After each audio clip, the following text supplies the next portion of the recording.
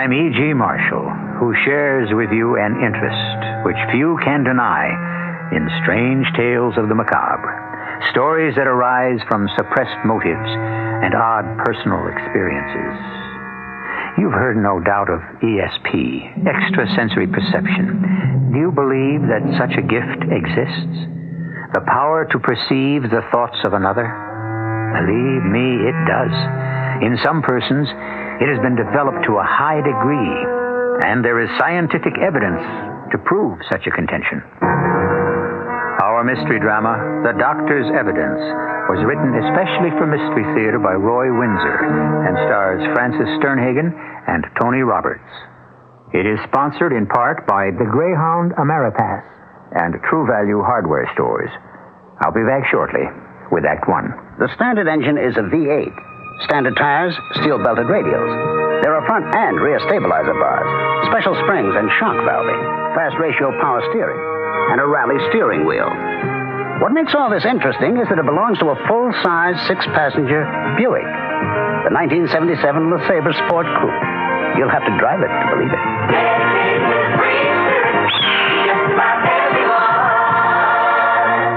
Try Tatiana, the unique floral fragrance by Diane van Furstenberg. Now available in special gift packaging at the Diane van Furstenberg Cosmetic Counter and all fine stores.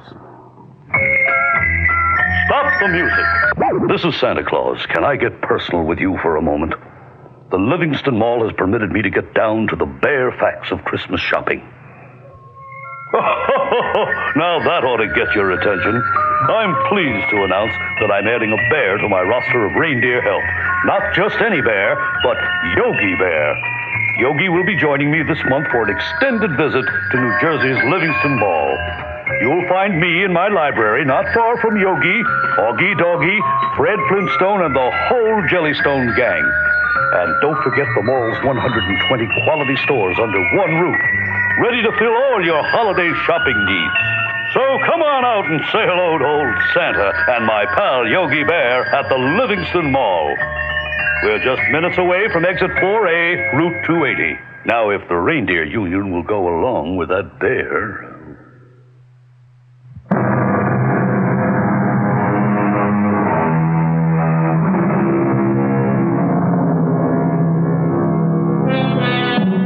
One definition of extrasensory perception is the perception of another person's thoughts and actions not received by the senses. At one time or another, most of us have had the experience of knowing what another person was thinking. A strange experience, the kind which psychical research has been studying at least since 1882, when the Society for Psychical Research was founded. Share with me this strange story of Ellen Robertshaw, who had this supernormal faculty. After an automobile accident, it seemed to increase, as Ken, her husband, explains to his secretary, Kay. Ellen had the gift, or whatever you want to call it. It's ghastly. Falling to her death. Can you imagine what thoughts went through that poor woman's head? Could she have anticipated her death? I have no idea, Kay. No, that would be magic. Do you believe in ESP, clairvoyance? Well, they're not the same things. ESP is telepathy. I'm told it's a scientific fact. But you do believe in telepathy and that Ellen had the faculty? I really don't know. You surprise me. How so? You're a hard-headed, practical businessman. This occult bit seems out of character. Oh, now it's occult. No, don't assume I believe in telepathy. I'm still a skeptic. All the same, Ellen surprised me several times in the past few years by seeming to read my thoughts. That could have been uncomfortable. Well, sometimes, yes, but, that's all behind us now. So it is. When's the funeral? Well, I haven't thought about it. I'll have to talk over the arrangements with her son. Bruce, is that right? Yes, he's at the hospital now. He is? I thought he lived in Philadelphia. Oh, he does, but he's here. He arrived at the building just after Ellen fell. Before me. Should I attend the services? I don't think so, Kay. Ellen suspected you and me. She probably said so to her son. I see. Okay. I can't help loving you. That's nice to hear. All the same, you could have divorced, Ellen. I never liked our furtive relationship. I felt so hypocritical. Marked. The other woman. Well, you won't be any longer. We'll be married, Kay. Say, in 6 months. It's what I've always wanted. 6 months. Well, why do you say it that way? It's hard to explain. It's almost as if we'd been waiting for your wife to die. Say she hadn't, Ken. Then what would have happened? How long could I have continued to be your office wife? Darling, I would have divorced Ellen. But you didn't. Well, believe me, I'm sorry she died a violent death, but it's a fact. I'm free now. So are you. I wonder. What's the matter with you, Kay? Well, you say she was telepathic. Could she have anticipated her own death? Oh, how the devil would I know? You mean, did she intimate to me that she was going to die? Of course not. When I left for work this morning, she seemed to be all right. Still weak, but alert. Stretched out on the living room couch. What is all this, Kay? Why is her son, Bruce, what's his last name? Bruce Ellis. He's a lawyer in Philadelphia. What about him? Why did he appear in New York just after his mother fell to her death? Because he was in the city, and naturally he'd come to say hello to us. Well, to her, he never liked to approve of me. Could Ellen have transferred her thoughts to him? Well, what if she did? Are you suggesting that he arrived here because she indicated she was going to die? Isn't that possible? Oh, I don't know. And anyway, so what? Maybe she knew when and how she was going to die. But she didn't say anything to you. Not a word. Why? Curiosity, that's all. For some reason, her death haunts me.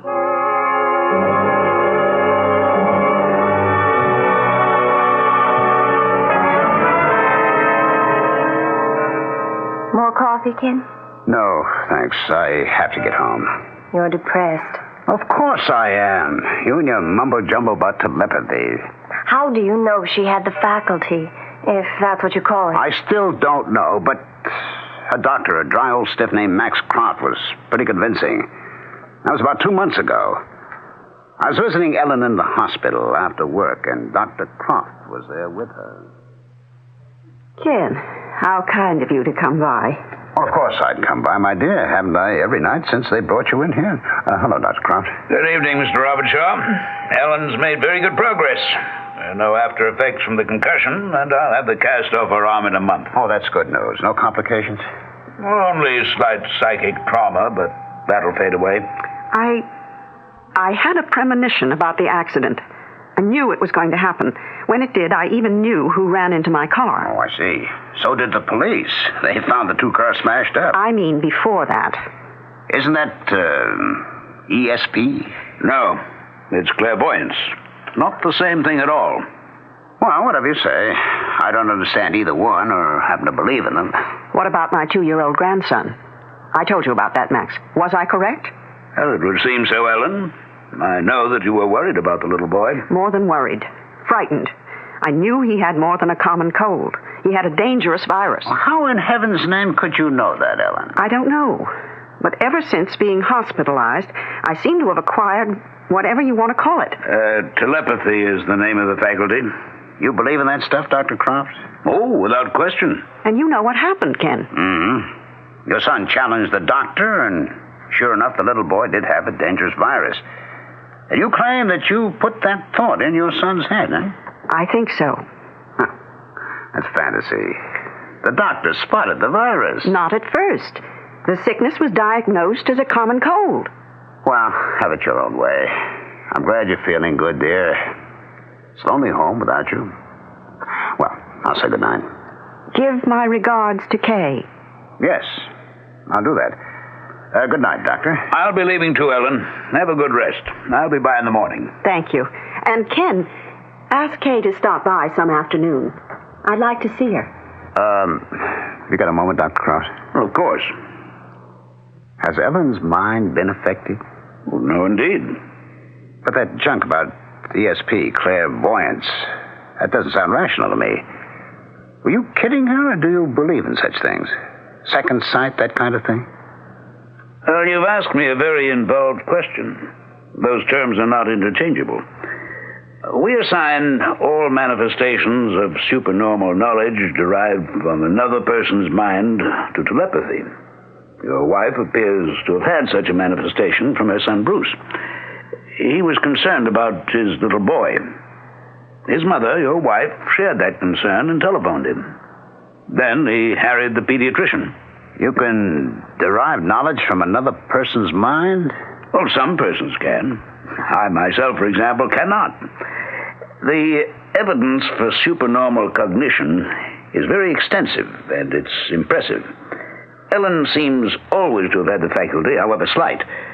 The accident seems to have increased her power. And, clairvoyance, it's not the same thing, eh? No. A clairvoyant does not derive supernormal knowledge from the mind of another. He just derives it, and that's all. Haven't you ever sat in a room with another person and discovered that both of you were thinking about the same thing? I'm afraid I'll have to pass, Doctor. Well, I've taken up your time. Oh, perfectly all right. Psychical research is an intriguing subject. Your wife does have the telepathic faculty, and I suspect she also has an ability with clairvoyance. May I ask a question? Certainly. But I'm curious to know what your wife meant when she said, "Give my regards to Kay." My secretary, Kay Tyler. I'm meeting her for dinner at 6:30. Ellen knew that? I suppose I mentioned it to her when I spoke with her this afternoon. I see. Well, enjoy yourself. Good night, Mr. Robertshaw. What you've just told me is pretty spooky stuff, Ken. I don't think so. Something happened to Ellen. Ever since she got home from the hospital, she's talked weirdly. Did you tell her that you were having dinner with me? Oh, I must have. But you don't know. And now this, dead from a fall from the 8th floor. And it was only a week ago I called on her. Remember how uncomfortable the visit became? Yes, vividly. Kay, how nice to see you. Ken's told me how quickly you were recovering, but I had to see for myself. Dr. Croft says I'm almost completely well. Oh, see, the cast is off her arm. Will you have some tea and toast or something stronger? Oh, no, thank you. I just stopped by to pay my respects. I have a date, so I have to go home and change. But thank you. A date? I'm glad to hear that. You're such a lovely-looking young woman and so bright. I'm surprised some man hasn't insisted that you marry him. I enjoy my freedom and my independence. Those are precious rights. But they don't have to be given up in marriage, and marriage does offer many benefits. Darling, I wish you wouldn't urge Kay to get married. She's my secretary. I don't know what I'd do if she left me. I know that, Ken, but you're being selfish. Please stop by whenever you're in the neighborhood. Ken often talks about you. If I didn't know him, I think I might be jealous. I'd better be running along, Mrs. Robertshaw. Take care of yourself. See her to the door, darling. Yes, of course. It was good of you to stop by, Kay. Never again, Ken. She's got claws. Oh, good night, Ken. That was, nice of her, wasn't it, Ellen? Very. I hope you won't mislead her, Ken. Pardon me? Mislead her. At the moment, she's infatuated with her boss, you. Oh? I'm not aware of it. Ken, how transparent you are. She loves you, and you're in love with her. It's the oldest story in the world. You're going through the middle-aged death dance. If you give yourself half a chance, you'll recover. Well, what is this, more telepathy? Oh, I don't need telepathy to know what's going on. Heavens, it's as plain as the blush on your cheek. Just don't hurt her, Ken. She really is a fine young woman. I wouldn't think of hurting her. You might. In fact, I think that you will. Is that, intuition or more of that, telepathic twaddle? A little of both. My instinct tells me that you might break her heart. My telepathic faculty warns me that you will. And what else do you, foresee? You know, Ken. And I'm very sorry for the three of us.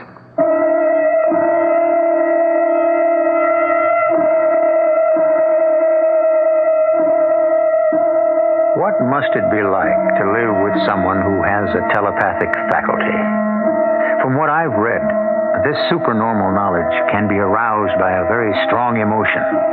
And from what we've heard so far, Ellen, outwardly composed, must be seething with jealousy because it's evident that her husband loves Kay. Jealousy is a very strong emotion. What it leads to, we will discover when I return shortly with Act 2. Now, a warm Christmas message from Scrooge. Flying home for the holidays?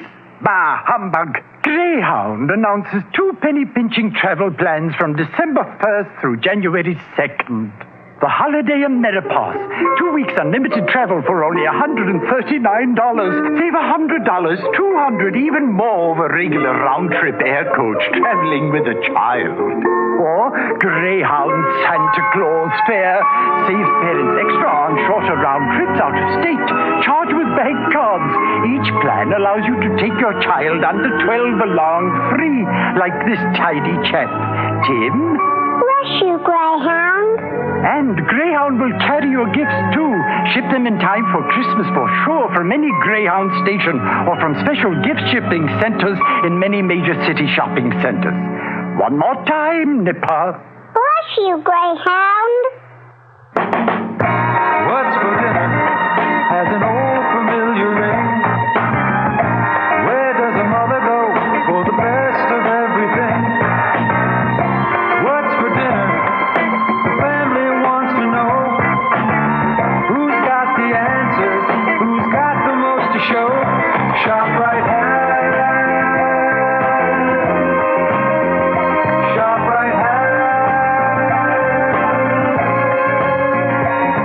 To save you time during this busy holiday season, ShopRite is featuring quick and easy, satisfying meals.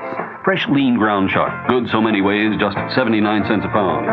ShopRite hamburger rolls, 10-ounce packages, 3 for $1. ShopRite king-size beef franks, another year-round favorite, 89 cents for a 1-pound package. ShopRite mixers, 28-ounce bottles, 5 for 99 cents.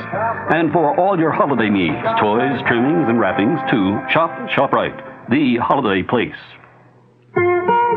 My name is René Charbot, and here in France, my vintage Charbot champagne is so highly regarded. It costs about as much as Piper, Moet, or Mumm. But prices change when champagne leaves France. For the Piper, Moet, or Mumm to get to America, they go through large importers who mark up the price substantially, then to distributors who add at least another 20%, and finally to your store. But Charbot is shipped directly from my vineyards to my export director, Monsieur Portier, in New York.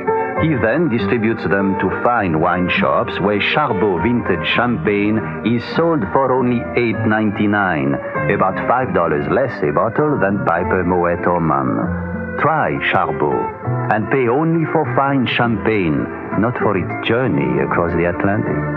Charbot, the imported champagne without the importer's profit. Imported by Patrick G. Portier, New York, New York.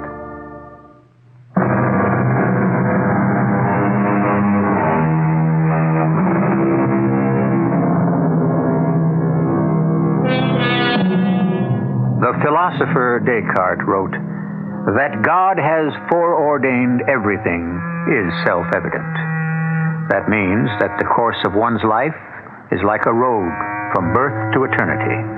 Sometimes we wish that we could see what's in store for us around the next curve, but we can't. Some of us claim to be able to do so, and there is evidence that events have been foreseen, but clairvoyance is by no means accepted as fact. Telepathy is. Before her fall to death, Ellen Robertshaw had been hospitalized after an automobile accident, and her son, Bruce, came to visit her. You look good, Mother. Very good. Don't you agree, Dr. Croft? I do. I'll have her home in a few days. You're very good, Bruce. No, I mean it. Running up from Philadelphia once a week, twice right after my accident. Molly must wonder if she's got a husband. How is she, by the way? And how's my grandson? Oh, they're fine. Was Molly disturbed by my telephone call? No. Of course not. She knows how much you love the baby. But she is a doubting Thomas, isn't she? Well, yes. Bruce, let me ask you something, and give it some thought before you reply. Oh, all right. I knew. Let me repeat that. I knew that your little boy was ill, seriously ill. How did I know that? Oh, I don't know, Mother. But he was ill. All right. How did you know? Telepathy. Your thoughts, your worry, were transmitted to me, and in turn, my concern to you. Can you doubt it? Didn't I telephone right from this hospital room and express my concern? I told Dr. Croft how worried I was, didn't I, Max? Yes, you did. You see? Well, even if I see, I don't understand. Neither does Molly. I often know what a person is thinking, Bruce. How can you? How does that work? Max. Before I try to answer that question, tell me, Bruce, were you aware of your mother's concern about your little boy? You mean, did her thoughts come into my head? Well, yes, but I couldn't say through telepathy.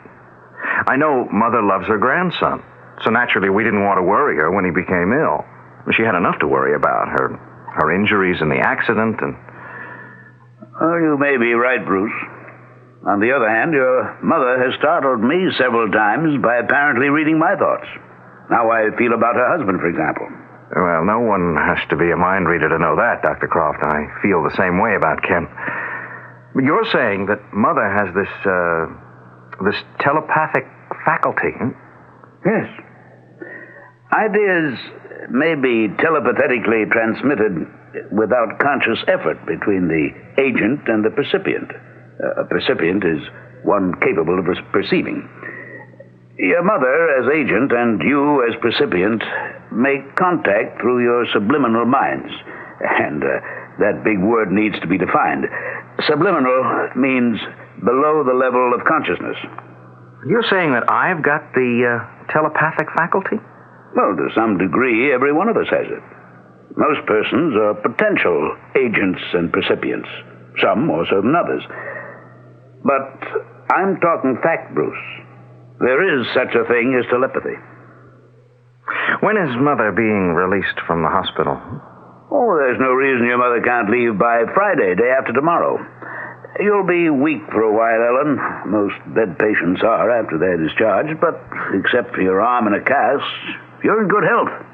Mother, do you want me to... No, my goodness, I can get home by myself. I mean, Ken will pick me up. Will you see him before you return to Philadelphia? I don't think so, Mother. I don't want to be rude, but, well, it's what he's doing to you that makes me angry. You know, of course. Of course. Yeah. Well, it doesn't take a mind reader to know he's got big stars in his eyes for that secretary of his. At least you know. Why don't you get rid of him, Mother? I may. Why hesitate? Tell him goodbye. And then come visit us. Take a trip. Life begins at... 49, perhaps. Well, if you'll excuse me, for what it's worth, Ellen, I concur with Bruce. Your husband's a calculating man. Let him have his Kay, Tyler. I'll see. Bruce, my love to Molly and the little boy. Tell her not to be too upset. Upset? Oh, you mean about the facts about telepathy, right? Well, I'll try. On some subjects, however, Molly's mind is closed. That's not what I was referring to. No? You'll find out when you return to Philadelphia. What are you talking about, Mother? I can't say. Or maybe I'd rather not. I could be wrong. A decision can be changed. Maybe it will be. I hope so. But I have my doubts.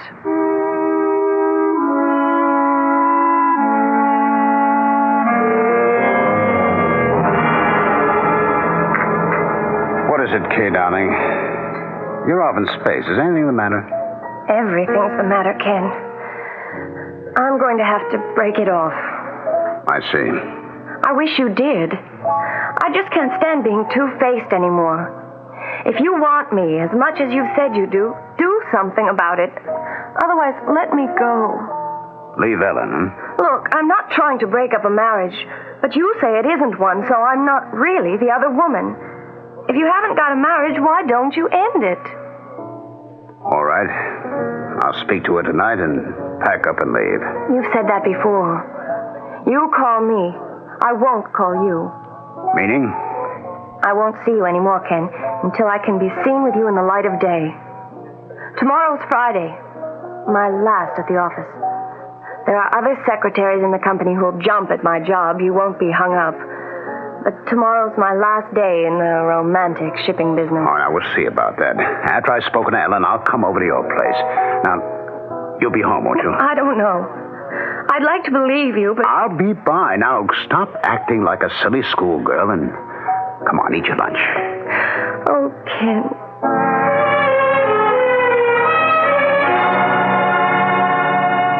Hello? Is that you, Dr. Croft?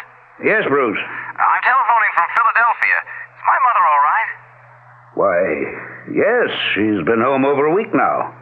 I'd say she's completely recovered. Oh, you're no longer calling on her? Why, no. What is it, Bruce? I've had the feeling all day long that something's wrong. I see. It may seem foolish, but... Not at all. It's, let me see, 2 o'clock. I'll pay her a visit within the hour and report back to you. Oh, I'd appreciate that, Dr. Not Croft. at all. I've tried to reach Mother by telephone, and there's no answer. That's odd. What about the maid? I don't know. Earlier in the day, Mother spoke to my wife and told Molly, "Don't be upset." That's strange. Yes, I thought so. I have no idea what she meant by it.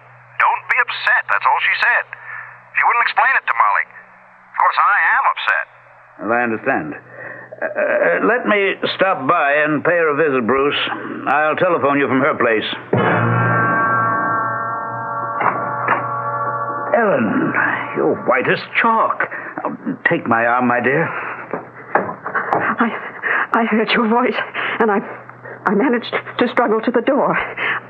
I'm all right now. Now, you sit down. Here, let me take your pulse. I don't know what came over me. And I do. Your pulse is very rapid. What's frightened you, Ellen? I really can't see. Now, lie back on the couch and try to relax. Now, what is it?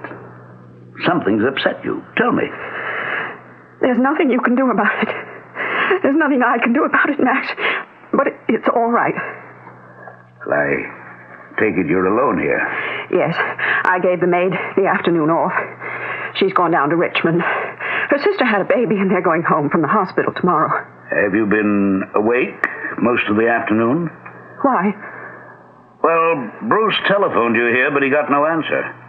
Oh, dear. Now I've upset both Molly and him. How thoughtless of me. Why did you tell Molly not to be upset? About what? Well, foolishness. Why didn't you answer the telephone, Ellen? I tried, but I'm still pretty weak. I didn't reach the phone in time. Is that the truth? Well, of course. Well, you should be strong again, Ellen. I don't quite believe there's anything physically wrong with you. Mentally, well, that's another matter. There's nothing wrong with my mind. I'm not saying there is. But the mind, yours especially, can play funny tricks. Fear can affect the body in strange ways. I suspect that fear made it hard for you to move to the telephone when it rang. Now, tell me the truth, Ellen. Isn't that what happened? Yes. I just couldn't move. Then I heard your voice through the door, and my fear vanished. All right. Now, tell me what you're afraid of. I'm your doctor. I'm also your old friend. Bruce knows. I see. Telepathy? He's afraid for me, and I'm afraid for myself. You're afraid of what? Ken is despondent, Max. And he may do something he'll regret. Well, has he threatened you? No. But he wants to be free. Well, give him his freedom. He isn't worth the powder That's what I intend to do. If I'm in time. Another riddle. What do you mean by that? I should have proposed a divorce sooner. Now it may be too late.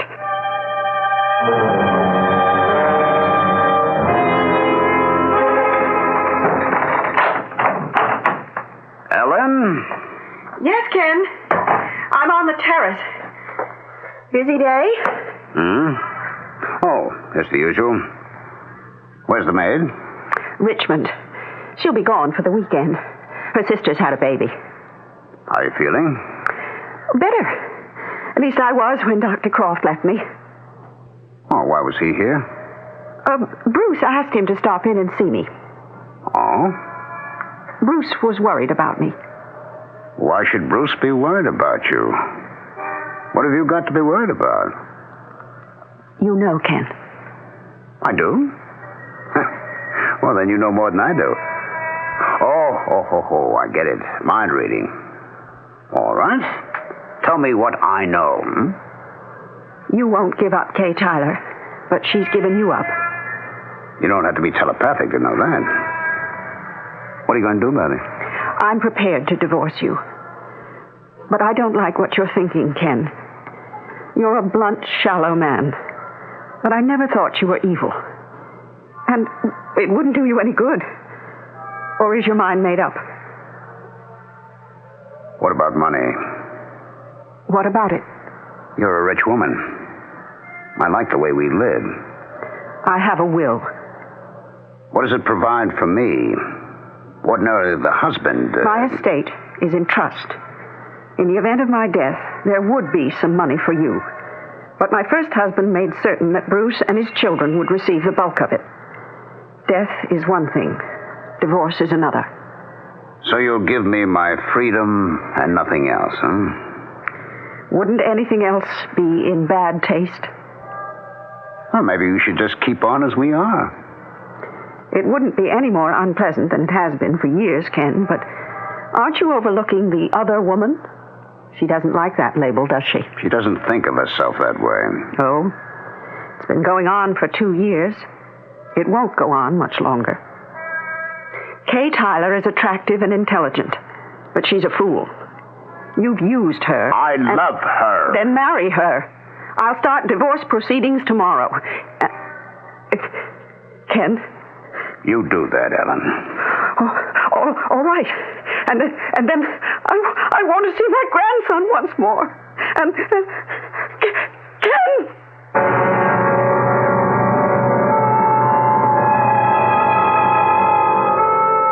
We have heard, of course, that Ellen Robertshaw died from an accidental fall from her 8th floor terrace. She was so distraught from her unpleasant conversation with her husband that while watering the flowers suspended in window boxes from the terrace railing, she leaned forward and fell. That seemed straightforward enough, but we know better. At least we might suspect that her fall was not accidental. I shall return in a few minutes with Act 3. Just in time for Christmas, True Value hardware stores offer an expensive-looking watch at an inexpensive price. Hi, Pat Summerall to tell you about the time-band ladies' watch from Fairchild, the first low-priced digital watch that doesn't look inexpensive. It's stylishly slim, elegantly contoured, and has the dependable 5-function performance of expensive electronic digitals.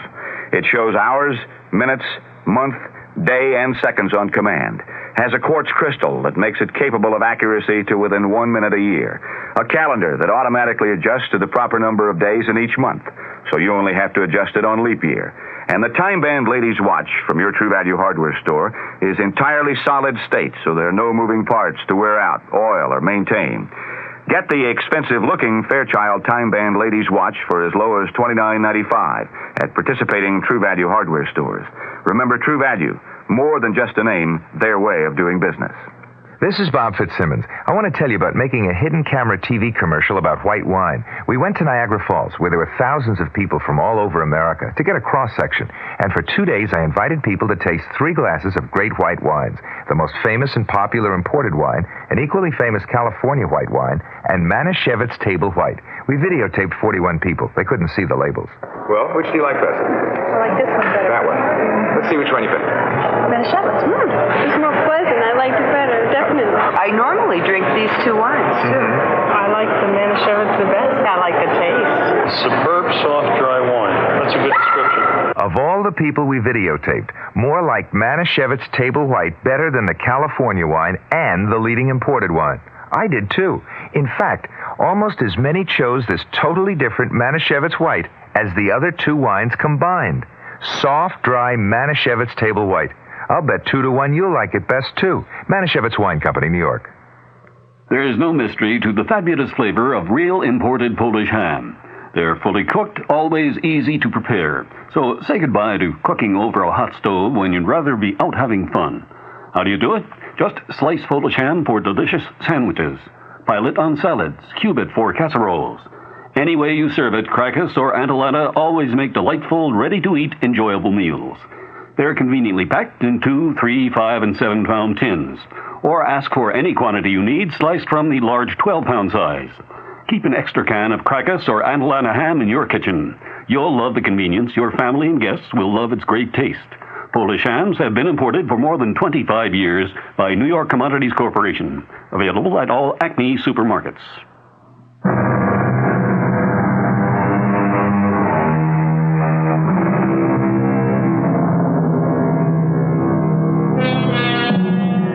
These days, a great number of married men and women seem to fall in and out of love more easily than they did 20, even 10 years ago, when, if I may say so, the vows pledged were taken more seriously. Because they were, quarrels were resolved and marriages held together, even a quarrel over the other woman. Ellen and Ken Robertshaw, she especially, tried but failed to resolve his, shall we call it, preoccupation with Kay Tyler. Ellen offered him a divorce, but a dreadful accident intervened. John, what's happened? Oh, Mr. Robertshaw, he's awful, just awful. What happened?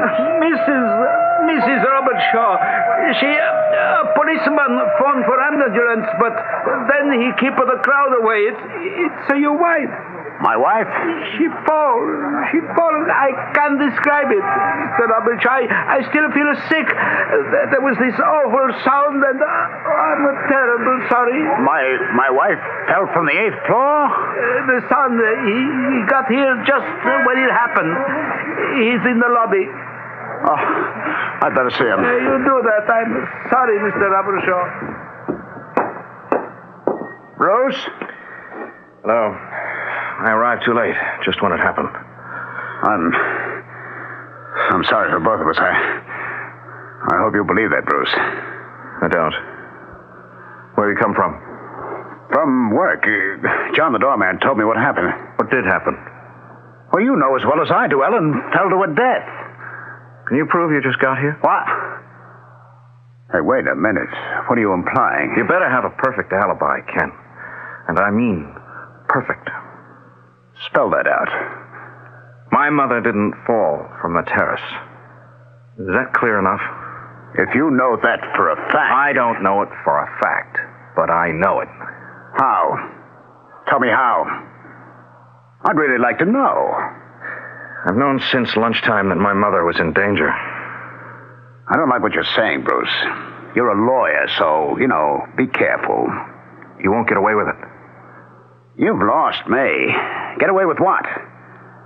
Your mother fell to her death. She was still weak. She was probably watering the flowers and leaned too far over. Vertigo, and over she went. Dr. Croft saw her this afternoon. She could hardly walk to the door to let him in. That proves my point. But why I have to prove anything to you, I don't know. I think you threw her over the terrace railing. I'll remember that, Bruce. For an adult and a lawyer, you're a fool. Your mother died an accidental death. That'll be the verdict. Try to change it to... well, to what? Murder? Because that's what you want to believe, isn't it? Oh, you're absurd. I arrived here even after you did, and you're implying that I murdered your mother? You'll excuse me. I have to get to the hospital. I don't expect to ever see you again. Bruce. What's happened? You look dazed. Come, sit down. My mother is dead, Dr. Croft. Good heavens. She fell to her death. Oh, my boy, I'm shattered. What awful news. I don't know what to say. She didn't fall to her death, Doctor. I think she was murdered. That's a very serious charge, Bruce. I know it. And I can't prove what I'm saying, but I'm sure of what happened. She seemed all right when you paid a call on her this afternoon? I found her frightened. I managed to calm her down and prescribed her relaxant. I thought I calmed you down too, Bruce, but here you are. Why? My mother was in my thoughts all morning long. I was afraid for her. She was trying to tell me something. This. What's happened. I left the office and I boarded a train for New York. I got to Mother's building just as it happened. And I've just come from the hospital. What a dreadful experience. You knew your mother was in danger? Telepathy. It must be. You suspect Robert Shaw, of course? Oh, who else? I don't know how he managed it. He says he arrived in front of the building after I did. If he can prove that, he's in the clear. Well, of course, it is possible that your mother did fall over the railing. I don't see how we'll ever know what did happen. What do I do? I don't know. You believe me, don't you, Doctor? Well, certainly. But my opinion doesn't count. I'm trying to remember what your mother and I said to each other when I called on her. And let me see. As I recall, she asked you to tell Molly that you were not to be upset. Yeah, that's right. Well, what could she have meant by that? Darned if I know. She was afraid for herself. That much I do know. Oh, and she added that Robert Shaw was despondent and might do something he'd regret. I urged her to give Robert Shaw a divorce, and she said she wouldn't. Well, then why would he kill her? I mean, that's what he wanted, wasn't it? Well, that doesn't advance us, does it? You said you prescribed a relaxant for her? Yes, she was unnerved. And she didn't answer my telephone call because she had trouble getting to the phone. Is that right, Doc? Well, that's what she told me. Yeah, and it took her a long time to admit you to her flat. Oh, when she knew I was the caller, she lost some of her fear and was able to open the door, yes. It took a while, and she wasn't too steady on her feet. And when you left her? Well, she walked me to the door. So, first she wasn't able to walk very well, and then she was, huh? Oh, fright can do that to a person, Bruce. It can immobilize you. Oh, by all that's holy, I've got it. I have indeed. You're right. It was murder. Hey, what's come over you? Where's Robert Shaw now, do you know? I have no idea. He left the hospital before I did. I've got a guess, though. I'll bet he went to visit Kay Tyler to tell her the news. Yeah, good boy. Look up her address. We're going to pay her a visit. Who are you calling? The police. I want them present to make the arrest. Ken, I think you'd better go now. This isn't nice. I guess not. I told you at lunch I'd stop by after talking with Ellen. But you never got the chance. No. Fate intervened. Ellen knew I was going to divorce her. Or the other way around. That's what she said. Oh? You did talk to her? A few days ago. Yeah, we talked it over. Why didn't you tell me at lunch? Because the details weren't finalized. Now they don't matter. Did you see her tonight before she fell? Well, how could I? I'd just gotten home and there was the ambulance taking her away. Now who? Were you expecting anybody? No. I hardly know anyone. Yes? Are you Kay Tyler? Yes? What are you doing here? And Dr. Croft. Ah, Robert Shaw. Bruce and I have to talk with you. Miss Tyler, I'm Dr. Croft, and this is Mrs. Robert Shaw's son, Bruce Ellis. May we come in? What, do you two want? Don't be rude, Ken. Come in, Doctor. Mr. Ellis. What brings you here? We, suspected that Robert Shaw might be here, Miss Tyler. Oh, well, sit down. This is very strange. It's more than that, Miss Tyler. All right, what is it? Say what you have to say and get out. You murdered my mother, Robert Shaw. Oh, no. You're a fool, and this is slander. I warned you before. This is not an idle accusation. I can prove what Bruce has just said. Oh, you're both fools. Ellen died an accidental death. That's the police verdict. She fell from the terrace. She couldn't have fallen. But Ken, Mr. Robert Shaw arrived on the scene after the accident. He learned about it from the doorman. Yes, so he says, but that's not the truth. Shall I reconstruct what happened? He came home early, slipped into the apartment, threw my mother from the terrace, returned to the lobby, and lost himself in the crowd. Then he approached the doorman and asked what had happened. That's a lot of slipping in and slipping out and mingling, Bruce. Doesn't sound plausible to me. It's fantasy. These two dislike me. How can you accuse Ken without proof? Ellen Robert Shaw could not have fallen to her death because she couldn't walk. What are you saying, you crazy old fool? Old, yes, a fool, no. I repeat, Mrs. Robert Shaw could not walk. When I paid her a visit this afternoon, she had great difficulty reaching the door to let me in. Fear had somehow immobilized her. The cause of her fear was you. She told me as much. You came home early, as Bruce has said, and you talked to her. Remember, Ellen was telepathic. She knew that you were thinking of murder. What's that got to do with her ability to walk? Her fear of you in your presence caused hysterical paralysis. How do you know? My conclusion is altogether medical. What is hysterical paralysis? The psychic inhibition of motor function, meaning that hysteria temporarily paralyzed her, making it impossible for her to walk.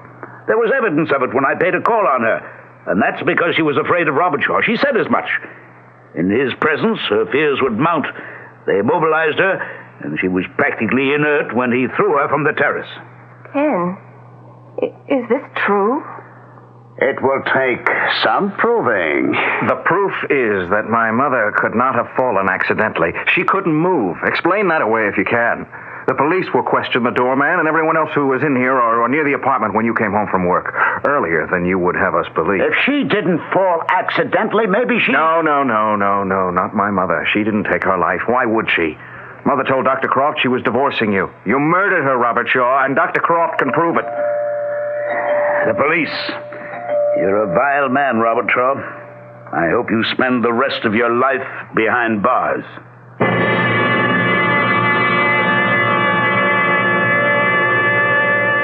Most murders are solved, when they are solved, by painstaking work which goes over every detail which contributed to motive and opportunity. But the apprehending of Ken Robershaw depended, strangely enough, on a woman's supernormal faculty of telepathy. And that is what, in the end, was his undoing. I'll return shortly. The 1977 Buick Regal. It comes with Buick's terrific V6 engine. It carries 6 people and lots of Buick comfort. It's lean. It's maneuverable in city traffic. It's the most luxurious mid-sized car Buick builds. Yeah, this new Regal is pretty much everything a car should be, except for one thing. It isn't yours yet, but it can be. Just see a Buick dealer for a test drive soon.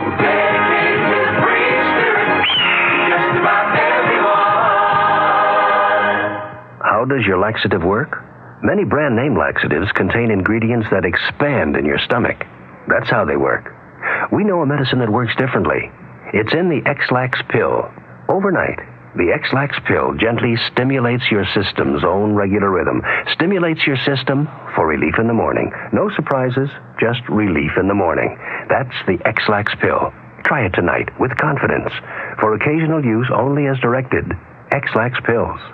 Miss Quincy. Yes, sir. Could you take a memo? Memo? Yes, sir. Look, there's a person sitting here. Don't sit on our laps, please. He'll kill us. Santa's elves are about to announce a special Photomat Christmas camera outfit at a very special Photomat price. To Santa Claus from BL.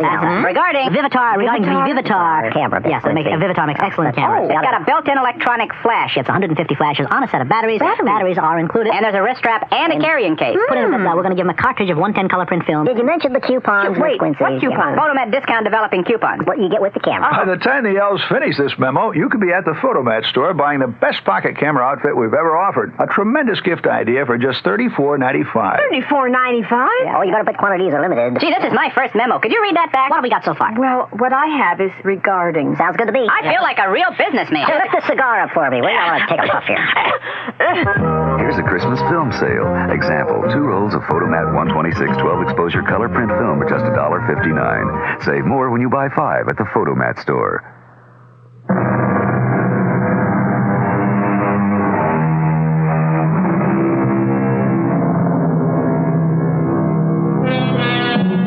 Greedy folks have long arms.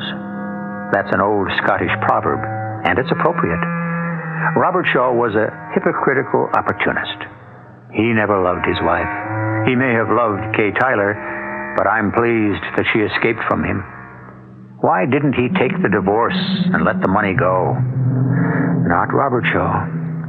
When greed and love, or call it by its proper name, infatuation, combine in one person, he's a threat to normal persons.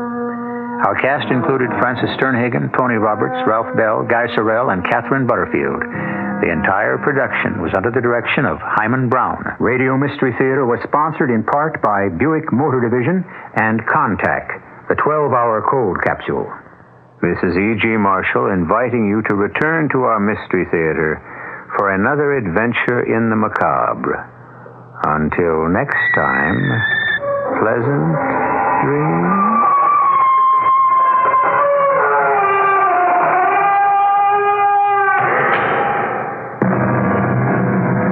Tonight's Mystery Theater was also brought to you in part by ShopRite Supermarkets, where you get a lot more for a little less.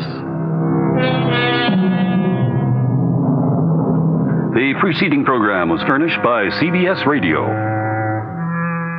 We've been telling you that 100% of your contribution to the WOR Children's Christmas Fund goes to buy gifts for the children. But have you wondered just what sort of gifts your contribution will buy? Well, for example, a $10 donation will buy a hooded sweatshirt, a pair of jeans, a western shirt, and a knit hat for a boy 7 to 12 years old, and that can mean a lot to a kid who doesn't have much. Help us make Christmas happen. Send your gift to the WOR Children's Christmas Fund, Box 710, Times Square Station, New York, 10036. Your dial is set for news with John Wingate. WOR New York and RKO General Station. New details on swine shot halt. Carter names 4. Beam changes court procedure to try to get New York cops back on the street. It's 41 degrees, 6 Celsius in mid-Manhattan. Weather watch outlook, cloudy, periods of rain and fog tonight, low in the low 30s. John Wingate with the 8 o'clock report from WOR News. And, of course, tonight's financial review. A public health service spokesman in Washington says the ordered halt to the swine flu inoculation program is the wise course. Spokesman said, quoting here, "We cannot say conclusively that there is not an association between the swine flu vaccine and the paralytic disorder." But the spokesman stressed at the same time that there is no evidence the vaccine is causing paralysis. The Public Health Service estimates that about 4,000 cases of French polio occur each year in the United States. One official states, "We do not know at this point if there has been an increase this year." The suspension does not mean that a link has been found between the swine flu vaccine and the Bari syndrome. WOR's Ed Nash reports. New Jersey's public immunization program already has ended, but a state medical officer says the risk of anyone coming down with the Guillain-Barré syndrome is exceptionally small. Dr. Ronald Altman, the state epidemiologist, puts it this way. The risk of any one individual who got immunized developing Guillain-Barré is very small, much, much less than 1 in 100,000, less than that even. And we don't even know if there's definitely an association. The reason the moratorium was placed is that there is enough suspicion now that it is prudent not to go ahead with the immunization. Dr. Altman says the state has stopped all distribution of the vaccine. He also said the New Jersey Health Department and health departments in other states had been investigating the possibility of the syndrome affecting those who may have been immunized, and their composite findings resulted in this temporary moratorium on further immunizations. This is Ed Nash, WOR News. A federal judge has ordered former President Nixon and 2 of his administration officials to pay damages to a national security aide whose telephone was tapped by the government. Besides Nixon, the order applies to former U.S. Attorney General John Mitchell and one-time White House Chief of Staff H.R. Haldeman. The damages were ordered paid to a former chief of the National Security Council Planning Group, Morton Halperin. U.S. District Court Judge John Lewis Smith, Jr. says he'll determine the amount of damages to be paid Halperin after hearing arguments later on that question. Coming up, Carter names 4. WOR 710 News Time. 3 minutes past 8 o'clock. President-elect Carter has named his top national security and economic advisors and his ambassador to the United Nations. Simultaneously, Carter heatedly denied that outside pressures are affecting his cabinet selection. The Georgian called news accounts of internal discord and external pressure, quote, absolutely and terribly inaccurate, end quote. Carter named a 44-year-old black congressman from Atlanta, Andrew Young, to be United Nations ambassador. He chose as his chairman of the Council of Economic Advisors 52-year-old Charles Schultz, who was budget director during the Lyndon Johnson administration. And Carter named a 48-year-old Columbia University political scientist, Zbigniew Brzezinski, as head of the National Security Council. At an afternoon news conference, the man named to head that council, Brzezinski, pledged to give his best to increase international cooperation. I deeply believe that we are at a time when we as a nation confront 2 fundamental alternatives. Either the imperative of greater international cooperation, or the specter of increasing global turbulence. It will be a time which will demand the very best from us, not only intellectually, but morally. And I pledge to give all that I can on both. That's the incoming head of the National Security Council, Mr. Brzezinski. Mayor Abe Beame announces a change in felony arrangement procedures, which he says will save more than $500,000 a year in police overtime costs and get officers back to street patrol faster. Under this program, which starts Monday, police officers in Manhattan and Brooklyn criminal courts will not be required to be present at the arraignment. Beame said that after being interviewed by an assistant district attorney, the officer will be excused after the complaint is drawn up. But police now spend an average of 4 hours in court after the complaint is written up. A 20-year-old woman fired from her job as a store Santa Claus in Omaha, Nebraska, charges discrimination. But the store manager who fired Melody Moore comments, quote, "You just can't afford to disillusion a child." Miss Moore had played Santa 6 times before being called on to turn in her red suit and white beard. But she says a store representative told her parents had complained that a woman ruined the image of Santa Claus. And here we come to the Weather Watch update for New York City and vicinity, with your weekend coming up starting tomorrow. Cloudy with periods of rain and fog tonight. Low in the low 30s. Partly cloudy tomorrow and tomorrow night. Highs tomorrow, Friday, in the low 40s. Then the low tomorrow night should be in the low 30s. The chance of rain is way up there. It's 60% tonight. Then 20% tomorrow, and 20% tomorrow night. Winds north to northeast, increasing to 15 to 25 miles an hour tonight, becoming north to northwest at the same speeds tomorrow, and again tomorrow night. This quick word on the possible price of oil. Compromise may be in the works concerning an oil price increase by OPEC, the Organization of Petroleum Exporting Countries. Saudi Arabia's minister flew home today from a meeting of oil cartel ministers in Qatar, but returned to the conference 8 hours later. He departed after the OPEC ministers rejected his plan for a 6-month price freeze. A Saudi spokesman says in the Persian Gulf capital that his country's delegate, Sheikh Ahmed Zaki Yamani, would not have returned unless he carried a compromise. Top stories at this hour. Public health spokesman in Washington says suspension of swine flu shots is the wise course to have taken. Carter names black congressman from Georgia, Andrew Young, to be United Nations ambassador. Stocks moved down on this day. And that's the 8 o'clock news. John Wingate reporting. Next news on this station. As always, the moment it happens, when it happens, we get there. On the scene. Next scheduled news, I'll be back at 9 o'clock this evening, here on WOR, Radio 710. On September 22nd, 1975, WOR was granted a license by the Federal Communications Commission to serve the public interest as a public trustee until June 1st of 1978. We are obligated to make a continuing, diligent effort to determine the significant problems and needs of our service area and to provide programming to help meet those problems and needs. We invite listeners to send specific suggestions or comments concerning our station operation and programming efforts to WOR, 1440 Broadway, New York, New York 10018.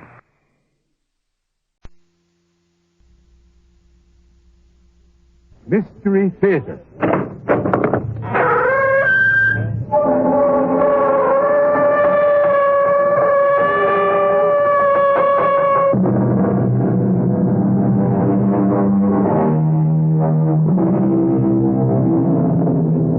Come in.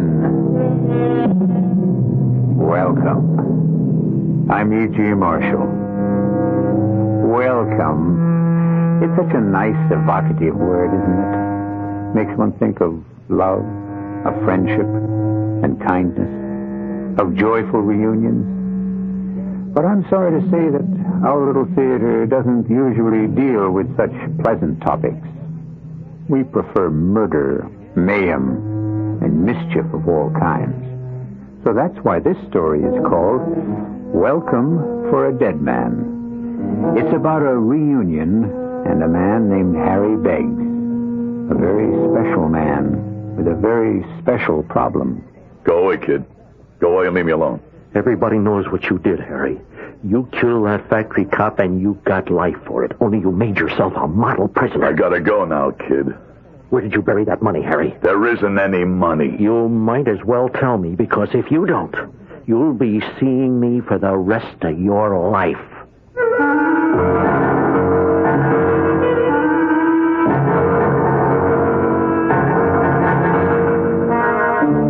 Our mystery drama, Welcome for a Dead Man, was written especially for the Mystery Theater by Henry Slessor and stars Howard Da Silva.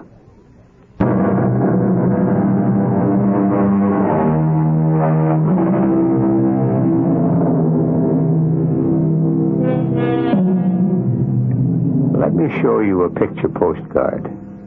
It's an idyllic country setting. The trees are tall and green, and the surrounding hills are gently curved.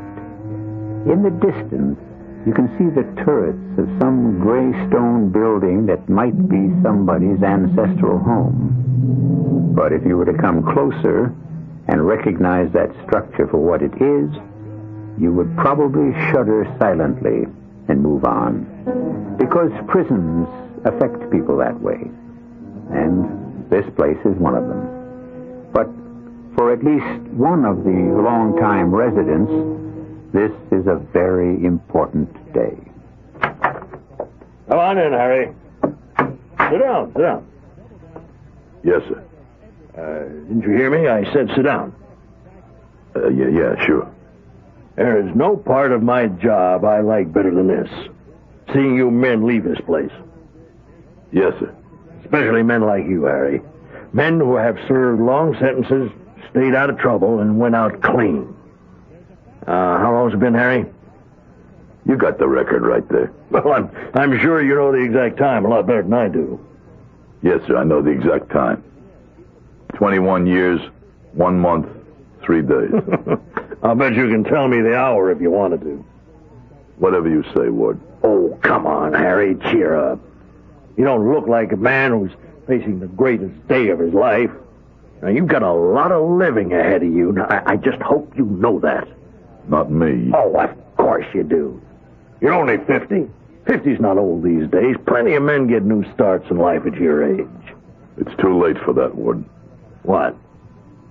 I'm a dead man. Oh, nonsense, Harry. I died in the joint 10 years ago. You just forgot to bury me. I don't like that kind of talk. Yeah, but it's the truth. I'm dead. I'm a corpse. In a brand new suit and $20 in my pocket. Just enough for a cheap coffin, maybe. I don't like that. I don't like it at all. Whatever you say, Warden. You've got a family, haven't you? No. Oh, don't talk bull to me, my friend. Now, I've got the records right here. Just as you said, you've got a wife and a child. You're wrong. Oh, all right. All right, now, I know she wasn't much on visiting. But she will be out there now waiting for you. No, nobody's waiting for me. Except maybe the elephants. The what? Nothing. You said something about elephants. What did you mean? Nothing, Warden. Just a little joke. Well, I've got a joke for you, Biggs.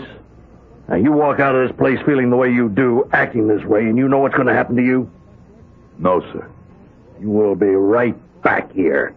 And you wouldn't be the first I've said goodbye to one day and hello to the next.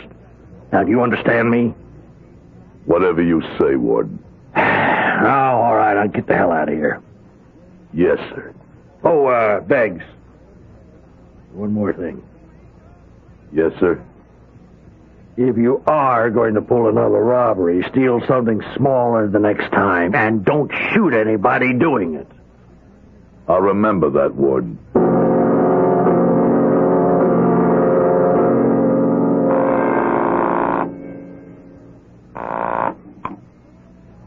Hello? Hello? Who is this? It's Harry, Edith. Harry? Well, what do you know? What is this? They're letting you people make phone calls now? I'm out, Edith. Out? How do you mean, out? That's it. Out of prison, paroled. Oh, you've got to be kidding. I'm in a phone booth at the bus station right now. I had to break the 20 they gave me to make this call. I didn't even know if you'd be at the same number. I'm at the same everything. Nothing ever changes for me. Harriet, how could you be out, serving life? I told you. Parole. They reviewed my case again. They decided it was time. Not because you told them anything. I had nothing to tell nobody. You know what I mean. About the money. They stopped asking me about that 10 years ago, Edith. If you had come to visit me, I would have told you that. I can't believe it. I never thought I'd live to see the day. The day's here, Edith. Only now what? How should I know? Somebody's got to tell me. Oh, leave us alone, Harry, all right? Go find your friends, your old friends. My friends are all gone. There's none of them left. Except maybe the elephants. The what? I used to dream about the elephants every night. I used to wake up in my cell, sweating. But it's funny, you know. After a while, I stopped worrying about them. Maybe it's better that they find me and finish the whole thing. What thing? What are you talking about? Well, somebody's got to do it. You can't let a corpse walk around. It isn't decent. You've got to bury them. Harry, have you gone crazy? What's all that about a corpse? I went and died in prison, Edith. You must be crazy. I'm dead. I'm going to hang up. No, wait. One more thing. What is it? Edith, what if I came home? No, Harry. You haven't seen me in 10 years. I'm 10 years better looking. Stay away from us, Harry. You're here. Don't you want to see if I lost my hair? Remember you used to say I'd look like my old man if I went bald? Well, don't you want to see? No. Oh, for heaven's sake, why didn't you stay out of my life? Why did you have to call me? I want to see you, Edith. No. You can't. You can't look at me. I don't want to see what what I look like in your eyes. Why not? Because I'm an old woman now. No, not you. Yes, I'm old. Older than I ought to be, thanks to you. I look older than my mother does. That's what my last 10 years were about, Harry. Working like a dog. No money, just getting poor and old. Let me come up to you just for a while. We could talk. No, stay away from here. You understand me? You say you're a dead man? Fine. Stay dead, Harry.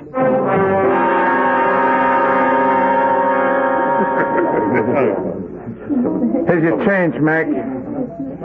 Price of beer has gone up, huh? Everything goes up. Inflation. Yeah, we heard about it. Even inside. Want something else? I got all I can handle. Okay, pal. Just yell if you want anything. Can I buy you a drink? Huh? I said, can I buy you a drink? What for? Just for the heck of it. What else? No, I seen you sitting around there all alone, looking like you could use a friendly word, so here I am. And what's the friendly word? A drink, of course. Come on, name it. Come on. Now, what makes a guy like you want to buy somebody like me a drink? Why don't you wait until some nice chick comes into the joint? I mean, if you still call them chicks. Yeah, we still call them chicks. It's what you said, the bartender. What did I say? Well, I heard you say to him about being inside. Now, look, he's a nice, clean guy, and maybe he doesn't know from that kind of talk. But me, I know a few things. Tell me just one. Inside means the joint. Am I right? Could be. You sitting there with that suit on? Look at the creases in that suit. They're like broken cardboard. You ever wear a suit like this? Oh, no, not me. The only time they had me in a slammer, I walked out 2 days later in my own hard Schaffner and Marks. And that's all, huh? You must be lucky. Well, I like to think I'm smart. Okay, so you're smart. Only now I'll be smart, too, and get out of here. I'm not used to alcohol. One drink, huh? All right. One more beer. Okay. Hey, Max, 2 beers, and we'll take them over here to the table. What's wrong with the bar? The table's more private. Come on. Okay, since you're buying. That's better, isn't it, huh? Well, now we can talk. Sure. Only about what? Well, let's talk about you. How long you been on the street? This is the first day. Oh, are you kidding me? First day. Well, ain't that something, huh? Well, this really is a day to celebrate. You know, we ought to be having some champagne. No beer. Thanks. Hey, listen, I didn't get your name. Mine's Roy. My name's Harry. Well, here's good luck to you, Harry. Thanks. Sure. And here's hoping you get everything you want out of life. Oh, boy, you deserve it after all those years. I didn't say how long I was in stir. No, you didn't say. How long was it, Harry?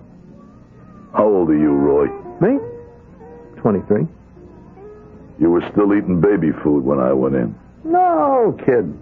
Well, that's a real shame. All those years wasted. Yeah. I bet you thought about this day a lot, huh? I used to think about it. Then I stopped. Oh, come on. Don't kid me. I bet you made plans. I mean big plans. No. What about women? Bet you thought plenty about women, huh? Like I said, I was locked up only a few days, and that was all I could think about. Even that stops. Everything stops when you die. Huh? What's said about dying? Nothing. Well, here's to you, Harry. Here's to your future. Hey, you're not drinking. I'm not thirsty anymore, I guess.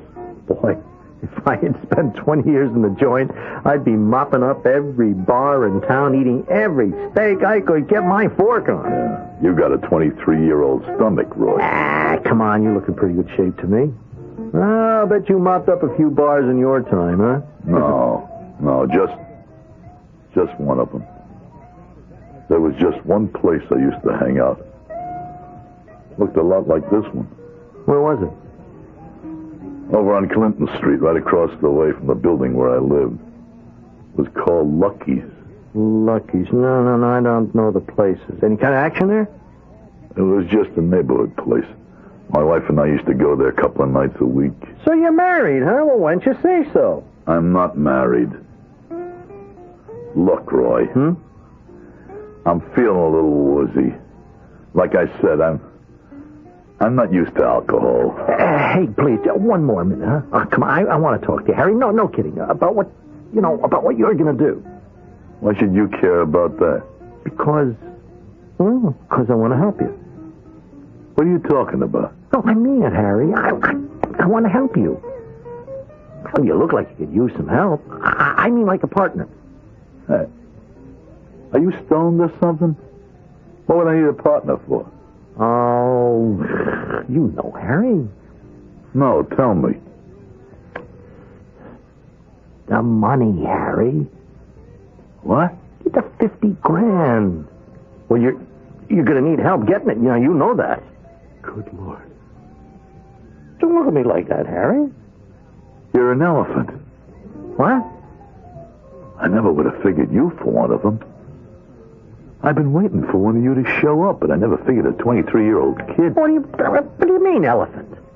The ones that wouldn't forget me. Not even after 20 years. And so Harry Beggs, who calls himself a dead man, has met a man he calls an elephant. Definitely an odd couple. But what will become of their encounter? Will Harry obligingly tell the young man named Roy where to find $50,000? They say that dead men tell no tales.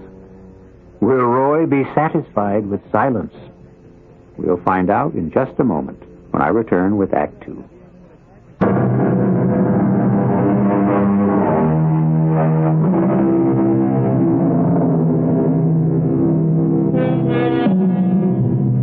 Harry Beggs is a free man.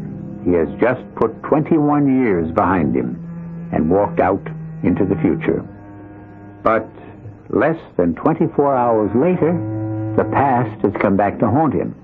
The past has taken him by the elbow, led him to a table in a dimly lit tavern, and made its grim presence only too clear. Let's not be cute about this, Harry. You're too old to be cute. I'm telling you, I don't know what you're talking about. I'm talking about 50 big ones. The money you walked off with from the Reed Hammer job. You got the wrong guy. Okay, your name is Harry, isn't it? Harry Beggs? That's right. Then I got the right guy. Who you working for, Roy? Me? I'm self-employed. Don't give me that. You're 23 years old. You're too young to know me. You're a famous man, Harry. You were in diapers when that Reed Hammer job was pulled. So what? I wasn't around for the American Revolution neither. But I heard about it. Go away, Roy. You're starting to bother me. Oh, come on. Then that's no way to talk. I bought you a beer, didn't I? I see. And now you want 50 grand in return, huh? No, I didn't say that. I just want a taste. Now, I wouldn't take the whole bundle. You put in a bit of time earning that money. There isn't any money. Oh, everybody knows it wasn't recovered. Now, you must have hidden it someplace, right? Well, that's what everybody says. All right, for the last time. What you heard about me, about that payroll money, is all a phony.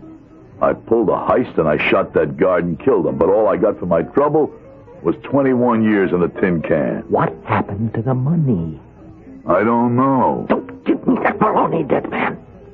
Now, you had it in your hand. Now, what did you do with it? I had to dump it. Where? I don't know. I just dumped it. Side of the road someplace. I couldn't tell you where. Yeah, sure, that's the story you told the cops. Now, don't keep repeating yourself. I told the cops the truth. I was in a panic. I didn't know what I was doing. Then I saw the roadblock ahead of me, and I knew I was finished. You're kidding me, Harry. I'm telling you the truth. You make it sound like the cops grabbed you 10 minutes after the heist. Now, it was a good 6 hours before you were arrested. You really did your homework, Roy, huh? Uh-huh. Okay. I was driving a long time. I was almost at the state border before the cops threw up that blockade, and then... The money, where was it? I told you. When I knew that I was going to be caught with a meat in my mouth, I did the only smart thing. I tossed it out of the car window. Oh, the hell you did. It's the truth. You buried it someplace. Everybody knows you buried it. People like to think that. They like to think there's buried treasure all over the place, just waiting to be picked up by any guy with a lucky shovel. Oh, come on, you buried that money. Now, you figured you might get out of stir and come back for it one day. Oh, forget it, kid, huh? I'm telling you, the money's gone. It's gone for as long as you've been alive. The cops searched that whole road for the money bag, and so did 9 million other people. Only it never turned up. I'll tell you why it never turned up. Some smart farmer boy found it and stashed it in the barn. He's been living high off it ever since. You're a good liar, Harry. The money's gone, kid. You think I'd be sitting in this bar drinking beer if I knew where it was? No, you're too smart to rush it. You figured there'd be some elephants around who might be watching you, huh? Yeah, that's right. I was looking for some old elephants. Instead, I get a kid. Okay, mister. You stick to your story. But now, listen to my proposition, huh? What for? Now, just shut up and listen. Okay, now let's say you did bury that money. Look, I told you... This is just a for instance, okay? Oh, let's say you buried that money. Now, that's what the cops think. That's what the Reed Hammer's insurance company thinks. And for all you know, they've been tailing you ever since you left the joint. Tailing me? What are you talking about? Oh, come on. You can't be that dumb, Harry. Now, didn't you figure they'd be watching you? No, you're wrong. Nobody's tailing me. How do you know? Because it's crazy. Because it's 21 years. The money is still good. All right. So what's this proposition you're talking about? It's a sweet deal for you, Harry. No, I mean it. It's a way for you to get your 50 grand without any trouble at all. I see. All I have to do is tell you where it is. Hey, that's right. You see? You're not so dumb. And you're not so smart if you think I'd do that. But it's the only way to go, Harry. You can't dig it up yourself. Now, even if you stay on ice for 6 months, you'll never be sure some fuzz isn't sticking on you. Maybe one of your old elephant friends. You'll never know if you'll wind up with a shovel in your hand or a bullet in your neck. Go on. But if you didn't pick up that bag yourself, I mean, if you didn't do the digging, but had somebody do it for you, now somebody who you could trust... meaning you, I suppose, huh? Yeah, now you got it, Harry. Look, I'll do it for you. And guess what? All I'll take for my trouble is 20%. Is that all? Yeah, 10,000. It'll be worth it to you, believe me. You won't run any risks at all. No risk, huh? What would stop you from taking the whole thing? You just have to trust me, Harry. I got an honest face, don't I? Go away, Roy. Go away and take your cat pistol with you. I don't want to see that honest face of yours again. But you're gonna see it, Harry. If you don't make a deal with me, you're going to be seeing it all the time. Now, everywhere you go, in every mirror you pass. You intend to follow me around? Yeah, for as long as it takes. Sooner or later, you'll have to dig it up. You'll have to. What if I get someone else to do it for me? But you'll still have to receive it. And I'll be there. Me and my cat pistol. Now, what do you say? Are you going to be sensible? All right, Roy. Hey, well now. All right. I don't want your ugly shadow following me. I got enough shadow of my own. Hey, then it's a deal? On one condition. That we make the dig together. But what if we're being tagged by one of your elephants? I'm sure they're all in that graveyard. But I won't let you dig the bag up by yourself. Something tells me you don't trust me, Harry. That's right, Roy. I never trust anybody under 30.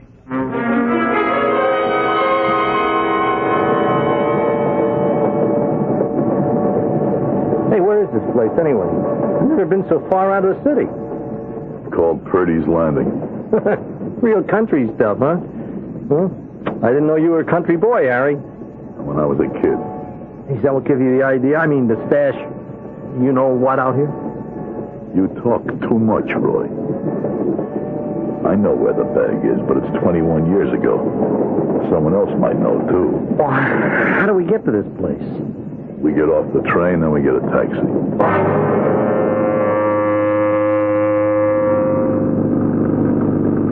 Hey, you think this old heap is going to make it to where we're going? Who's that? I said, where did you get this pile of junk? Out of a car museum? Always gets where it wants to go. Now, where's that again? I told you. The Cobbin Farm on Edge Road. Never heard of Cobbin Farm. Heard of Edge Road, but never heard of any Cobbin around here. Well, just take us to the road. Seems to me you got the wrong place, mister. There was a family named Cobbin lived on the road about 20 years ago. Well, they must have moved then. I've been living around here about 15 years now and never heard of them. But I guess things change. Yeah, that's right. Things change.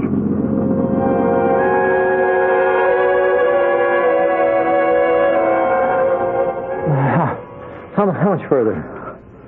Not much. Well, you said that 20 minutes ago. When we first got into these dumb woods. We'll come to the clearing soon. How do you know we're in the right place, huh? You think I could forget it? You think I could put a suitcase with 50 grand in the ground and forget where? Well, let's go then. Let's go. There. There's the embankment. I remember that. I remember I could see the top of the silo from this spot. It was painted red then. I guess the color got worn off. Yeah, and I'm getting worn out, so come on, hurry up. Keep looking for the stone I told you about. Okay. The big black stone. If the sun was shining, you'd see it all sparkle like diamonds. I don't see anything like that. No, it's here someplace. Even 20 years wouldn't touch that old stone. Looked like a fist coming out of the earth. Hey, is that it? Over there. Yeah, that's it. That's the stone. Where's the money? 3 paces from it. 3 paces to the nearest tree. Damn. What is it? The tree's gone. What? The tree, I remember. It must have fallen or something. Yeah, but this is the spot. It has to be the one. What do we have to do? Dig up the whole clearing? No. We won't have to dig it all because there's the other rock, the one I put over the payroll bag. Where? By that stump. That must have been the old tree. Yeah, I remember rubbing my hand on that old tree and telling it I'd be back. I didn't know it would take me 21 years. Come on, let's go. All we gotta do is move that smaller rock, Roy. If she's still there, that's where she is. Got it. Stuck in the ground. I'll help you. Come on. Push. I'm pushing. She's coming. I think she's coming loose. Here it goes. It's over. You see anything? There. There's something over there under the leaves. It looks like canvas. Yeah, that's what it was. The bag was canvas, Harry, right? we found it. Harry, we found the money. Looks like we did. It's here. It's just like you said. Now look, I can see the name on the bag. The Reed Hammer Company. That's the one, Roy. Oh my God. What is it? Oh, there's nothing in the bag.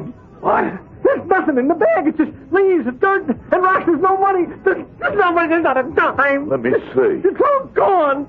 Gone? Somebody swiped it. Somebody took all the money out. Some farmer boy. I warned you, kid. Some farmer boy searched this spot and found the money. He took it all and threw away the bag. It's not fair. It's just not fair. How do you think I feel, Roy? I waited 21 years for this. For this handful of dirt.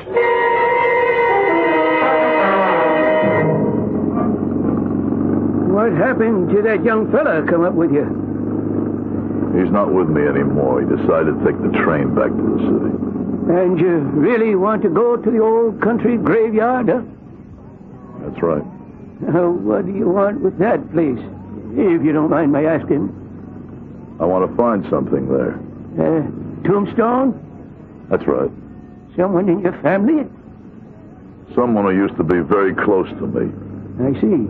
Sort of sentimental journey. I say something funny? I was just thinking about a joke. A very funny joke.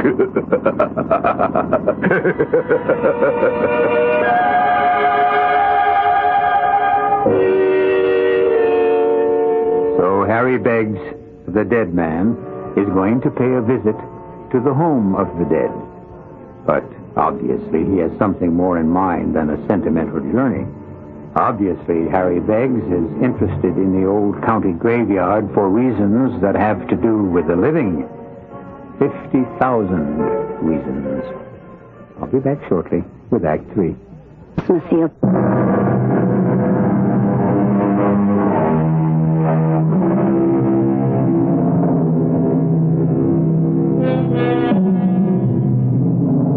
Harry Beggs spent almost an hour alone in the county cemetery at Purdy's Corner. His taxi driver waited patiently at the foot of the hill, gently dozing in rehearsal for the night that was rapidly approaching. And when he saw his customer again, he seemed suddenly transformed. You might almost say that the dead man had come to life. Hello? Edith? It's Harry again. Oh, for heaven's sake, what are you bothering me for? I've got to talk to you, Edith. It's important. Are you alone? Of course I'm alone. I'm always alone. Edith, listen carefully. I've got big news. I'm a rich man. What? I got $50,000 in a paper bag. Are you crazy? I got it with me right here in this phone booth. It's got a funny smell to it. It smells like dirt and dead leaves and maybe corpses for all I know. I swear you went crazy in that jail. I thought I died. I told you that. Only now, maybe I can come alive again. When I touch this bag full of money, it makes me feel like maybe I can live. Harry, are you telling me the truth? I wouldn't lie to you, Edith. You see, I did hide that money just like they said I did. I hid it in the graveyard. Oh, Harry. I buried it where they bury people. I thought that it would be safe there, and I was right. Only at first I took it out of the bag that it was in. I hid that bag in the woods. I'm glad I remembered where I hid the bag, too. That came in very handy. I don't want to hear about this. What? Edith, you don't understand me. Of course I understand you.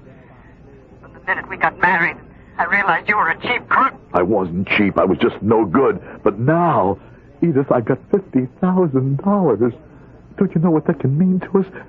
We can be a family. You can move out of that dump. We could buy ourselves a house in the country, just like we had when we were kids. Oh, leave me alone. You sound just like you did then, when we first got married 25 years ago. All those promises you made me, all about money, nothing but money. No, that was a dream. This is real. You wanted money more than you wanted me, Harry. You didn't want a family, a house in the country, nothing. Just that bag full of money. Oh, you... Well, I'm glad you got it. I hope you're very happy. No, Edith. Edith, don't hang up. Edith.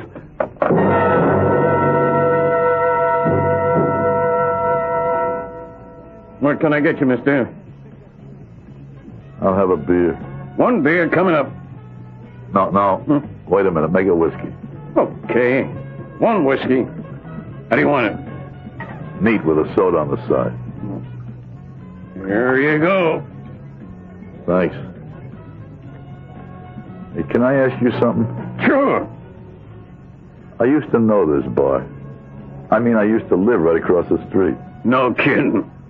Yeah. What I wanted to ask you was, whatever happened to Lucky Rossiter? Rossiter? 6 feet down. No kid. 12 years ago. His wife gave him a set of golf clubs. Goes out on the course, drops dead on the first tee. You wonder why they called him Lucky?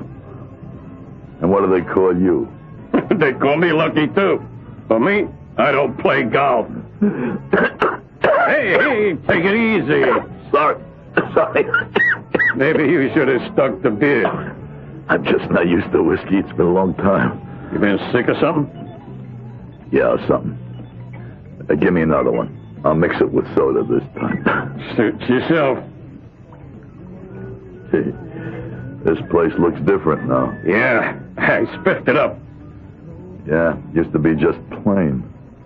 No jukebox or stuff like that. Well, you gotta keep up with the times. We even got a machine here that plays electronic ping pong. How about that? Hey, that's progress, I guess.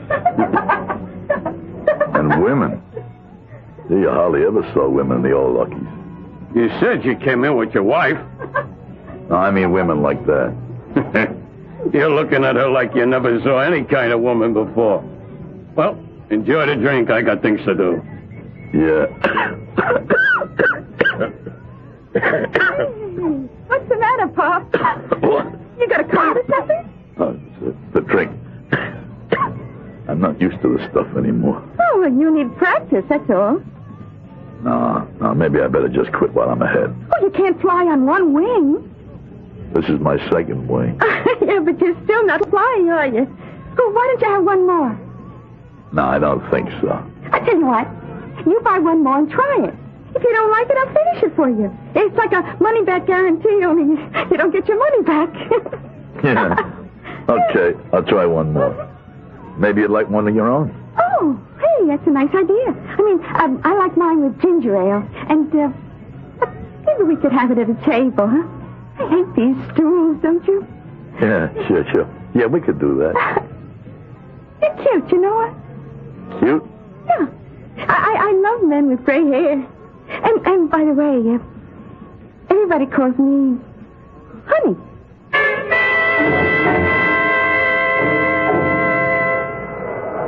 Hey, Mac. What? Wake up. The machine is still on. It's a vacuum cleaner. Huh? Oh, I thought it was the machine shop. I must have been dreaming. Yeah, you've been dreaming for a good half hour. Only this ain't a hotel. I have to close up. What time is it? It's after 1. Time to go home. Home? Come on, you had a good time. Now let's pack it in. Yeah, I'm going. Where's my bag? What?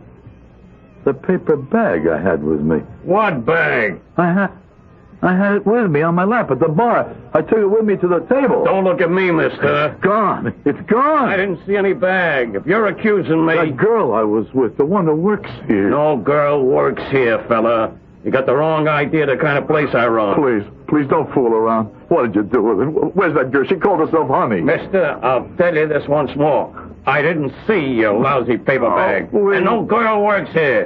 And if you got rolled by somebody, that's your business, not mine. No, you're lying on me. You're lying. Huh? That does it. That really does it. I don't care if you knew old Lucky Rossiter. You're getting out of here, pal. Please. You're either getting out on your feet or on your tail. Now you take your choice. All right, I'm going.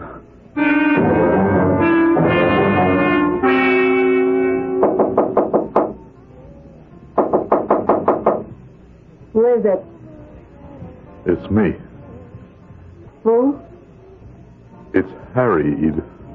Oh, no. Please open the door, please. 1 second. Edith. Oh, I was afraid you'd do this. I was afraid you'd just show up. Let me come in, please. Oh, you look terrible.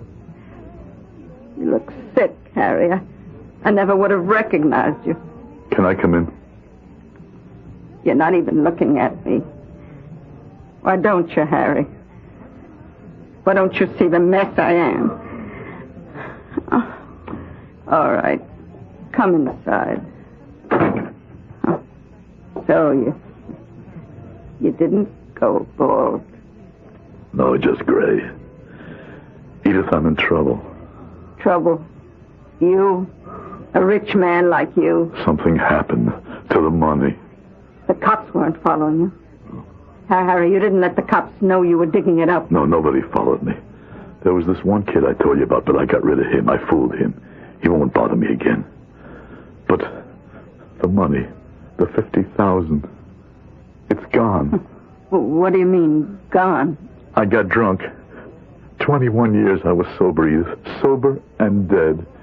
And then I go to Lucky's, and I get drunk, and now the money's all gone. Well, how did it happen? Doesn't matter. Doesn't matter, Edith. I should have realized it wouldn't matter. A dead man can't spend money. Oh, please stop saying that. Stop talking that way about you being dead. No, but I am. And you know what killed me, Edith? It wasn't the prison. It was you. Me? When you gave up on me 10 years ago, when you decided to think of me as dead, that's when I died. Oh, Harry. You were the only thing keeping me alive. You and our kid. The thought of you.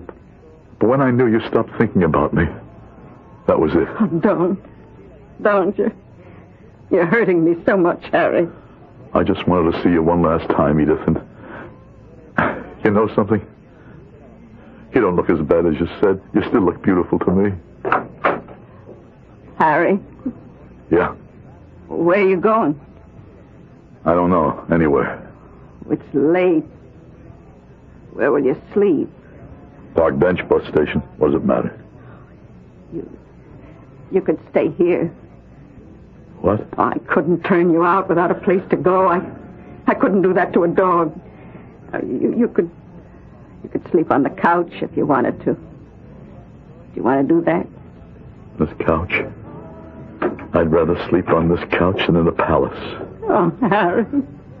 Harry. Edith, I missed you so much. It wasn't the money I thought about all the time in prison. Oh, hush, don't talk now. It was you, Edith.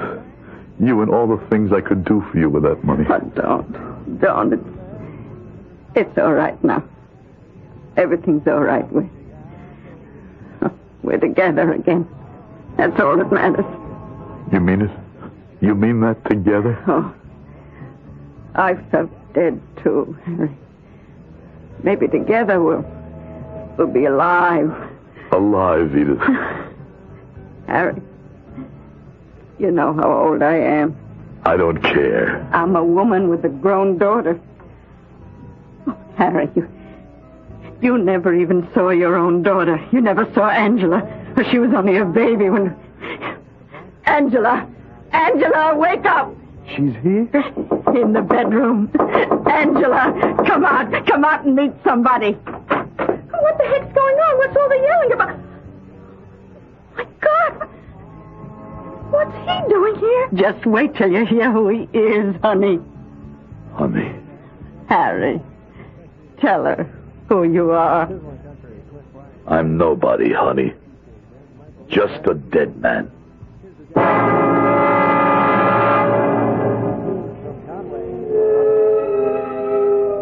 That's the trouble with the past. It seems to be sleeping peacefully, and then sometimes it wakes up and stares us in the face, filling the present with horror. We hope we've added a little horror to your life. I'll be back in a moment.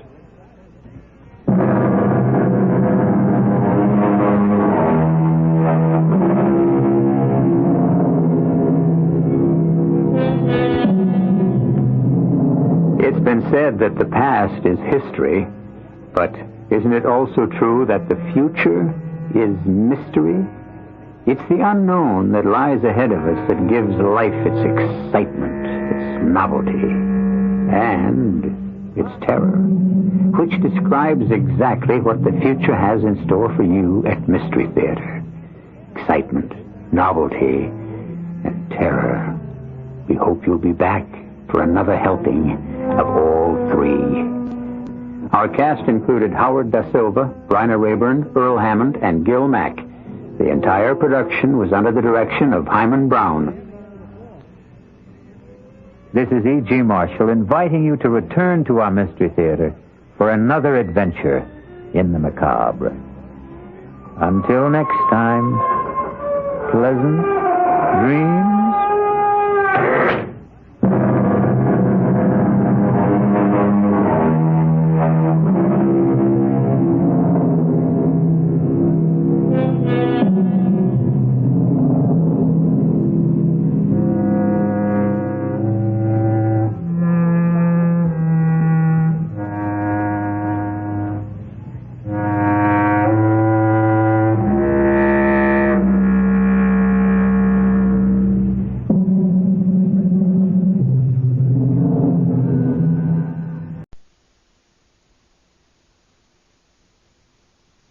From the Mutual Studios in Washington, I'm Fulton Lewis, and that's the top of the news as it looks from here.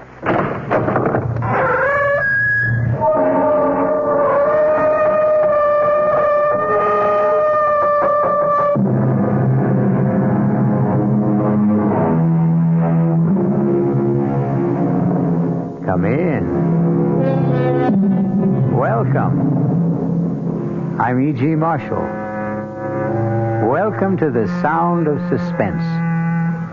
Welcome to the fear you can hear. But mostly, welcome to the world of terrifying imagination.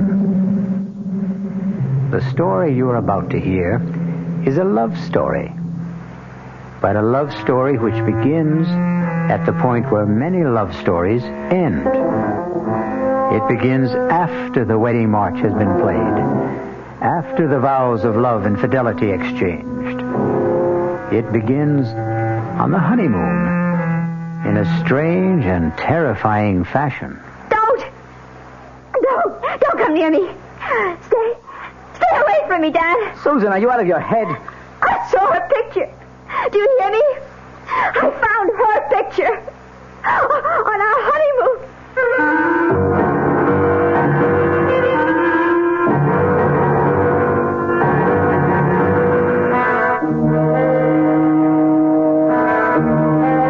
Our mystery drama, Deadly Honeymoon, was written especially for the Mystery Theater by Henry Slessor and stars Betsy von Furstenberg and Michael Wager. It is sponsored in part by Anheuser-Busch Incorporated, brewers of Budweiser, and by the Kellogg Company, makers of Kellogg's Special K cereal. I'll return shortly with Act One. There's nothing wrong with drinking Budweiser sip by sip, is there? Well, the brewers of Budweiser think there's a better way. Sipping's fine if you're drinking wine. But Bud is the king of beers, a hearty drink. Look, rinse a 10 or 12-ounce glass with cold water. Then open a can or bottle of Bud and pour it right down the middle so it kicks up a good head of foam. Now, take a big drink and then swallow big. No sips. That's how it should be done. More taste, more beer drinking enjoyment.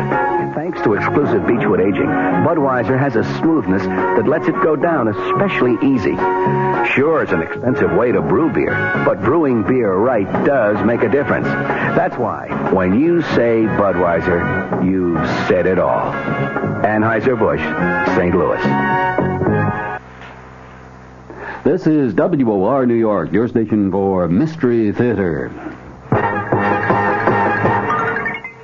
Now, ShopRite does the can, selling ShopRite brand of vegetables and cans. For quality that you can trust, for tasty corn, asparagus, for peas and beans, and gourmet scenes, for beef that beat all other treats. The only vegetables that can compare at all with ShopRite brand are vegetables you treat yourself instead of picking off our shelf. Shop at ShopRite's Can Blast. Now's the time to stock up while the values last. Stock up on ShopRite soda. 12-ounce cans for 79 cents. Potatoes that will make the meal, and carrots that have bigger peel. A succotash that makes a splash. Spinach that won't finish last. Now's the time to ask yourself, so why pay more? Now's the time to shop right now at ShopRite stores.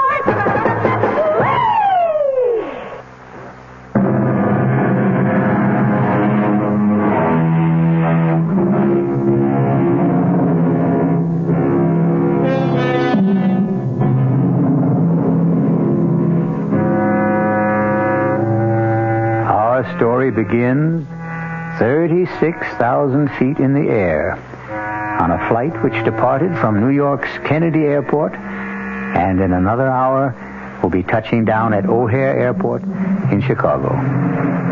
There are almost 100 passengers on this flight, but an observant stewardess is giving special attention to that handsome couple in seats 18A and 18B.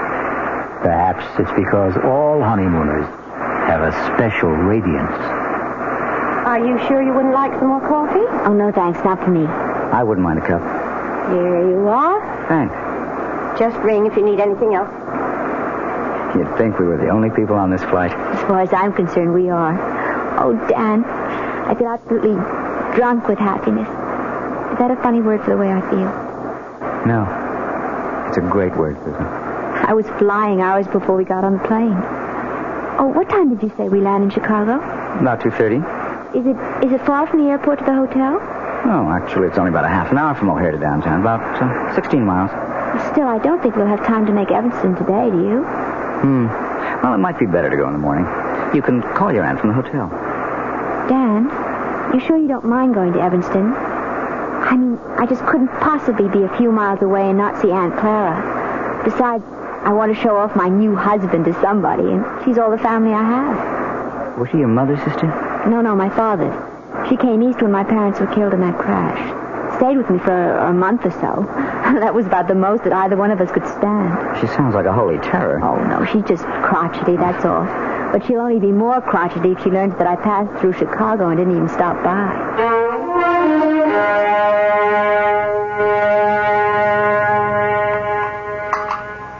Well, and what kind of work are you in, Mr. Carey?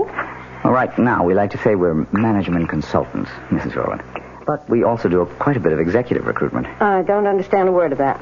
Dan helps corporations find the right people for important jobs, Aunt Clara. His firm is the biggest in the field. Isn't it, Dan? Well, it's always hard to measure business like ours. But it has offices everywhere, doesn't it? In most of the major cities, yes. And now Dan is going to take over the branch in San Francisco. He's going to manage the entire thing. Is that some kind of a promotion? Oh, of course it is. I asked the gentleman, Susan. Speak when you're spoken to. Oh, sorry. Yes, Mrs. Rowland, it is a promotion. Truth is, it's a job that everyone in my office has been after. Oh, it's just worked out so beautifully for us. I mean, Dan having to move to San Francisco. We're sort of combining a business trip with a cross-country honeymoon. And where do you go from here? Well, we're planning to stay 2 days in Chicago, and then we're going to Dallas. We're going to cross the Rio Grande into Mexico. I know a great little hotel in Monterey. Then we're going to Las Vegas. To gamble, I suppose? Well, it's no fun going to Las Vegas if you don't gamble a little. Your father never gambled for so much as a dime, Susan. That wasn't the way he made his fortune. Well, I promised not to bankrupt the family, Aunt Clara. Anyway, we're just staying in Las Vegas overnight, and then going to Los Angeles. 3 days later, I report to work. Thoroughly exhausted, of course. Well, that's your idea of a honeymoon. I hope you enjoy it. Susan, I suppose lunch is almost ready. You want to help me bring it out? Oh, yes, of course. Kitchen's this way in case you've forgotten. The truth is, I have. I'm glad to be able to talk to you alone for a minute, Susan. Did you like Dan, Aunt Clara? Isn't he good looking? Older than you, isn't he? What difference does that make? How long did you know him? Oh, we met at a party at the Williamsons. Do you remember my friend, Tracy Williamson? Didn't ask you where you met. I'm asking you when. Well, it was about 3 weeks ago. 3 weeks? Oh, for the love of heaven, Susan. Aunt Clara, the time you know somebody isn't always the most important thing. He's practically a stranger. How can you be sure of anything about a man you've known for 3 weeks? From the time we met, I saw Dan every single day. Susan, when a girl is all alone in the world, when she has independent means of her own... Addie, don't start in about Dan being a fortune hunter. I don't have that much money, and it's all in trust anyway. And I assure you, Dan earns enough income to take care of us both very well. Well, I'm sorry, Susan. I know I don't have any control over what you do. You're too old for that. But I've seen something of the world, too, you know. And the most important lesson I've ever learned is never trust a stranger. Oh, Aunt Clara, that's ridiculous. Now, can we bring out the lunch?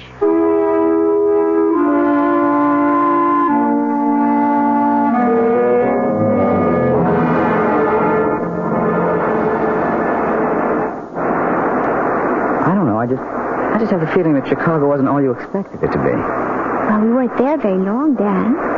And don't forget, we spent half the time with your business associates. Oh, honey, I am sorry about that. I suppose I never should have called Bill Kincaid to say we're in town. Should have known he'd insist on getting together. Oh, it wasn't that bad. I just didn't know what he was talking about half the time. All those office politics. Yes. Well, Bill loves to gossip. But you can see what I mean about the San Francisco job. Everybody in the company wanted it. They'll never get over resenting me for being picked. But I am sorry if you were bored. It's all right, Dan, really. After all, I inflicted Aunt Clara on you. She was okay. Well, I know you didn't find her very friendly. Well, why should she be? I think she's a very protective type. Anybody you married would get her jaundiced eye. Yes, I suppose that's true enough. Dan, how long did you know Terry Williamson? Who? Terry, my ex-roommate. We met each other at her house. Or have you forgotten that already? Tell you the truth, darling. I didn't know whose house I was at that night. Oh, so Terry wasn't the one who invited you? No. It was a man named Bob Chambers, one of the executive types. I got placed at General Utilities. Don't ask me who invited him, because I don't know. I see. So it was all sort of roundabout. What's the difference? Still turned out to be the best party I ever attended. Yeah. Hey, something the matter? Oh, no, of course not. Nothing at all. Dan, where did you say we were staying in Dallas? It's a little hotel called the Lazy Sea. It's kind of rustic, but I think you'll like it. Besides, we'll only be there one night. We'll rent a car in the morning and drive down to Monterey. You really know all the offbeat places, don't you? Well, when you travel around enough, I guess you begin looking for them. You haven't done that much traveling on the job, have you? Huh? Well, no, not that much. Say, do you know the name of the airport in Dallas? I forget. It's called Love Field. Isn't that a great name for honeymooners? Yes.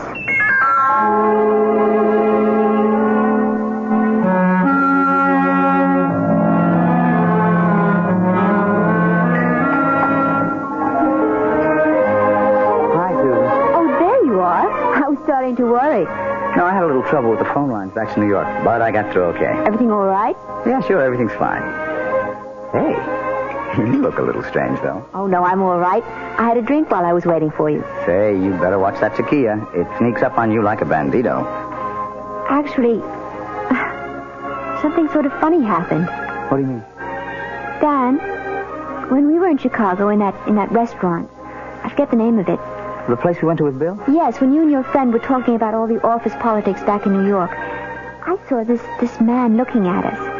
What man? Well, he was at the bar. I'm not even sure why I noticed him. He was wearing this plaid raincoat. I remember wondering if it had started to rain. I guess you were just bored with all our talk. Anyway, I saw him turn to look at us. Probably to look at you. Can't blame him for that. The funny thing is, as soon as you turned around, he got up very quickly and left. Susan, I don't remember seeing anyone in a plaid raincoat. And I'm afraid I don't see anything unusual about it. Well, I guess I didn't either. I probably wouldn't have given it another thought, but I think I saw that same man here again today. In Monterey? Oh, you're kidding. I can't swear it with him. I didn't get a good look at his face the first time. All I really noticed was the coat. And you saw the coat again? Is that it? Yes. He was carrying it over his arm. Oh, darling. You know the story about the airport truck? Airport truck? No. Well, this guy on a plane looks out the window and sees one of those little red airport trucks. You know, fueling the plane, bringing food aboard, something like that. Anyway, the plane takes off from New York and lands in Chicago. Another little red truck comes out to meet it.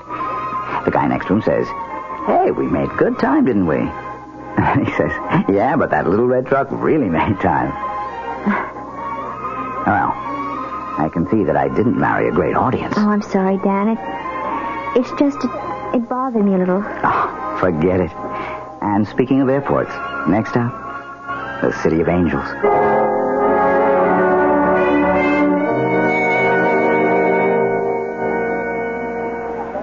Let's see. I wonder if they have this week's digest. Oh, I see it. Excuse me. Yes? You're Mrs. Daniel Carey, aren't you? Why, yes, I am. Do I know you? No, Mrs. Carey, but I know you. Saw your husband leaving the hotel about half an hour ago. Were you planning on meeting him? Wait a minute. I've seen you before. Have you? You're the man with the coat, the plaid raincoat. Well, you happen to be right. I do own a plaid raincoat, but with this nice sunny weather... Excuse me. Look, Mrs. Carey, I know it seems as if I'm following. Yes, it does. Well, okay, it's true. But I've had a reason. Such as? Could we talk about it someplace? There's a coffee shop in the hotel. I'm sorry. I don't even know who you are. Maybe it would help if I introduced myself. My name is Harrington. Lieutenant Gale Harrington, attached to New York City Police Department. Police? That's right, Mrs. Carey. So you see, what I have to discuss with you is police business. But what have I done? It's nothing you've done. It concerns your husband and what he might do.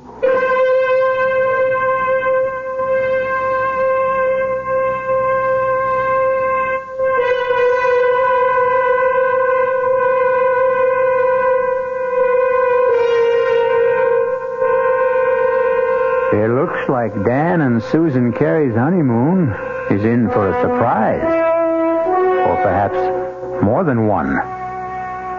Maybe Susan will soon wonder if her Aunt Clara wasn't right about a number of things, including her cynical advice about trusting no strangers. We'll find out about the new stranger in Susan's life when I return shortly with Act 2. And now another tale of the ball and chain. At Kellogg's Special K Presents Last Tango in Pittsburgh. There I was at Raoul's All Right Tango Lounge. My little orchid, will you tango with me? It was Raoul. You're a splendid dancer. But what was that? I was what? That sound effect. Oh, I'm a few pounds overweight, and this ball and chain points out how my extra weight can get in the way. I'm pointing you back to your chair. Our heroine decided to lose that extra weight. She exercised and ate smart at every meal, starting with a Special K breakfast. A bowl of Special K, skim milk, tomato juice, and coffee. It's less than 240 calories, 99% fat-free, and 100% delicious. After a while, she was rid of the ball and chain and back at Raoul's. Darling, you're looking fantastic. What a happy ending. What ending? We're just getting started. Raoul, get lost. Your happy ending could begin with the Kellogg's Special K breakfast. And that's another tale of the ball and chain. This is WOR New York, your Mystery Theater station.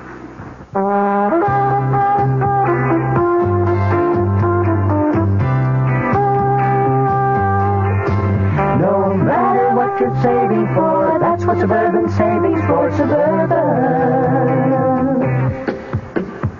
Suburban Savings offers you a regular savings account with flexibility. You can add any amount to your account whenever you wish. Withdraw whenever you want. Suburban Savings pays a 5.25% annual interest rate on regular savings paid quarterly, which earns an annual effective yield of 5.47%. Interest is compounded continuously from day of deposit to day of withdrawal, as long as $50 is maintained in the account to the end of the quarter. Come into Suburban Savings and open an account with flexibility. Our regular savings account in New Jersey at Bayonne, Edgewater, Elmwood Park, Emerson, Hackettstown, Morris Plains, Nutley, Paramus, and Sparta.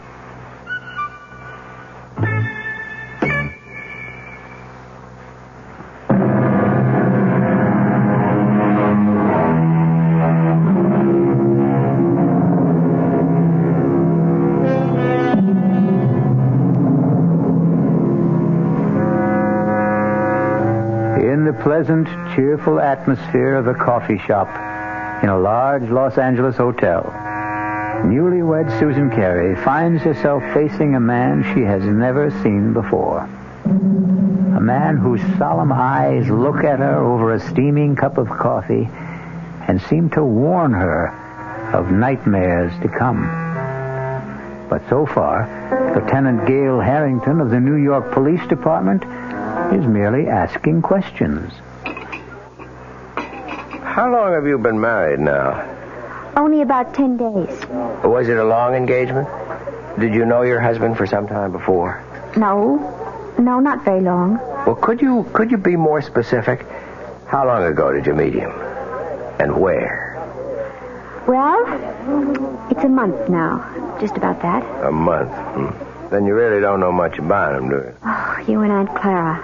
Beg pardon? Lieutenant, will you please tell me what this is about? Has my husband committed some crime? Is that what you're implying? Oh, I didn't say that, Mrs. Carey. But believe me, it would be helpful to both of us if you could just tell me a little bit about the circumstances. You know, I don't see why this has to be so one-sided. Now, please bear with me. All right. I met Dan at a party at a friend's house about a month ago.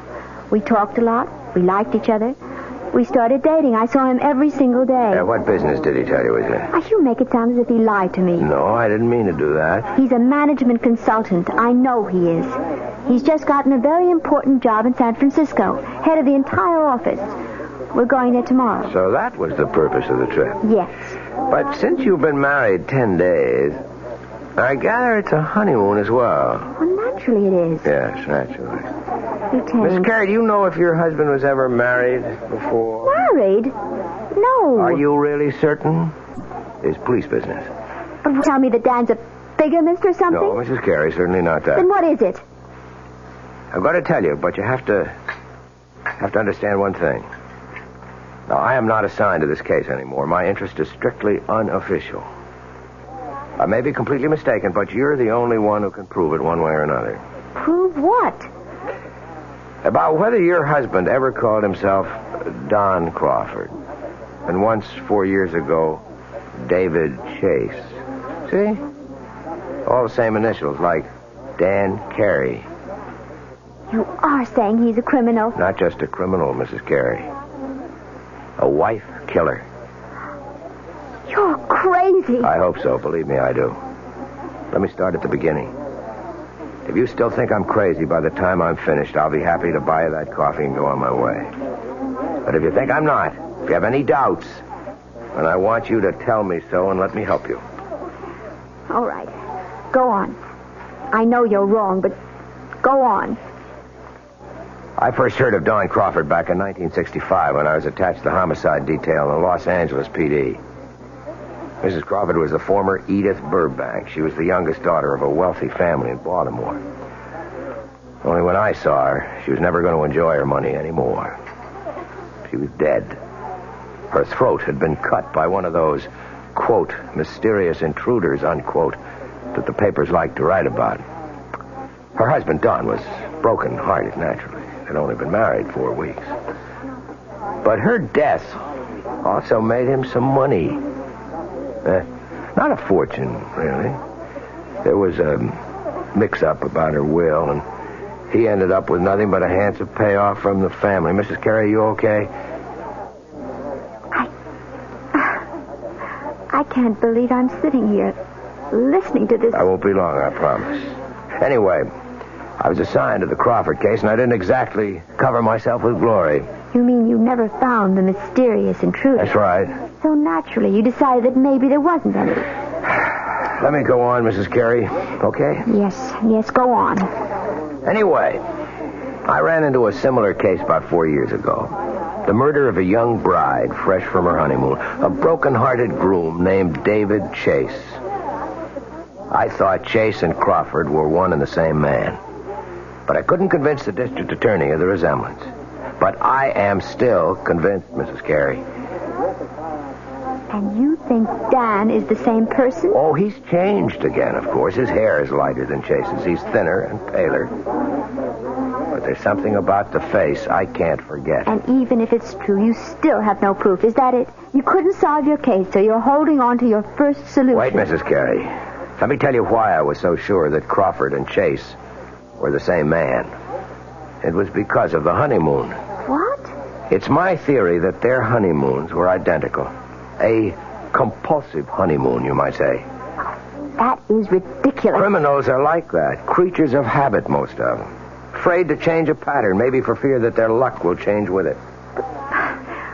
What do you mean by it? I stumbled on the coincidence accidentally. But as far as I could trace it, Don Crawford and David Chase took their brides to the same places. They did the same things. And I knew that if I ever saw that pattern duplicated, I would have my killer. I hope I'm wrong, Mrs. Carey. But you are the only one who can tell me. And my first question is this. Was your first stop Chicago? Yes. Yes, of course it was. And you knew that. That's where we first saw you, in Chicago, in that restaurant. Okay. I just wanted to make sure. You can't possibly make something out of that. Dan wanted to see people in the Chicago office, and I thought it would be nice to visit my aunt in Evanston. She's my family. Was your next stop after Chicago in Texas? Yes. We went to Dallas. Dallas is a wonderful place to visit, Lieutenant. I don't see anything so peculiar about that. Both Chase and Crawford went to Dallas. They chose offbeat hotels. I guess they didn't care to be seen very much. Where did you stay in Dallas? It was a perfectly nice hotel. I don't think you could describe it as offbeat. All right. And then the next stop would be Monterey. You knew we were in Monterey because that's where I saw you the second time. By that time, Mrs. Carey, I'd made up my mind to follow you. Are you saying that these supposed wife killers you're talking about also went to Monterey? Yes, they did. And from Monterey to Las Vegas. Well, then you're wrong, Lieutenant. You're completely wrong. You mean you didn't go to Vegas? No. So there goes your famous theory, doesn't it? Well, I admit I'm We changed our mind about Vegas. We decided that we might be too tempted to gamble away all the money we had for the trip. Ah, so you did have it on the schedule. Well, yes. Yes, we did, but we didn't go. You really think that changes the pattern? The fact that you didn't go? Oh, please, I can't stand any more of this. I don't want to hear any more of it. Mrs. Carey, Edith Burbank was killed in Los Angeles, in her hotel room. This hotel. I'm leaving. I'm leaving right Carey, now. wait. You're wrong. You've got that mixed up with someone else. Let me finish, please. Just one more moment. Please, no, please let me go.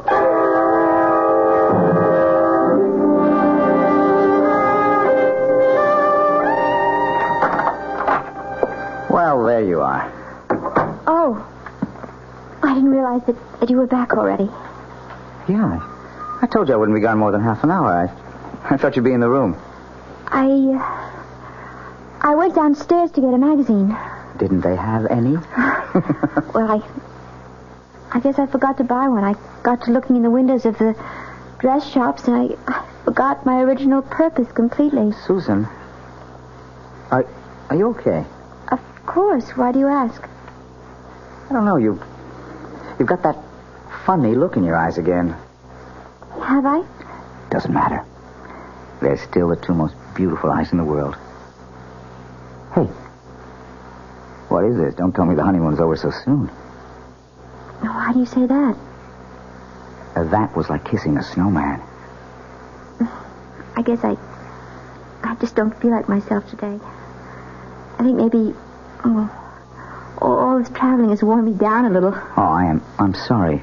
Well, we don't have much further to go. Just one more plane trip to San Francisco. Yes. Look, maybe you'd rather not go out tonight. Maybe you ought to stay in, order some dinner in the room. I don't mind. But you wanted to go to that restaurant, the one you told me about. You've been looking forward to it. The landmark? Yeah. Well, I did want to try the place. It was supposed to be really spectacular. But you've never eaten there before. Well, no, how could I? I've never been in L.A. before.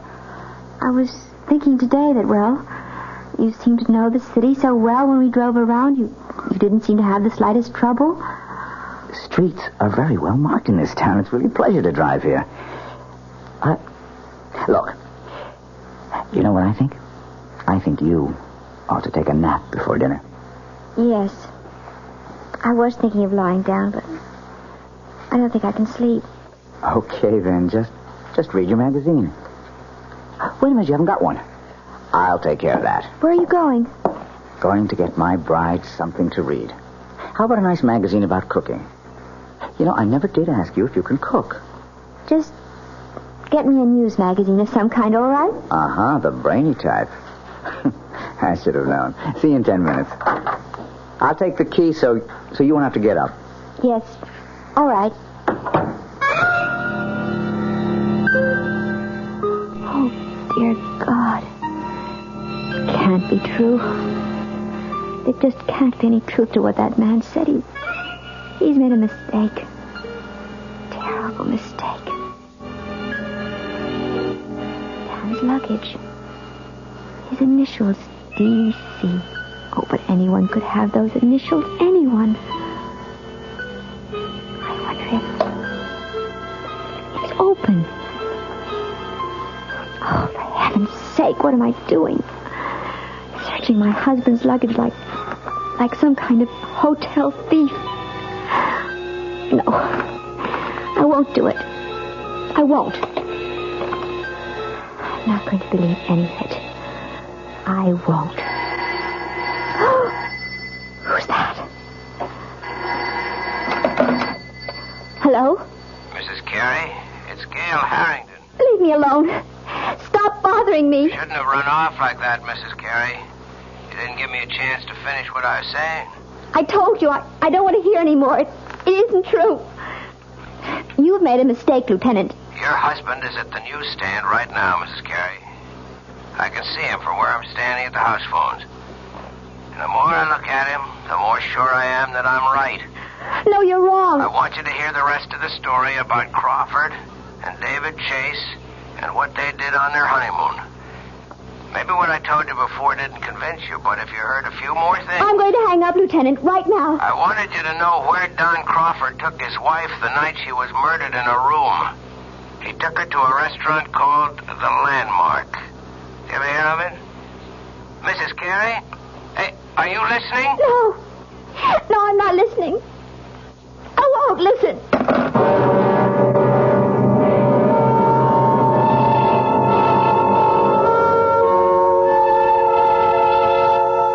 And so Susan Carey seems to have a date at the Landmark restaurant in Los Angeles with her loving husband, Dan. If she keeps the date, something tells me that she's not going to do their cuisine very much justice, because one needs peace of mind to enjoy good food. Fear affects the salivary glands, and terror ruins the taste buds. I'll be back shortly with Act 3. I'm Hy Brown, producer of Radio Mystery Theater, and I'm most enthusiastic about this new adventure in modern radio. Here's what listeners are telling us. Your program was absolutely great. Don't oil the door. Or again, you've got yourself a winning show. We'd like your reactions, too. Right now, we're in the last week of our drawing for 50 prizes a week. 2 AM/FM stereo phonos, 2 travel clock radios, and 46 anthologies of modern suspense. Just mail your name and address, and you're eligible, to Mystery Theater, Box 50, Radio City Station, New York 10019. That's Box 50, Radio City Station, New York 10019. Entries must be postmarked no later than Saturday, January 26th. Offer good everywhere unless locally prohibited. This is WOR New York, your Mystery Theater station. An invitation. This is Peter Roberts. Join us Sunday morning, 8:15 to 10 here on WOR for Rambling with Roberts. 2 hours of music, specially selected for Sunday morning listening pleasure, along with bits of weather information, news headlines, bits of trivia, such as the fact that a man from Onowa, Iowa, received a patent for what he called Eskimo pie, which was ice cream coated with chocolate. It all happened in 1922. It may not seem like very much in the way of history, but it does take place, these little bits of trivia and information, on Rambling with Roberts. So, of a Sunday morning, make a note. 8:15 to 10, right here at 710 on your dial, come Rambling with Roberts. You don't have to give us an RSVP. Just be on hand. Thank you.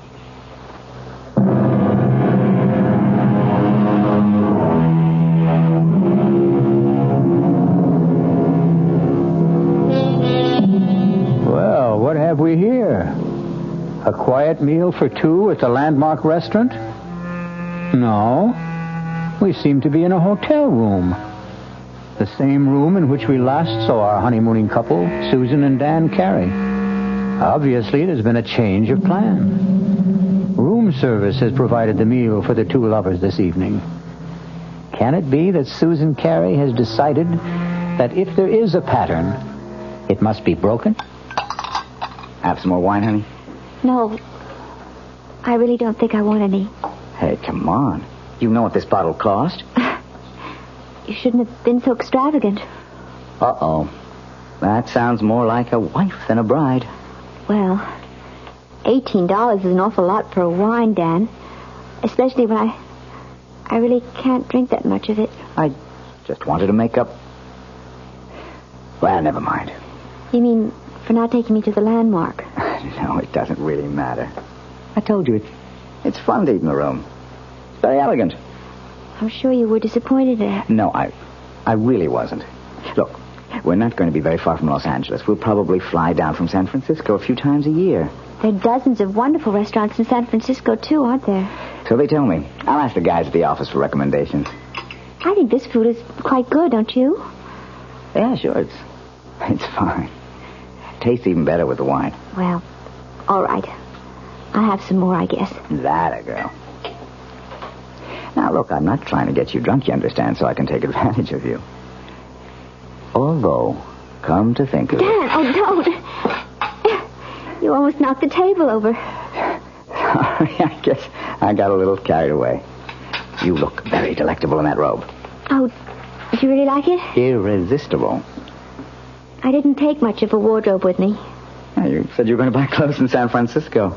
Yes, if I can find out where to go, I'll take you down to Union Square. I hear that's the place. Oh, I have told you about the weekend, haven't I? No.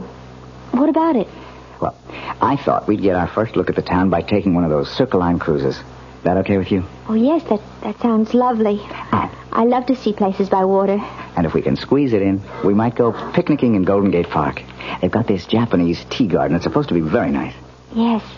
All sounds wonderful, Dan. Susan, I just wish you felt better. Listen, maybe you ought to check with the hotel doctor in case you picked up a bug or something. Do I look that bad to you? No. You look just great to me, darling.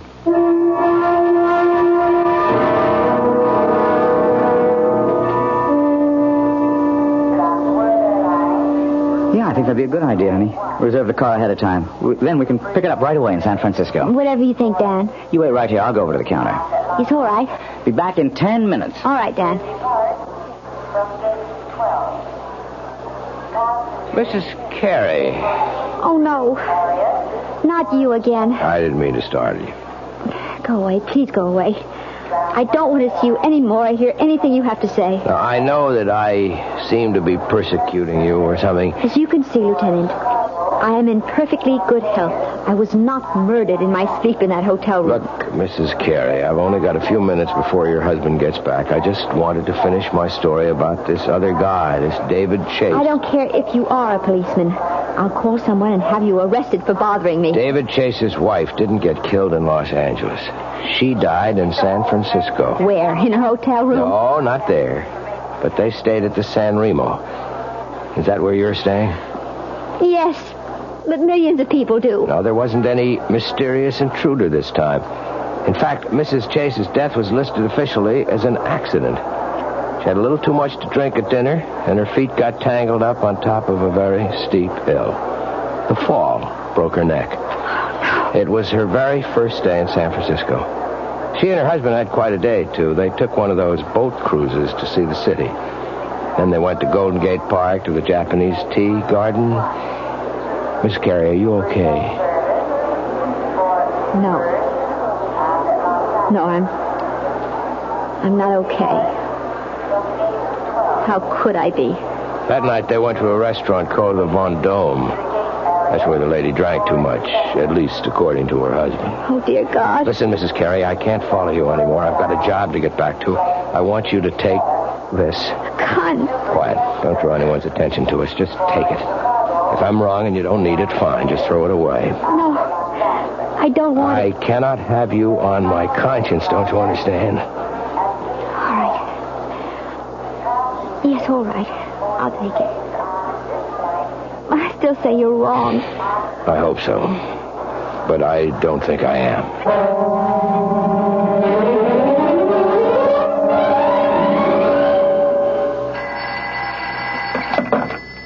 Hello? Mrs. Carey? Yes? This is the message desk. Your husband left a message here for you at 4 o'clock.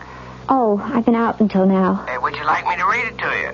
Yes, please. It says, we'll be at the office until 6. Should be there no later than 6:30. Love, Dan. Oh, yes. Thank you very much. Welcome. Bye. Bye. $6:30. 6:20 now. Oh, God. Why do I keep staring at his luggage? Why can't I just forget about it? No. It isn't dishonest. It's just something I have to do. No, nothing in this one but clothing. This one has papers and things. All his documents. Birth certificate. Honorable discharge. U.S. Navy. Daniel Eldon Carey. That is his name. It is. That man Harrington was wrong. Doesn't this mean he was wrong? Or does it just mean that... No. I'm not going to start thinking that way. These look like photographs. Maybe his family... Oh, no, wait. This picture is signed. Such a pretty girl. To Dan. All my love forever, Edith. Edith. What was the name he said? That policeman, what was the name that man's wife was? Wasn't it Edith? Oh, no. Who is it? It's me, honey. Oh, 1 second. Hi, sweetheart. Sorry, I forgot to take my key. Hey, I'm not late, am I? I told him at the desk I'd be back at 6. Well, it's not even that. Hey, why is it so dark in here, Susan? Oh, I just got back myself. I didn't think of turning on all the lights. Susan, I have a confession to make. I wasn't at the office at all. My new staff thought they ought to christen the new boss. I tell you one thing about San Francisco. It's a hard-drinking town. Susan, what's the matter? Dad, I found her picture. What? I found her picture. Your first wife's. What are you talking about? I was never married. Then what's her picture doing in your luggage? Hey, what's going on here? You must be drunker than I am. Look, hear me? Stay away from me, Dan. Susan, are you out of your head? I saw her picture. Do you hear me? I found her picture. On our honeymoon. Now, wait a minute. Do you mean Edith? I know all about her. Yes, and about the other one. She drank too much, too, didn't she? She was drunk, too. Now, look, will you calm down? Is that what you were planning to do tonight? Get me drunk? At the restaurant? You were going to take me out to dinner tonight, weren't you? Of course I was. I asked one of the guys at the... Well, I can tell you the restaurant he picked. Do you want me to tell you the name of the restaurant, Dan? It's the Von Dome, isn't it? What? Well, yes. I mean, it is. How did you know that? Because I know it all. I know everything. Oh! No, don't come near me. I'll call the police. Now, Susan, look. I don't know what the trouble is, but you've got to be sick. You need help. No, don't come any closer. You've been acting funny ever since we left Chicago. I'm warning you. Look. My God. I've got a gun. Susan, put that down. I'm not going to end up like them. Give me that thing, Susan. Don't. Oh, don't, Susan. Susan. I don't want to shoot you.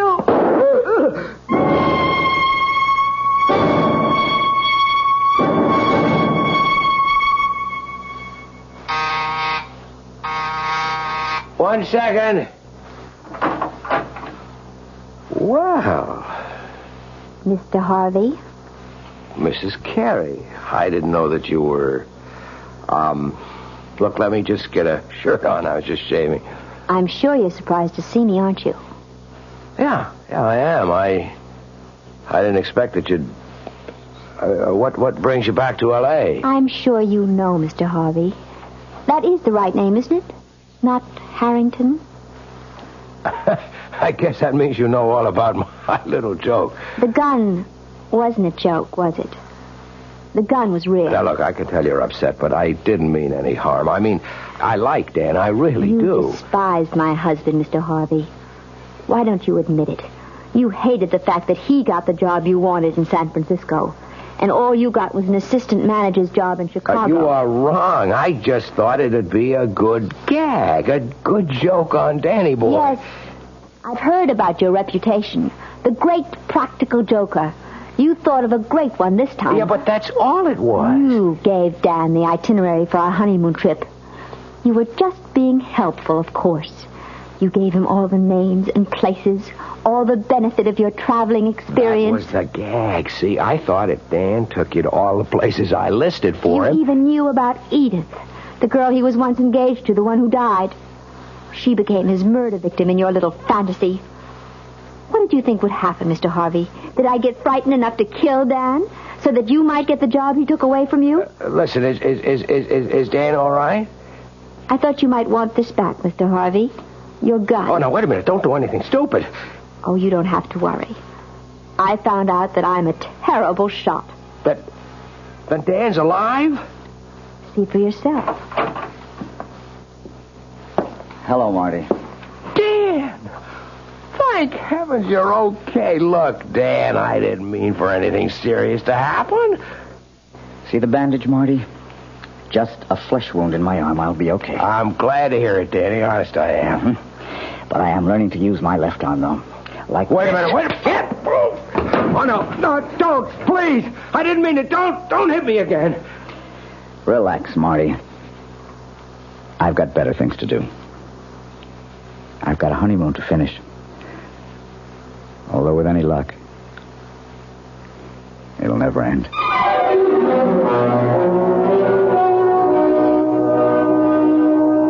So you see, even murder stories can have a happy ending.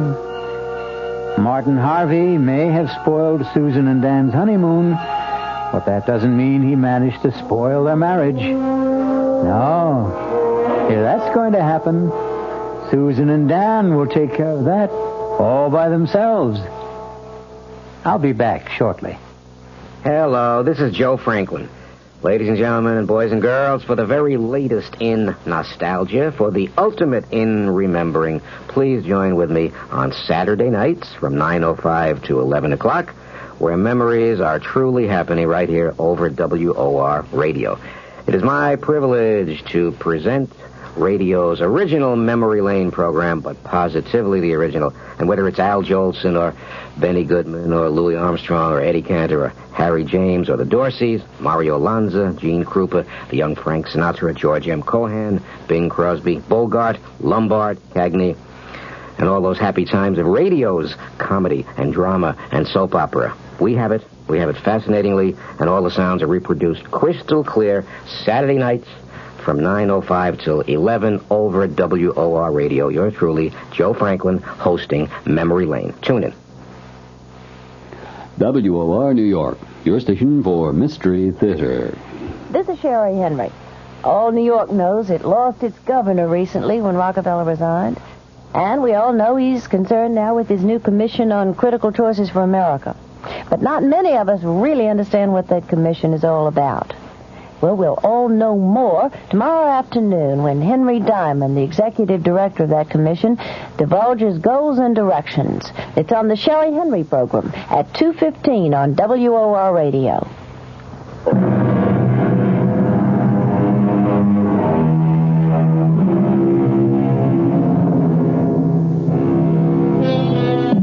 A purist might claim that the story you have just heard isn't a murder story, since no one was actually killed. The murders which took place were all in the imagination of Martin Harvey, who passed them on to the mind of Susan Carey.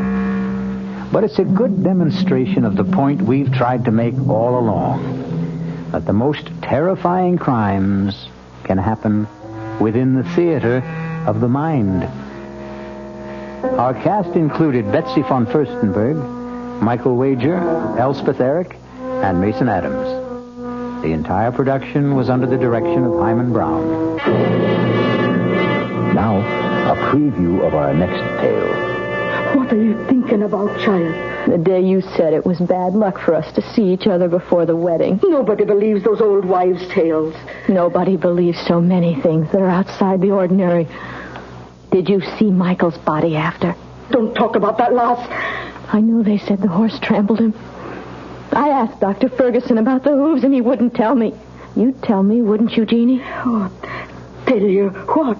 Were they like horseshoes, or were they cleft in two? Were they cloven hooves? In the name of God, what are you saying? I'm not speaking of God. I'm speaking of the devil. This is E.G. Marshall inviting you to return to our Mystery Theater for another adventure in the macabre. Until next time, pleasant dreams.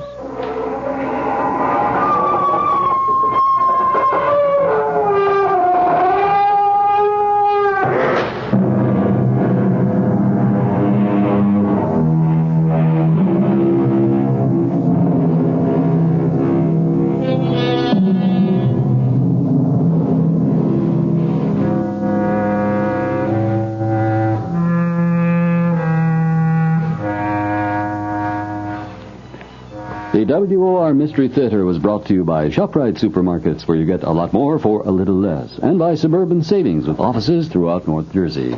The preceding Mystery Theater program was furnished by the CBS Radio Network.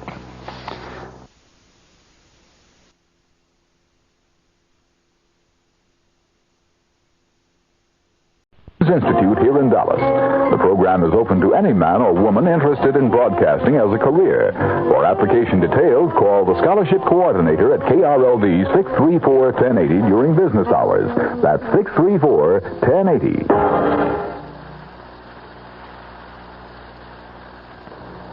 The CBS Radio Mystery Theater presents...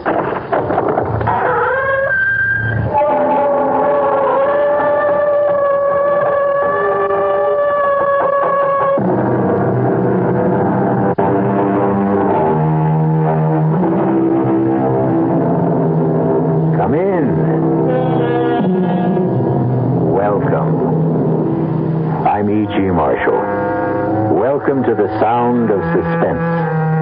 Welcome to the fear you can hear. But mostly, welcome to the world of terrifying imagination. In this story, you're going to meet what some people call a shutterbug. You know what a shutterbug is. The kind of person who never goes anywhere without a camera swinging from a strap around his neck. Who is never content unless they're aiming a lens in your direction, whether you want to be photographed or not. But unfortunately, this particular bug is the kind that many people want to crush under their feet. We all want to get rid of Kellerman. We want to kill him. And so do you. That's a lie. You hate his guts as much as we do, Mr. Bailey. Why don't you admit it? Of course I hate him. But that doesn't mean I'm ready to commit murder. Well, we're ready, Mr. Bailey. And you'd better be, too.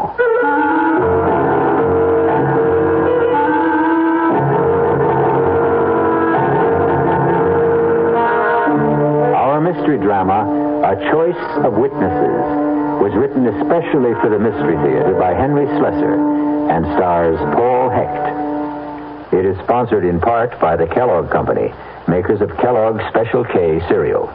I'll be back shortly with Act One. And now another tale of the ball and chain. At Kellogg's Special K Presents the good, the bad, and the heavy. Why is that cowboy wearing a ball and chain? Because carrying around extra pounds can be just like carrying around a ball and chain. How symbolic.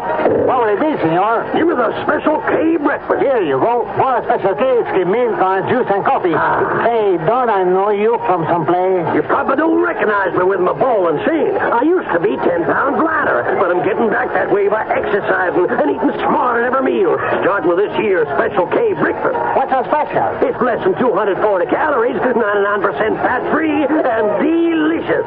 It's going to help me get rid of this year ball and chain. I bet your horse will be glad to hear that. Another ball and chain bites the dust. Your happy ending could begin with the Kellogg's Special K breakfast. That's Kellogg's Special K. That's right. Good night. Everybody needs to find a home. It's walls and floors and windows and doors with its own address outside. It's a yard with trees. Can you feel the breeze? Do you want to touch the sky? It's your home. It fits you like a glove. It's filled with love and family. Everybody needs to find a home.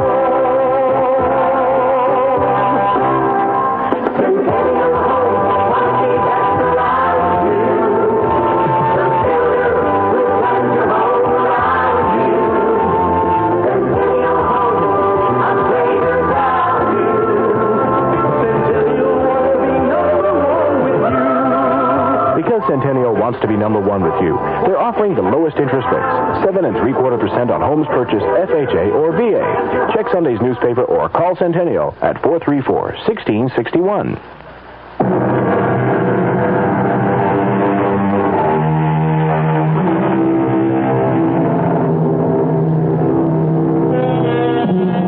It begins on a warm day in early spring. The kind of day which tempts office workers to leave their desks and stroll through the nearest park on the noon hour. Among the strollers is an amiable young man named Gordon Bailey, who is enjoying the sunshine so much that he's taken a sandwich lunch to a park bench. He knows it's not going to be a very good sandwich. His wife, Pam, prepared it with her own loving hands. And even after 2 years of marriage, Pam seems unable to cope with even a hard-boiled egg. Excuse me, mister. Okay if I sit down here? Oh, yeah, sure. Plenty of room. Thanks. Nice day, ain't it? Yeah. It's about time we had some good weather. That's a good idea. I mean, bringing your lunch to the park. Oh, it's my wife's idea. We're on an economy drive. Yeah, money's tight these days. Very tight. What line of work did you say you were in? Oh, I think I said I was in the insurance business. No kidding. Well, now that's what I call a good business. Oh, excuse me. Hey, that ought to be a cute picture, huh? That little squirrel up there, cute as a bug, huh? Oh, you like to take pictures of squirrels? Well, me, I like to take pictures of everything. In fact, I do this for a living. Oh, you're a professional photographer? Kind of. I make a buck out of it sometimes. I suppose you sell pictures to the newspapers? Oh, no. I never sold no pictures to the papers. I sell them to people. Oh. Well, I guess I'll be heading back for work. Wait just a minute, Mr. Bailey. I don't remember telling you my name. Well, I guess I know your name on account of the badge. Badge? What are you talking about? The badge you wore at the convention at the hotel in Atlantic City. Oh, wait a minute. You were at the insurance convention last month? Yeah, I was there. I get a lot of good pictures at conventions. Some of my best. I see. Or maybe I don't. Well, you know how it is. A bunch of guys get away from home, away from the wife. They do a lot of crazy things. Oh, would you like to see the picture? The insurance convention? I'll tell you the truth, Mr. My name is Kellerman. Frankly, I just don't understand why you'd be carrying around pictures of a bunch of drunken insurance men. Yeah, you were gassed, all right. I never seen anybody more gassed than you were, Mr. Bailey. You don't mean you have pictures of me? Yeah, that's what I was trying to tell you. You like to see them? They're real beauts. I don't think I ever took better, Mr. Bailey. All right, let me see them. Oh, yeah, sure. Here they are. I'm in my pocket here. Yeah. Look at this one. Oh, no. She was really stacked, huh? How did you get this? Well, I told you with my trusty little camera. But how? Hey, come on. What do you think? I'm not giving away no professional secret. You were in that hotel room? She let you into that room, didn't she? You must have been hiding someplace. Hey, don't do that. Don't tear that. What do you think I'm going to do with them? Oh, come on, Mr. Bailey. You know I got negatives. I can print up 2,000 of them if I want. What is this? Blackmail or something? Nah. It's like a business deal, that's all. I figure I got some pictures that you want to buy. And I got them myself. How much did you pay her for the privilege of being in that room? The question is, how much are you willing to pay? I mean, so your wife don't get a complete set. Are you willing to sell me the negatives? I didn't say that. I got a different kind of deal in mind. You know what would happen if I told the police about this? Well, a guy did that to me once. It was a meatpackers convention. He called the cops. They hauled me in. I said I was just a photographer working the convention, that's all. I was selling pictures of the guys there. He couldn't prove nothing against me on account of, you know why? It was true. I am a photographer. I do work conventions. I sell regular type pictures, too. But they're not as profitable as these, are they? You know, that guy became one of my steadiest customers. Only then his wife divorced him anyway. He wouldn't make no more payments. Are you saying this is a regular thing? How much you earn at that insurance company? I figure a young guy like you, they pay about $15,000, $18,000 a year, am I right? Listen to me, Kellerman. The woman at that convention, I didn't want to get mixed up with her. I was just so tight, I didn't know what I was doing. Oh, hey, you don't have to tell me about stuff like that, Mr. Bailey. I've been around plenty. I know how guys are. No, you don't understand. Look, I'm only married 2 years. I love my wife very much. And the only reason I got into that stupid mess was because of my boss. I didn't want to insult him. He was drunker than I was. Oh, come on, Mr. Bailey. You don't have to explain nothing to me. I know you don't want that nice little wife of yours to see these dirty pictures. And I don't want to show them to her, believe me. She'd never understand. Pam would never... Listen, I'll tell you what. I'll give you a flat price for the negatives, and that'll be it. Understand? I got a nice bonus recently. I'll give you $300 cash tomorrow afternoon. How does that sound? Now, listen to me, Mr. Bailey. People are real funny about this kind of business. They never believe a guy like me can, well, like, be honest, you know? Honest? That's some word. Well, what I mean is, they always think that if they pay me a flat fee, I'll be coming back at them again. You see what I mean? Even if I did give you the negatives, you'd figure I had copies someplace that I could hit you again any time, right? Look, I'm willing to take your word for it. Nah, Mr. Bailey, nah. You just spend the rest of your life worrying about me coming back. Am I right? But this way, you just make one small payment to me every month, like you pay the electric bill or the rent, you know? How much? How much do I have to pay? I figure you for about $40 a month. Now, that's not so terrible, is it? Just $40 a month? How do you collect the money? Oh, in person, Mr. Bailey. I just go around to all my customers once a month, and I collect in person. It's better that way, believe me. $40. $4.80 a year, you never miss it. And everything will just be fine between you and the missus.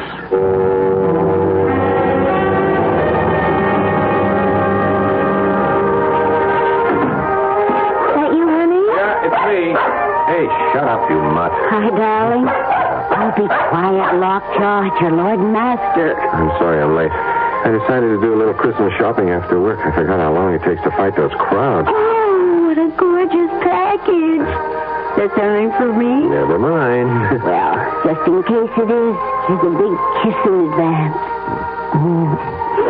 Hey, you smell good. Is that a new perfume? It's the same old stuff. The one I'm practically out of.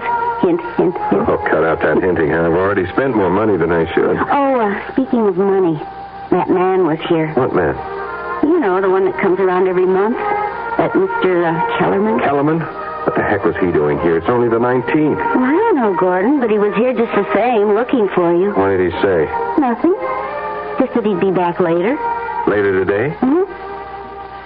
You know, Gordon, I just can't bear that awful little man. Did you ever get a look at his eyes? And that camera he wears around his neck. Listen, is he going to be coming around every single month? I told you, honey, he's collecting payments on the car. Well, why can't you make the payments by mail? Because that's the way he likes it. Maybe he moves around a lot. Well, he gives me the creeps. You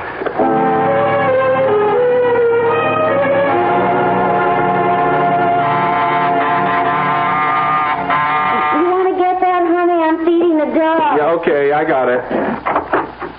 Oh, it's you. Evening, Mr. Bailey. I heard you came earlier today. Yeah, but you aren't home yet. Hope I didn't disturb your wife too much. Look, we'll talk in the hallway. Oh, yeah, of course. All right. What's this early visit all about?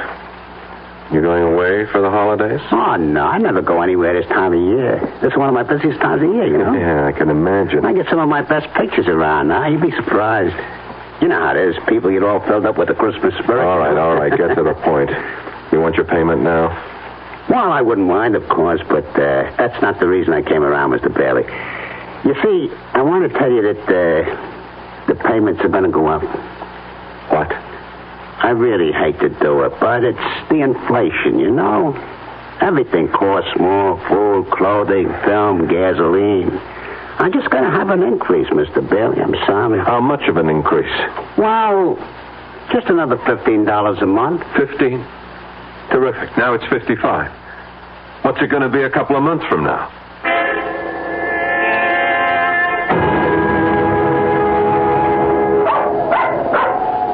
Shut up, Lockjaw. Excuse me, Mr. Bailey? Yeah.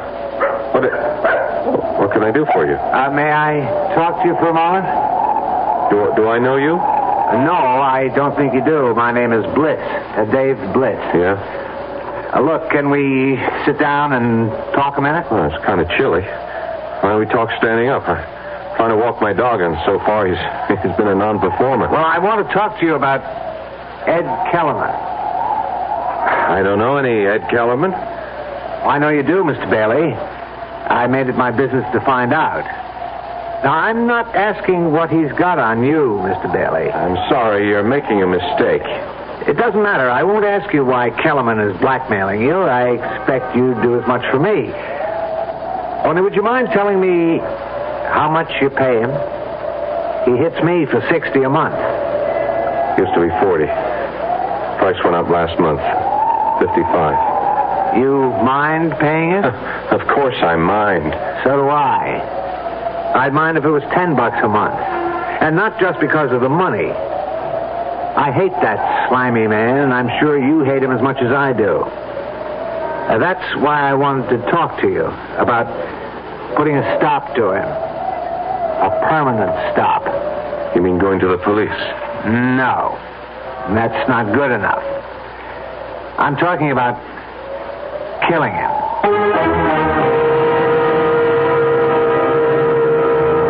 Every problem has a solution, they say. And Mr. Dave Bliss seems to have arrived at his. The obvious question here is, do two wrongs make a right? We'll find out what Mr. Gordon Bailey thinks about that dilemma when we return shortly with Act Two. In 1919, someone had a big idea. Let's help youth understand big business by starting them in small businesses of their own. And Junior Achievement was born. Each group elected a board of directors, chose a product, set up a production line, sold stock, and went into business.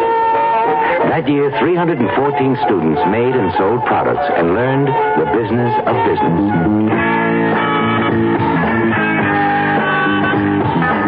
Today, Junior Achievement has grown to nearly 200,000 members. Junior Achievers are designing and marketing their own products and services, from cutting boards to printing. They're organizing sales efforts, writing marketing plans, calculating profit and loss. Running these small businesses helps Junior Achievers understand how big business works. Support Junior Achievement, where youth learns the business of business. Call your local Junior Achievement office. The Dallas Times-Herald. You're doing more, we're doing more. With 100,000 people in Dallas playing tennis, you can imagine there's a lot of interest in the kind of coverage tennis gets in the newspaper, and how much attention is... What is the Dallas Times-Herald doing to satisfy the growing number of tennis fans and players in Dallas? Listen to sports writer Tim Taylor. So we don't treat tennis as a 3-times-a-year sport to be covered only when there's a major professional tournament in town. We try to emphasize what's happening in Dallas at the grassroots level, with stories that range from developing junior players to high schools and colleges to the average player who may not belong to a tennis club or league. And what this does, of course, is to... You're doing more to learn what's going on. We're doing more to tell you. And there's a simple way to prove it. If you're not a Times-Herald subscriber, call this number, 744-6101. The Dallas Times-Herald. You're doing more. We're doing more.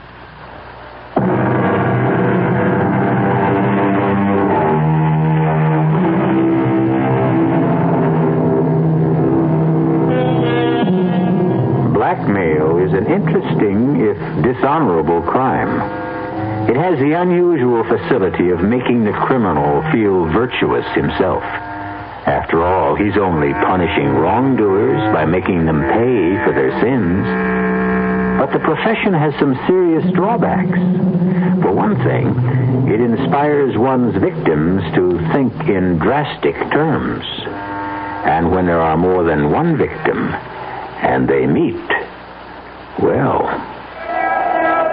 Mr. Bliss, I know how you must feel about Kellerman, and you're right. He is one of the slimiest characters who ever crawled out from under a rock. Those eyes. You ever get a look at his eyes, Mr. Bailey? My wife can't stand the sight of him. Well, I'm not married. It's my job he's threatening. Is it your marriage he's after? Never mind. I don't want to know any details. None of us know each other's problems. None of us? You mean you know others beside me? I know others. How come? Well, I made it my business to find others. Oh.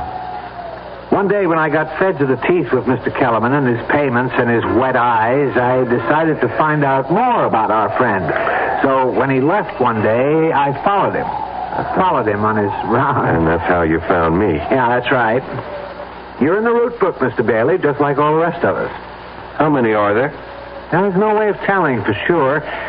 All I managed to find was a dozen, an even dozen. Man really gets around. He keeps raising his price. Do you know that? He's only had me in his bag for about 6 months. This is my 5th. But others I've spoken to, they say he raises the ante every few months. 3 of the people I've talked to are paying well over $100. Mr. Kellerman does very well. That's obvious. Yeah, too well. You know something? It's funny, but... well, it's kind of a relief to know that I'm not alone. Yes, that's what I felt at first. Misery loves company. But the satisfaction doesn't last, Mr. Bailey. You still live every day of your life with that sword over your head. I know, but it's still not a reason for using words like killing. Don't you know that's the only possible way to deal with a blackmailer? I wouldn't know. Kellerman's my first. Well, think about it. No, you must have thought about it already. You wouldn't be human if you hadn't thought about it. It crossed my mind. Not that I should kill Kellerman, just the wish that he were dead. That someone else would kill him. Yeah. I guess I wouldn't shed too many tears. You just didn't want to dirty your own hands. I didn't want to take care of one problem and have another one even worse. And don't tell me that doesn't make sense. The only thing that makes sense is making Kellerman a corpse. I'm sorry. I'm just not interested in anything like that. The others weren't either. Not at first. But now they all are. Uh-huh. Look, what are you talking about? We all want to get rid of Kellerman. We want to kill him. And so do you. That's a lie. You hate his guts as much as we do, Mr. Bailey. Why don't you admit it? Of course I hate him, but that doesn't mean I'm ready to commit murder. Well, we're ready, Mr. Bailey. And you better be too. Ready for what? To commit murder. If you don't mind my saying it, perfect murder. Perfect? Foolproof. I'm sorry. Look, that's a stupid dream, and you know it. You won't say that after you've heard the idea. Everybody who sets out to commit a crime thinks it's foolproof. They wouldn't commit it otherwise. Right now, all I want to know is if you'll cooperate. That's easy. No. Why not? Because murder is worse than blackmail. That's why. Well, this isn't murder. We're going to erase a human mistake. Forget it. Look, I'll make believe I never heard you say it. Come on, Lockjaw. Come on, girl. Let's get our business over with. There wasn't one person on the list I didn't have to convince.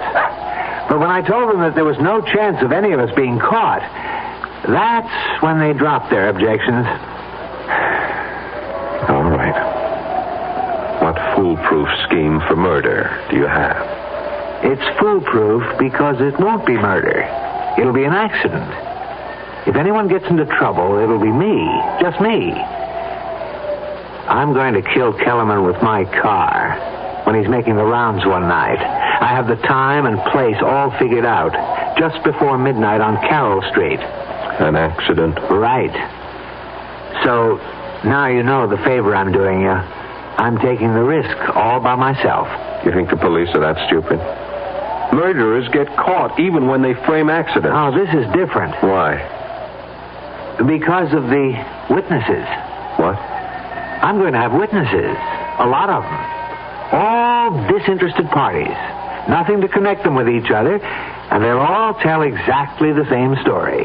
What they saw, how it was all Kellerman's fault getting hit by my car. All right. Stop. Don't tell me any more. You've already told me too much. No, you've got to hear the rest of it.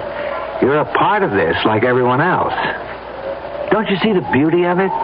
Safety in numbers? If you ask me, you'll all get caught. No. Don't you understand? When a group of citizens all testify exactly the same way, I mean reliable citizens from every walk of life, you ought to meet some of Kellerman's victims. One is a college professor, 2 are doctors. There are 4 housewives, a bartender who owns his own joint, 1 working stiff, 1 person in city government. You might as well know that's me. Bliss. Wait a minute, I've seen your name. Something about the Transportation Authority? One of them is in the insurance business. They're all with me, Mr. Bailey. Every one of them has agreed. So many witnesses to one accident? Well, we won't need everyone. Some of them won't be asked any questions by the police, but they'll all be there just the same.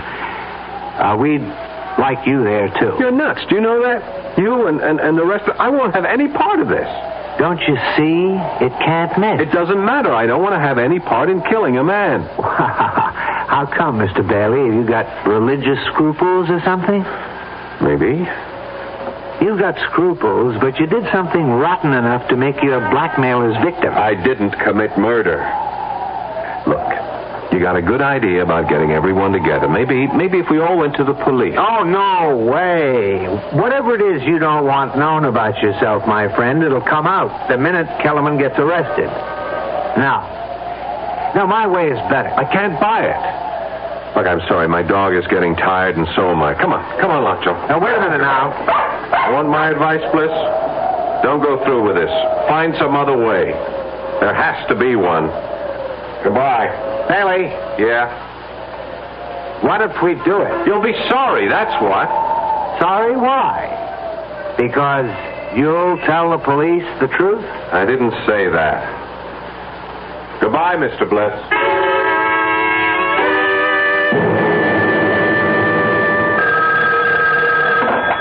Hello? Evening, Mr. Bailey. How are you?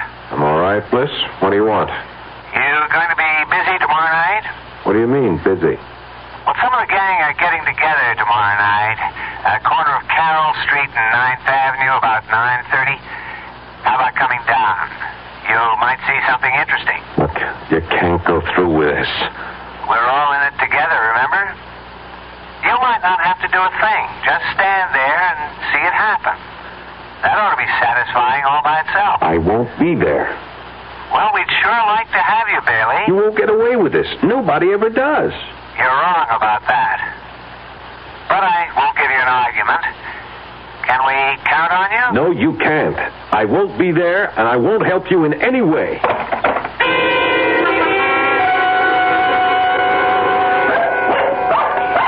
Oh, shut up, Lockjaw. What's the matter with you tonight? Gordon? Yeah?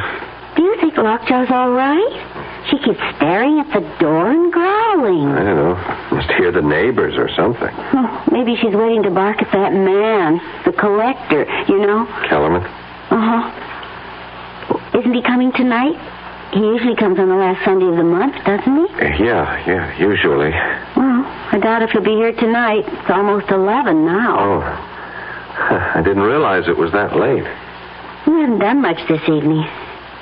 Don't you feel all right? Yeah, sure. I'm all right. Well, you just seem to be, waiting. Was it for that man? Because if it was, I'm sure he's not coming, honey. I think we ought to go to bed, listen to the news or something. Oh, the news. Yeah, I guess it's on right now, isn't it? Just about. You want me to turn it on here? Yeah, sure, would you? Okay. The conference, now postponed until February, will include top officials from both nations. On the local front, a man who has been identified as Edward Kellerman of 1811 Woodworth Avenue Gordon, do you suppose he's the same? an automobile tonight on the corner of Carroll Street and 9th Avenue. The driver of the car, city administration official David Bliss, was released after questioning. 5 witnesses on the scene of the accident testified that Kellerman had stepped into the automobile's path as it rounded the corner. In sports, the Golden Warriors announced their home. Gordon, do you suppose it's that man, the collector? You think that's the reason he didn't come around tonight? It would be a good enough reason, wouldn't it? If he was dead, lying in the middle of the street, dead. You look so strange. Gordon, did you like that man? If you want to know the truth, Pam, I hated him. You did? Why? Just on general principles. I really don't understand you sometimes, Gordon. Hand me the phone book, huh? Okay. Thanks. Here. All right. You going to call somebody? Honey, why don't you go to bed? I'll be in a few minutes. Yeah, but who are you calling? Just someone I know. Someone who knew Kellerman. Oh, I see. To find out if they know about what happened to him. Yeah, that's right. Okay, honey. I'll go in there. I'm feeling a little tired. Yeah, so am I. I'll be right. Good night, sweetheart. Good night.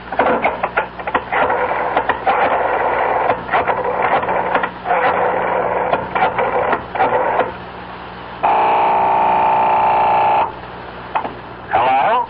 David Bliss? Yes, who's this? Gordon Bailey. What do you want? I heard the news tonight. About Kellerman. Well, you don't have to thank me. I did it for myself. And you did go through with it, huh? You can relax now, friend. You've just saved yourself $55 a month, maybe a lot more. Your remittance man won't be coming around again. You ought to go out and celebrate. I know what I ought to do. What's that? So long, Bliss. I just wanted to make sure. Hey, Bailey.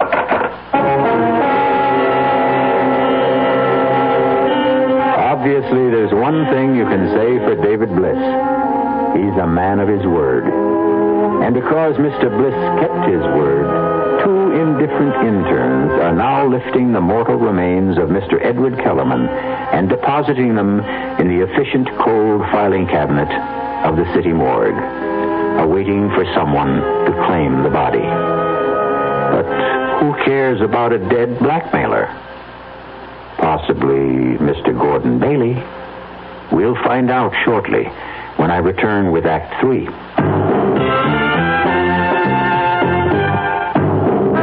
Ever had a tall, frosty glass of Amplitude? Well, if your beer is Budweiser, you've had it often. Amplitude is a fancy word for the entire taste phenomenon, the total experience of flavor. Next time you take a healthy swallow of Bud, watch what happens. Think about the sensations you're experiencing. Notice how the flavor of Bud comes on nice and easy. Not too strong, not too quick, just right. Notice the clean, crisp togetherness of Bud's taste. Everything in perfect balance, with no single element jumping out at you. And there'll be no aftertaste either, no hanging on. And you'll be refreshed and ready for another glassful. Actually, Bud drinkers have been experiencing Amplitude for years, but they never phrase it that way. They just say Budweiser, and that says it all. Anheuser-Busch, St. Louis. Your first power tool was probably a power drill. It was really useful, even for simple jobs. It's still useful, even now that you've gone on to more difficult projects. Hi, Frank Lieber here for True Value Hardware Stores, and they've got an essential companion for your power drill. Black & Decker's Electric Drill Bit Sharpener. As your workshop skills become sharper and sharper, your drill's bits become duller and duller. Buying new ones time and time again is expensive. Black & Decker's Drill Bit Sharpener will make them sharp as new again. It works like an electric pencil sharpener. It fits 11 bit sizes from 1/8 to 3/8 of an inch, and it's double insulated for electrical safety. Right now, True Value Hardware Stores have the Black & Decker Drill Bit Sharpener at a new low price. It was $19.99.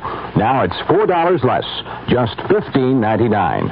Get the Black & Decker Electric Drill Bit Sharpener for just $15.99 at the True Value Hardware Store nearest your home.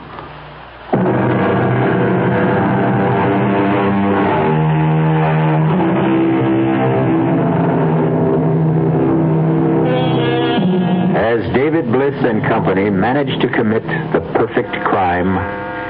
So it seems, since the death certificate for Edward Kellerman simply states the cause of death as accidental. At least a dozen people know otherwise, but they remain silent, feeling not grief, but relief. The only one who finds it difficult to maintain that silence is the one victim of Ed Kellerman who was knocked on the corner of Carroll Street and 9th Avenue that fateful night. Honey, do you know it's almost 2 o'clock in the morning? Oh, is it? Really? You know, I honestly think you are coming down with something. A virus, maybe. Pam, will you please stop fussing? You're beginning to sound like my mother. I certainly wouldn't want to do that. I'm just trying to get you to go to sleep. You've got a job to go to tomorrow. You know, it's funny about my mother. When I was growing up, she made me feel that there was something, I don't know, something so profound about religion. Well, if you ask me, she just likes the bingo games. My father was that way, too. But neither one of them really seemed to live their religion. You know what I mean? I mean, they talked about loving their neighbors and so forth, but they didn't love them at all. They were always saying the nastiest things about them. Well, that's how people are. When I was in my teens, I used to call them hypocrites. Now, I just wonder if I'm any different than they were. I really don't think I am. Different how? Well, about things like the Ten Commandments, for instance.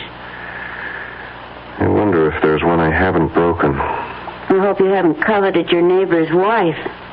That's about the only one I can remember. I remember them all. You do? Yeah, I won a prize in Bible class when I was only 8 for reciting all of them. Thou shalt not this. Thou shalt not that. There are only 8 shalt nots. Thou shalt have no other gods beside me. Thou shalt not worship any graven image.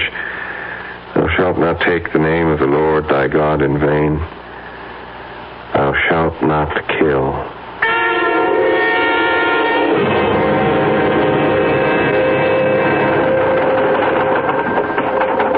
Yeah, sure. I'll have that file completed in time for the meeting.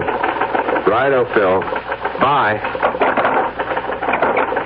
Oh, Sylvia, did you reach that number yet? No. Okay, well, buzz me if you do. All right. Now, let's see about that actuarial table. Hello. All right, Bailey. What is it now? Hello, Mr. Bliss. I've been having a lot of trouble reaching you this morning. Well, I haven't been at my desk. I was wondering if you might be free for lunch. Sorry. I'd really like a chance to talk to you. About what? About some mutual friends of ours. If we're talking about the same thing, Bailey, they're not mutual friends. They're all strangers, complete strangers, just like you and me. Well, that's something I'd like to rectify. Would you have lunch with me? All right? All right. Where? Suppose we meet somewhere halfway. I know you're in the City Hall area. I'm on Wall Street. About Mercury's, do you know it? I'll see you there at 12:30. That's fine.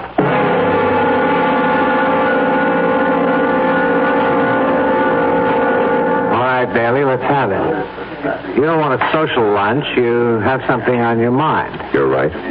Something I can't get off my mind. How about our old friend Kellerman, I suppose? You remember what you said about him? How he was a sword hanging over your head? So? He's still that for me, Mr. Bliss. He is exactly that. Kellerman is dead. He won't be ringing your doorbell anymore. How come you're not grateful for that? If Kellerman had really been hit by a car, if he had a heart attack or something, yes, I admit I would be glad about it. I would have gone out and celebrated. I would have slept very well at night. But the way things are, I'm not sleeping at all. Try pills. I'm just sorry you ever came up to me in that park. If I didn't know it was going to happen the way it happened, it never would have bothered me. But I do know. And it bothers me too much. So? The thing is, I don't know if I can live with it. You want to be more specific? I don't know if I can spend the rest of my life with this thing on my conscience. Your conscience? Look, you had nothing to do with Kellerman's death. I don't know what you think Kellerman had on me, Bliss, but it wasn't anything illegal. Just immoral, right? It was something stupid I did. Well, there was nothing stupid about what we did. Wasn't it? Are you really so sure you've committed the perfect murder? Shut up. Don't you ever use that word in front of me. You're still afraid, aren't you? Afraid of being found out. It can't happen.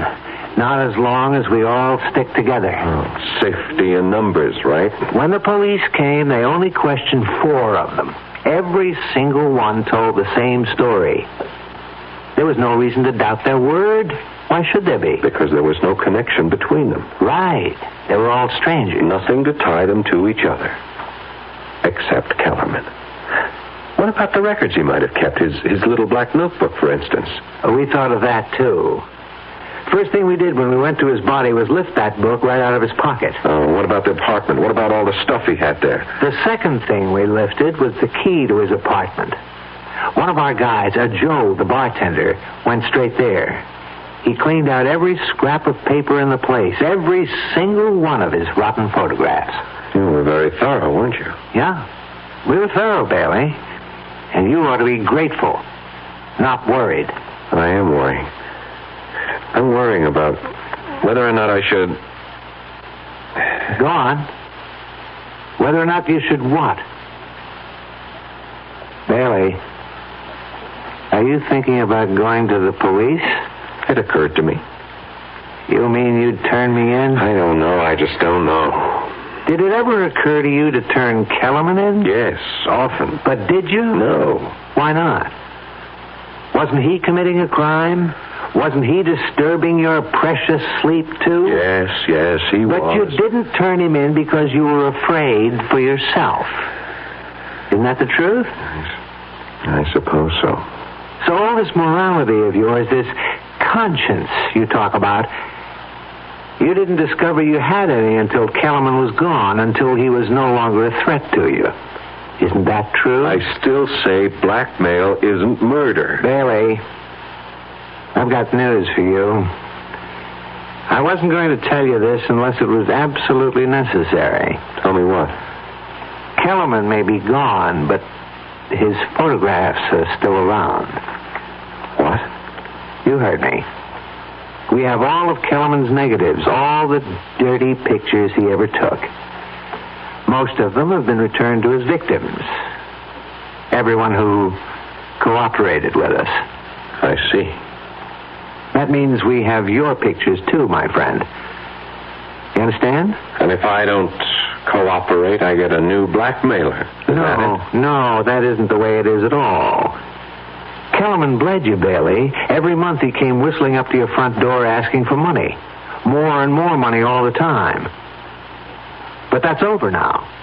Done and finished. So what you're saying is, if I go to the police, the photographs go where I don't want them to go.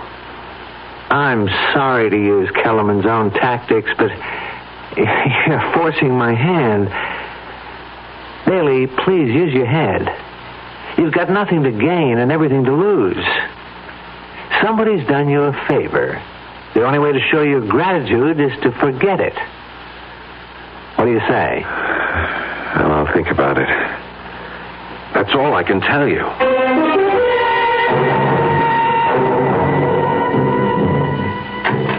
Want any more coffee, honey? No, thanks. You look so tense, Gordon. Yeah, I guess I have been acting pretty jumpy tonight. Well, you've hardly said 2 words to me since you came home. The thing is, I've been thinking a lot, Pam. About what? About whether I had the nerve to tell you something. Something that happened about, 7 months ago. What do you mean? Pam, you remember that insurance convention I went to back in July in Atlantic City? Of course I remember. I couldn't go with you because of Mother being in the hospital. I wish you had been with me. Then nothing would have happened. What did happen? Did you get into some kind of trouble? Yeah, I got myself into trouble by being stupid, by drinking too much and letting Hal Emmons drink too much. Emmons? You mean your supervisor? I was still new on the job. You remember, Pam? I wanted to make good. Yeah? I was afraid of Emmons taking a dislike to me, afraid of crossing him.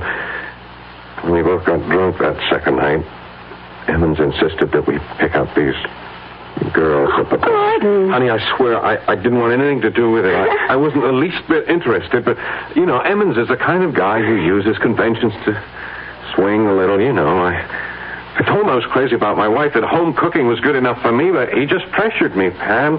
Oh, Pam, can I make you understand? Go on.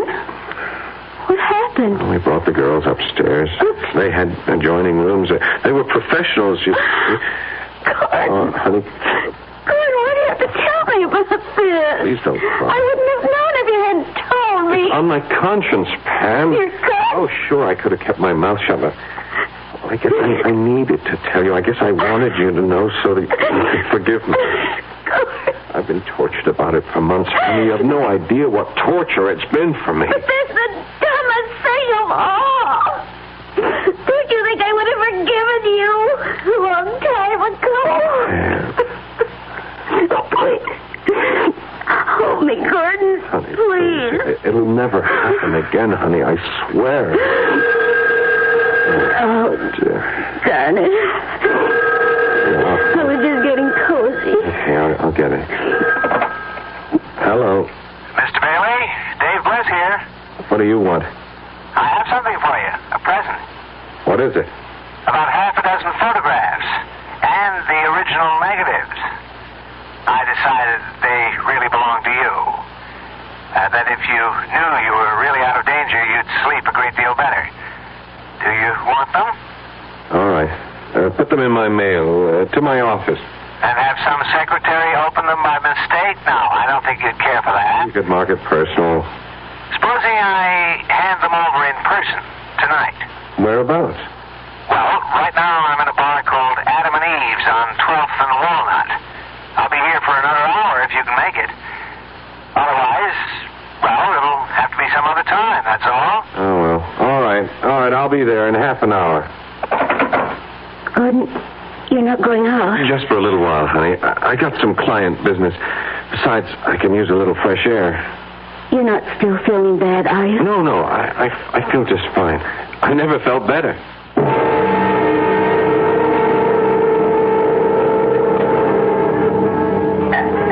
Maybe I'm crazy to do this, Bailey. Maybe I'm putting my neck into a noose, giving you back these photographs. And why are you doing it? Because of what you said to me. You said I was just becoming another blackmailer, another Kellerman. And I guess you were right. If I held on to these, I'd have become the very thing I despised. Well, I give you credit for honesty, Bliss. I hope that having these will change your mind about going to the police. I hope you'll realize that I did the right thing, that we all did the right thing. I can't answer that. Then you're still thinking about it? You want to know something? I told my wife tonight about these. What? I told her all about the girl in Atlantic City. She knows exactly what happened. Oh, that doesn't mean to say she wouldn't be horrified to see it in black and white. That's why I'm glad to have these pictures. What else can I say but thanks? You could say that you won't go to the police, ever. Sorry. I can't make any promises. Yeah. I was afraid you felt that way. Well, let's have another drink, okay? No, not for me. Just one more. Hey, Joey. Coming. Really, I have to be going. My wife's waiting at home for me. What'll be, Mr. Bliss? It's trouble, Joey. All the trouble we can handle. Yeah. I figured it had to be. Hey, what is this? Sit right there, mister. Put that gun away. Oh, my God, Blitz, what are you doing? Go on, Joey.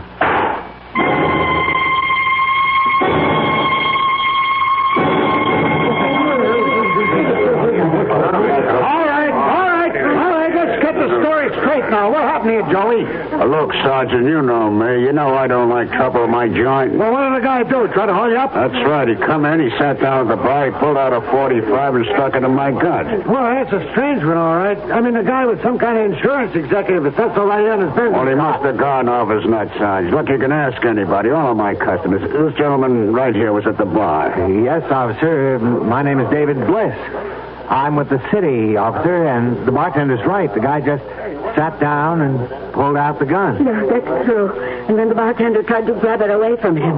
It went off. What's your name, lady? Mrs. Edith Chester. It was a pure case of self-defense, Sergeant. I'm just glad nobody else got hurt, you know. Yeah, you were lucky, Joey. You were all lucky. Okay, I'll need some statements now from some of you other witnesses.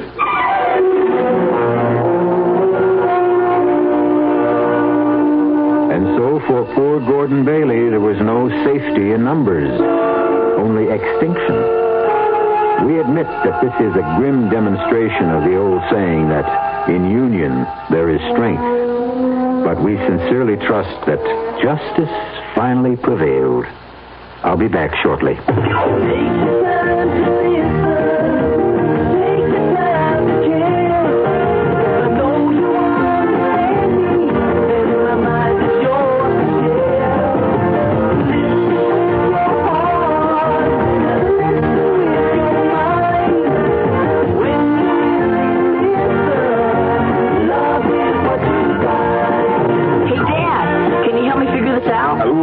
busy. Honey, I wonder about Robbie. Let's talk.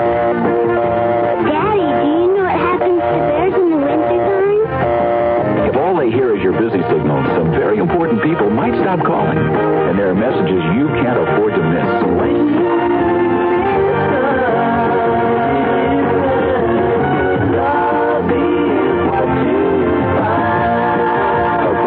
Church of Jesus Christ of Latter-day Saints, the Mormons.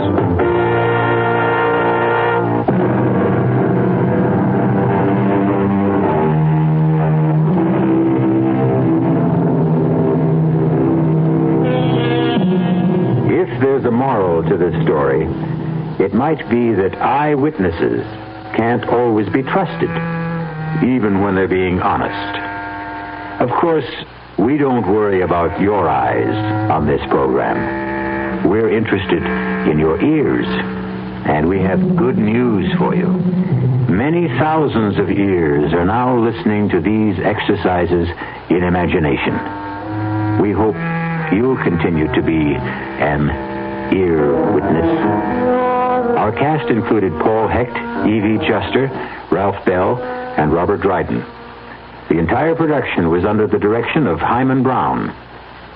And now, a preview of our next tale. Even if all you say is true, that this man was Richardson's murderer, you can't help John Lindell any longer. He's beyond that. But his name, don't you want to clear his name? Have you any proof, any living witness? Just myself. But you'd be willing to involve yourself? Start a whole new investigation, open up the whole dreadful mess again? Mrs. Canby, do you know that John Lindell had a daughter? No. But wouldn't that be all the more reason to do something? His daughter's married, living in Minneapolis, a husband and 3 children. People have forgotten about her father by now.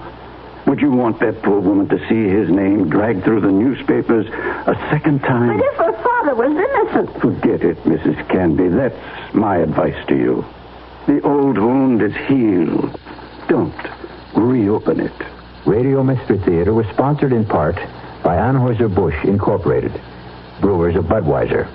This is E.G. Marshall inviting you to return to our Mystery Theater for another adventure in the macabre. Until next time, pleasant dreams.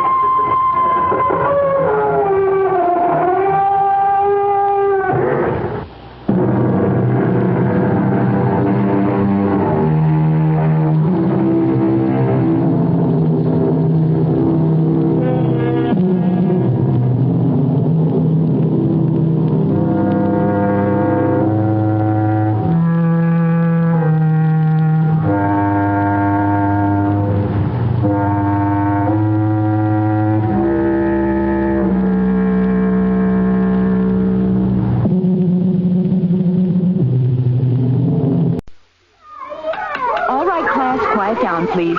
Jimmy, would you tell the class what you learned about squirt fruit? Squirt fruit is what happens to real grapefruit when it gets inside bottles of squirt. Anything else? Well, I couldn't find much more about squirt fruit, but I learned a lot about squirt. It's a natural soft drink with no artificial colors or flavors. I guess it makes sense to call grapefruit squirt fruit. Maybe they should put squirt fruit in the dictionary. Also, I like squirt very much. Very good, Jimmy. Now, class, it's time for music appreciation. Oh, the grapefruit don't grow on a vine. It ain't even purple, and it makes lousy wine. So call it squirt fruit if you would. 'Cause it tastes just like squirt, and that's good. Oh, the squirt fruit, it's squirt, it's fixed. It's a tangy soft drink, it's a great party mix. So call it squirt fruit if you would. 'Cause it tastes just like squirt, and that's good.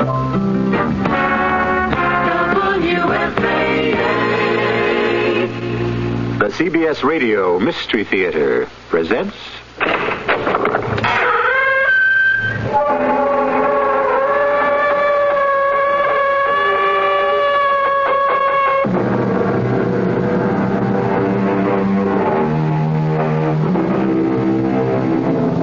Come in. Welcome. I'm E.G. Marshall. Welcome to another hour of mystery and suspense. to an incredible tale of terror among the world-famous granite statues of the secluded Menotti Sculpture Garden in the forbidding foothills of the Colorado Rockies. The silence of the night is suddenly pierced by the frantic cries of a woman inside the caretaker's cottage, trying to call the police. Operator! Operator! I want the police! Hurry! Please! Please! Oh, God. Sheriff Talbot. Hurry! Hurry! Oh, now, just take it easy, ma'am. Where are you? Caretaker's cottage. Menotti Garden. Please, hurry! Hurry! Now, calm down, ma'am. Where's the caretaker, Pietro? I don't know. I ran here. The door was open. Please! Please, hurry! Ran? From what?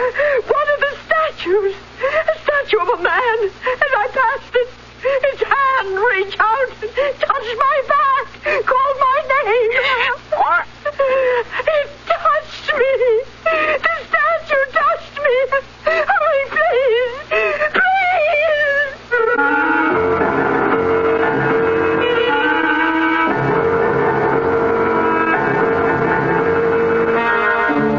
Our mystery drama, Taken for Granite, was written especially for the Mystery Theater by Hank Warner and stars Howard Da Silva. It is sponsored in part by Buick Motor Division and by the Florida Orange Growers. I'll be back shortly with Act One. It's your health, and you should know. Dr. Thomas E. Bryant, president of the Drug Abuse Council in Washington, D.C., brings you these important facts about the mixed use of drugs.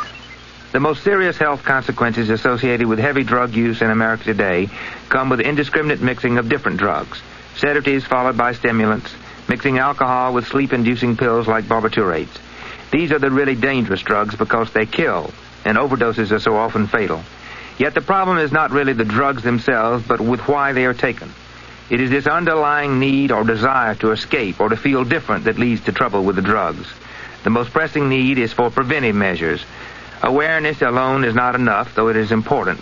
People need alternatives to drugs to make them feel good, to make them feel life is worthwhile, to relieve their depression and their apathy.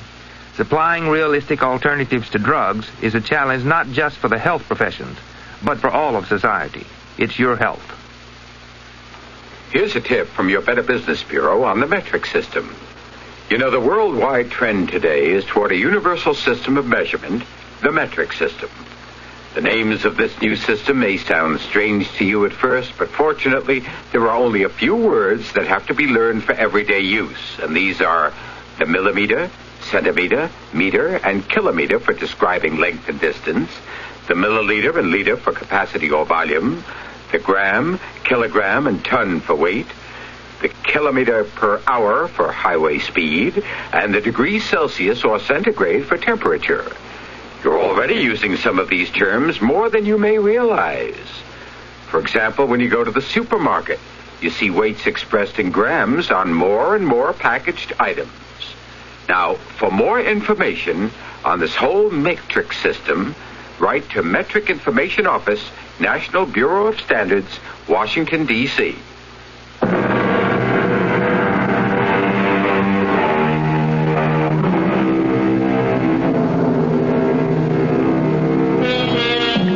Let us join the group of tourists in the charter bus parked in front of the Hotel Barrett in Barrettsville, the Colorado Mountain Resort. They are waiting cheerfully and unaware that the one member of the group who has not yet boarded the bus is doomed, if she shows up in time, to take the last ride of her life. Attention, please. Are we all here? Now, we should be 24, yes? 2, 4, 6, 8, 10, 12, 20, 22, 23. Oh, still one missing. Always one missing. It's always Miss Masterson. Oh, that young lady will be the death of me. It's just not fair to the rest of you. Well, I ought to go see what's keeping her. Oh, here she is coming out of the hotel. Hurry! Hurry! Oh, I'm sorry. I just get in. Always excuses. Okay. John, we go now.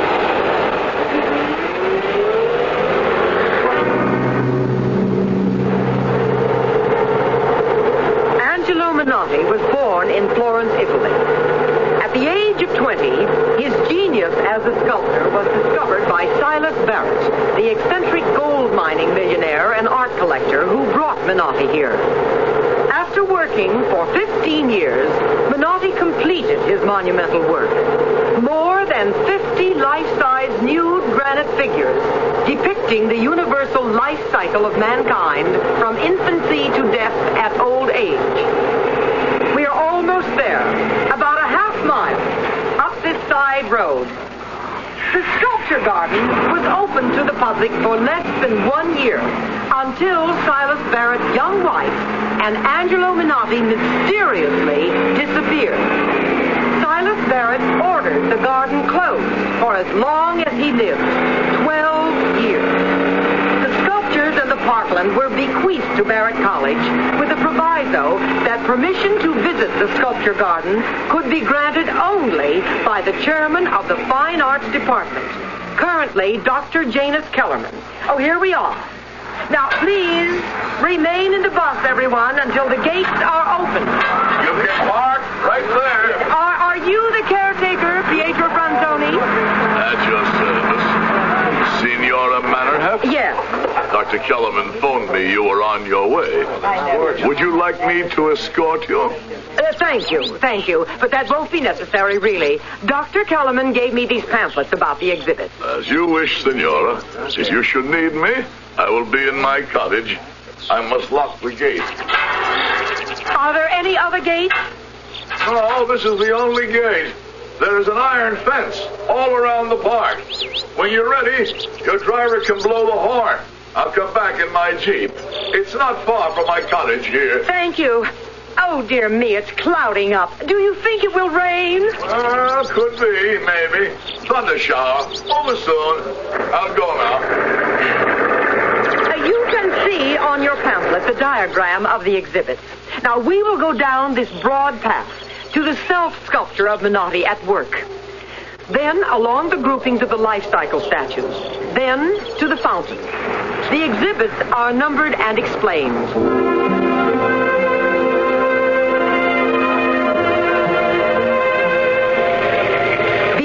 Curtain of water falling over the brim of the huge saucer-shaped bowl are 7 male figures straining to support the saucer. Some straining with greater effort than others, reflecting Menotti's philosophy that not all members of society are equally burdened. Oh, we better hurry back to the bus. Come, hurry, everyone, hurry! For heaven's sake, we're just in time. In the bus, close the door. John, blow the horn. We'd better start back. Oh, my, that was close. Now, let's see. Are we all here? Now, 22, 23. Oh, no, Miss Masterson again. Oh, this is too much. Are you leaving now, Signora? I shall open the gates. One of our group is missing. Did you see her? A young lady? I didn't see anyone. You want me to look for her? What's her name? Helen Masterson. No, wait. Do you have a telephone? Telephone? Yes, Signora. In my cottage. I must teach her a lesson. We will not wait. She can telephone for a cab and pay for it herself. Open the gate, please. Are you sure? Please, unlock the gate.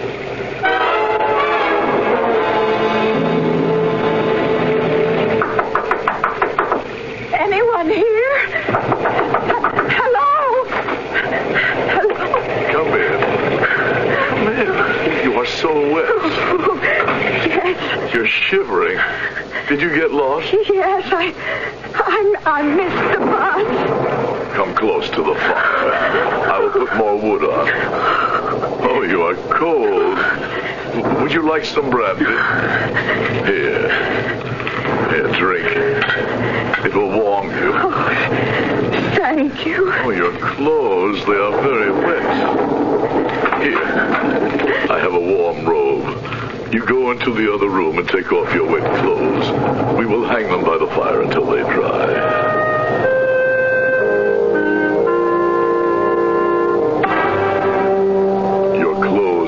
Dry yet.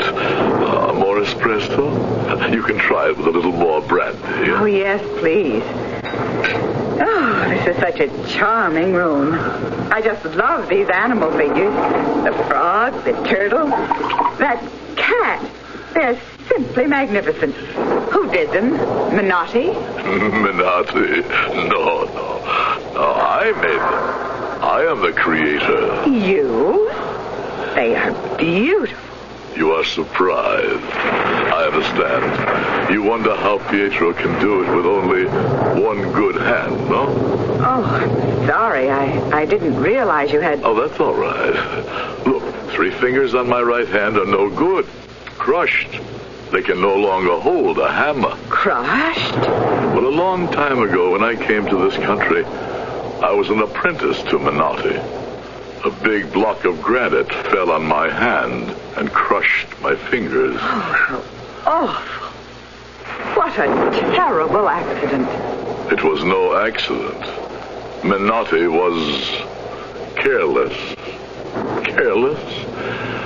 But sometimes I think he was not so careless. I think he knew what he was doing. But why? Why would he let something like that happen? Because he was jealous. He knew Mr. Barrett liked my work. He heard him say so many times. Oh, Menotti, he was a great genius, but... Que sera, sera. Mr. Barrett and Menotti, they built this cottage and made me caretaker here. As you can see, I am still caretaker. But you are an artist. These animal figures. If you don't carve them, how do you make them look like sculptures? I just adore this turtle. You like the turtle? Here, for you. Take it. A present. Oh, thank you. I just love it. You are an art student? You are simpatico. I will show you my secret. Secret? Come, I will show you my workshop. In here. A studio. What are these machines? This one crushes stone, makes granite chips. This is a grinder to grind the chips and make the granite like sand. The turtle, feel how heavy it is. Like stone, but not solid stone. I will show you. I take the granite sand. I mix in very thin lacquer, like this, in a blender. I put the mixture in the paint sprayer. So, put a real live turtle on the table like this.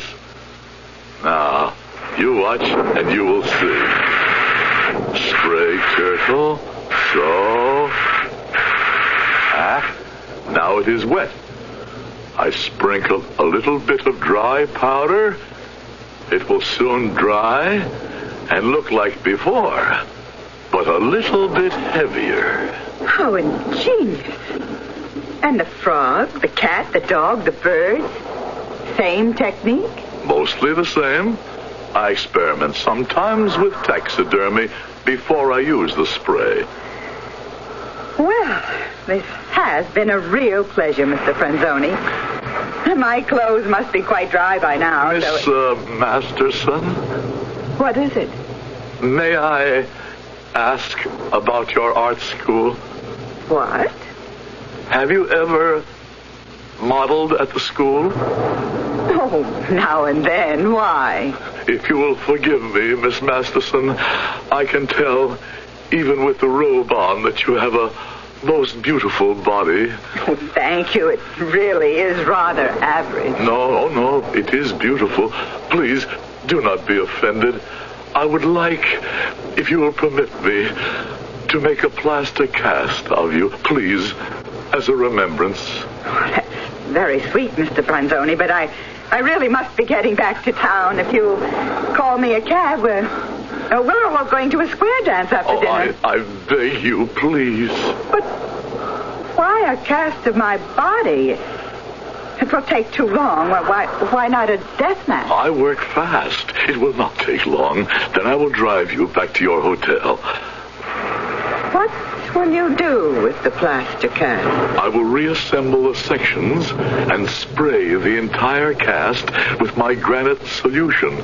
It will be the centerpiece of my first exhibition.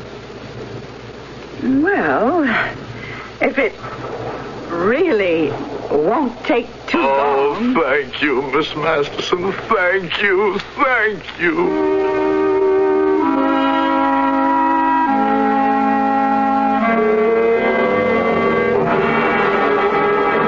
Dr. Kellerman, I'm sorry to trouble you. Oh, not at all, not at all.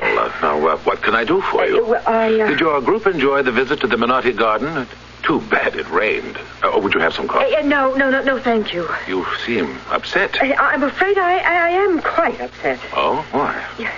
One member of our group, Miss Masterson, Helen Masterson, she's missing. What? She didn't come back on the bus with us. Miss Mannerhoff, are you telling me you left her there? Actually, left her there? I'm afraid so. I'm afraid something terrible may have happened.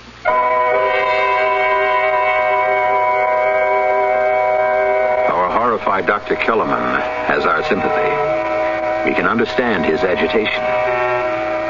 All he probably can imagine is that another mysterious disappearance inside the sculpture garden will revive the notoriety and scandal of the still unsolved mystery of Mrs. Barrett and Angela Minotti. As for Miss Masterson, it does seem that for the role of a devotee of art for art's sake, she is well cast. I'll be back shortly with Act 2. This is Jack Lemmon. If you are a parent of one of America's 7 million handicapped children, you know how hard it can be to get straight information, especially about special education for your child. Now, the United States Office of Education has a special service that gathers information especially for parents of handicapped children. The service is called Closer Look. Just write to Closer Look, Box 1492, Washington, D.C. 20013. They'll send you all sorts of free information, including information about the rights of handicapped children, about special education, about what facilities are available in your area, and about parents' groups that can help you. Now, Closer Look can't solve all your problems, but they can give you information that helps. So if you have a child with any kind of handicap, write Closer Look, Box 1492, Washington, D.C., 20013. A public service message by this station and the United States Office of Education. Earthquake, the word that sends cold chills to many people of the world. The shifting, trembling earth, falling objects, glass, debris are a constant threat. A threat to life and property for many countries, including the United States.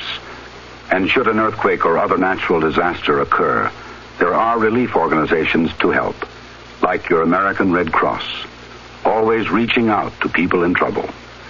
The Red Cross Disaster Program meets the urgent needs of victims immediately after a disaster or in advance of a potential crisis. Red Cross Help provides food, clothing, shelter, health services, and other basic elements for comfort and survival. It uses all available resources in addition to its own to provide that vital aid. Always there, always ready. Ever extending a helping hand, just like a good neighbor. And that's what we are. Your American Red Cross.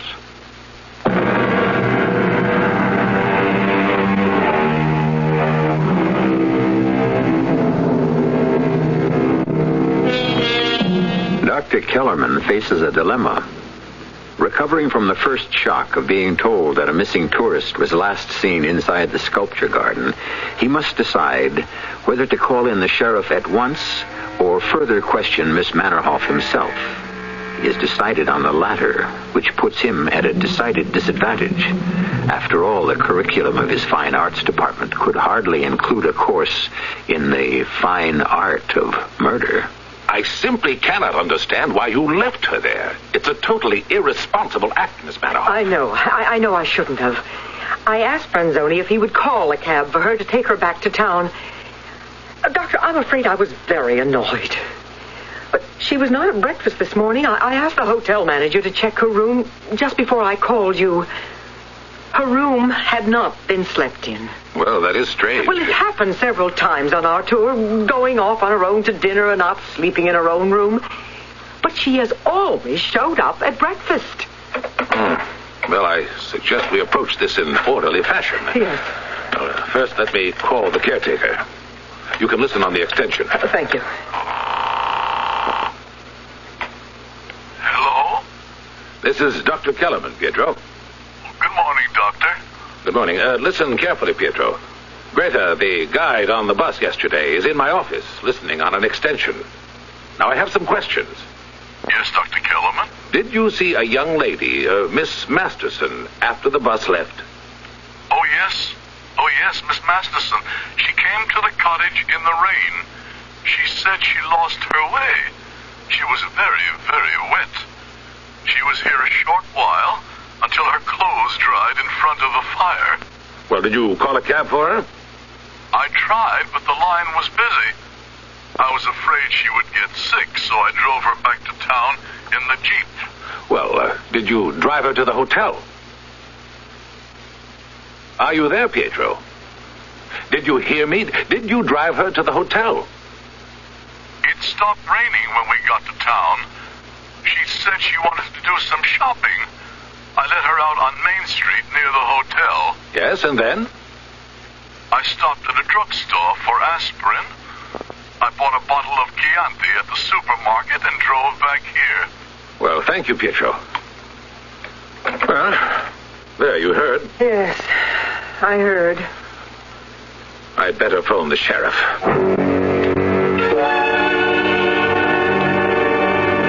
Did you hear, Miss Masterson? Dr. Kellerman, he just called me. Greta was listening. They are wondering where you are.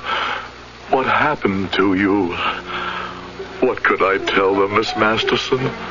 That you died in the cast? That while I was putting the plaster of Paris on your face, some of it got into your nose, and that I went to make some fresh espresso while the cast was drying, and you died? It was not an accident, Miss Masterson. I was careless.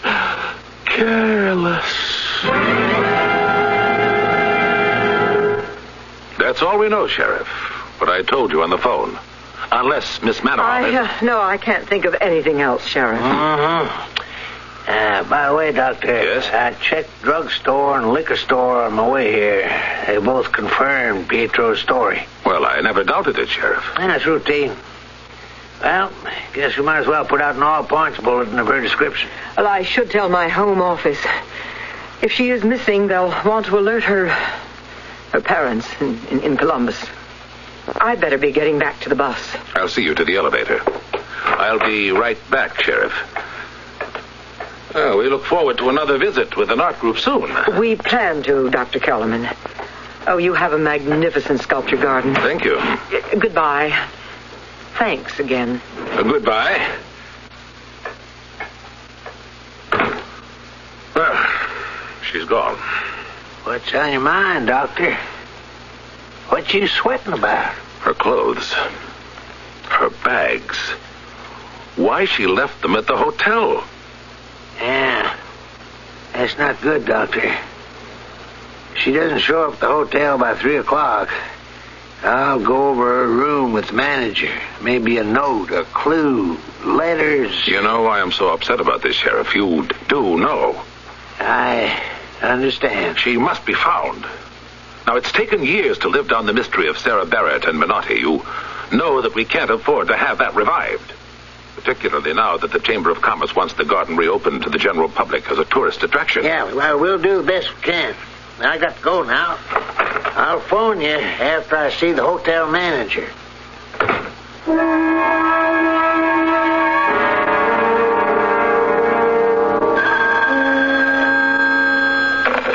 Kellerman speaking. Sheriff Talbot, Doc.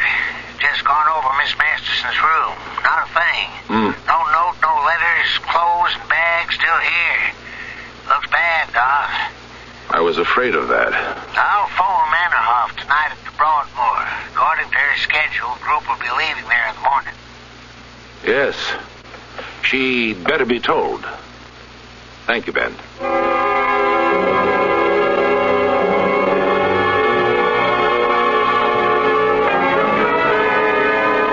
Thought you'd like to see this, Doc. It's a newspaper clipping I got in the mail this morning from the police chief in Columbus, Ohio. Thank you. Mr. and Mrs. Homer Masterson of Rosewood Heights reported today to Police Chief John Murray that their daughter, Helen, has been missing for the past 2 weeks. Miss Masterson is reported to have disappeared during a chartered bus tour of art exhibits in the West. Well, these things have to come out sooner or later, I guess. At least there's no mention of Barrettsville. Keep your fingers crossed. Well, thanks for bringing it over, Ben. Keep in touch. Bye.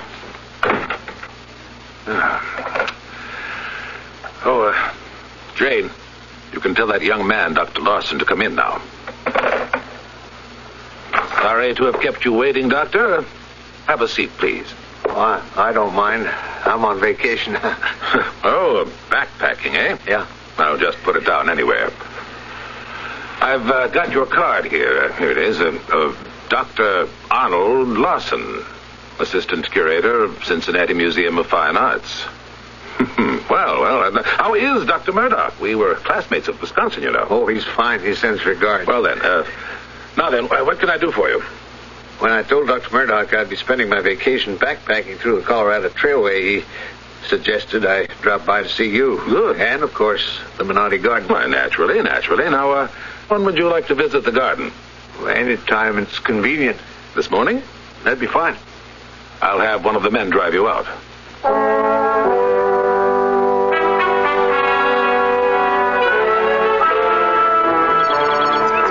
Dr. Larson, I will open the gate. Well, welcome, Dr. Larson. Excuse me, I must lock the gate again. Well, this is magnificent. Yes, magnificent. Oh, your backpack. I'll take it to the cottage. Oh, thanks. Then when you finish, come back to my cottage, yes? Yes, thank you. You have a map of the garden? In the brochure. Very good. You start that way and follow the sign. Yes, I'm sure I'll have no trouble. All right. I'll see you later, Dr. Larson.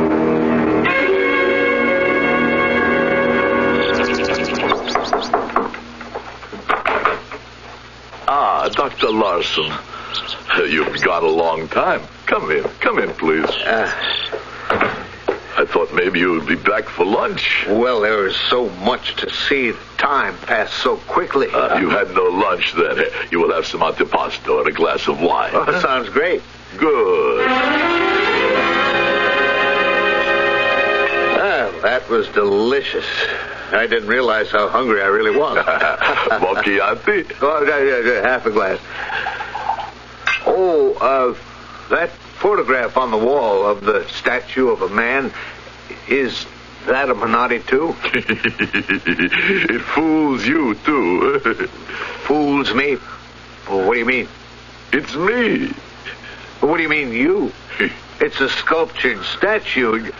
Oh, you mean you did it? No, come. I will show you. In my workshop. Come. Hey, that's quite a studio. Here now, behind the screen, hanging on the wall. What is it? Here. Hold it. Feel it. Well, it looks like something made out of a skin suit. That's right. A rubber skin suit like divers use. The outside covered with granite powder, sprayed on with lacquer. Incredible. See, I put on the skin suit. It covers my whole body, also my head and face. Then I spray, set up the camera for time exposure. The photograph you see, it's me. It's a joke, Dr. Larson, a joke. I have fun. I make what art critics call a living statue. I like to experiment. I must say that photograph sure fooled me. Well, I guess I'd better be going now. Please, you have a few minutes, just a few minutes. I'd like to show you a more serious experiment. Oh? Here, behind this stone wall. Behind the stone wall? This big stone opens like a door. Now wait. I will put on the light. You see? A statue of a woman. It's beautiful. Touch it. Go ahead. Touch. What if feels like granite? Looks like granite. Is it sculptured granite? No. Plaster cast, sprayed many times with granite powder spray. Good? Well, I don't know what to say. I am impressed. I'd like to come back sometime and learn just how you do it, if I may. But I'd better be on my way, and thanks so much for everything. I would like to ask a favor, Dr. Larson. Favor? Well, what is it? Don't you feel well? You look sick. What? Your eyes look... One favor, please. What? Would you permit me to make a plaster cast of you? I mean, the lady is so lonesome. Me? A cast of me? What a crazy idea. Hey, let go of me. I will not hurt you, please. Let go of me. Get your hands off me. No, do not leave. Let me go. Damn you. Let go of me. No, stay. You're hurting me. My neck. I do not mean to push you down. Please, I'll help you up. Do not die, Dr. Larson. No.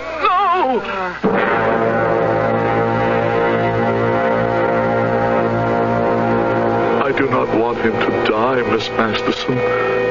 You believe me, yes? I only want to make a cast so you are not lonesome, Miss Masterson.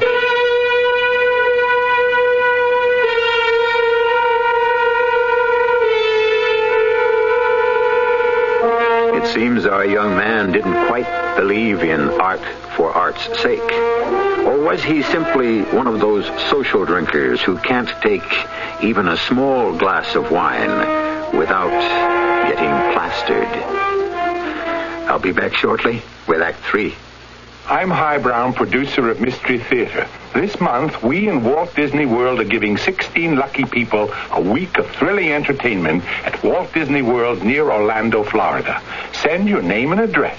Each week for 4 weeks, we'll select winners in random drawings. You could win an all-expense-paid vacation for 4, flying to the vacation kingdom of the world. Stay at the Dutch Inn, get free tickets to rides and attractions in the Magic Kingdom, including Disney's bicentennial spectacular America on Parade. There are 400 Mickey Mouse watches as prizes also. Send your name and address to Mystery Theater, Box 1, Radio City Station, New York, 10019. Employees of CBS and Walt Disney not eligible. Contest void where prohibited. That's Mystery Theater, Box 1, Radio City Station, New York. Entries received by September 3 are eligible for at least one drawing. Winners will be notified by mail.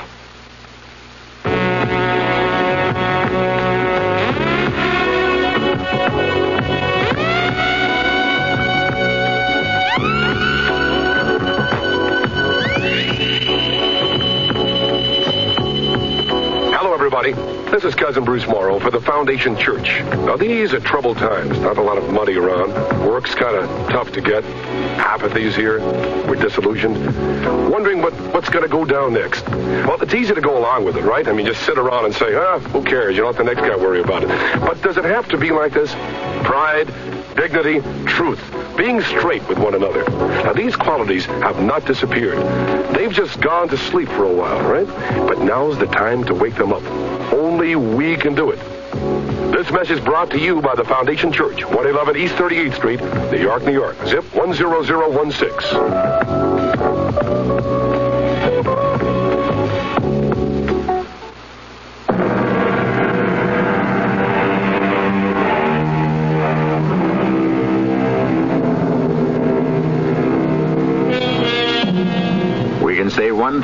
Pietro, at least his heart is in the right place. He realizes that man, and some women, cannot live happily alone.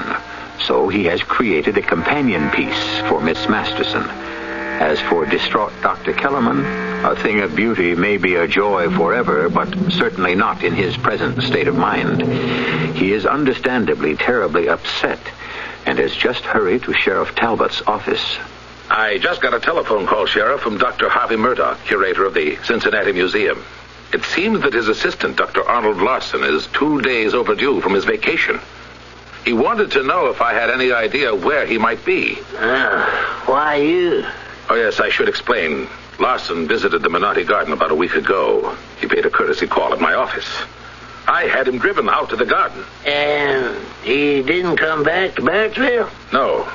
He was spending his vacation backpacking and just wanted to stop off to see the garden. He'd never seen it. Yeah, go on. I phoned Pietro to tell him to expect Dr. Larson. And did Pietro see him? It didn't occur to me to ask him. I took it for granted. Now, good heavens, I hope this is not another missing persons case. Well, why don't we just drive out to see Pietro? Dr. Kellerman, Sheriff Talbot, what a surprise. Sheriff Talbot would like to ask you a few questions, Pietro, about Dr. Larson. Larson? Oh, yes, Dr. Larson. Yes, from the Cincinnati Museum. Yeah, was he here the day Dr. Kellerman telephoned you to tell you he was coming? Of course he came here. He enjoyed the garden very much. How long was he here? Well, let me see. He came about 10 o'clock. He spent a long time in the garden. Came back to the cottage about 3 o'clock. And he left then? 3 o'clock? No, he stayed about 1 hour. Had antipasto and wine. We talked. Nice man. He said he had to go. He wanted to get back to the overlook before dawn. Camp there. Oh, yeah, there is a campsite there. And that was the last time you saw Dr. Larson? That is right. Is something wrong? Something happened to Dr. Larson? He's missing. He should have been back in Cincinnati 2 days ago. Well, we better get back to town. Get out an alert to the Ranger Service and the Highway Patrol. You here, Dr. Larson? Your Dr. Murdoch did not find you. You stay here with Miss Masterson. Soon they will find the backpack I threw down into the ravine by Overlook. They will think you slipped over the rocks and fell into the river. They'll look, but they'll never find you. Never.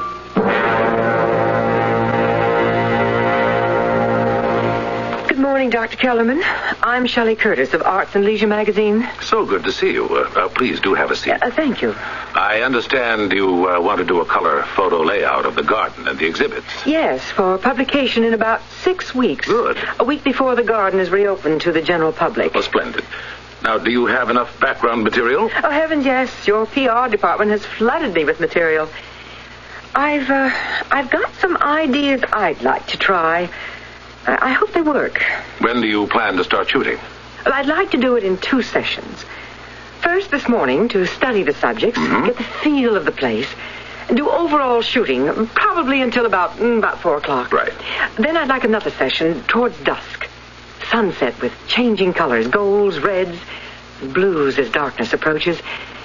And finally, under the full moon, those nude granite figures of the fountain glistening wet in the moonlight. It certainly sounds wonderful. I'll call the caretaker. I'll drop by tomorrow before I leave. Oh. Hello? This is Sheriff Talbot. I was just about to call you. I thought you'd want to know. Ranger found Larson's backpack at the foot of a rock slide. And Larson? No trace yet. They're searching downriver. I just phoned Dr. Murdoch. All right. Thanks, Ben. Well, it's too bad, but it could have been worse. At least it wasn't found inside the Menotti Garden. You said you were about to call me, Doc? Yes, Ben. You still have a highway patrolman on duty near the garden, don't you? Yeah, that's right. Mike calls you. Why? There'll be a magazine photographer working there. Name's Shelley Curtis. She might be doing some shooting around dusk and moonlight. You might alert Halsey. She might be shooting with flash. Oh, yeah, I sure will. Thank you.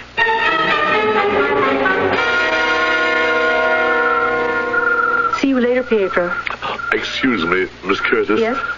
Before you start, do you mind if I ask a question? Oh, not at all. You take pictures for many hours, 100, 200 pictures. Your magazine will print how many? Oh, 10, 20, maybe 30. So much work. What time will you come back? Sunset is about 8 o'clock. I'll be back by 7. It gets dark fast. Here, I have an extra key for the gate. It's no good for you to wait outside by yourself in case I'm not here. Oh, well, thank you. Look, Miss Masterson. Look, Dr. Larson. It is me, Pietro, in my skin suit. I look like a statue. Millions of people will see a picture of the three of us together. Here, I'll take you, Miss Masterson, and put you on the hand truck. So, I now take you and I put you with Menotti statues, Miss Masterson. Then I come back for Dr. Larson. Then we wait for Miss Curtis to come back by moonlight to take a picture. I'll show you Menotti. I'll show the whole world. I, too, am a genius.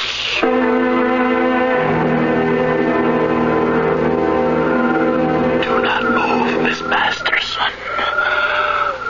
Do not move, Dr. Larson. She is coming. Do not move. She is not stopping. Miss Curtis. Oh, call me. Oh, I could swear somebody touched me. Don't touch me. Oh, Pietro.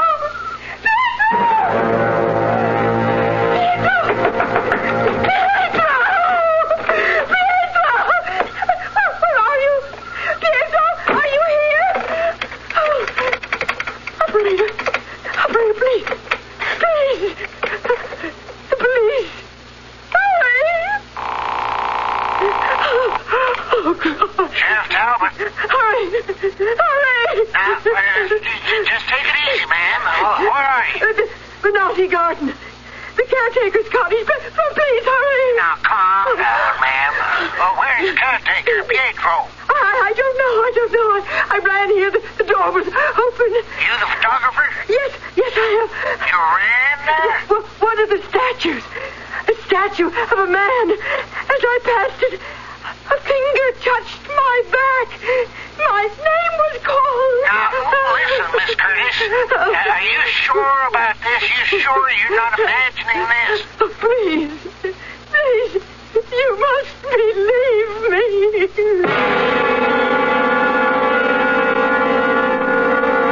Sorry, Miss Masterson, Dr. Larson. She did not take pictures of us. Excuse me, please. I leave you for a little while to go see Menotti. I think Miss Curtis has gone to take a picture of Menotti. I must be in the picture with him. Excuse me, please.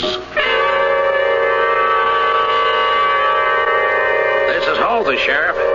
I'm with Miss Curtis at the cottage. You all right? Pretty shook up. What'd you think, Halsey? She insists she's not imagining it. We're walking up to where she says it happened. Have a look around. All right, keep me posted. Okay. Right there. But he's gone. There were 3 figures. That woman and the man on the ground, and one was standing. Now, don't get excited, Miss Curtis. But you must believe. Sure, I believe you. There were 3. Take it easy. What was that? Did you hear it? Listen. Yeah. From there. Come on, let's go. Yeah, there, I see it. That's the 3rd figure I saw. Yeah. It's climbing that monument. The self-sculpture of Menotti at work. Come on down.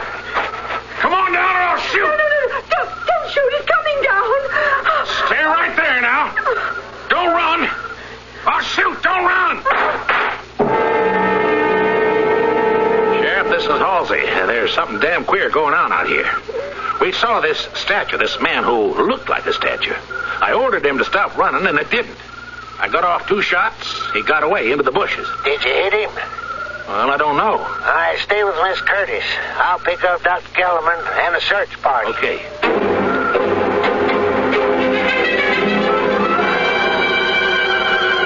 There's something very odd here. Those 2 figures on the ground, the woman and the man, I know every statue in the garden. I've never seen these before. Your flashlight, Sheriff, please. Now, these are not Menotti statues. Sheriff, would you mind tapping them with the butt of your pistol? That's not solid granite. Hey, it's cracking. Wait a minute, I'll try my knife. That's plaster of Paris.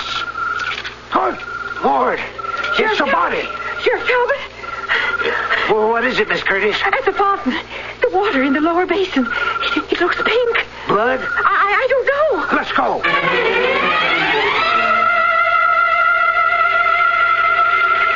Yeah, it's pink, all right. Could be blood. Dr. Kellerman. Yes? How many statues should be in that fountain holding up the saucer bowl? 7. There are 8. 1 extra in the center. Whoever you are in there, come out, or I'll shoot. No, don't shoot, Sheriff. There's a water valve. Halsey, shut off the water. Oh, shut off the water! Don't shut off the water! Oh, that's the thing. The man, the statue that touched me. He's bleeding from a thigh wound. Jameson, Kennedy, carry him out of there. Halsey, call the ambulance. Just lay him down here now. Oh, hey. Dr. Kellerman. Dr. Kellerman. Who are you? The skin mask on my face and head. Pull it off. Here, let me do it, Doc. Pietro. Yes, Dr. Kellerman. Pietro Franzoni. And soon when Miss Curtis writes her story, the whole world will know I am just as good as Angelo Menotti was. Yes.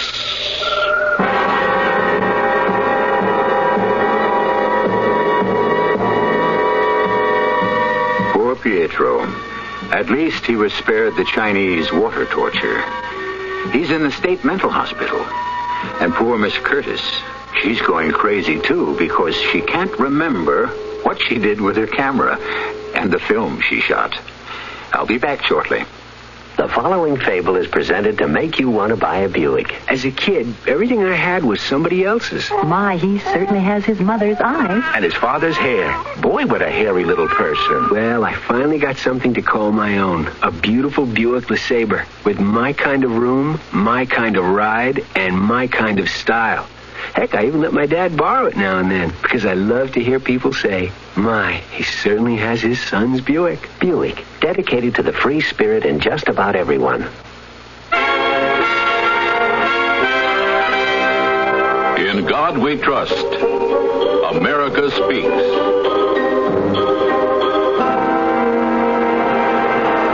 In the words of Thomas Jefferson, I must believe that religion substantially good, which produces an honest life, and we've been authorized by one whom you and I equally respect to judge of the tree by its fruit. Presented by the Catholic Communications Foundation.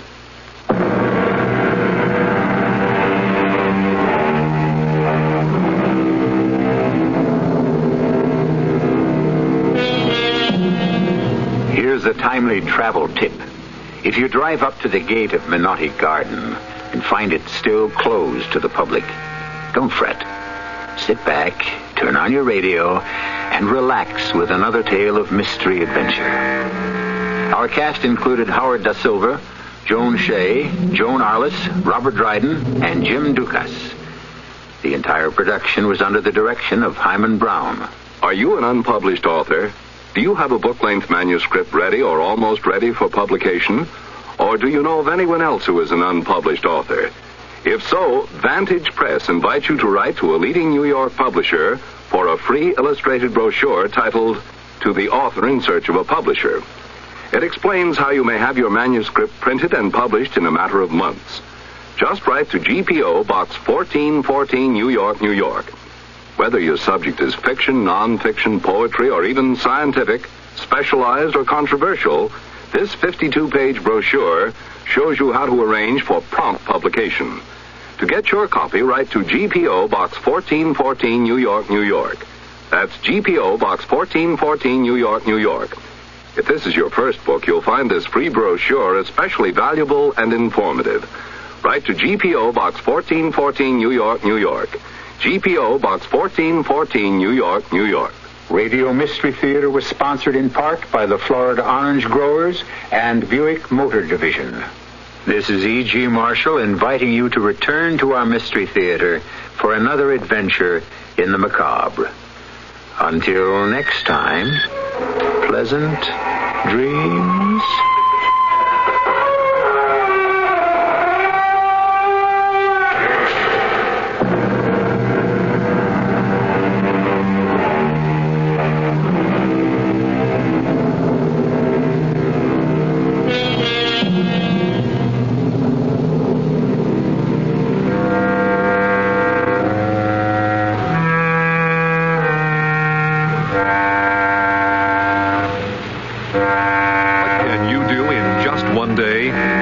Find out how to help yourself, your country, and your community.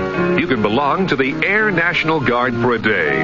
Visit your Texas Air Guard and see how young men and women like you can work around some great aircraft, learn a valuable skill, pick up extra pay, help the country and community 1 weekend a month in the Air Guard. It's a weekend that could make a difference in your whole life. Find out more. Call your Texas Air National Guard and belong to the Guard for a day. The Guard belongs. The Guard belongs. The Guard belongs to us all. Maybe you belong to God.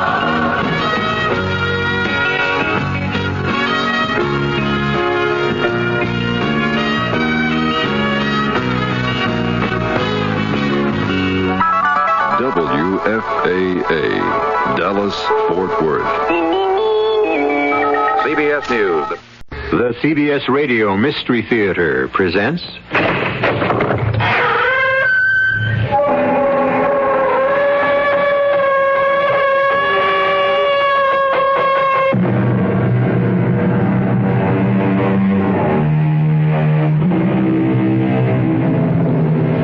Come in. Welcome. I'm E.G. Marshall. You are standing in the doorway of the diabolic, the dangerous, the deadly.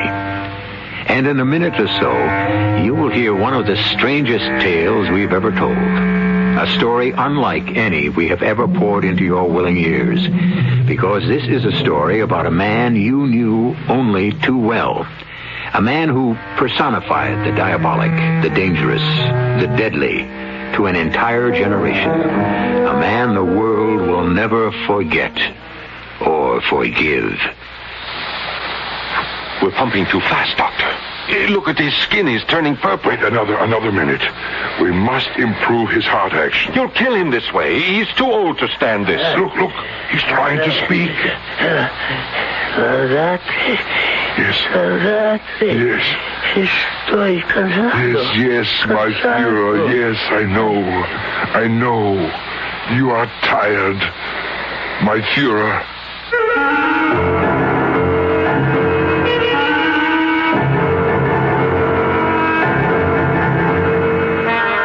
Our mystery drama, The Rise and Fall of the Fourth Reich, was written especially for the Mystery Theater by Henry Slesser and stars Robert Dryden and Paul Hecht. It is sponsored in part by Buick Motor Division and Uncle Ben's Long Grain and Wild Rice. I'll be back shortly with Act One.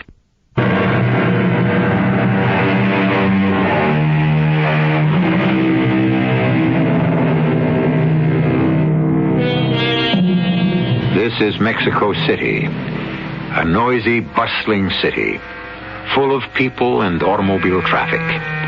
Right now, we're standing at the intersection of the Paseo de la Reforma and the Avenida de los Insurgentes. We're watching a black Thunderbird make its way down the avenue and then turn into the narrow, crazy quilt streets of the makeshift neighborhood they call the Ciudades Perdidas, one of the lost cities built by the squatters. There are two men in that automobile. One of them is a man of 71 years, and his name is Dr. Hans Bunderschoff. The other is a man who has many names, so we'll let him introduce himself. You can call me Gunther. When I lived in London, I used the name George Brighton. When I lived in New York, I called myself... What's the difference? Now I'm in Mexico, and my name is Gunther Binder. And that's good enough. Gunther, is that the building? Yes, looks like it. Do you have the photograph with you? Right here in the envelope.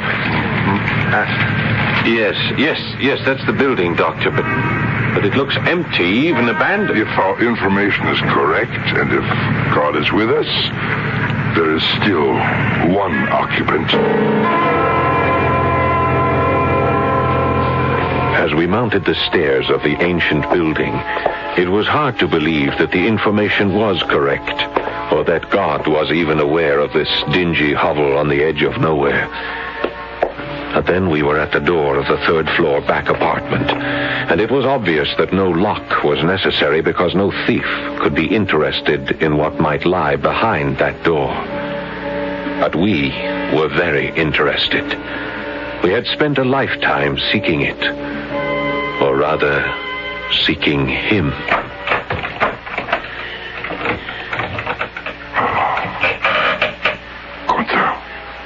Gunther, look. Dear Lord. He doesn't look alive. Yes, but he's breathing. You can see him breathe. Doctor, how can we be sure? He doesn't look like...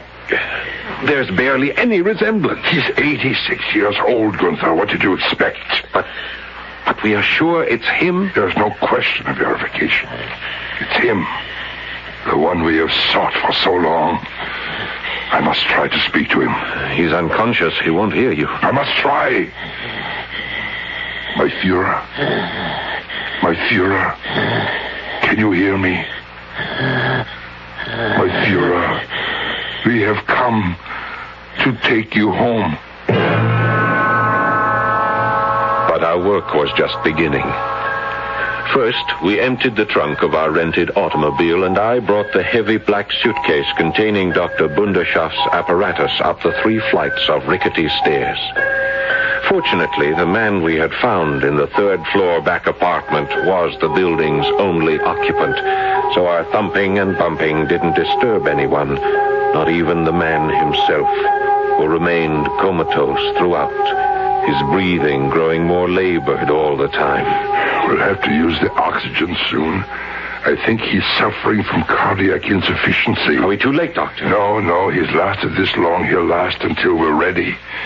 We'll have to clean up this place, too. It's filthy. Our informant said there was an old lady who took care of him. Yeah, I've seen her. She came around while we were bringing the trunks upstairs. She asked me about El Ciego. El Ciego? That means the blind one. Is he blind? Cataracts. Thick as bottles over both eyes. But don't worry, Gunther. We'll take care of that, too.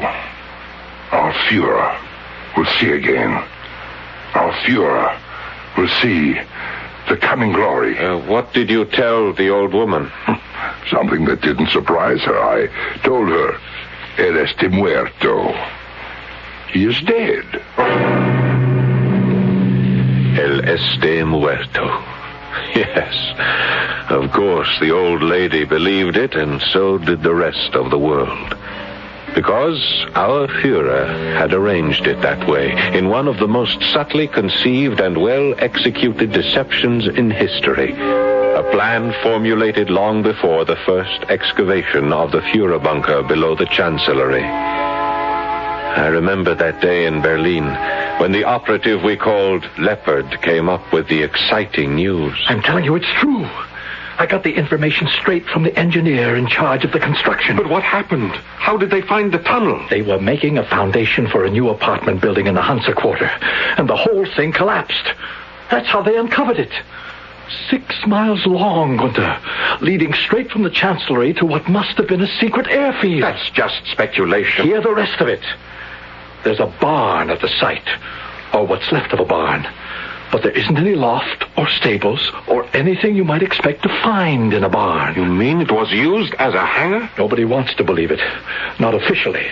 Or they'll claim that Hitler never carried out his escape plan. But you think otherwise. What I believe is the Fuhrer confided his true intentions only to Bormann and Goebbels. All the others in the bunker were kept in the dark so they could testify to the authorities about his so-called suicide and Viking funeral. Good Lord. But the body in the blanket, the body that Heinz Linger burned. It was a corpse that he burned, but not the corpse of Adolf Hitler. I simply can't believe it. You remember Bormann's statement that the face had to be covered because it was disfigured? Yes. Gunther, the face was covered because it was the face of some orderly, not the face of der Führer. And now that face was in front of me. His face. The little square mustache gone. The black hair with its slanted lock across that famous forehead. Gone. The lips that had once blared out martial music loud enough to stir the world had vanished into a black, toothless hole. The eyes that had given hypnotic guidance to millions looked out blindly through thick, gray windows. I stared at that face, and I turned to Dr. Bunderschaff. Doctor, is it really possible? Can we make him smile again? It is possible, Gunther. We can make him smile and feel happiness for the future. But first, we must make him understand. Shall I increase the pressure, Doctor? Yes, slowly. He doesn't seem to respond to anything. I'm not a physician. I know my opinion doesn't matter. He's not in coma, Gunther. This condition of his is more resignation. He has stopped caring about being alive. His skin color is changing. More pressure, Gunther. The needle is near the danger mark now. More pressure, I say. We are pumping too fast, Doctor. Look at his skin. He's turning purple. Another minute. We must improve his heart action. You'll kill him this way. He's too old to stand this. Look. He's trying to speak. Estoy cansado. What's he saying? Quick, kill the pump. Cansado. It's not German. No, Gunther. It isn't German. But don't forget he's lived outside of Germany for 30 years. What does he say? He says that he is tired. Very tired. He wants us to leave him in peace. My Führer, listen to me. Do you think he hears you? Look at his eyes. He's blind. He knows someone is here, Gunther. My Führer. Estoy cansado. Yes, my Führer. I know you are tired, but now you can sleep. And when you wake, we will give you the future.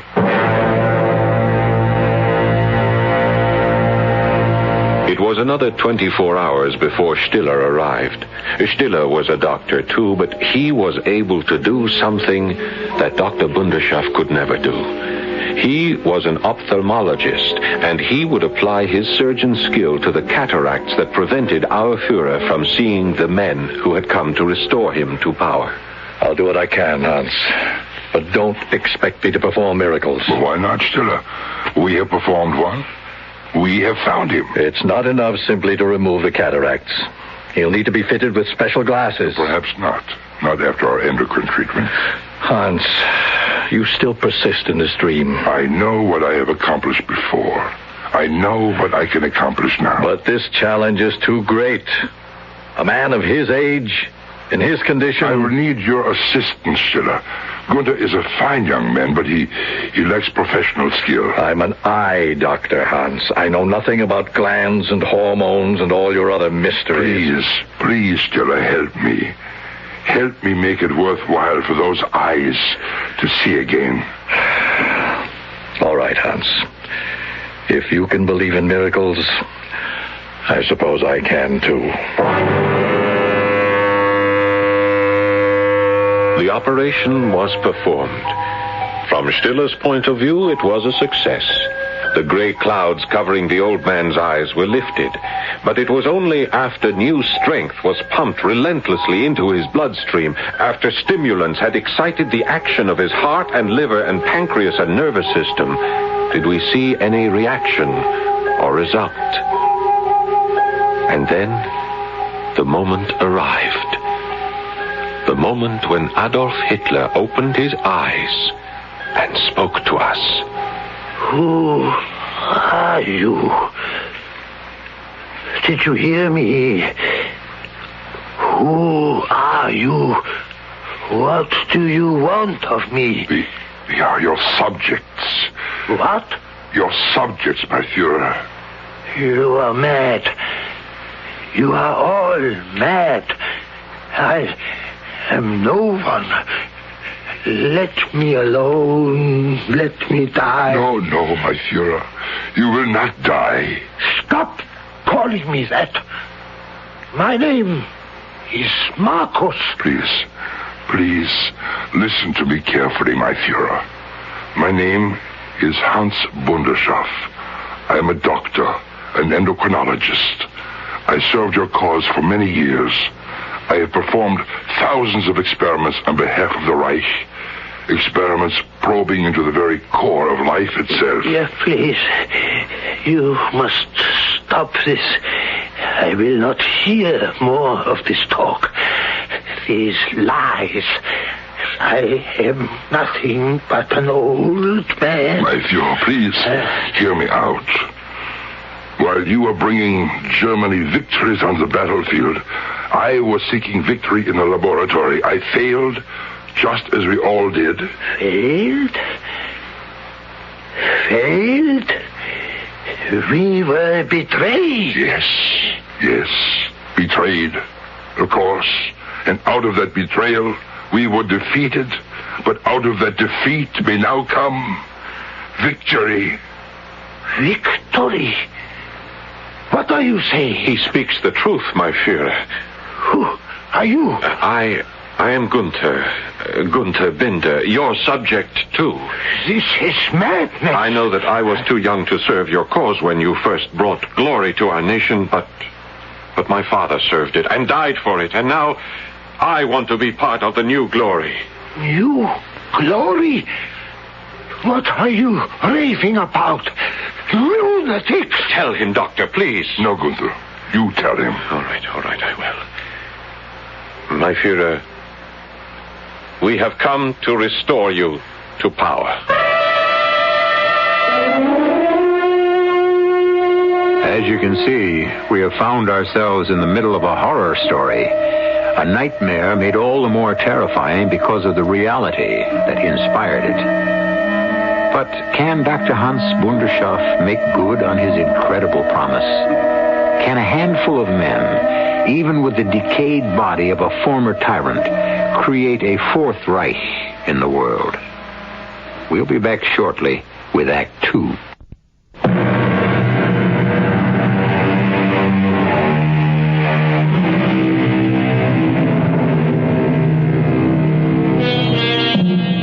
Strange things are taking place in a near-abandoned hovel on the edge of Mexico City. The third-floor back apartment has been converted into a clean white box of a room filled with gleaming chrome apparatus and the smell of strong chemicals. But there is something more than medical progress being discussed. For the men who have gathered in this room are discussing surgery on the world. Don't misunderstand, my Führer. We are not men of politics. We know there are others who can guide you better than we. Politics? I know nothing of politics. Why should an old man know anything but the water he drinks, the food he puts into his mouth? But you remember this much, my Führer. You remember that politics is power. Nothing more. Power? And is that what you offer me? Are you my army, my legions? Is this my new chancellery? But we speak of a different power now. There is only one power. Strength. And I have none. Here, look at me. I am old, dying. But the power we are talking about is strength. Strength, life, youth. Youth? Now I know you are mad. You would make me young again? Yes. Yes, my Führer. We can give you back the years that were lost in Germany when you so wisely escaped from Berlin. We don't know how many years we can promise you or how much vitality we can restore. But it will suffice for your return to the fatherland. Hans, look at him. His eyes. Madness. All madness. It is enough for now, Hans. Let him rest. You've troubled him enough. We must make him understand it's no good unless he realizes. No. Stiller is right. He has stopped listening to us. We will speak to him again later. It was later, all right. Almost 2 weeks later before we heard the voice of Adolf Hitler again. But Bundeschoff was a busy man during that 2-week period. I had expected him to begin the testosterone treatments first, but instead he chose to administer massive doses of vitamins. And then he began a series of amphetamine injections whose effects he watched with concern for the stamina of Hitler's heart. But the Führer survived. And then Bundeschoff began the critical phase, the hormonal injections which he had used to restore temporary youth to gray-haired rodent veterans of the laboratory. Stiller and I watched the procedure in awe and skepticism. A man isn't a rat, Hans. It's simply not the same thing. We have had similar results with primate Stiller. Don't tell me now that a man is not an ape. I still cannot believe in this miracle of yours. But he is stronger. You can see that for yourself. He grows stronger every day. But will he grow younger? We'll soon know. And then, on the night of the 10th day, we were awakened by a horrendous cry. My God, what is it? It's him. The Führer must not be bound by existing legal regulations. The Führer is leader of the nation, supreme commander of the armed forces, head of government, supreme executive chief, supreme justice, and leader of the party. He's out of his head. Yes, my Führer, please, easy. Lie back and relax. I must conserve my strength. Yes, that's right, you must. My strength is the strength of Germany. Seems to have gone back to sleep. Yes, he sleeps. And this time, his dreams are brighter. Much brighter, Günther.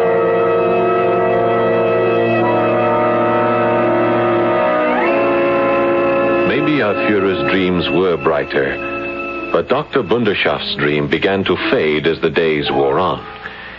Despite daily massive doses of the hormonal formula, there seemed to be little change in the years that lined the face of Adolf Hitler. And Stiller began to question whether the dream would ever be fully realized. Hans, why do you persist? I was never convinced that your primate experiments were valid. Everyone has been skeptical.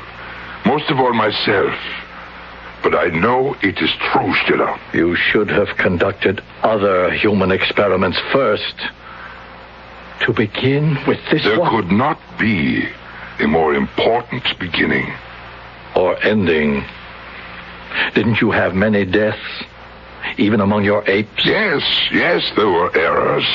A sudden change in the androgen balance can sometimes be dangerous. And if such a change occurs now, what will you have? A dead old man? No. Now, this is one thing we must not have. Merely a dead old man.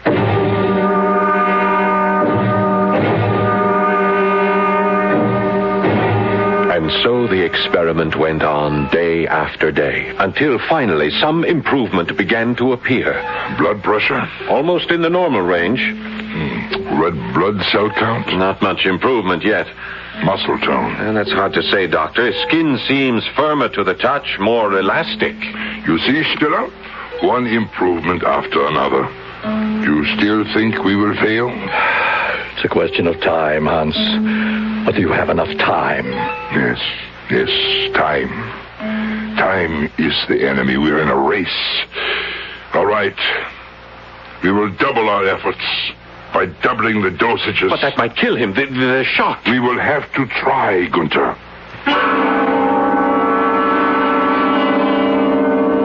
So we doubled the dosages. The risk was great, but Dr. Bunderschoff was encouraged by Hitler's ability to withstand the initial treatment. There was only one problem. The increased dosages seemed to affect his mind, and days of delirium followed. They're fools. All fools. Our enemies are enemies of themselves. What is he saying, Gunther? I can't make it out. Britain is a dying empire, dying. America is trying to be its heir. Russia wants the Balkans, deprive them of the belief that victory is certain. We must show them that they can never reckon on our capitulation. Never, Doctor, don't you think this is dangerous? No, let him carry on. Smash the Americans. 45 German divisions. His voice grows stronger. Get me General Koller. He may be unhinged, Doctor. Then all this would have been for nothing. We must wait and see. There must be no holding back now. No commander must hold back his forces. Disobedience will be punished by death. Koller, I hold you personally responsible. Do you understand? What is he saying? Who are those people? He commands generals who are gone. I say that he's mad. I say this whole experiment is mad. No, Stiller. The Fuhrer only dreams. He must dream of yesterday before he can dream of tomorrow. The second miracle took place that same day. Here. Careful. Yeah. Lift him carefully. Here, Doctor. Let me help you, sir. Are you sure it's all right to do this, Hans?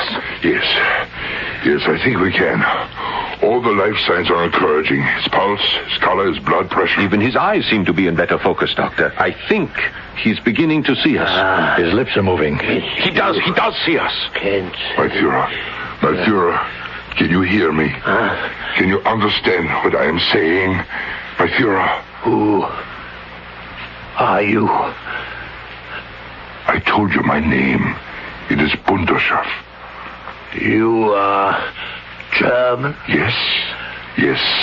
I am German. And I am a physician. Why are you here? What is your purpose here? My purpose is reincarnation, my Führer. There is no such thing. Then I will use the word rejuvenation. You can make people young again. It has been my goal for all the years of my life. And where were you, Doctor, during the war? I was assigned by the SS to Dachau to participate in the noble experiments of racial hygiene.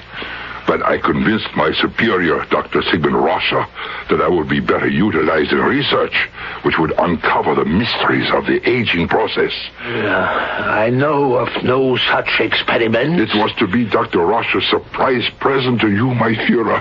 A gift such as no loyal subject had yet given you. The secret of eternal youth itself. And so, what became of this gift? Dr. Roscher abandoned the experiments after our early failures. Like Steinach and Voronov before us, our efforts produced only short-lived improvement in the aged. We were forced to conclude that the testes of man were useful only in the formation of spermatozoa and the secretion of hormone. Yeah, I understand nothing of this. That even the synthesis of testosterone was of no great consequence, although testosterone was one of the chemicals I still employ in the process. What process? The process I developed in Stockholm, where I worked after the war. It is no magic formula, my Führer. It is a synergistic group of chemicals which I believe will eventually lead to an acceptable method of human rejuvenescence. Is it true? Is what you say really true? It is. It is all true, my Führer. You can make me as I was? We can do only so much. But it will be enough for the cause. Enough to make the world tremble at your resurrection from the dead. The world. And when you make your reappearance at the proper time, in the proper place, it will be like a lightning bolt illuminating the planet. That is our hope, my Führer. We wish it to be your hope, too. Hope? But I had abandoned it 30 years ago. But we bring you hope again, my Führer. Hope for a new beginning. The beginning of the next 1,000 years. Tell us. Tell us your thoughts. Tell us what you wish. Very well. I will tell you what I wish. I wish for something to eat. And with those words, we knew that it was going to work. That our Führer was back among us again. That the day of the Fourth Reich had dawned.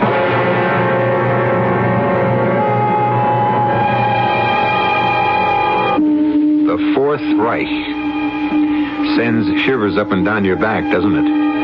But the idea has created ecstasy in that small room in Mexico City as three men watch eagerly as Adolf Hitler dines. His appetite used to be greater. He could swallow whole countries at one sitting. Now he seems to be content with a bowl of soup.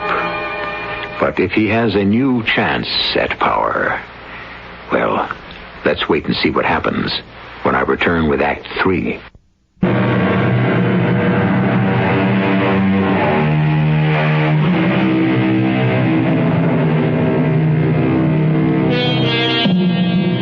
There are still exciting events occurring for Doctors Bundershoff and Stiller and the young man who calls himself Gunther.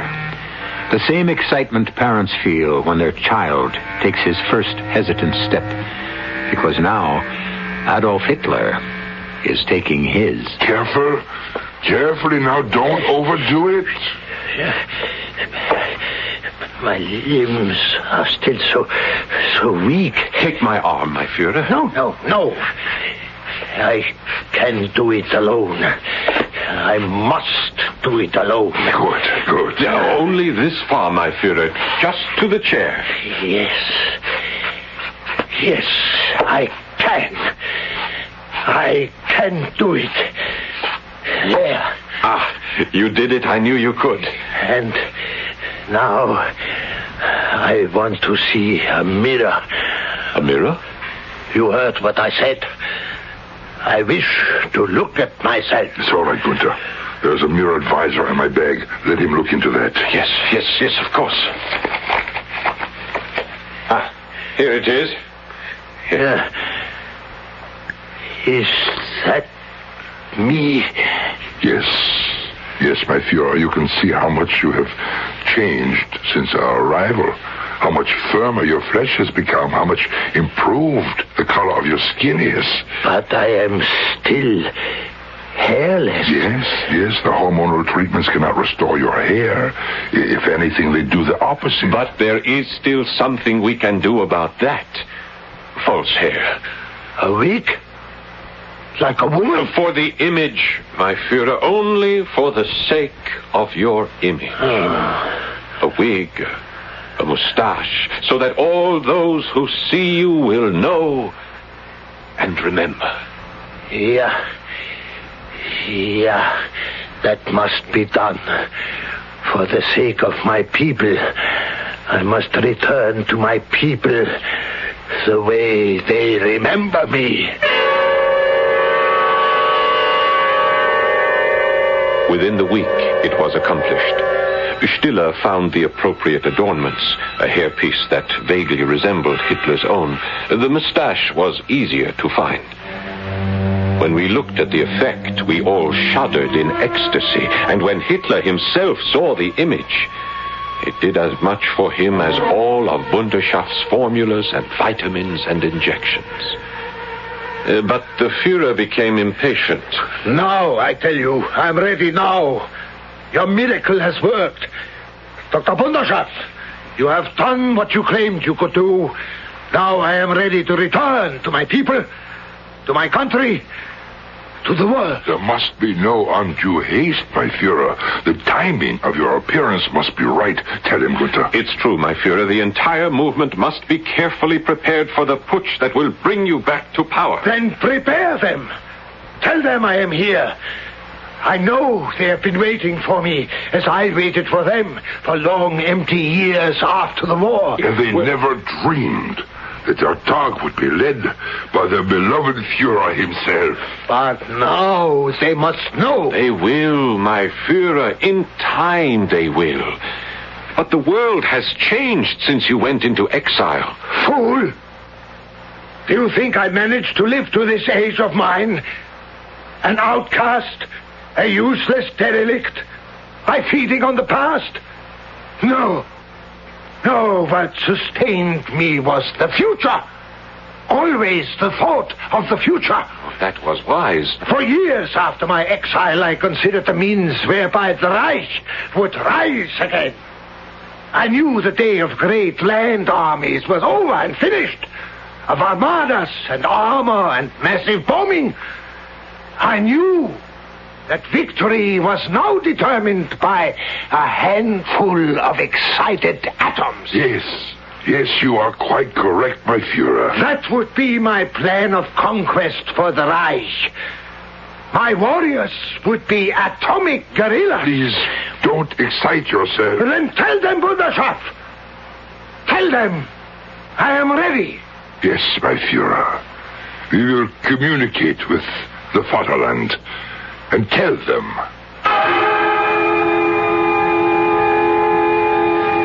Dr. Stiller left us that afternoon. He had a serious operation to perform on the retina of a close friend. It didn't matter, however. His part in the experiment was over. Mine, though, was still important. I left the small room on a series of errands, shopping for the vegetable staples which constituted the diet of Adolf Hitler, buying pharmaceutical supplies and picking up a large, flat box at a tailor shop whose proprietor seemed mystified by what he had just delivered into my hands. Here it is, Doctor. Yes, it's perfect. Exactly what we wanted. And now to find out how well it fits. 20 minutes later, Adolf Hitler was in full uniform. He stepped out in front of us, a willing model, turning to give his audience the full benefit of the effect. His right hand was on his hip. The left, still useless from the bomb damage that had destroyed his nerves, was held rigidly at his side. An iron cross hung from the breast pocket, and there was a black, white, and red armband circling his left arm, the sign of the broken cross. But there was one other thing in the image before us, the most electrifying sight of all. Adolf Hitler was smiling. They call you Günther. Yes, my Führer. I will call you Günther, too. Thank you, my Führer. You will be rewarded, Günther. You and Dr. Wunderschaft and Dr. Stiller. You will all three be at my side in the coming days of victory. You will be privileged to witness the birth of true peace in this world. True peace, Günther. You know what that is? No, my Führer. Not the peace of blind pacifists. Peace not supported on the palm leaf fans of tearful pacifist mourning women, but founded on the victorious sword of a lordly people that puts the world to work for a higher culture. Do you understand, Günther? Yes, of course. Why are you sweating? What's the matter? Oh, it's nothing, sir. I am just overwhelmed. My Führer, please, you must not excite yourself. Steiner must counterattack the Russians. The Luftwaffe ground troops must be alerted. Please, you must sit again. You stood too long. Yeah, I must sit down. And you, Günther, you must come here. Go ahead, Günther. Günther, kneel down. Yes, my Führer. I am kneeling. Günther, you must take this. No, my Führer. No, not the Iron Cross. It is yours. No. I wish you to have it. I wish you to have it from your Führer's own hand. For bravery in battle. For exemplifying the ideals of Aryan manhood. Here, Günther, my son, I give you... Wait. What is that? What, my Führer? This chain around your neck. Only a chain, my Führer? But this ornament hanging from it... It's not an ornament, my Führer. It is a symbol. It is called the Star of David. What? A Star of David? The Jewish Star of David? It was given to me by my father. No, not from his hand directly. He was dead when I received it. Wunderschaft! Do you hear this? You are harboring a traitor! The truth is, I took it from his body. I was only 5 years old at the time, but I had the sense to take it from him before it was taken by the guards at Auschwitz. Wunderschaft! Do you hear? Kill him! Kill him! We are betrayed! It's taken me 36 years to get here, my Führer. 36 years after my holiday in Auschwitz. 34 years after Dr. Russia froze my mother and father to death before my eyes. My naked mother and father lying on the ground while the guards poured water over their bodies and grumbled that they had to crack the ice before the water would pour. Wunderschaft! Quickly! He means to hurt me! I hear the sound of the cracking ice always in my ears, and the sound of that water splashing, and the sound of my mother's voice begging for a quicker death, begging for something that you won't be denied. Good. Adolf! Well, stop, that's enough. No, Doctor, not enough! Wunderschaft! He has a knife! A scalpel, Adolf. A scalpel for the final incision. My God! Wunderschaft! Help me! He has cut my wrist wide open. I am bleeding. Gunther, why? Why did you do this? Save me, Doctor! We have been betrayed once again! Betrayed by... Oh, Gunther. Why couldn't you have waited? Why couldn't you let us bring him home and share your vengeance? What are you saying? Wunderschaft, not you too. You are not part of this betrayal. No, my Führer. Not part of a betrayal. Merely part of a revenge. But I thought you were a good German. A loyal German. Yes, I was that, my Führer, until I was brought to your service in Dachau and learned what loyalty meant to those who served depraved animals. The bleeding. Hey, stop, please, the bleeding. No, Doctor, let it happen here and now. But why? Why did you do this? Why did you give me back my strength, my hope? I was a dying old man. Why did you make me into this? Only to murder me. You don't know. You don't understand, my Führer. No. Why? Why? Tell him, Gunther. Who cared about destroying a dying old man? What good was our vengeance unless you had strength and hope? Now, do you understand, my Führer?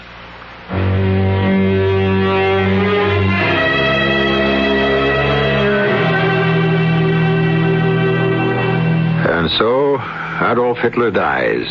Not in the bunker beneath the Chancellery in Berlin, but in a dingy, deserted rooming house in Mexico City. There will be no Viking funeral for him this time. No obituaries, no mourners. Just a memory. A very bad memory. But one which no man can ever afford to forget. I'll be back shortly.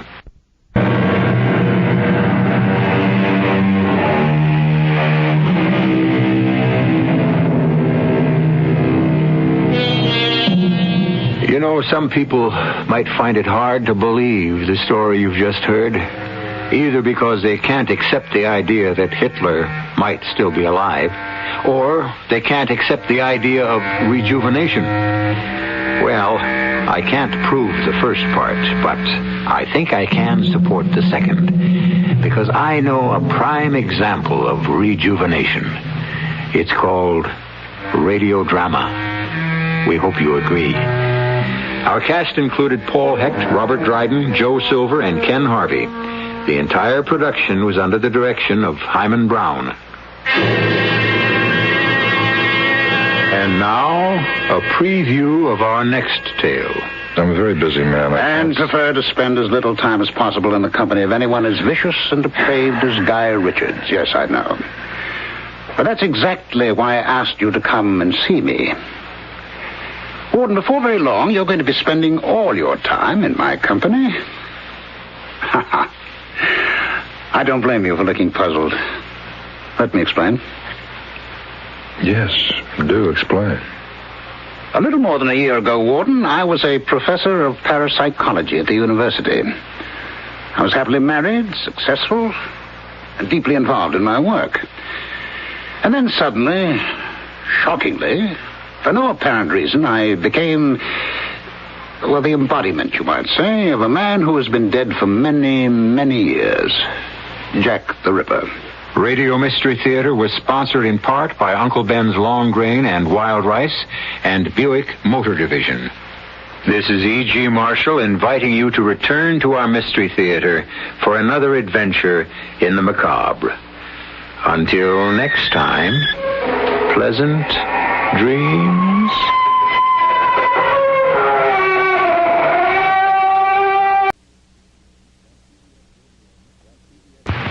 The CBS Radio Mystery Theater presents...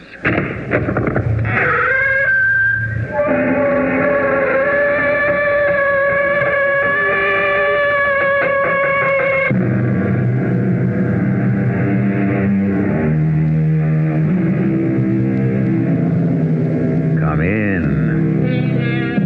Welcome. I'm E.G. Marshall. There is documentation to prove that a person's hair can turn white because of a terrifying experience. It has also been proven that a person can actually die of fright, although that eventuality is more likely to occur if the person already has a weak heart, as did Major John Sholto in the Sherlock Holmes classic tale, The Sign of the Four. Come closer, Thaddeus. I don't think I have much time left before I die. Bend down closer. I want to whisper to you the place where I've hidden the treasure. That's it. A little more. That face! The face at the window! Don't let him in! Keep him away!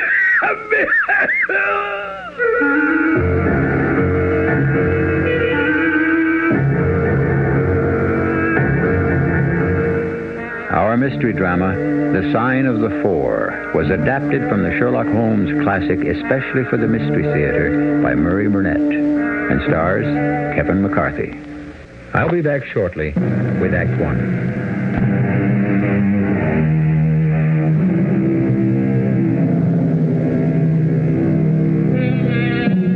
A famous poem goes, London is a man's town with power in the air. Paris is a lady's town with flowers in her hair. It's a lovely fancy, but London is also a town full of ghosts.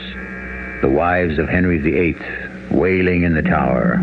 The echoes of the voices of William Pitt, Cromwell, and Edmund Burke in the House of Parliament. And, of course, the lean figure of Sherlock Holmes in his deerstalker hat, prowling the streets in search of a criminal. Our story today starts in the famous bachelor quarters of Sherlock Holmes and Dr. Watson at 221B Baker Street. Miss Mary Morstan, please have a seat and tell me what brings you to me. I have come to you, Mr. Holmes, because I can hardly imagine anything more strange, more utterly inexplicable than the situation in which I find myself. Capital. You hear that, Watson? State your case, if you please. Well, nearly 10 years ago, on the 3rd of December, 1878, my father, who was a senior captain of a regiment, came home from India on leave and disappeared without a trace. You notified the police? Oh, of course.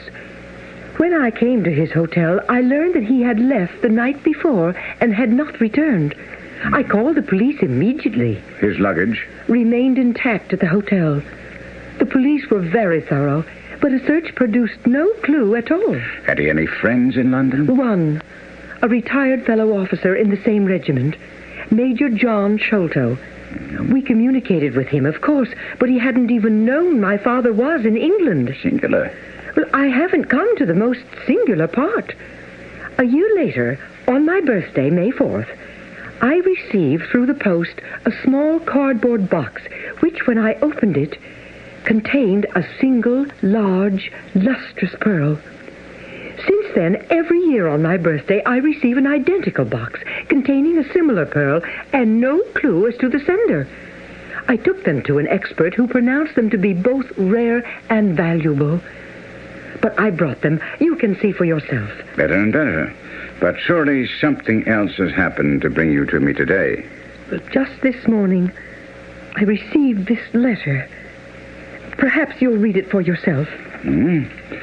Thank you. Be at the third pillar from left outside Lyceum Theater tonight at 7 o'clock. If you are distrustful, bring 2 friends. You are a wronged woman and shall have justice. Do not bring police. If you do, all will be in vain. Your unknown friend. Now, this is really a pretty little mystery. What do you intend to do, Miss Morstan? That's exactly what I want to ask you.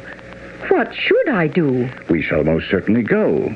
You and I and Dr. Watson.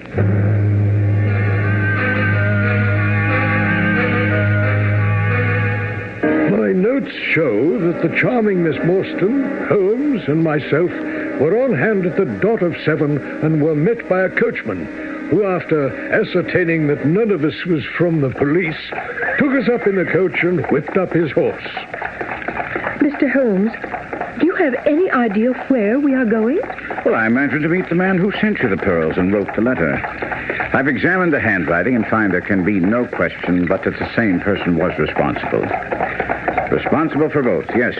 Watson, you looked closely at the address in the note. What do you make of this fellow's scribble? Oh, well, it's legible and regular, even though he's tried to disguise it. A man of business habits and some force of character. No, my dear chap. Huh? Look at his long letters. They hardly rise above the common herd. The D might be an A and the I an E. Men of character always differentiate their long letters, however illegibly they may write. There's also vacillation in his K's and self-esteem in his capitals. We'll soon see if my diagnosis is correct, because I believe we're almost at our destination.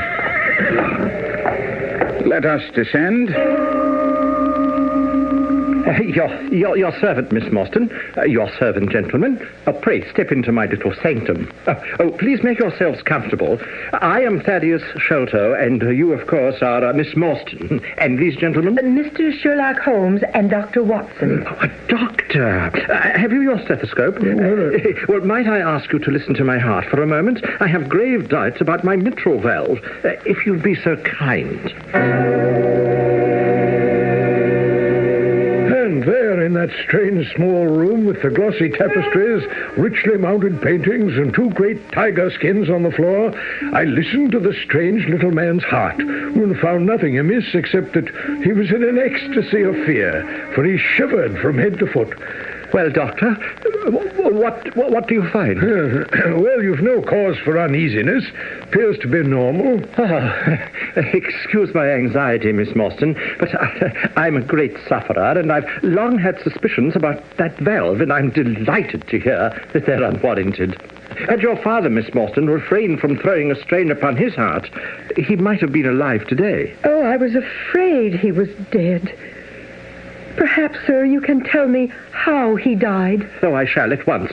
My father, as you may have guessed, was Major John Sholto, a dear friend of your father, Miss Morstan. Now, 11 years ago, he retired and came to live at Pondicherry Lodge in Upper Norwood. Now, my brother and I were his sole relatives, my mother having died in India. All that we knew was that our father was rich and lived both in luxury and fear. He never went out alone and employed two prize fighters as bodyguards. Well, we'd become quite accustomed to it until the arrival of a letter from India early in 1882. He fainted at the breakfast table, and from that day he sickened to his death. At the end of April, we were informed that there was no hope, and he wished to make a last communication to us. I shall try to repeat his own words. At this supreme moment, I have much on my conscience. First, I lied to you, my sons, when I said I knew nothing about Morstan's death. I knew all about it. But I swear it was none of my doing. Please, Father, please don't excite yourself. No matter now. Morstan and I, through a remarkable chain of circumstances, came into possession of a fabulous treasure. I brought it to England upon my retirement. When Morstan got leave, he came straight here to claim his share. Please, a little water. Water. Father, you don't have to tell us any of this.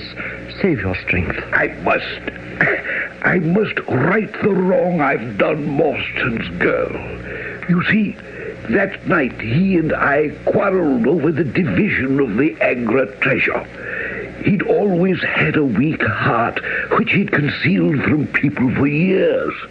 He sprang out of his chair in a paroxysm of anger, fell backwards suddenly, hitting his head on the desk. And when I stooped over him, to my horror, I found he was dead.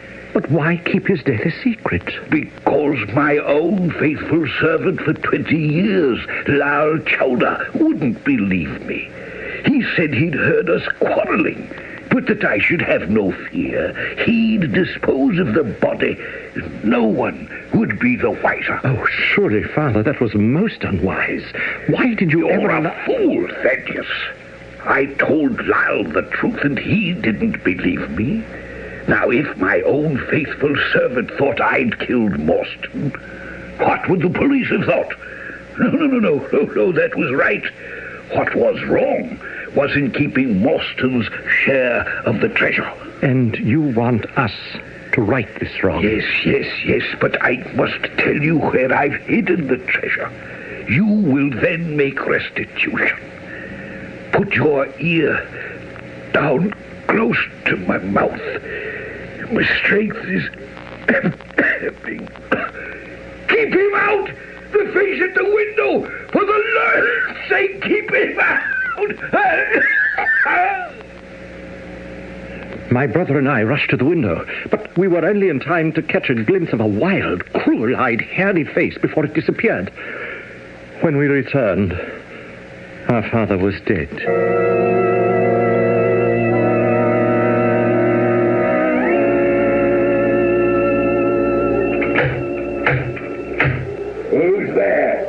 McMurdo. Surely you know my knock by this time. Would seem your brother Bartholomew also protects himself against intruders. Evening, Mr. Thaddeus. But who be the others? I've had no orders about them. I distinctly told my brother last night I was bringing friends. Well, I ain't been out of his rooms all day, Mr. Thaddeus, and I have no orders. I can let you in, but your friends must stay where they are.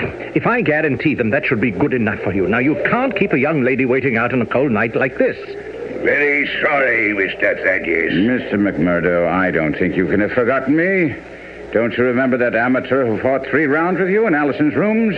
The night of the benefit, 2 years back.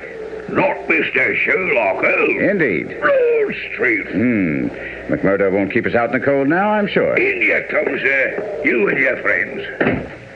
Truth to tell, Mr. Thaddeus, I'm glad to see you. The master ain't ate a thing all day. I brought him up a tray and knocked. He didn't even answer. But I don't understand any of it. Bartholomew was expecting us. I suggest we go up to your brother, Mr. Sholto. There's something amiss with Bartholomew. My nerves can't stand this. Quiet. Let's see if we can rouse him. Open up. Open up, Mr. Sholto. It's your brother and some friends. Bolted. Watson, put your eye to the keyhole and let us know what you see. Good Lord, Holmes. There's something devilish in there. What's to be done? The door must come down. Give me a hand. Right.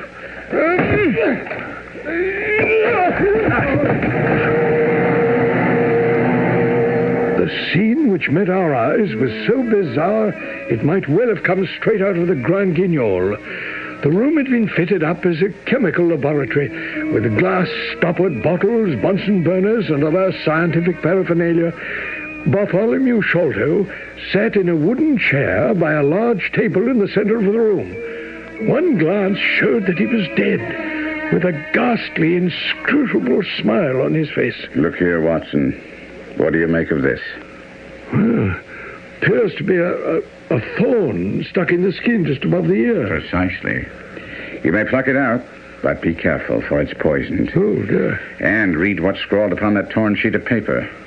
The sign of the four. In heaven's name, what does it mean, Holmes? Murder, Watson.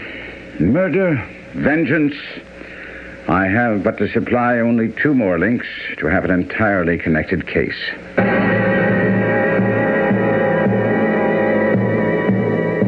Only 2 more links, and the puzzle will fall in place? Watson has 100 questions, and I'm sure that you have an equal number that you'd like answered. They will be, as we follow the clues with Sherlock Holmes and Dr. Watson, when we continue with Act 2 in just a few minutes.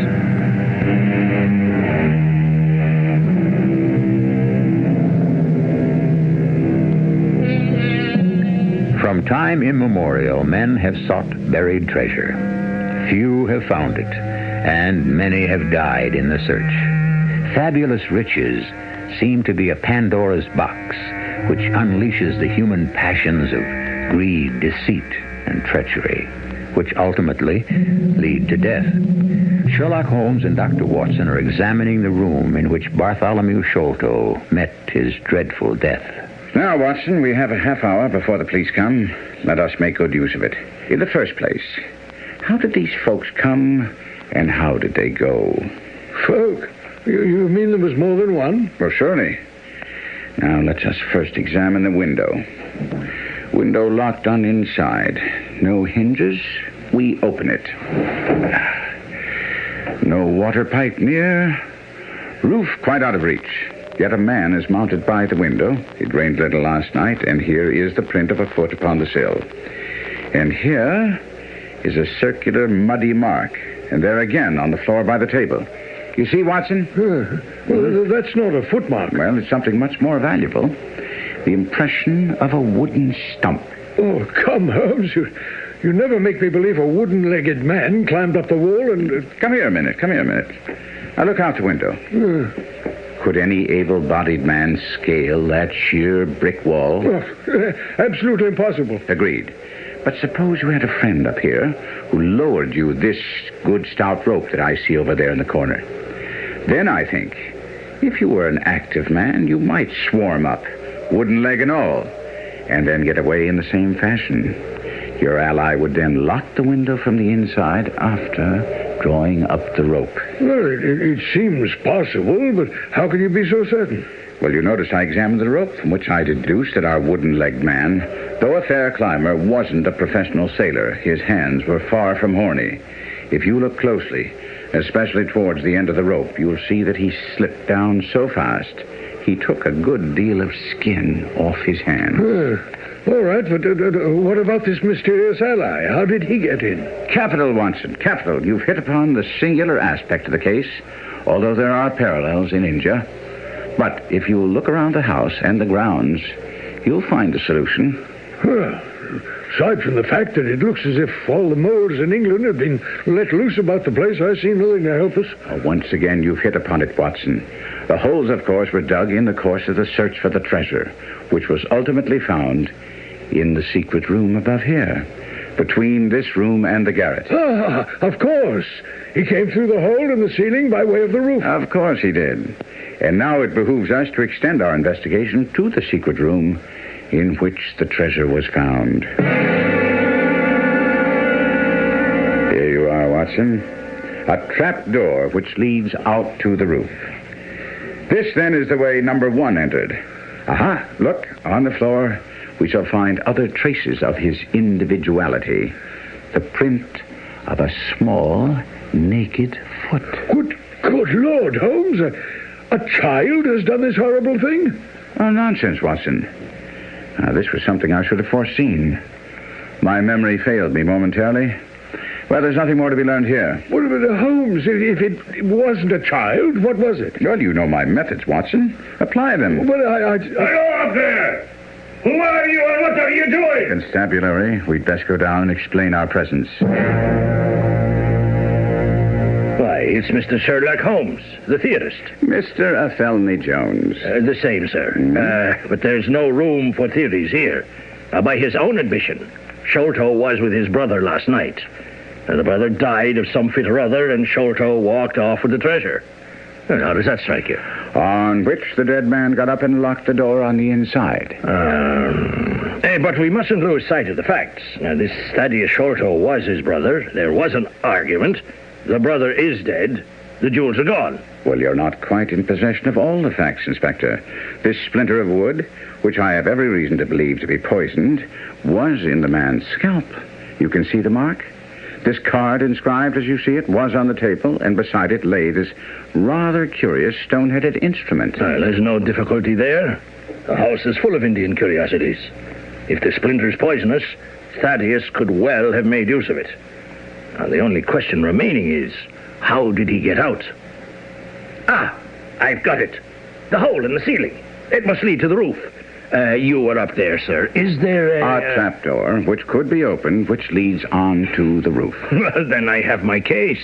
I'm going to charge Thaddeus Sholto. Well, I must warn you, Inspector, that you're moving too fast too soon. Well, with all due respect to your theories, Mr. Holmes, I'm satisfied that I have all I need. Well, then you would have no interest in the name and description of one of the 2 men who were in this room last night. I'm a police officer, Mr. Holmes.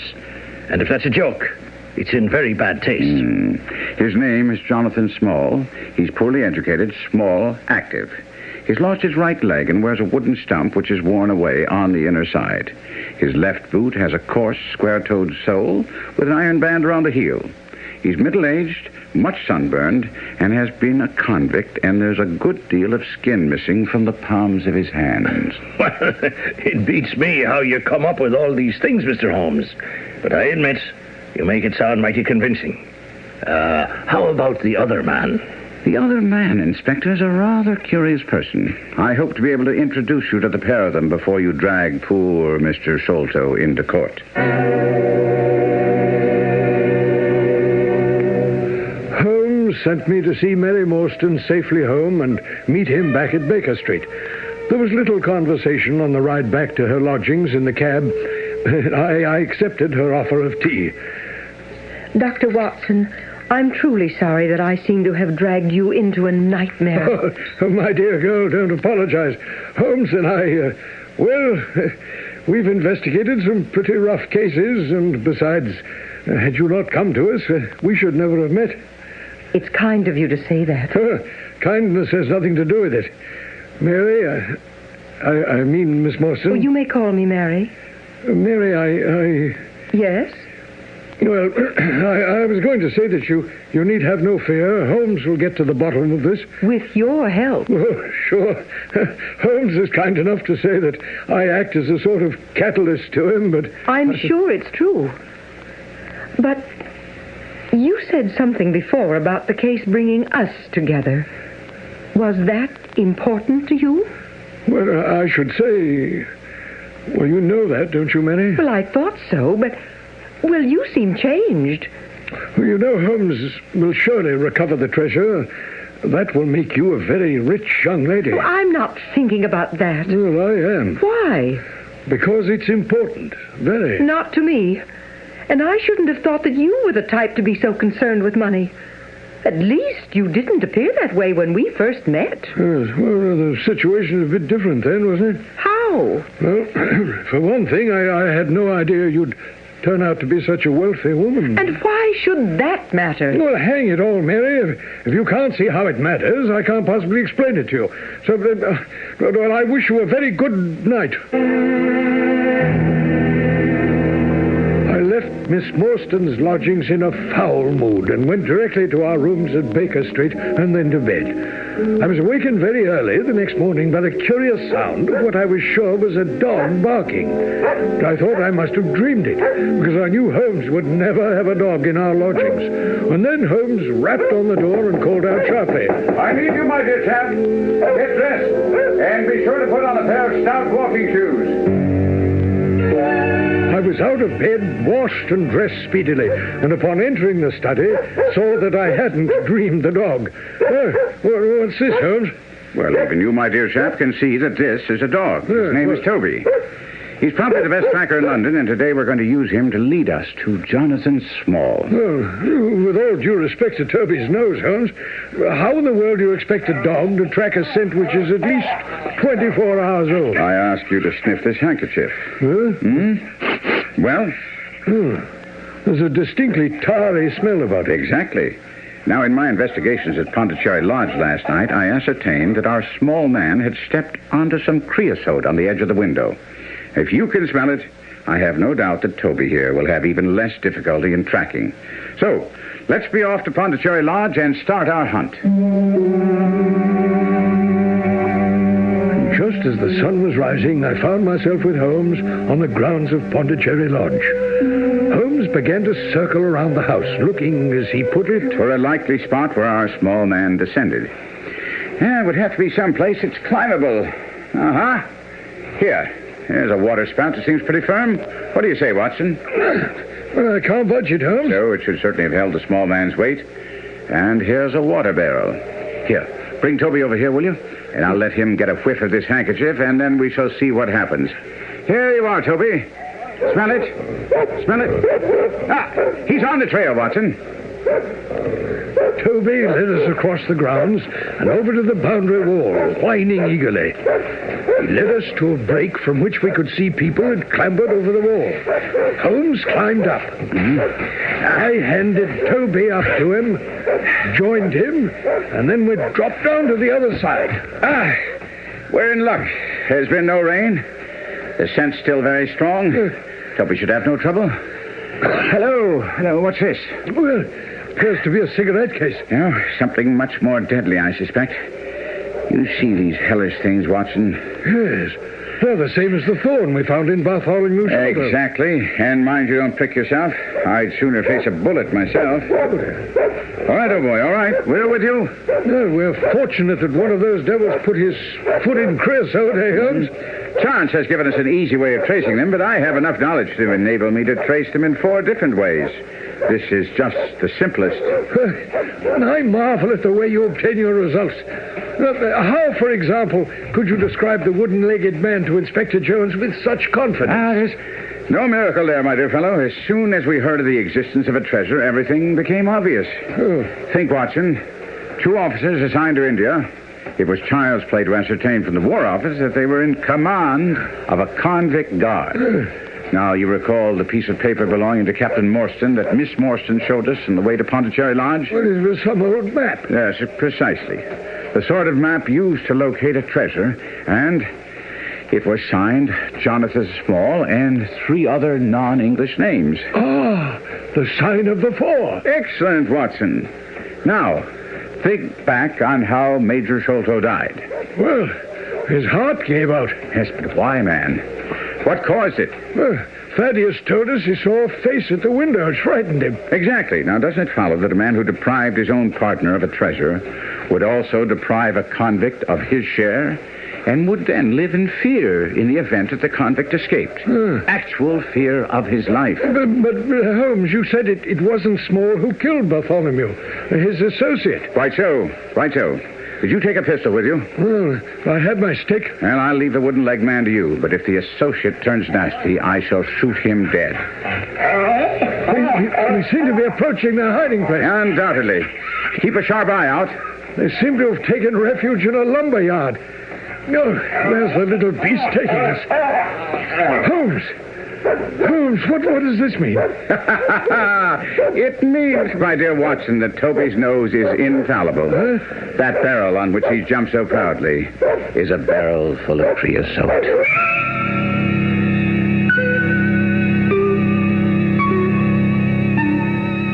In the famous Conan Doyle story, A Scandal in Bohemia, Sherlock Holmes was outwitted for the first time in his life by a woman, Irene Adler, who Holmes ever after referred to as the woman. Now it appears that the great detective has been misled by a dog. We'll return with Act 3 in just a few minutes.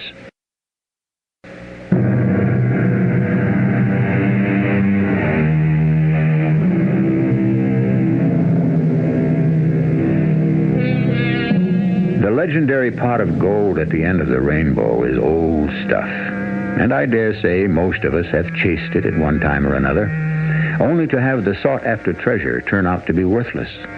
However, I doubt if any of us have had the unfortunate experience of Sherlock Holmes and his friend Dr. Watson, who, believing they'd found the hiding place of a pair of criminals and a cache of fabulous jewels, found instead only a barrel of creosote.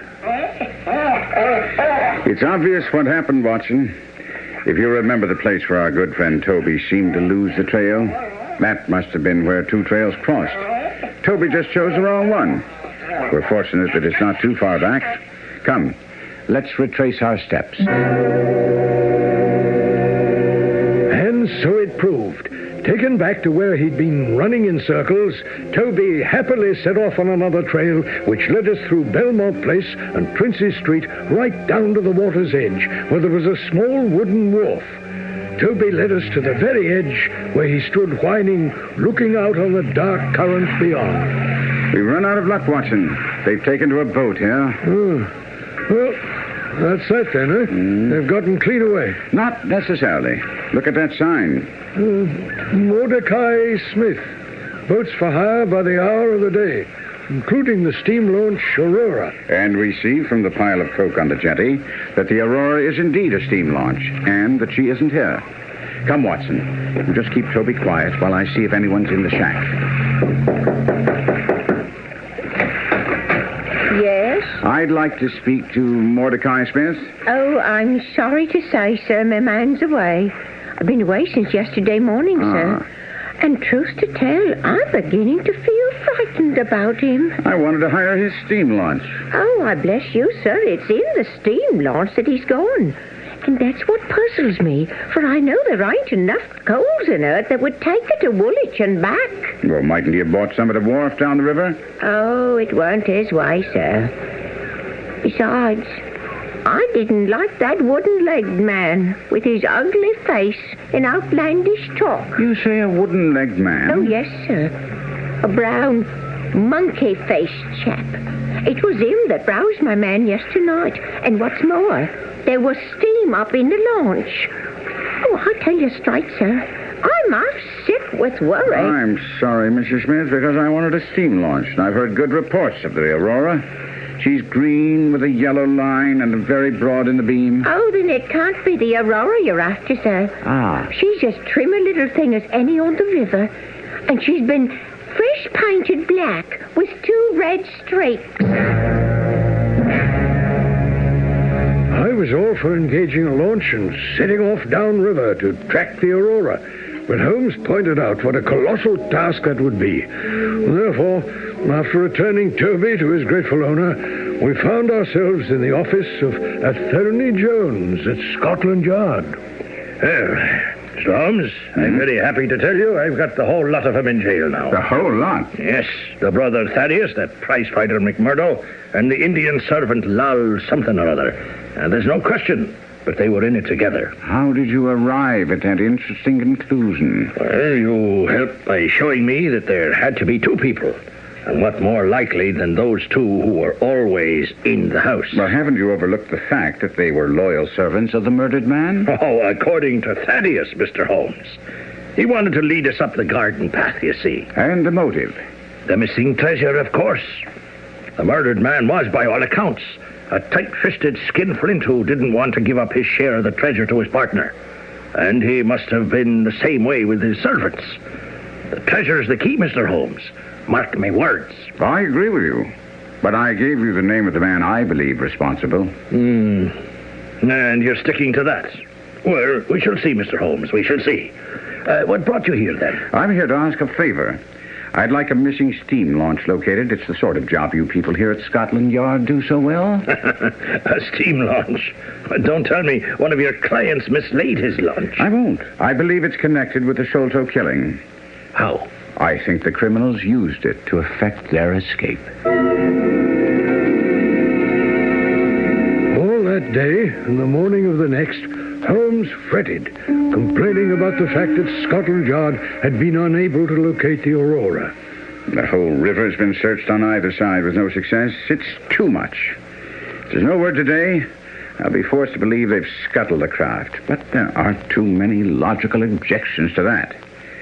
I put an advertisement in the agony column of the Times, and if we hear nothing today, I'll have to take to the river myself. Well, I shall accompany you. No. You'd be much more useful if you stay here as my representative. Well, but Holmes... No need to argue, for it may not come to that. We may yet have news today. But we heard nothing. On the following day, Holmes left before I was up. I lounged around the flat all day, hoping there was no flaw in my companion's reasoning. And at 3 o'clock, there was a knock on the door. Good day, sir. Mr. Holmes is out, I understand. Yes, Inspector. I don't know when he'll be back. But if you'd care to take a chair and try one of these cigars. Thank you. I don't mind if I do. Your friend, Mr. Sherlock Holmes, is a wonderful man, sir. I had this wire from him this morning. Here's the message. Go to Baker Street at once. If I have not returned, wait for me. I'm close on the track. You can come with us tonight if you want to be in at the finish. What do you make of it? Well, sounds hopeful. Are you expecting someone? Perhaps an answer to Holmes' advertisement. Excuse me. Yes, my man? What is it? Well, now, sir, you must give an old cod like me time to catch his breath after these stairs. Oh, yes? Is Mr. Sherlock Holmes here? No, but come in. I'm acting for him. You can give me the message. Nay, it was only to himself I was to tell it. But I tell you, I'm his representative. Was it about the Aurora? Mordecai Smith's boat? I know where it is, and I knows where the men he's after are, and I knows where the treasure is. I knows all about it. Well, then, tell me. I shall let him know. It was to him I was to tell it. I'm a police officer. You have important information, and we shall keep you, whether you like it or not, until our friend returns. Pretty sort of treatment, this. I come here to see a gentleman, and you two seize me and treat me in this fashion. Oh, now. I promise you shan't lose a penny for your loss of time. Just sit over there on the sofa, and you won't have to wait long. All right. We'll see. Well, now, Inspector, Where were we? Yes, I was just about to say that I think Mr. Sherlock Holmes would have made a most promising police officer. Oh, here, your cigar's gone out. Allow me to relight it, huh? Well, I think that you might offer me a cigar, too. Oh, Holmes! Where's the old man? Here he is. Wig, whiskers, eyebrows, and all. Good Lord. I hardly expected my disguise to stand a test like this. Oh, you are a rogue, sir. The case is all but solved. You may have all the official credit, but I insist on certain conditions. Agreed? Entirely, if we're successful. We shall be. First, I want your fastest police boat, a steam launch at the Westminster Stairs at 7 o'clock tonight. Easily managed. Mm-hmm. We shall need 2 staunch men in case of resistance. You shall have them. And when we capture the men, we'll get the treasure.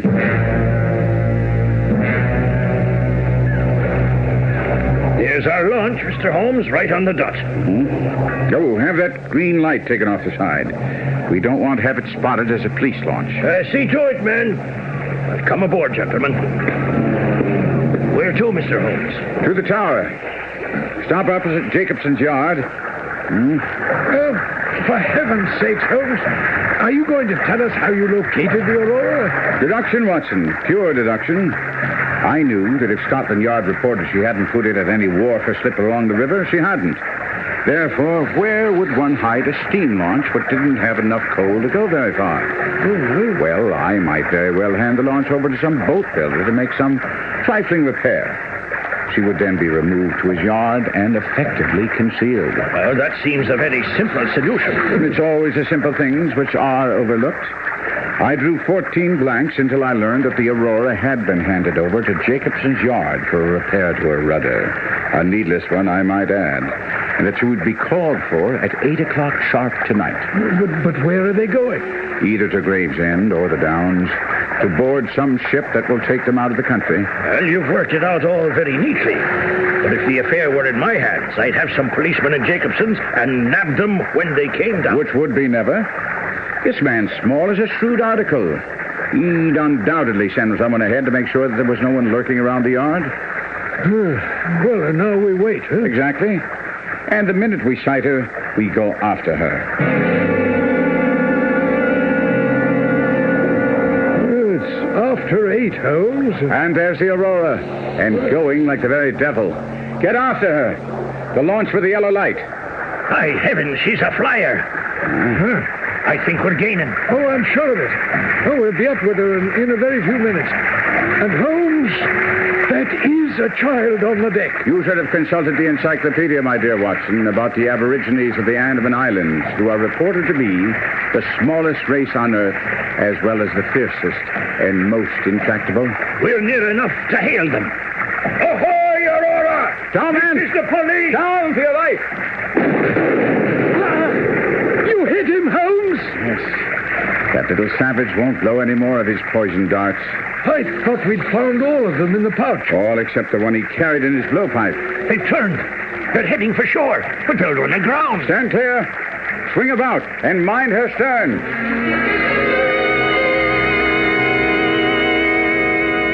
The Aurora had run aground on a mud bank. The wooden-legged man, mouthing curses, sprang ashore, but his stump sank in the mud. He was easily captured. The treasure chest was intact on the deck of the Aurora, and in a very short time, I brought it to Mary Morstan. The chest wasn't heavy, but my heart was. You weren't hurt? Oh, Dr. Watson, I'm glad to see you're all right. Oh, it came through with flying colors, and here's your treasure. Well, aren't you going to open it? It's strange, but the treasure seems to mean more to you than it does to me. Well, I'd rather say that it means a lot to both of us. You need some help with the lid there. Thank you. Why, it's empty. It can't be. It's impossible. Would you see who that is, please? Oh, yes, certainly. Oh, Holmes, do you know that the treasure is gone? Yes. Well, do you know where it is? At the bottom of the Thames, where Small threw the gems, piece by piece, during the chase. Oh, dear. Wouldn't it have been simpler for him just to chuck the chest overboard? Well, that was a compliment to me. He told us that any man smart enough to track him would be smart enough to fish up a whole chest from the bottom of the river. Well, that means that Mary will never get... Well, I think she'll get something she treasures a lot more, Watson, if you will ask her to be your wife.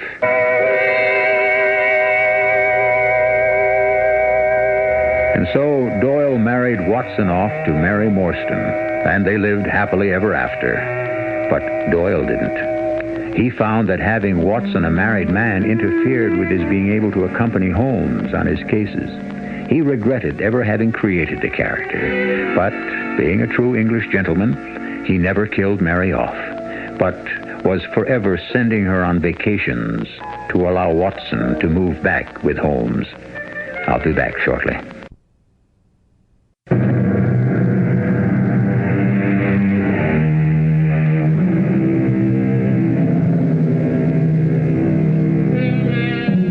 One of the most intriguing elements of the Sherlock Holmes stories was the fabulously provocative titles of cases that Holmes had worked on, but which Watson never chronicled. Years later, Doyle's son and John Dixon Carr collaborated on writing some to fit the titles. But the most tantalizing title of all has never been attempted. That title is The Adventure of Ricoletti of the Clubfoot and His Abominable Wife. Now, there's a title that conjures up all sorts of deviltry. Maybe one of our Mystery Theater writers will come up with a story to fit it. Our cast included Kevin McCarthy, Court Benson, Jackson Beck, Earl Hammond, and Joan Shea. The entire production was under the direction of Hyman Brown. This is E.G. Marshall inviting you to return to our Mystery Theater for another adventure in the macabre. Until next time, pleasant dreams.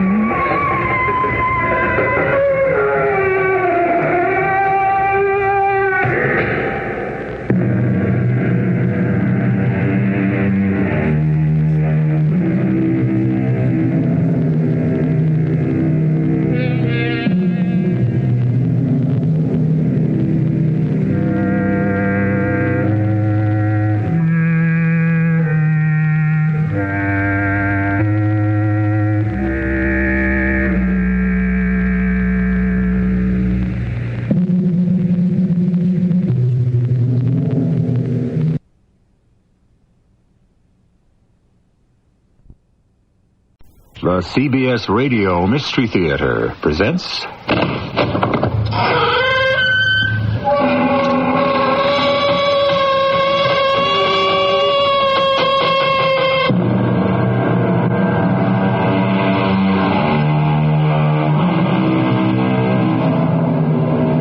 Come in. Welcome. I'm E.G. Marshall. Every time I hear about a vast flood inundating acres of farms, or a sea of fire consuming miles and miles of forests, or read about an earthquake or a volcanic eruption, I marvel at the persistence of man.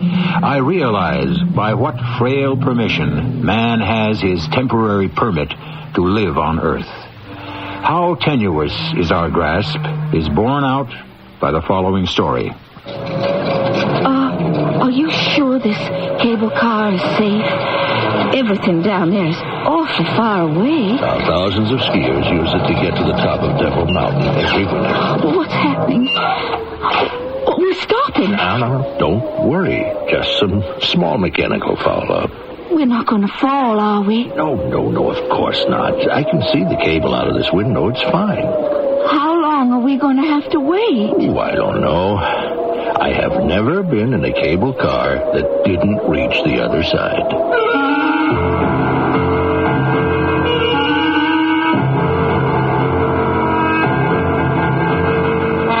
Our mystery drama, The Silver Medal, was written especially for the Mystery Theater by James Agate Jr.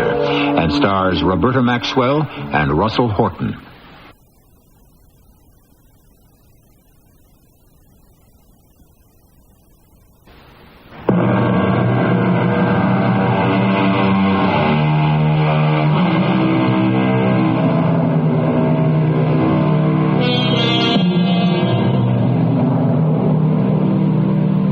that crisp blue sky time of year.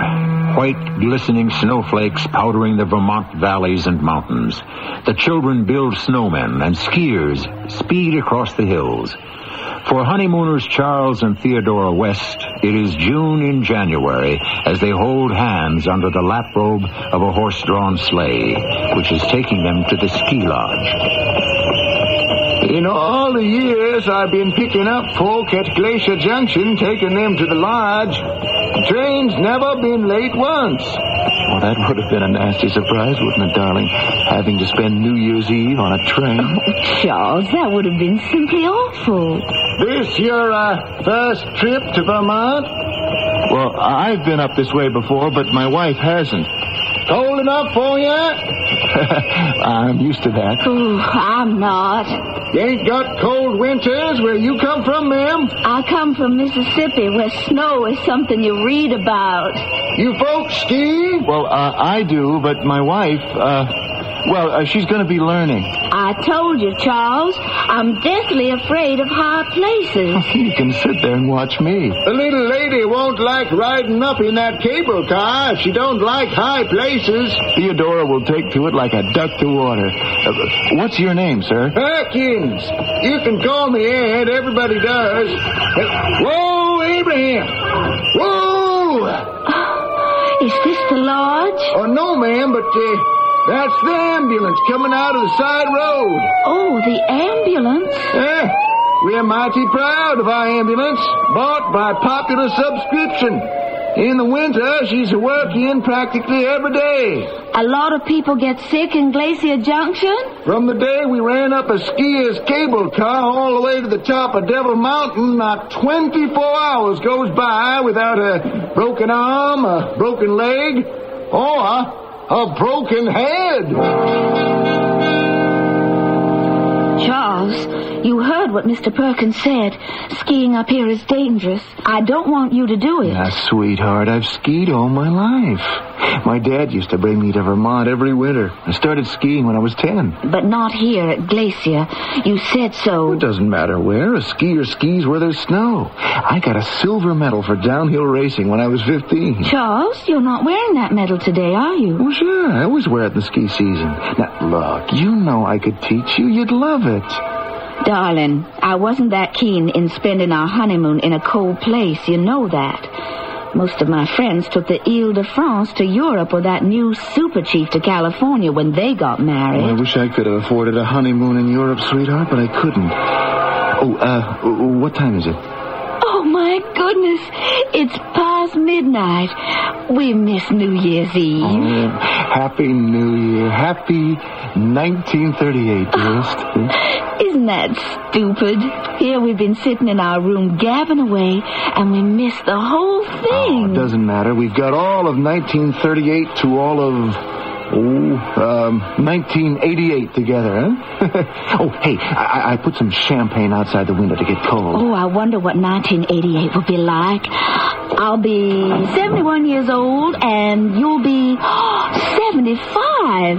It's just the right temperature. Now, wait till I get the cork off.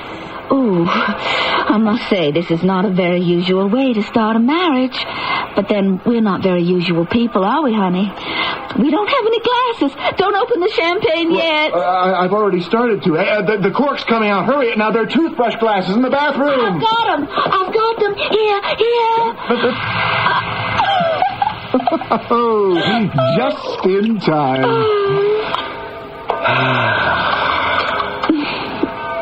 Happy New Year, sweetheart. To us, darling.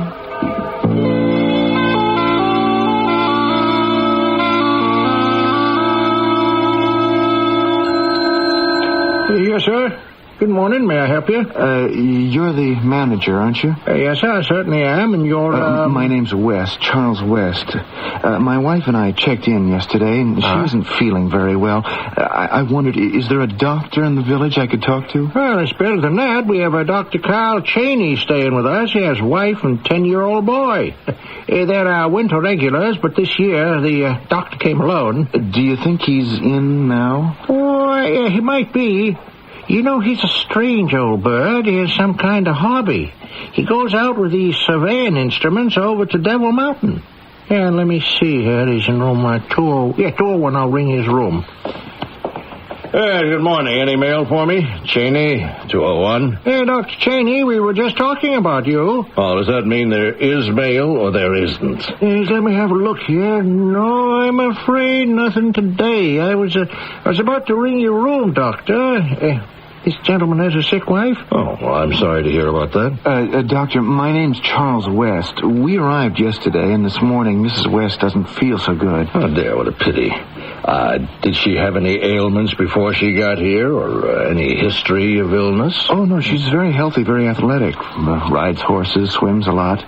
Last night we finished off a bottle of champagne, and Theodora went to bed feeling great. Well, perhaps she's suffering this morning from the effects of last night. Well, you could be right, Doctor, but would you mind coming up to our room and examining her? Well, I wouldn't mind in the slightest, but I'm a doctor of glaciology and geology, not of medicine. However, if you'll allow me, with the help of the management, I suggest the best cure for what ails your wife is the hair of the dog.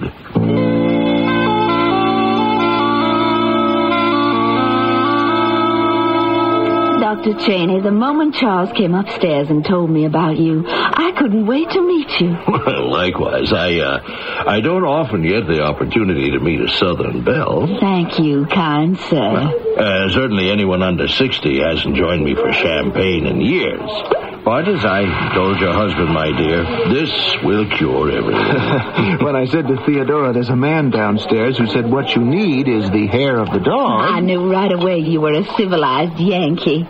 Where I come from, it's like being thrown from a horse. You must get right back into the saddle again. Cheers, Mrs. West. Cheers, Mr. West. Cheers, Dr. Cheney. That's good. This is so adorable of you, Doctor. Do you generally go around offering champagne to indisposed ladies? What we're drinking is courtesy of the lodge. They want you to have a good time here.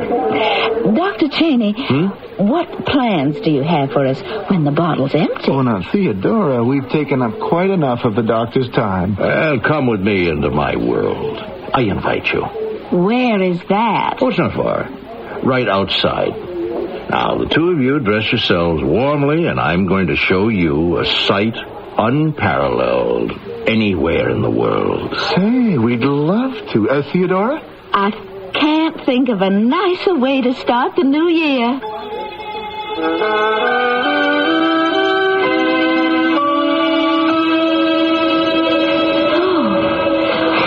Don't you just adore walking through snow? Do you really? Honest? Love it.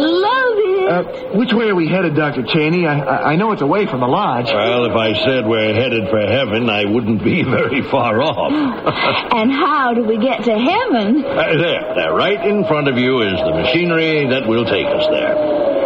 Now, that is a cable car. It's wood, covered, has windows, seats about 6, and is pulled along by a cable that's been strung from this point to the top of Devil Mountain. Oh, way up there? That's miles. This little box rides on that little cable all the way up there into the clouds? Gosh, you can't even see the top of the mountain. Well, when we get up there, the clouds generally clear. Oh, I don't know. You're going to take us up in this contraption across that enormous chasm hanging from a wire? It's a cable, Mrs. West. The car is made of solid oak and iron, and usually there are skiers standing in line to get on it. I just don't know where everybody is today. Where do we pay to get on? No payment. Guests of the lodge can ride up to Devil Mountain for nothing. It is all included. It's free? Well, what are we waiting for?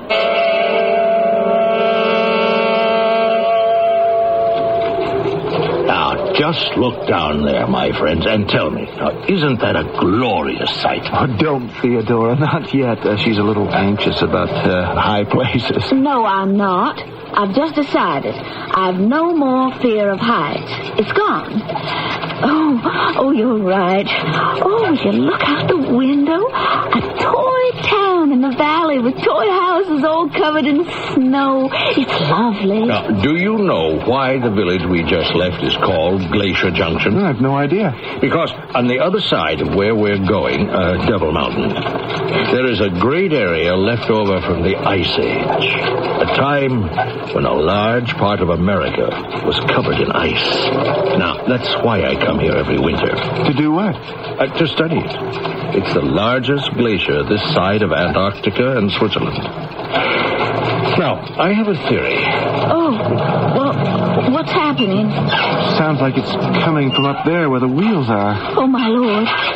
We're not going to fall, are we? Oh, no. There's nothing wrong with the cable. Nothing snapped. I can see that from the window. Well, we've stopped.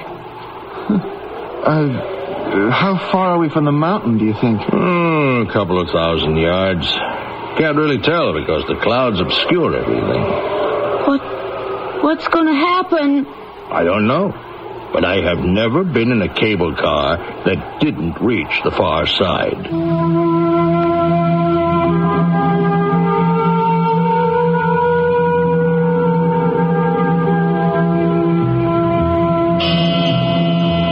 A cable car with 3 occupants swings precariously thousands of feet in the air. It is as if Devil Mountain itself had suddenly held up a hand and said, "Stop. You shall go no further." The little cab hangs there, swaying. I suggest you hang on also, and I shall be back with more in Act 2.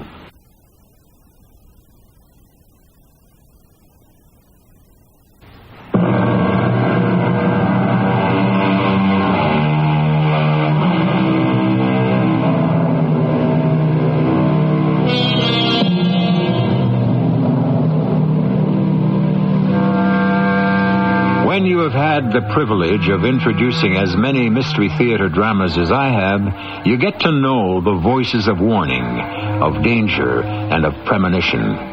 To me, the moment that cable car stopped in midair was such a moment. I can only hope the young couple and the old geologist will make the best of it. Why isn't it moving yet? I'm getting awfully scared. How long have we been waiting for them to fix whatever's wrong? Well, I'd say a good half hour. I am not sitting here any longer. I'm going to find out what's wrong. What can you do? First, I'll open the window. Oh. Yeah, I can get through this all right. Charles, you're not going out there, are you? No, I'll be just fine. Don't you worry. Make him stop. He's climbing out the window. Let go of me, Theodora. You want me to fall? I want to take a look at the overhead wheels. I think he knows what he's doing, Mrs. West. Come on, let him go. I won't. I will not. He's not an acrobat or a stuntman. He can't climb under the roof of this cable car. We're miles up over everything. Charles, think. Suppose you should fall. Now, seriously, young man, are you physically in good shape? He's the vice president of the accounting department. Goes to the gym every day. Now, will you please get away from me? Somebody has to do something. I'm going to go onto the roof to see if the wheels are jammed. If they are, maybe I can release them and pull us across. What's the point of just sitting here waiting for what? Once it gets dark, nobody can do anything. But you don't know anything about cable cars. Please, all we have to do is be philosophical and relax and wait. Dr. Cheney, please, help me convince him. Well, if your husband thinks he should be up there, obviously he wouldn't do it if he thought he was in danger. I think you're both crazy. I'm scared. What good will it do if Charles falls off and I'm a widow less than a week after I was a bride? Trust me, Theodora, I am not going to do anything foolish.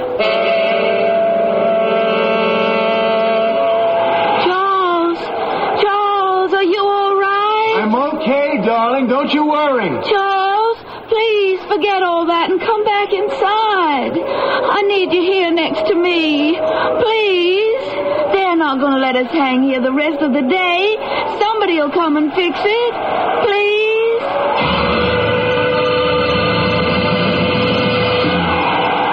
How goes it up there, Mr. West? What?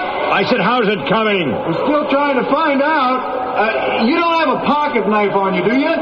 No, sorry, I don't. It looks like some debris is jammed under one of the wheels. I've got a nail file. Oh. Can you use a nail file? Yes, I can. Now, I'll reach down, you reach up. Mrs. West, you hand it to him, all right? Now, where is it? It's fallen somewhere into the bottom of my bag. Hi, Theodora. Oh. Now, don't do that. Charles, you're hanging upside down. The nail file. It's here in my bag. You are terrible. Suddenly this face appears upside down, right outside the car window. It's not so hard. It's a flat roof. The only thing is, the wind really lets you have it. Theodora, will you hurry up with that nail file? Dr. Cheney, tell him to come back inside. I want him in here and alive. Mrs. West, he's trying to do the best he can. All right, Doctor. You give him the silly old nail file. Well, here it is, Charles. Good luck. Thanks. Well, up. Oh, look at him. You mean to say he's not showing off? I wish you'd just stop that and let the cable people take care of it. Yes, well, so do I, but an hour has gone by now, and they've done nothing. You see, Charles is our only hope. Haven't heard anything from you in quite a while, West. All okay? I got the wheels clean, but there's no tension on the cable supposed to pull us. Yeah, well, that must be the trouble. Up at the wheel. Hey, come on down. I think you've done all you can. Is he coming down? I think so, yes. Oh, thank the Lord. I was afraid he wasn't hearing my prayers. I've done all I can. I'm coming down the same side I went up. Watch for me and pull me in, will you? Yes, we'll be watching, but take it easy. Take it slow. Where is he? What's happening now? Nothing yet. Listen to that wind. He's got to fight that, too. Charles, are you all right? Where are you? I'm still up here. I'm trying to find the metal bars I held onto when I climbed up. What side are you looking? What side? Yeah, are you sure that's the side you came up? No, I'm not sure. I thought I could tell by where the window was open. I'm afraid we've opened all the cable car windows on both sides. Well, doesn't he remember which side he came down to get the nail file? That's a good point. Do you remember which side you lowered yourself to pick up that nail file? Oh, darn it, I don't. I've been around these wheels up here so often I've lost track. Well, okay, I tell you what. Are you holding on to something now? Sure, the cable. And you're on one side of the car, not the front or the back? Yes, to my right is either Devil Mountain or where we came from. But the clouds have closed everything in, so I've no way of knowing. Did he say he can't see anything? Well, neither can we. Look out the windows. The clouds have surrounded us.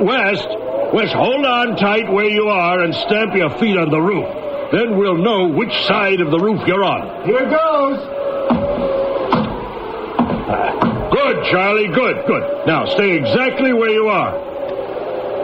There's got to be another way. I want to think a minute, okay? Anything you say. You're the doctor. Charlie. Yeah? Now, I think there's a way that's less dangerous than getting you back in here. Now, I have found some cushions. I have put them on a seat under the window you left by. Now, they slip around a lot, but Theodora is going to hold them and keep them in place while I stand on top of them, put my arm out the window, and reach up for you. Now, I think you're in the right place, so come on, get going. There, now, can you see me waving my hand out the window? Here I come. I'm so angry I couldn't get the cable car moving. Okay so far. I'm going to hold on to the roof with one hand and grab yours with the other. Can you take it, Doctor? Well, can a 65-year-old man have enough strength to support a 24-year-old with one arm? I'd say yes. I'm not worried. Okay, then. Start down. It's starting to ice up. It's pretty slippery up here. I'm easing myself down, feet first. I see his foot. It's Charlie's foot. I can't find a toe hold for my foot. Keeps slipping off the windowsill. I thought you were going to swing your hand down so I could grab it. I got your foot. Now, don't kick me. I'm guiding it to the windowsill. Now, you feel you're standing on the sill? Yeah, I found a metal bar that I'm holding on to. I'll try to swing the other arm down to you. Ow! It's cold as ice. Oh, it's colder. Doctor, my hand is sticking to it. Well, go on. Bend your other arm down so I can grab the hand. Now, once I have got it, you are safe. Is this far enough? No, I'm reaching for it, but I can't get close enough to you. Now, that's as far as I can. Wait, I see your fingers now. Don't move. Maybe I can reach higher and grab them. My other hand's getting numb. My whole arm is numb. Charlie, I'm reaching up now to grab your hand by your wrist. I got it. Now what? Now, you've got one foot firmly on the sill. That one hand I've got. Now, can you let your other hand go? Drop all your weight on me, and I'll pull you in. Charlie, do you hear me? Dr. Cheney, I can't let go of my other hand. It's frozen solid to the bar. I can't get it off. Don't give up. So I see that the clouds are lifting. Now, there is some sun coming through, Charlie. Now, can you see? We'll just wait a little while, and the sun will melt that ice on the roof. How long will I have to wait? Not long, I'm sure. We're moving. They're pulling us over. Charlie, are you clear of any cables or obstructions? You're not going to let him hang there until the cable car reaches land. He has got no choice. He's frozen there. Charles, can you hang on till we get up there? I don't have any choice, honey. Well, I've hung on this long. I'm not taking any 3,000-foot dive now.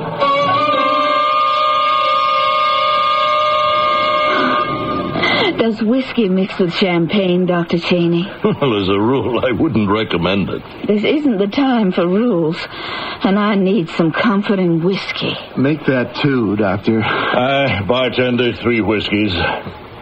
Does your hand hurt under the bandages? It doesn't have too much skin left on it. When they'd hauled me in the cable car and climbed on the roof to get me off, it was just as hard a job to get my hand loose. And the bruises on the ankles, I don't know what else. You managed to walk all right. He's all in one piece. That's all I care about. Oh, here are whiskeys. Well, all right. Take it out of the bill. Shall we drink to us again? The 3 Musketeers. Whew. Some ride. That was a near miss. I guess I'm fatalistic about that kind of thing. Keep telling myself when my time comes, it'll happen. Death, and there's nothing I can do about it.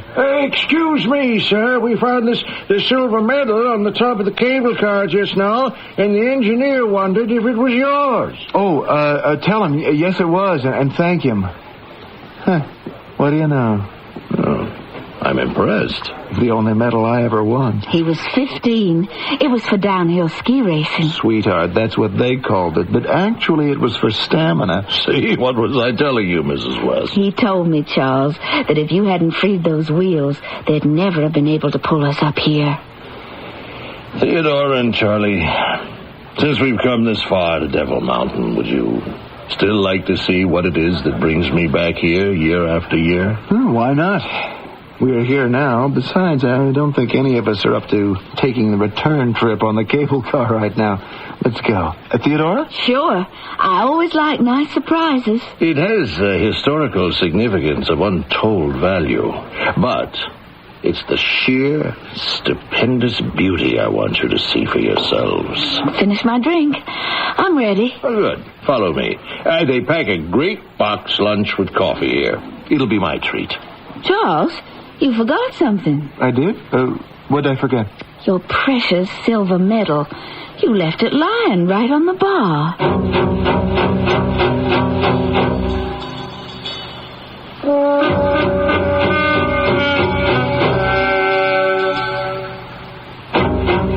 We are now on Devil Mountain, the site of a Pleistocene Ice Age glacier, which means we are within hailing distance of one of the great unsolved riddles of the Earth. What climactic changes caused these ice formations? And more incredible is that these ice behemoths move, some as much as 150 feet a day. You can get quite carried away on a piece of ice that does that. I shall return shortly with Act 3.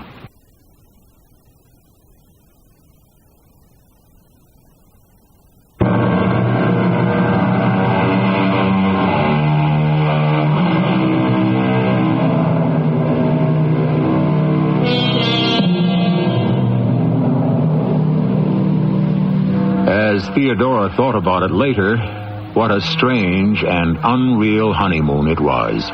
Leaving a sheltered life in Mississippi to come north, marry a young accounting executive, Charles, he 24 and she 21, and to spend that honeymoon in a place as foreign to her as the moon. Certainly as cold. Oh, I love walking through the snow, don't you? Charles, now that isn't fair. Dr. Cheney not only bought us each a lunchbox, but he's carrying them all. Well, I'm used to it, Theodora. When I come up here with my wife and son, small as he is, he loves to carry my geological instruments, so I carry the food. Oh, is this the place? Is this it? Yes, it is. About an hour's walk from the cable car. How can you tell? It's just all ice and snow to me. No. What you are looking at is a sheet of ice identical to the 5 million square miles, 8,000 feet deep glacial ice that covers Antarctica. Now, you just look at it and tell me, have you ever seen anything as magnificent?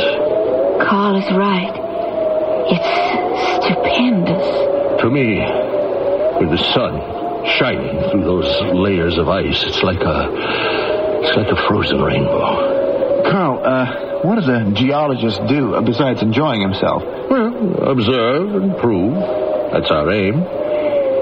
I have a theory that the world's getting colder and glaciers could take over more and more land.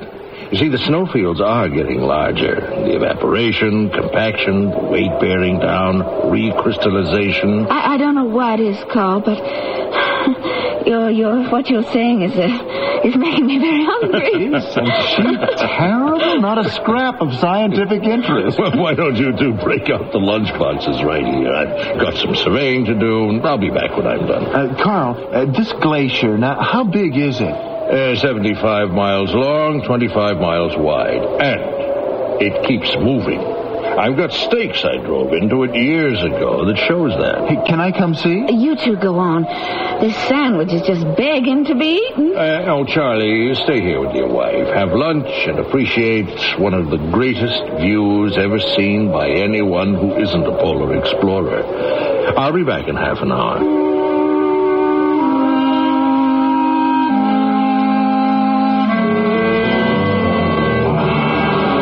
Has he been gone? I wanted to see how he measures the movement of this glacier before it gets dark. He's been gone 20 minutes. You gobbed your sandwich, sloshed your coffee over everything. Can't you sit still and look at nature? I guess so. Hey, did I ever show you how to hold your body for a stem Christie? If you can do that one thing well, honey, there's hardly any skiing you can't do. Charles, you don't have any skis on. Well, it's just a demonstration. Now, I'm going to get on that rise over there. So I stand up, and you imagine I'm on skis, okay? Okay. I'm getting itchy for you to learn, darling. The skiing's a lot different when you share it. When I got that silver medal, you should have seen the look on my dad's face. Now, he would have loved you, you know. When did he die? About a month after I won it. You never told me. Oh, we've had so many other things to talk about. We still don't know each other that well. We know each other well enough to get married. There's a little coffee left in the thermos. Come, sit by me and drink it. I will. But first, now I want to show you the Stan Christie. Now, this is what is called a traverse position. Now, I'll back up a little higher so you can get the idea. 10 years ago, I learned this. That's how I got the silver medal. Charles!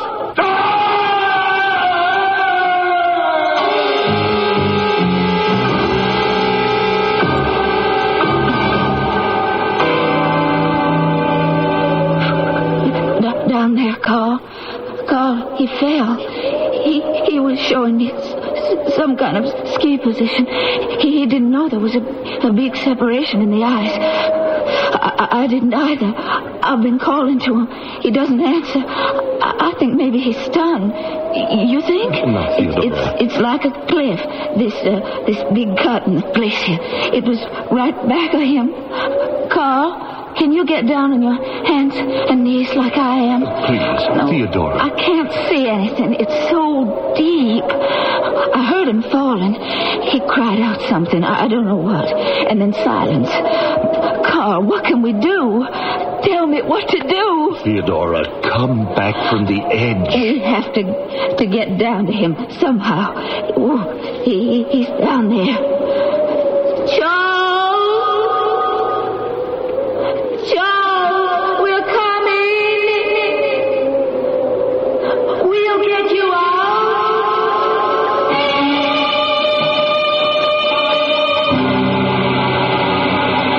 Well, I don't know what to do, Dr. Cheney. I know I'm just the manager here, but I feel for this poor young woman. You see, every day she takes a cable car and goes up to Devil Mountain, and they tell me she sits at the edge of the crevasse and calls to her husband. Yes, I understand some of the townspeople go over with her with ladders and ropes and climb down as far as they can. They keep telling her we'll find him. It's a terrible charade. Is she up in her room right now? Yes, I believe she is, sir. Oh, I'm going up to see her. I think all of us had better start telling her the truth. She has got to be told. The honeymoon is over. They're making a great deal of progress, Carl. I know they are. But I'm so worried nonetheless. It's been days, and he still doesn't answer us. He must be badly injured. But they tell me even without food, a man can live on ice and snow a long time. Theodora, you are not listening to me. Yes, I am. Theodora, I don't think Charles can be still alive. It is not possible. No, it isn't. Is it? You must go home now.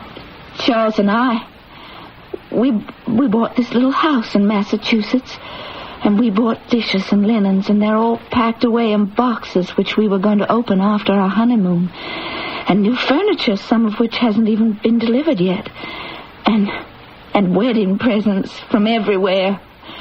They're in the house all wrapped up. So I guess... So my home is just an empty house with boxes. That's the only home I've got. I meant for you to go home to Mississippi, to your father's, where you used to live. I can't do that. I'm not a little girl anymore. Oh, Charles. Oh, please, come back. Theodora, he can't. You must accept it. I know.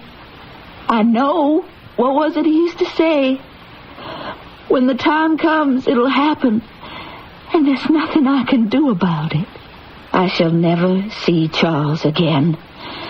I shall never see him again, ever, ever, ever. Well, I would not say that. But you said there was no chance of him being alive. I don't understand. Yes, well, I'll try to explain. Glaciers, my dear girl, are not massive, immovable objects. They do move. And what makes them move is a river of ice running through them. Is that really true? Well, I spent a lifetime trying to prove it. So I believe Charles has fallen right to the bottom of the crevasse. Now, if my theory is fact, this river traveling back and forth, mile upon mile, will finally snake its way to the very top of the glacier. And carry Charles' body with it. Hundreds of feet? Well, miles, inch by inch, year after year. I won't live to see it, my child. But you're 21. You could. I have a 10-year-old son. Now, if he follows in my line of work, who knows?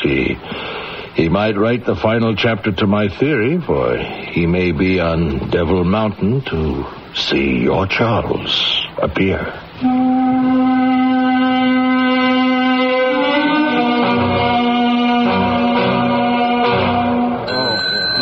Is there anything I can do for you, sir? Aren't you the manager of the lodge? Yes, I've been for 45 years. Yeah, I thought I recognized you. You know, this place hasn't changed much in 40 years. It's got bigger. You've been here before? My name is Carl Cheney, Jr. No, I haven't been here since I was 10. My father used to come here to Devil Mountain. He did it year after year, and then he stopped coming here in 1938. Dr. Carl Cheney. Well, yes, you look just like he was the geologist. And glaciologist. Yeah, that's right. He was studying glaciers. Are you in that line of work? Yes, I am. I tried to take up where my father left off, and now I'm back at Devil Mountain. I've been there a month digging away. Living there? But there ain't no houses. No, well, I carry mine. It's a big tent with everything, including the kitchen sink. It's made especially for explorers. You see, my father had a certain theory which, well, 42 years later, I hope to be able to prove. So I've built a footbridge across the crevasse and cleared a deep path on the far side, and, well, I only wish that my father was here now. He was so right. Anyway, there was a young couple Father wrote about in his notes, and he said if anyone could locate the wife, you could help. Wait a minute. They were on their honeymoon. Yes, that's the couple. Mr. and Mrs. Charles West. Yes. Is she still alive, Mrs. West? Yes, she lives not far away. Sends me a Christmas card every year. She must be in her 60s.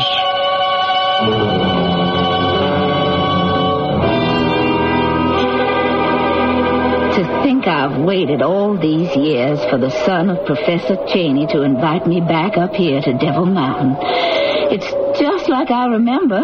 Snow and ice everywhere. And Mrs. West, are you up to seeing a ghost? Not a ghost, but I am up to seeing my husband, Charles. You are a surprising lady. Am I? Of course, I knew why you invited me up here.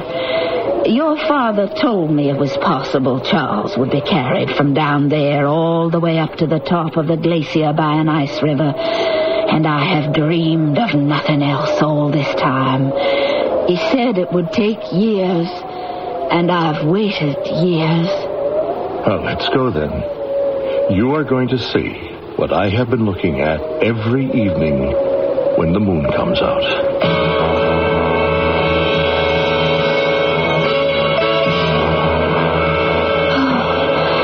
Hold on to the railing, Mrs. West. The moon is so bright. We should be able to see it. We could have waited until morning, when the wind died down. If Charles is really up there, do you think after waiting all these years, I can possibly wait 1 second longer? Now, as you leave the footbridge here, hold on to the cable that I've driven into the ice. Follow me forward into this space here that I've carved out. It's beautiful here. Oh, like being inside a solid piece of milky glass. And the moonlight shining through it makes everything so clear. Yes, now over here I've cut into the path of the river. Now it's wound its way up through here, passes, and goes on through the next glacier. What you're seeing is ice water that started dozens of years ago, way down, hundreds of feet. And it's pushed its way up and up until it's finally here. But where is that? Here, wait, I've got to chip away more along here where I can't see through the ice. Let me do it. Is this the axe? Yes. Mrs. West, be careful of that ice axe. You'll hurt yourself. How do you think I've lived all these years?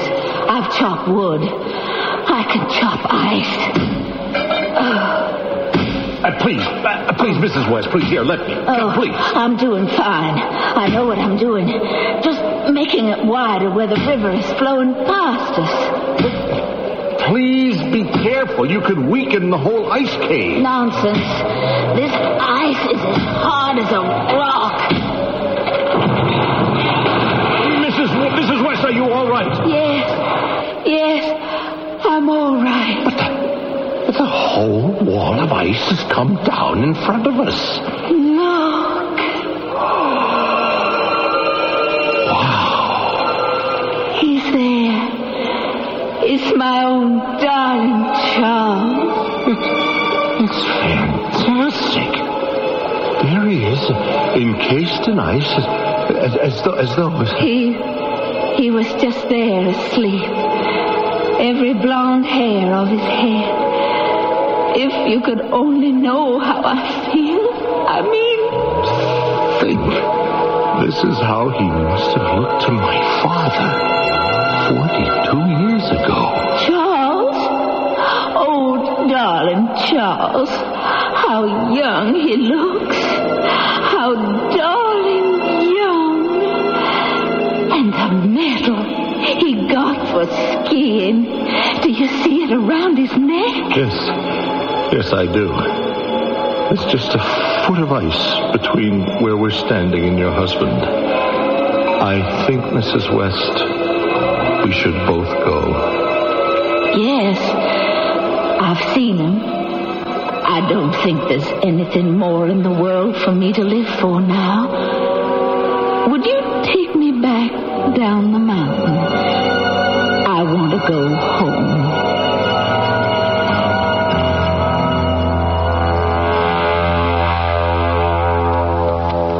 Young Charles West had actually, as the old geologist predicted, traveled in time from the bottom of the glacier to the top. Theodora West did go back to her little home, and very shortly thereafter joined her husband in death. In that Massachusetts town, they buried her, and at last the couple was together. Theodora and Charles West, side by side, a boy of 24 and his 64-year-old bride. I shall return shortly.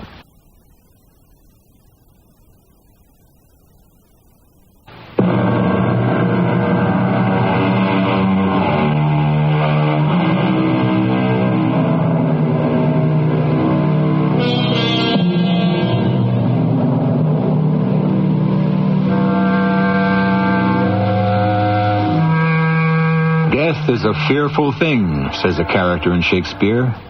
To die, and we go we know not where. To lie in cold obstruction, in thrilling region of thick-ribbed ice. To be imprisoned in the viewless winds, and blown with restless violence round about. Unquote. Who dares tell me Shakespeare didn't write all plots and possibilities before anyone else?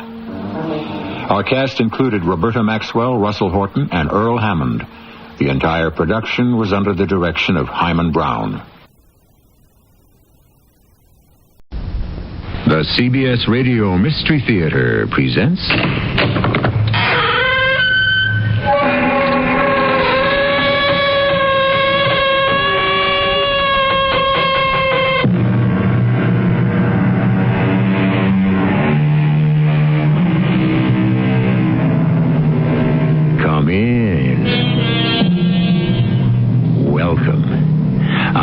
Marshall. The story I will tell you shortly is very much involved with a dream. What is dreaming exactly? Webster defines it as a sequence of images passing through the mind of a sleeping person. Are dreams only meaningless fantasies, then? Far from it. Psychologists ascribe deep meanings and symbols to dreams, believing they are truths the waking mind does not know or cannot face. One school of thought holds that dreams are the intrusion of the supernatural into the subconscious mind.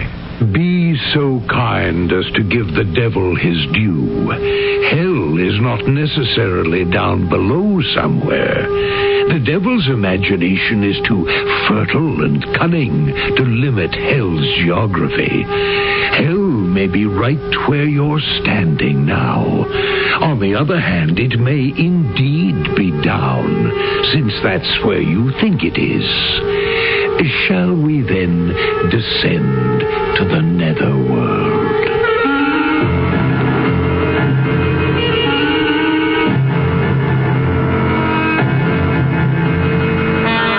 Our mystery drama, Catch the Smallest Devil, was written especially for the Mystery Theater by Nancy Moore and stars Fred Gwynne. I'll be back shortly with Act One.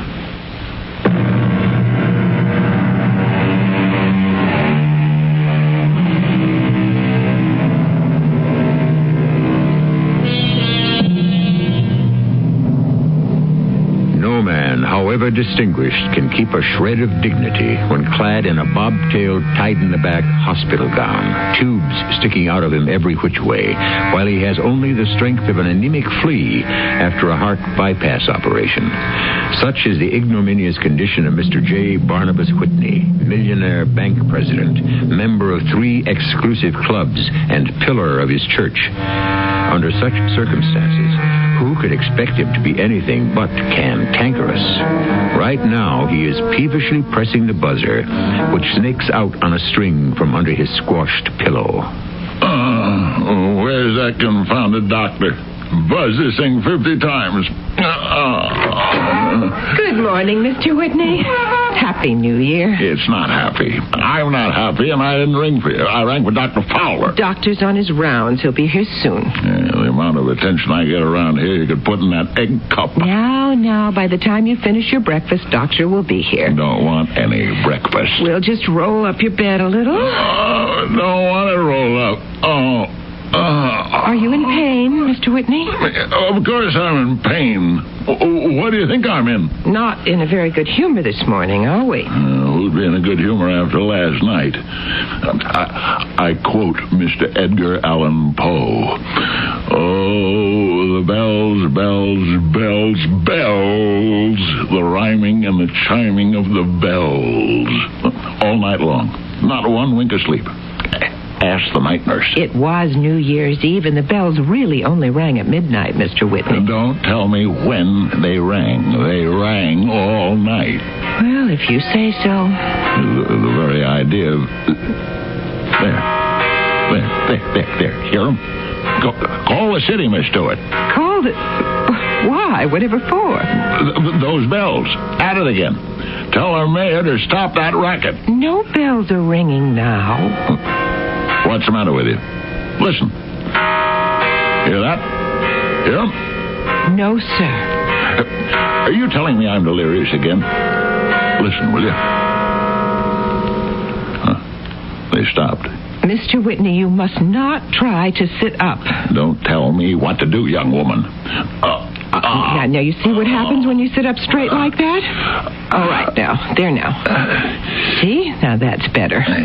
Just pat your pillow a little. Don't want my pillow patted. And then I'll feed you a little oatmeal. Don't want any of that swill either. Don't want to be spoon-fed. Not dignified. I was born with a silver spoon in my mouth, all the same. Yes, I know you were. Yeah. Where's that doctor? I have a good mind to change doctors. Tired of no service. Tired of that white uniform of yours, now, too. You mustn't get all stirred up. Now, we're going to talk about something pleasant. Did you make some nice New Year's resolutions last night? Why would I do a fool thing like that? Because it's the time we resolve not to do again the things we shouldn't have done. Yeah, well, speak for yourself. I did nothing I shouldn't have done. And resolve to do things we should have done but didn't. I do what I should do. Well, you're not now. Sitting up, refusing to eat, getting all stirred up about bells and things. Stop being impertinent and put that thermometer away. Doctor has to know your temperature. Should have taken it first thing. Open, please. Go away. Open, Mr. Whitney. Oh, all right. I don't see and why don't talk. Now, I will talk instead to pass the time. Last night I went to a little New Year's Eve party. My, it was so cold on the way there. I didn't have any gloves. My hands... Oh, never mind about me. Mr. Whitney, I do hope you have a good day. The very first day of the new year. I know you're sick. I know open heart surgery is terribly difficult, but just the same, remember that nice verse. This is the day the Lord has made. Rejoice and be glad in it. Then, a long time from now, when you stand at the pearly gates and St. Peter asks for your credentials, you can tell him you made the most of even bad days. Wouldn't you like to be able to say that to St. Peter's? No? Well, then, what will you say to him, Mr. Whitney? Oh, I know what you can say. You tell him all the good deeds you've done, how you've helped people. So often I've read in the paper how much you give to charity. Oh, here's Dr. Fowler. Morning, Mr. Whitney. Morning, Lady May. How's the patient? Rotten. He didn't sleep all night. He keeps trying to sit up. He won't eat his breakfast. And he's very cranky. Oh, you can take the thermometer out now, Doctor. All right. Unclamp, Mr. Whitney. And Happy New Year. I've had just about enough Happy New Year and more than enough of that noisy door. Who ever heard of squeaking hinges in a hospital? Yeah, quite so. Miss Stewart, go send for Mike, please. Tell him to bring his oil can. Yes, Doctor. And let me tell you something else, Doctor. Now, just lie down, Mr. Whitney. I said lie down. Who listens to a man flatten his back in a dinky nightgown instead of decent pajamas? I'm treated like a jailbird in here. A sick man has to follow certain rules. Make my own rules. Yours are rotten. What do doctors know? Well, this doctor knows your case history. Since your bypass, it's lucky your mule stubbornness hasn't killed you. You've much to answer for, Mr. Whitney. I'll outlive the lot of you. Well, at least you're being given another chance. But I warn you, Whitney, unless you obey rules, you could go off in the twinkling of an eye. What you sow, sir, you'll reap. What kind of a lunatic hospital is this, anyway? That nurse quoted scripture to me, and now you're at it. What I sow, I'll reap. Well, it's merely a convenient phrase. Has a nice ring to it. Now, shall we get down to business? Let's have a look at your incision. She had the gall to ask what I'd say to St. Peter at the pearly gates.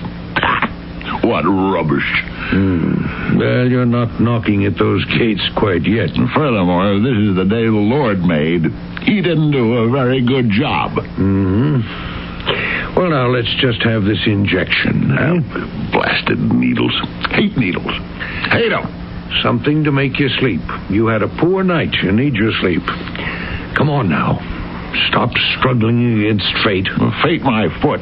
Ouch! There we are. In the fullness of time, you will go off. No, stop saying I'll go off. A fine thing to say to a man at death's door. You're not at death's door. You're no better than those devil doctors. You heard of devil doctors. Doctor. Voodoo, magic, potions, spells.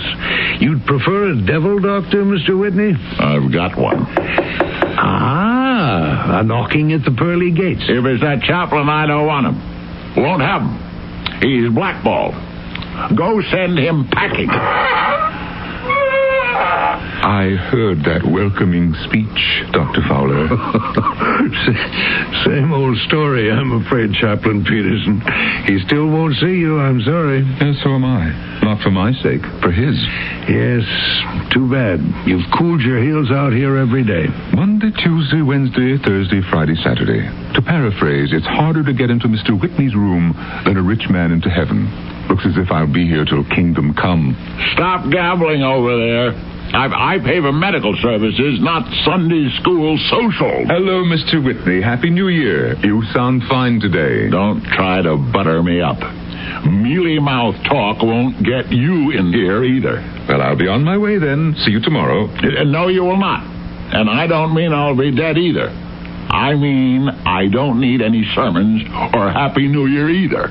Out. Well, Doctor, many are called, but few are chosen. Goodbye now. Better luck next time, Chaplain. Confound it. Confound it. Why don't you oil that door? Sounds like a basket of kittens. Now, just calm down, Mr. Whitney. These outbursts are not good for you. You heard me send Miss Stewart for the handyman. I give the devil his due. Many are called for, but few. Many...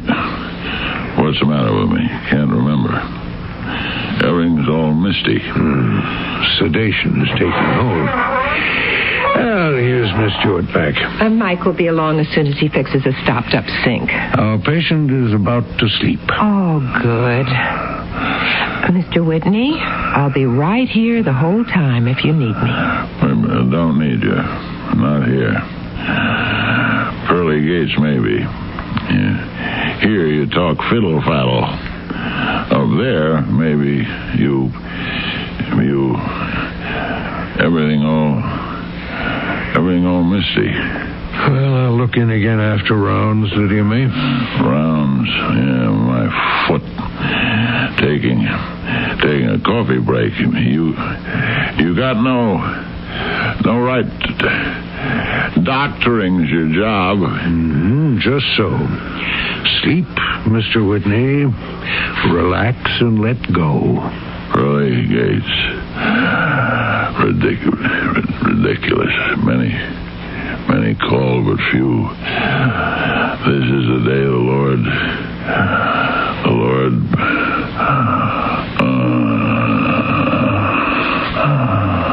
Oh, asleep. I'm so glad. So you asked him what he'd say to St. Peter, eh? Oh, dear, perhaps I shouldn't have. Did it worry him? I'll do him good to give it some thought. He's awfully restless. Open up. He must be dreaming he's taking somebody's temperature. J. Barnabas Whitney is out here. Open. No, something else. Oh, I hope it's a nice dream. He's not a happy man, Dr. Fowler. All he is rich. And let's both resist saying money can't buy happiness. St. Peter. What? He's dreaming about St. Peter. St. Peterson. He's got St. Peter mixed up with Chaplain Peterson. Well, J. Barnabas Whitney, sweet dreams of pearly gates or squeaky doors. Take your choice. I'll drop by later, Lydia May. Yes, Doctor.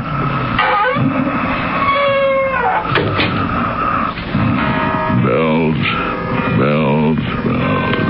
That was last night, Mr. Whitney. Chiming bells. St. Peter. Oh, in your dream, St. Peter and bells. How sweet. I am J. Barnabas Whitney. Open the pearly gates.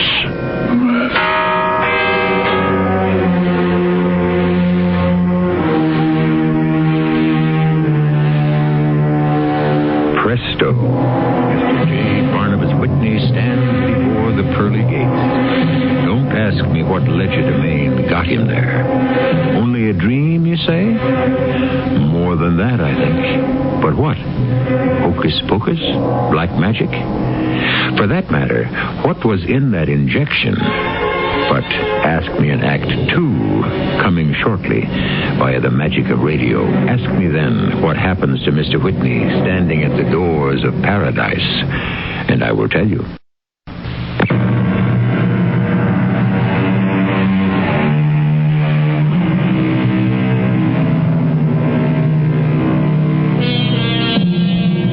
The pearly gates, celestial portals, the doors of paradise like none ever seen on earth. And there before them stands J. Barnabas Whitney.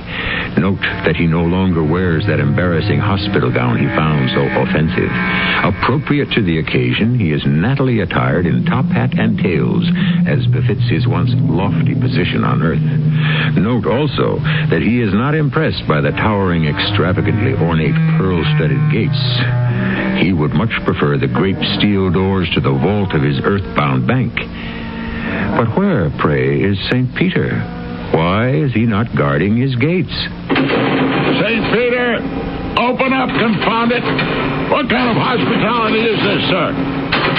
Open, I say. I'm not used to this kind of treatment. The amount of attention I get up here, you could put in an egg cup. I am J. Barnabas Whitney. Open up. Excuse me, please. Why, Miss Stewart, where'd you come from? I didn't see you arrive at the pearly gates. I don't know how I got here. Suddenly, I was just here. Like me, suddenly. Last thing I remember, I was in that miserable hospital bed, and then here. Oh, the gates are beautiful, all carved gold and set with pearls. Trifle overdone, I'd say. Pardon me while I knock again. I've been waiting up here now for...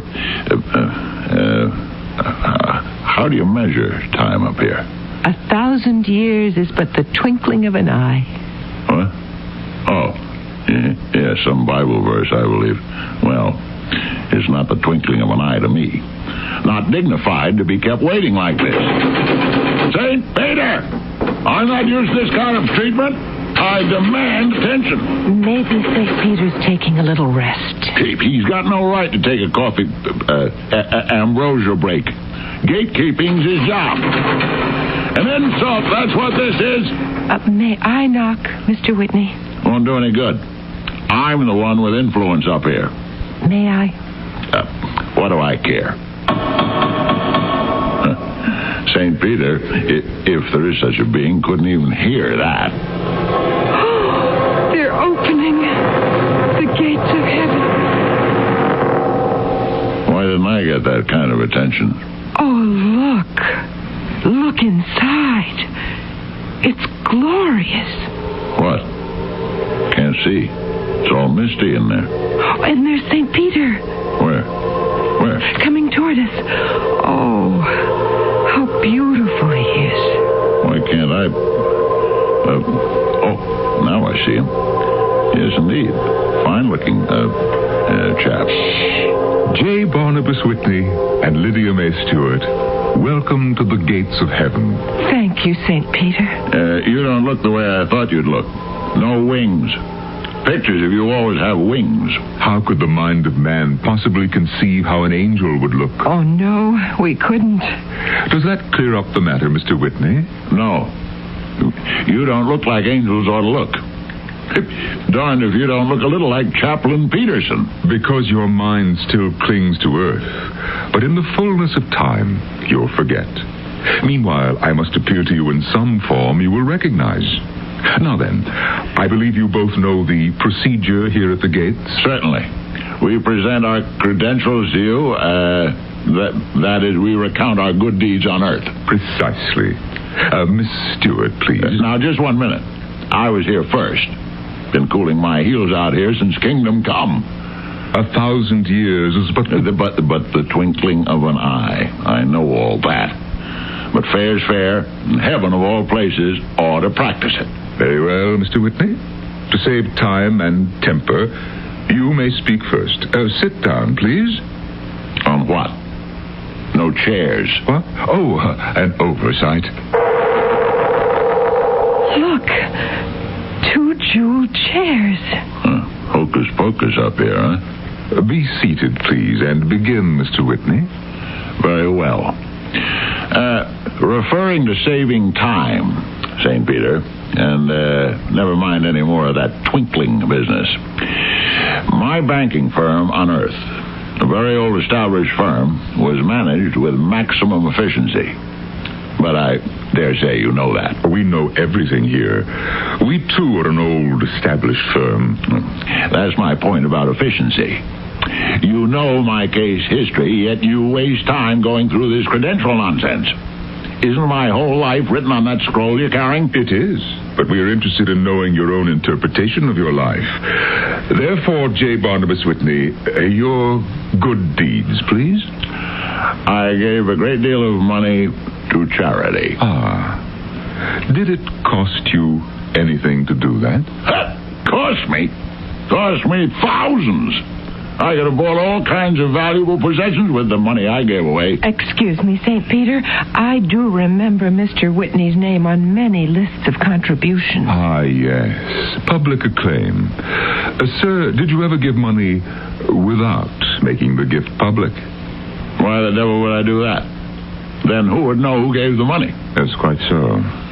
Are your good deeds finished? Finished? I've only begun. Why? All my life I did things for people. And precious little thanks I got. Take my mother-in-law. For donkey's years, I paid for her apartment. A correction. You paid for her small cubicle in a rooming house. And did you ever call on a lonely old lady? She wasn't my mother. Now, wait. There's lots more. Oh, yes. I made the best of even bad days. You can ask Miss Stewart. And every Sunday, I went to church. Except, of course, when you played golf. A man needs some recreation. But you just check that scroll there. Every Sunday when the weather was bad, I was in church. And Monday, Tuesday, Wednesday, Thursday, Friday, Saturday? Monday, Tuesday. Well, what does that mean? On weekdays. Did you ever give any thought to what you heard in the Lord's house on Sundays? Now, look here, St. Peter. Weekdays, I had other things in my mind. Important things. Sinners need to worry. Need to pray a lot. That kind of doodah. But not me. And I just might remind you that on Sundays, it wasn't easy for me to put up with church. I had to rub shoulders with certain persons who had the gall to come in there. Joe Hinkle, for one. An ex-convict, sir. He'd sit there in front of me till I'd get so mad I'd want to hit him? See, you do know everything. Yes, I wanted to hit him. But kindly take note that I didn't. You made friends with him instead. Friends? With a jailbird? May I call your attention? No, you may not. Just skip the sermons, thank you. As you wish. Now, Miss Stewart, let us consider your life. Hold on here. I'm not finished with mine yet. Oh, yes, Mr. Whitney. You are quite finished. Miss Stewart, your good deeds, please. Now, look here. Sit down, Mr. Whitney. Miss Stewart. Oh, dear. I did so many wrong things, I'm afraid they cancel out the good things. My goodness, I can't even remember any good ones. I feel so bad about the bad ones. Then I shall consult my scroll. Your patience while I unroll it. Yes. Here we are. Miss Stewart, you always tithed your income, gave 10% to the Lord's work. Oh, but it was so little. Because your income was little. Even so, I see you often gave more than the biblical tithe. That winter day when you badly needed a pair of gloves, on your way to the thrift shop to buy a pair, you gave the money to a beggar. All those beggars are fakes. Mr. Whitney, maybe some are. But I always thought, what if one, just one, is in real need and I pass him by? So I gave to all, not to miss that one. Oh, rubbish. And I see here that you spent a great deal of time calling on the sick, the lonely, the outcast, the unlovable. Oh, it didn't take much time. Mr. Whitney, did you ever pay such visits? Me? I was a busy man, sir. What are those bells clanging about? They are summoning us within. High time, too. Lydia May Stewart, the angels and archangels and all the company of heaven, bid me tell you that we have sufficient information regarding your sojourn on earth. They further bid me say that whatsoever a man soweth, that shall he also reap. Seems to me someone else said that a while ago. Lydia May Stewart, this is the day the Lord hath made. Rejoice and be glad in it. You may enter into paradise. Oh, thank you, St. Peter, and all the company of heaven. Tarry a moment, please. J. Barnabas Whitney, yes? The angels and archangels and all... Skip all the claptrap and get to the point. And all the company of heaven, bid me tell you that we have sufficient information regarding your sojourn on earth, and you may not enter into paradise. What? Many are called, but few are chosen. A camel, sir, can go more easily through the eye of a needle than you into paradise. Hate needles. Hate them.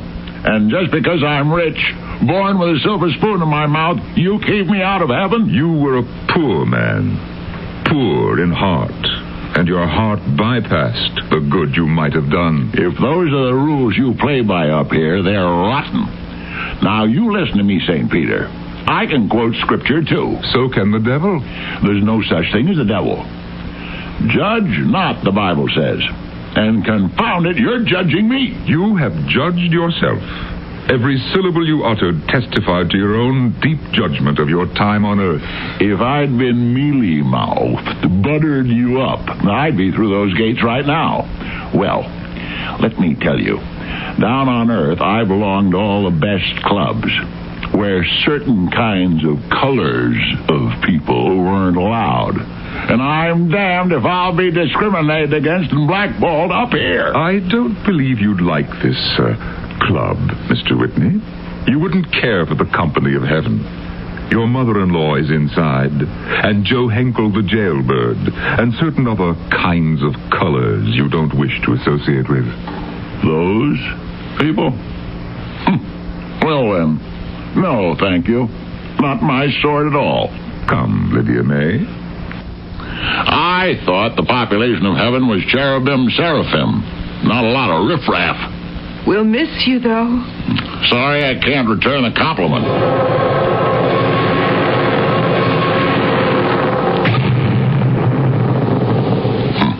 Pearly gates. Tacky.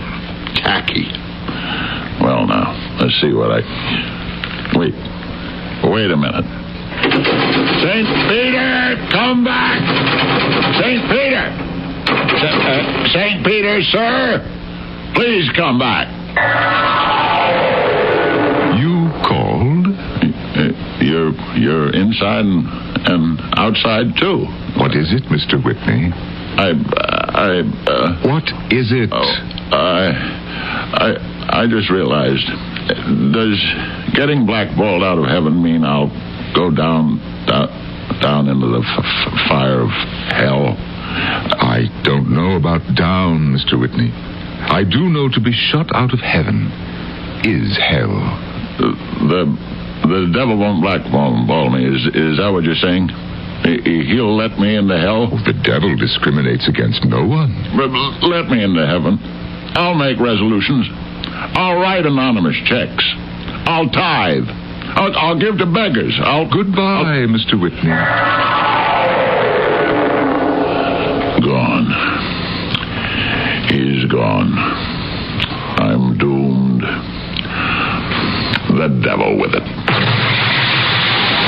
You called, Mr. Whitney? The devil? At your service, my friend. I would prefer, however, to be addressed by one of my more distinguished names. Lucifer, Mephistopheles, His Satanic Majesty, Beelzebub, Prince of Darkness, and Foul Fiend has a nice ring to it. Now, shall we get down to business?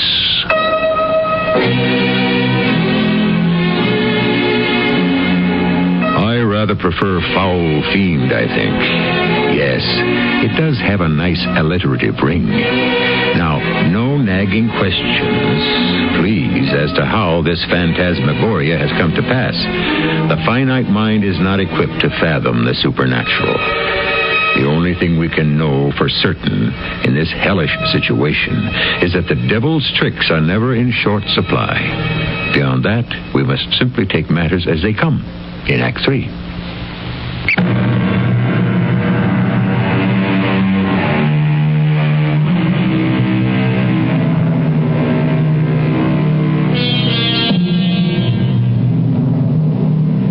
We can hardly pass off lightly the evil presence of the Prince of Darkness, nor can J. Barnabas Whitney. Certain that he knows the demonic nature of Foul Fiend's errand at the pearly gates, the poor fellow stands all a-tremble. Do not feel superior, my friends. Would you comport yourself any better, face to face with the devil incarnate? If you recognized him, that is. The devil wears many guises. Repeatedly, you have been in his presence and never knew his face. He wears no disguise now, yet J. Barnabas, still clinging to a rag of hope, asks a pitiful question. Are you really the devil? Excuse me, are you really His Satanic Majesty? Would you say I look like him? Horns, tail, cloven hooves. Yes. You've got much to answer for, J. Barnabas Whitney. This get-up is your doing. What? Would I wear a cheesy prehensile tail and trashy horns from choice? This is how you imagined I would look. But your face. You have a complaint regarding my countenance? Oh, no, sir. No. But it reminds me of... Some arch enemy on Earth? Dr. Fowler. Foul fiend. You're one and the same. Only because your mind equates us as the same. Now, shall we get down to business? Down. You'll take me down into the fire and brimstone of hell. Be so kind as to give the devil his due. Hell is not necessarily down. My own imagination is too fertile and cunning to limit hell's geography. Hell may be right here at the tacky pearly gates. On the other hand, it may indeed be down, since that is where you think it is. Shall we then descend to the netherworld? Not fair. It's not fair. What did I ever do to deserve hell? A few little errors, a small wickedness or two, that's all. Humans have an apt quotation. Catch the smallest devil by the tail, and he will lead you to his master. You caught many a small devil, Barney, and they have led you to me. I, in turn, will lead you to some very distinguished company below. No. Get thee behind me, Satan. Aha! The devil can quote a scripture, and so can you. Come now, stop struggling against fate. Relax and let go. He said that. Fowler said it. I said it. One last quotation, not, however, biblical. Let the devil take the hindmost. That is what I'm doing. You are the hindest of the hindmost, J. Barnabas Whitney. Come. No! Miss Stewart! Lydia May! Help me! Help! St. Peter, poor Mr. Whitney is still knocking and crying out there. It's impertinent of me, but I do wish he could have another chance. He will. Everyone gets another chance. If only humans realize that. Help me, Miss Stewart. Help. I'm right here, Mr. Whitney, and I've sent for the doctor. Down. I'm burning. Oh, doctor, I'm so glad you're here. He's having a terrible nightmare. He's feverish. He's burning up. Please, another chance. Please. All right, Mr. Whitney. Well, that kind of sleep won't do him any good. Thrashing around like a dervish. Mr. Whitney. What? Wake up, Mr. Whitney. What? Where? That's better. That's it now. All right. Open your eyes. Get wide awake. Doctor Fowler? Is it you? Well, now, who else? You didn't have a very happy sleep, did you? I'm not dead? Of course you're not dead. You're fine. Just fine, Mr. Whitney. Miss Stewart. Oh, am I glad you're here. Gloves. Want to buy you a pair of gloves. Fur-lined. The best leather. He's delirious again. Afraid so. Delirious? Yes. That's it. I made it all up. I made the whole thing up. Tell me I made it up. Mr. Whitney, whatever it was, you certainly did. No. St. Peter, he wouldn't let me into paradise. No, and then the foul fiend came, and lost. Doomed. Nonsense. You were dreaming. You and Miss Stewart had talked about St. Peter, and that's what triggered you to dream about him. That nightmare didn't mean a thing. You don't think so? Not a thing. Maybe. Maybe it didn't. But it told me something all the same. It told me, dream or no dream, I'm not fit for heaven. Miss Stewart is. She got in, but not me. Not me. Oh, no. We mortals don't really know what keeps us out or gets us into heaven. Oh, but yes, we do, Doctor. We know well enough. But people like me don't pay it any mind. Go your own way, make your own rules. Well, wait, I forgot. I know what to do now. Where's Miss Lydia May Stewart? I'm right here, Mr. Whitney. Listen. I'll write a check to your favorite charity. But don't you put my name on any list. Anonymous. You understand? Yes, sir. Yeah. And send for Chaplain Peterson. I blackballed him before. I wouldn't let him in. Get him. Get him right now. Get him, Lydia May. I'm going, Mr. Whitney. He's just across the hall. Yeah, and hurry. I may not have much time. Now. Calm down, Mr. Whitney. Tell him I want it right away. And I want you to take this capsule and get back to sleep. Sleep? With all I've got to do? A lifetime of mistakes to make up for? What'll I say to St. Peter the next time if I haven't got any credentials? No, Doctor, don't bother me with capsules and sleep and claptrap. Just get me Chaplain Peterson.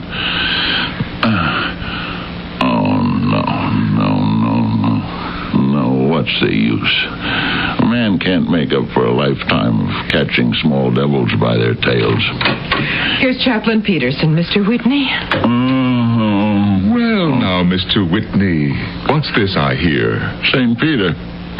You look like St. Peter. No one knows how St. Peter looks.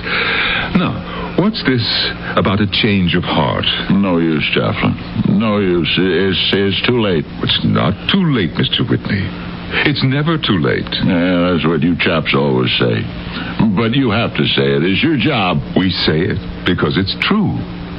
True. Not too late. What if it really... Is it true, Chaplain? You give me your word. I'll do better than that. I'll give you the Lord's word. He said... J. Barnabas Whitney can go back and undo what he did wrong. Make up for what he didn't do right. I'll give money to charity and not publicize it. No, wait just a minute, Mr. Whitney. We cannot buy our way into heaven. Oh, yeah. Sorry. Should have realized that. Lots of good deeds, then. That's it. St. Peter made that very clear. Let's get something else straight. In your dream, St. Peter was the way J. Barnabas Whitney imagined he would be. He said what you believed he would say. In other words, my concept of an angel fell a little short. Afraid so. Yeah, like I've fallen short. All of us have. But regardless of the mess we make of our lives... Now listen, St. Peter. You said it wasn't too late? Oh, please. I am not St. Peter. Oh, yeah, sorry. No matter how you fall short, God loves you. No, not me. He couldn't. You see, I threw him out, just the way I threw you out. You didn't throw him out. Well, then what would you call it? Oh, sure, I went to church. Yes, indeed. The thing to do. Met people with money and position, made good contacts. That's why I went to church. Didn't listen to the sermons. Didn't really believe in God or the devil. Oh, yeah, the devil. He's real, too. Looks like Dr. Fowler here. No offense, Doctor. None taken. I only believed in J. Barnabas Whitney. You don't call that throwing the Lord out, Chaplain? You can't throw him out. He won't go. Well, put it another way, then. He threw me out. Never. Never? Never. Hallelujah. Well, what do you know? Never. Did you hear that, Lydia May? Did you hear that, Doctor? Happy New Year, Mr. Whitney. Oh, the new year. I've got resolutions to make. What a man sows, he reaps, you know. Ring out the old, Mr. Whitney. Ring in the new. Right, you are. Ring out those beautiful bells. Bells. This is the year the Lord has made. And I've got a second chance. Hallelujah!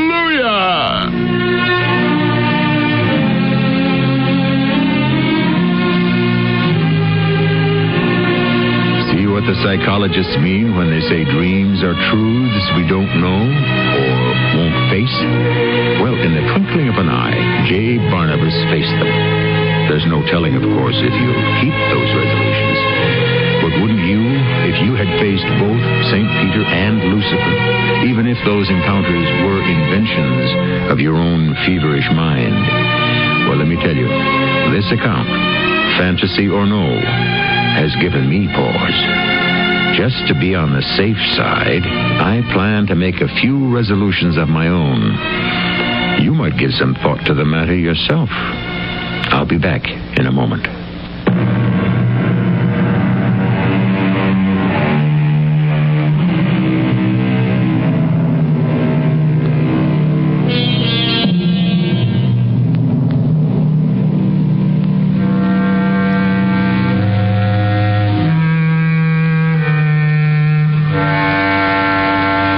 When this story was first told to me, I began to wonder about the origin of the phrase, the pearly gates.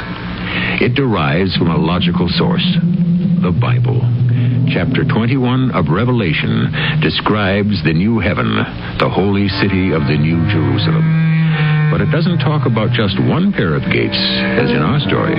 Listen to verse 21. The 12 gates were 12 pearls, each gate made of a single pearl. Think about it. One enormous pearl per gate. Oh, by the way, what credentials will you present to St. Peter when you arrive at those pearly gates? Think about that, too. Our cast included Fred Gwynne, Terry Keane, Court Benson, and Norman Rose. The entire production was under the direction of Hyman Brown. This is E.G. Marshall inviting you to return to our Mystery Theater for another adventure in the macabre. Until next time, pleasant dreams.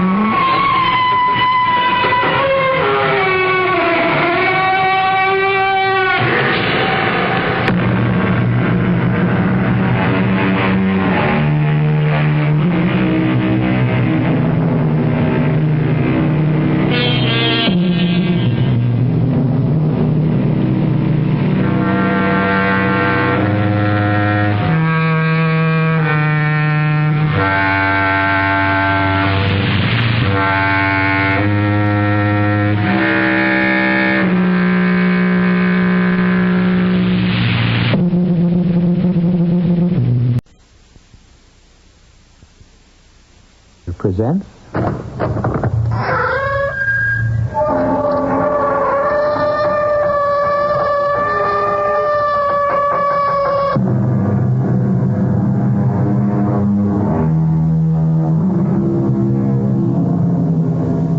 Come in. Welcome. I'm E.G. Marshall. The meek shall inherit the earth, but surely not today. Indeed, it wouldn't be surprising if it didn't happen next week, or next month, or even next year. In order to be a successful member of the meek, one requires patience. Indeed, the thing the meek do better than anyone else is to endure injustice with patience. And yet there is a human limit to endurance, while obviously there is no limit to injustice. Something has to give. Can you describe the man who killed my son? Oh, no. But you saw the man. I didn't. I swear I didn't. That isn't true. Who are you to come busting in and giving me the third degree? Get out! What did he look like? Mister, I got a husband, kids. Let me alone. What did he look like? Get out! Yes, I shall get out. But I shall return tomorrow, and the day after, and the day after, and I'll ask you again and again, and you will not know a moment's peace until you tell me.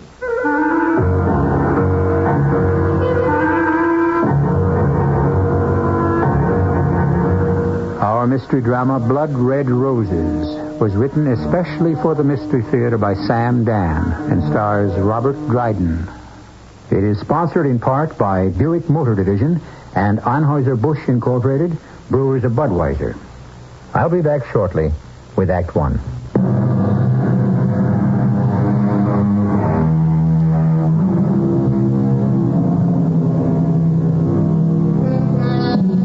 We walk, it seems, a narrow and slippery pathway between poetry and practicality. Poetry tells us to love thy neighbor. Practicality warns us, don't stick your neck out.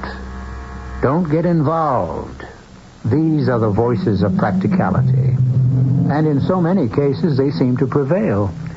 Well, we're about to witness an exercise in both poetry and practicality.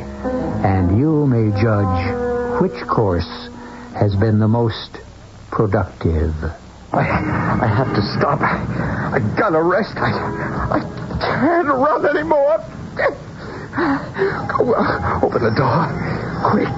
Open it up. Open. What do you want? Please, lady, let me in. You're in? Who are you? What do you want? Let me in, please. Just let me hide for a minute. Hide? They're after me. They'll kill me. Go away. For God's sake. Go away. I'll scream. They'll kill me. Go away. Please, go away. Somebody's got to hide me. Please. Please. Yes? Please help me. Are you in trouble? Yeah, the guys are coming after me. Help me. Oh, come in. Maybe I shouldn't come in. Well, why not? Because if they find me here, they can kill you, too. Well, maybe we better call the police. Oh, no. But that's what the police are for, to help. No. Well, why are those guys after you? Because I knew too much. I talked too much. And I got no place to hide. Well, sit down. You will not be killed here. Oh, maybe not. You got a gun? This is a sanctuary. A what? A sanctuary. The sanctuary of a church. What church? My church. A church? Well, where's the altar? Where's the cross? This is the church of the heart. It is my ministry to help those in need. Pray with me. Are you crazy? Pray to whatever God watched over your childhood, in whatever language you ever spoke to him, but pray from the heart, the spirit. In here. The gang said he ran in here. Oh, it's Joe. It's Joe. They found me. Come on, open up in there. Open up. We'll bust it down. I told you to let me get out of here. Now it's too late. Let us pray. Open up. The door's unlocked. Here, there he is. Why do you enter this house? Knock him off, Albie. Joe, I'm gone. I know that. But this guy, this priest. What are you trying to pull? What priest? Don't kill him, Joe. He didn't do anything. You must not commit violence in this house. I cannot permit you to... Let go my arm, you not. Let go. Albie, listen. I forgive you. He's still alive, Albie. I forgive... You...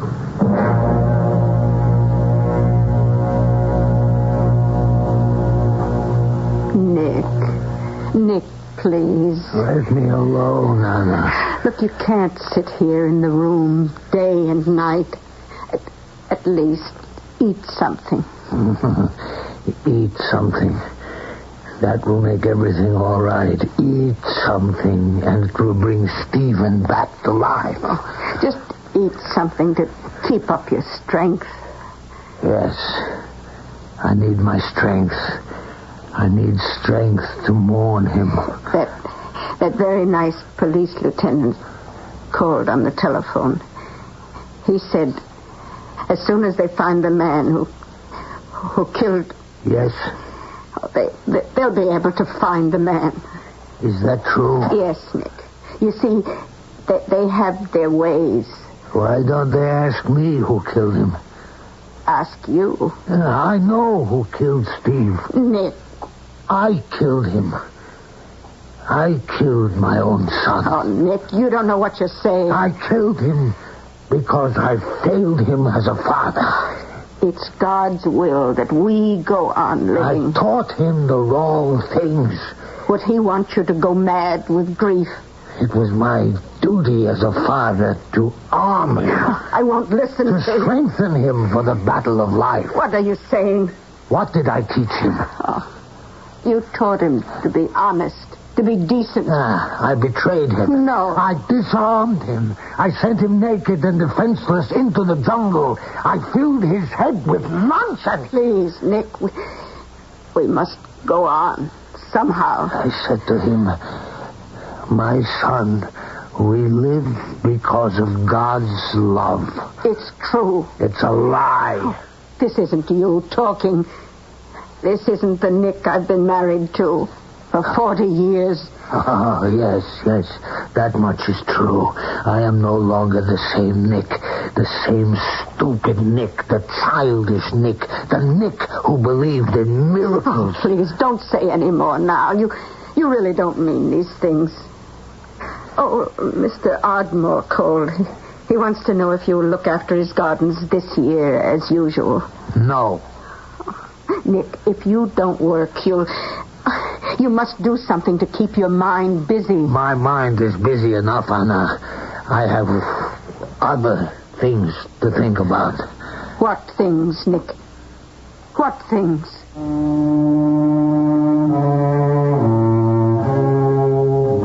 What things? It only proves that women cannot understand what must be done. I must kill the man who murdered my son. Even as I say these words, I feel a chill. I never spoke this way. I never thought this way. But until now, I never had reason to. Lieutenant Daly. Who? Well, can't you tell him I'm out? Look, I feel sorry for him, too, but what can I do about it? All right, send him in. What does this old guy want from me, anyhow? Mr. Burko, come in, sit down. Oh, thank you. I know what you're here to ask me. Yes. And let me tell you, we're working on it. Are there any results? Well, it was a gangland killing. We know that much. Yes? The guy they were after was a stool pigeon. Excuse me? No, an informer. Oh, yes. Well, the problem is, any one of a number of well-known racketeers could have ordered the hit. We don't know which gang, which outfit is responsible. Yeah, but the gunmen, they prowled through the neighborhood. They were seen. Surely they can be described. By whom? By witnesses. We can't find any. But it is a crowded street. Someone saw them. People are frightened. It is known that the fugitive ran from door to door, and each door was closed to him. Yeah, it's the old story. Nobody wanted to get involved. Well, you can't blame people too much, you know. They're scared. Have you spoken to the people? Yes, Mr. Burko, but we can't force people to testify. Maybe if I spoke to them... What makes you think they would listen to you? I would ask them in a certain way.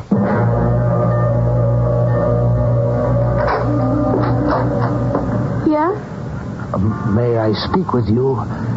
My name is Nicholas Birko. I am Stephen Birko's father. Oh, yeah. You want to come in? Oh, thank you. Well, won't you sit down?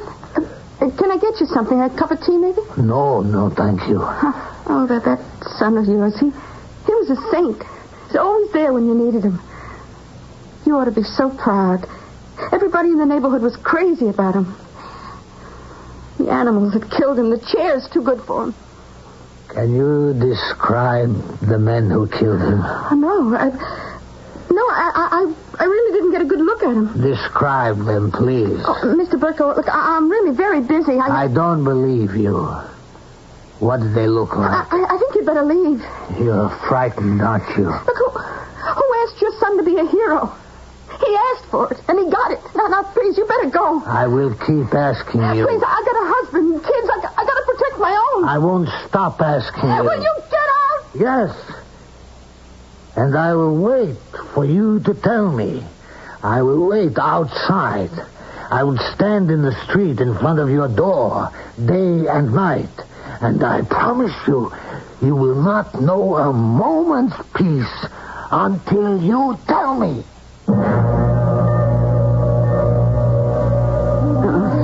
Nick? Oh, Anna, I'm sorry. I woke you. I'm sorry. Oh, where are you going? It's only 6 o'clock in the morning. Out. Oh, Nick, you can't keep doing this. I can. I will. I must. You just stand on the corner outside that woman's flat. I'll go back to sleep. People think you're insane. People may think as they like. Oh, Nick, you have to go back to work. This is my work. Your customers. They'll have to hire other landscape artists.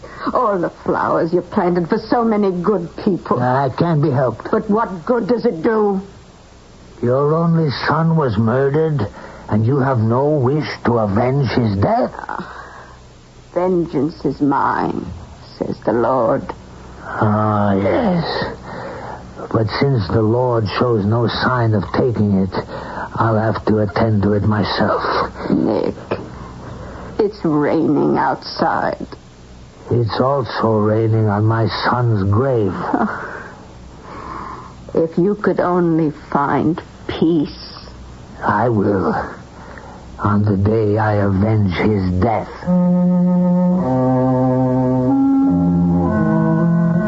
They didn't know what to do about me in that neighborhood. They didn't know what to say to me. So, they did nothing. And they said nothing. And they pretended I wasn't there. But I was. Every day, rain and sunshine. And she would go in and out of her house, and she'd go right past me without a word. And I made no move to stop her, to talk to her.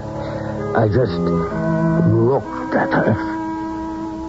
And then I realized she was going to talk to me. Because she was no longer walking past me, she was beginning to run. And every day she would run faster. And I knew there had to be a limit to how fast she could run. And on that day, she would stop running. And she would walk up to me. And she would say... You win. You win. I'll tell you everything. I just can't run from you anymore.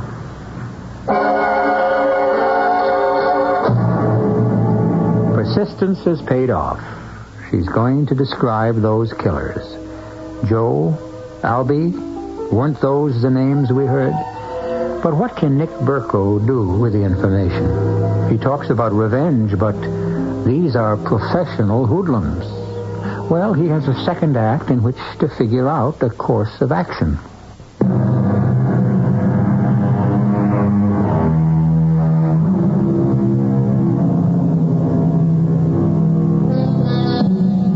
He's a quiet man, a humble man, a meek man.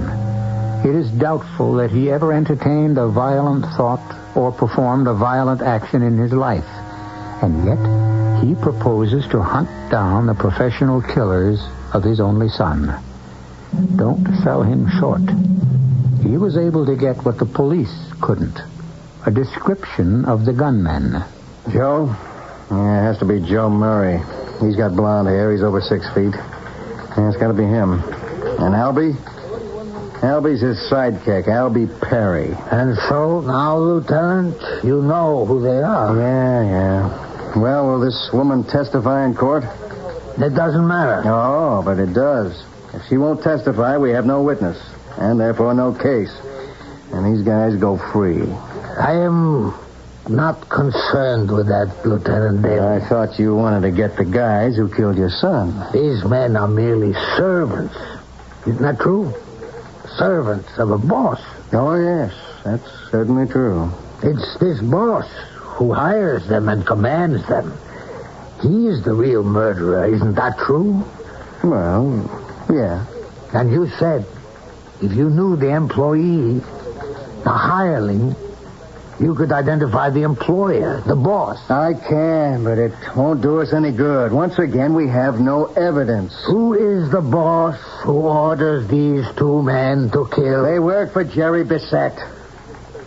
Jerry Bissett? Yeah. Where can I find him? What do you mean? Where can you find him? What do you think you can do? I will make him pay for the murder of my son. No, but you can't take the law into your own hands. Lieutenant, I find myself in this position only because the law has failed. Look, I know how you feel, Mr. Burko. Huh? Has an only son of yours been murdered? Well, no. Well, then you don't know how I feel. Do you know what you're up against? This guy, Jerry Bissett, he's got connections all the way into Washington, D.C., and so far, he can't be touched. Now, what are you planning? Say, let's say you want to shoot him, huh? How do you think you could get at him? The guy is guarded tighter than Fort Knox, Kentucky. I thanked him. I went home. And then I almost broke into tears. I realized how helpless I was. Oh, Nick, you must rid your mind of all these thoughts. I must destroy that man the way he has destroyed me. Nick, you cannot be destroyed. You have too much good in you. How? Tell me, Anna, how? I've never held a gun in my hand. I can't stand even the thought of a knife. Nick, you can't kill this man. He's already dead. And even if I had the weapon, how could I get close enough to him? His soul has died. He's not worth your trouble. Help me think of a way. Would Steve want you to kill him? Steve? No. But only because I filled his head with nonsense. Don't use that word. What you taught him was not nonsense. Love, my son. Look about you and see God's love. I filled his head with this nonsense, and he believed it. He believed it. And you don't believe it? No more. Now, let me be free to think. About what? About what I must do.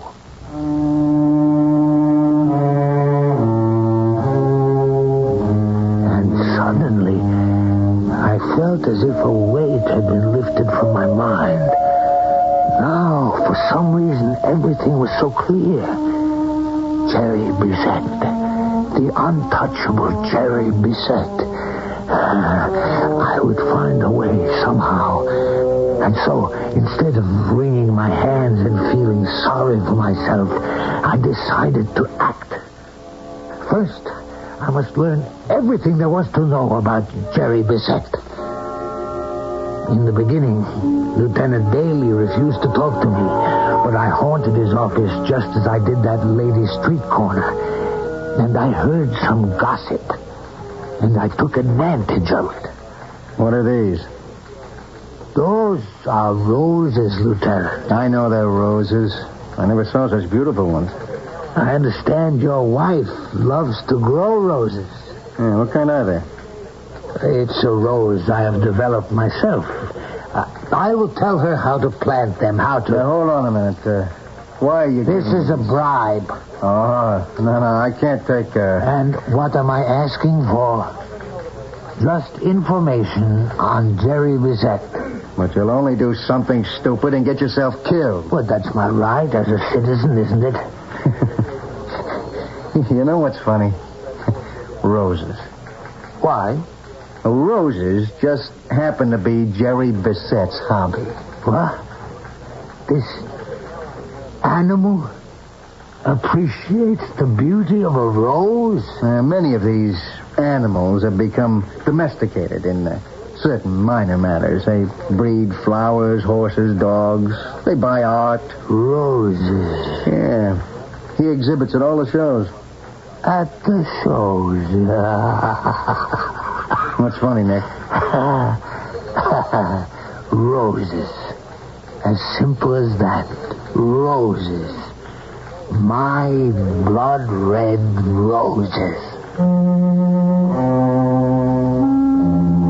And that night, I wrote a letter I went to the library to write this letter because from now on, Anna must not be aware of what I meant to do. I must keep her out of it. Dear Mr. Pizet, I have developed what I thought was a new flower, which I call the blood red rose. A friend has told me that you have displayed such a rose at a show in the South. Will you please accept these flowers from one lover of roses to another and tell me if they are the same as yours? Nick? Who was at the door? Oh, the mailman. He gave me this letter. The envelope. Have you ever seen such an envelope? It's like parchment. I see. And it just has the initials J.B. Nick, where are you going? In the bedroom. Dear Mr. Burko, it was kind of you to send me the flowers. Even kinder to think that I could grow anything as magnificent as your blood-red rose. Roses, as you may have heard, are my consuming passion. When I find a fellow aficionado, I gotta meet him, talk with him, make him my friend. Please let me know what day would be convenient for you to visit. I should be very happy to send a car for you.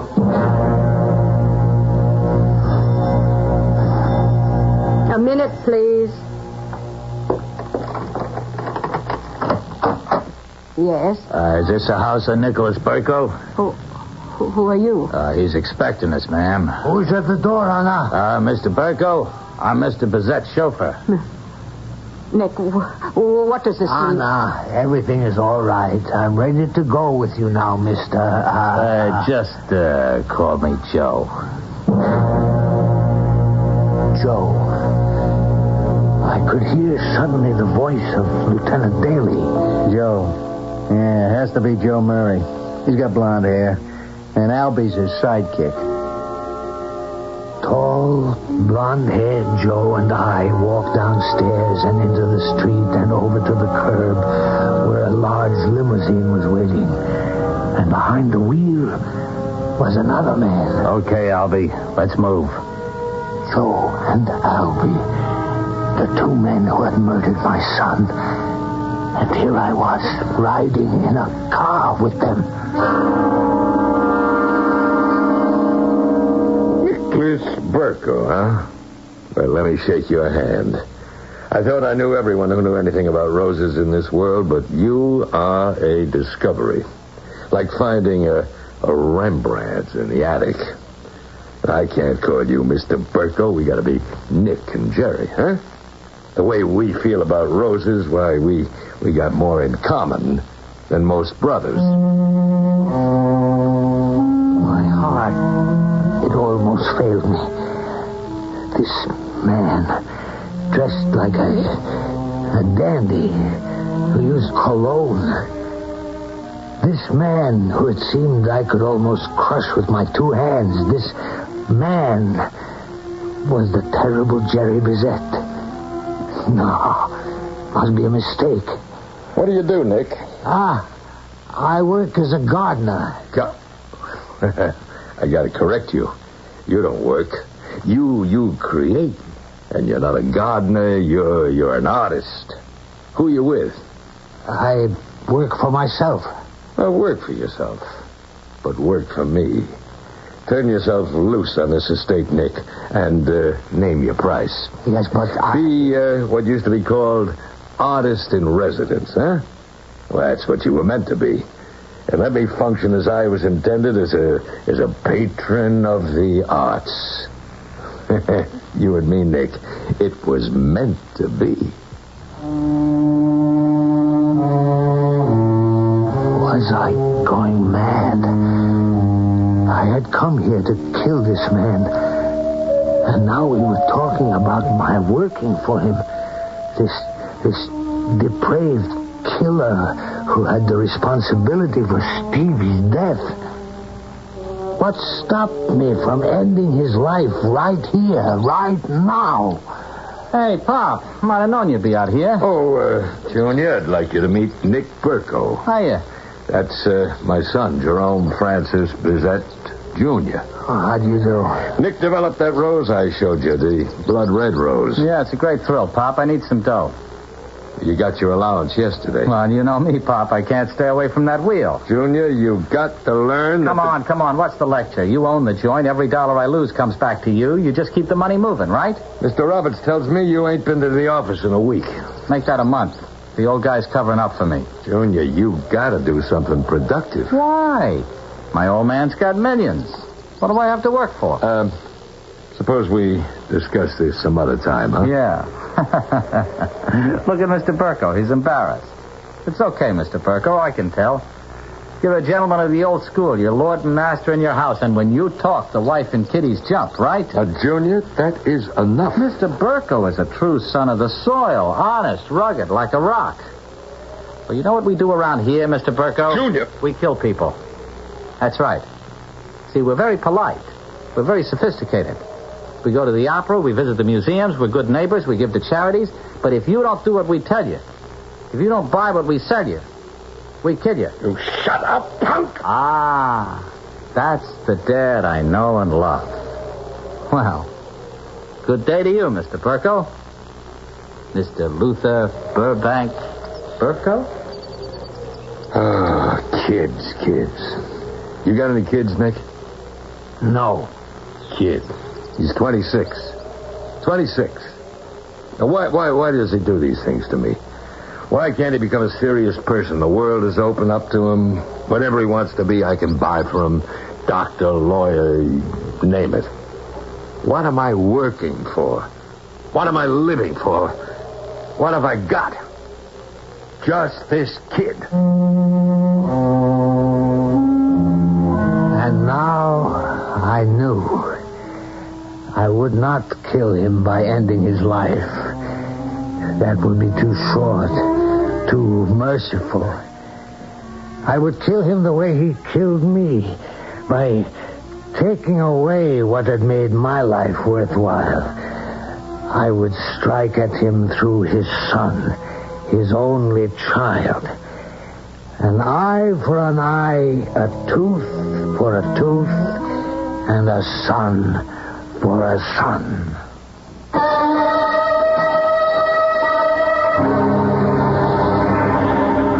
And that is the price, the blood price.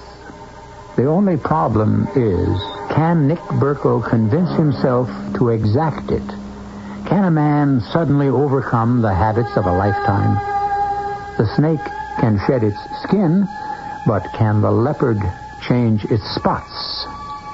There will be both shedding and changing when I return shortly with Act 3.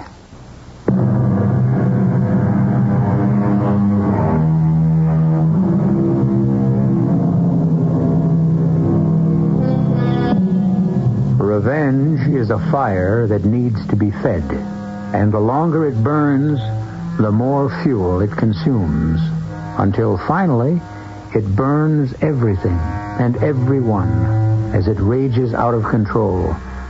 Such a conflagration has already been started.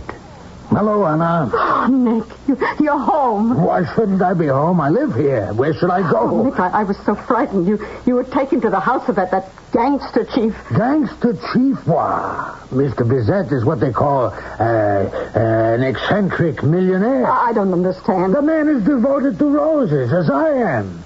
I sent him some blood reds. He asked me to work for him. You would work for him? Anna, life goes on. He killed our son. Who says that? I don't understand, Nick. Our son was murdered by hoodlums engaged in a private quarrel. Who the killers were, we may never know. We have rumor, we have gossip. Nick, what are you going to do to him? I will not do anything to him. It isn't true. Why should I do anything to him? He is responsible for Steve's death. We know that. And if he is, are we not commanded to forgive? I'm afraid. Of what? Of you. Nick, listen to me. You're different. Different from other men. What are you saying?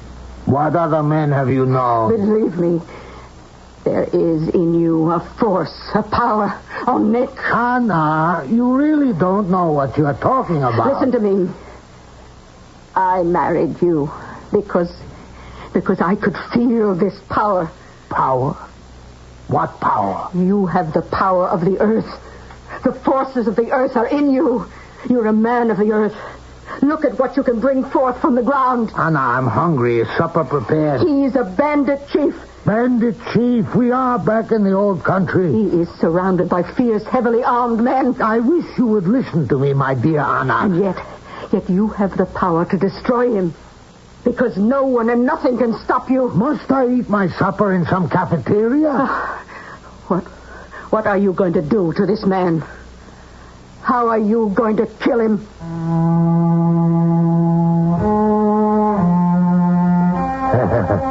Women. And mine is the best of them. And even she has no understanding. I will take this man's son from him. I will rob him of the only precious thing in his life. But it seemed I must wait. He wasn't there the next day. Or the next weeks. Months went by.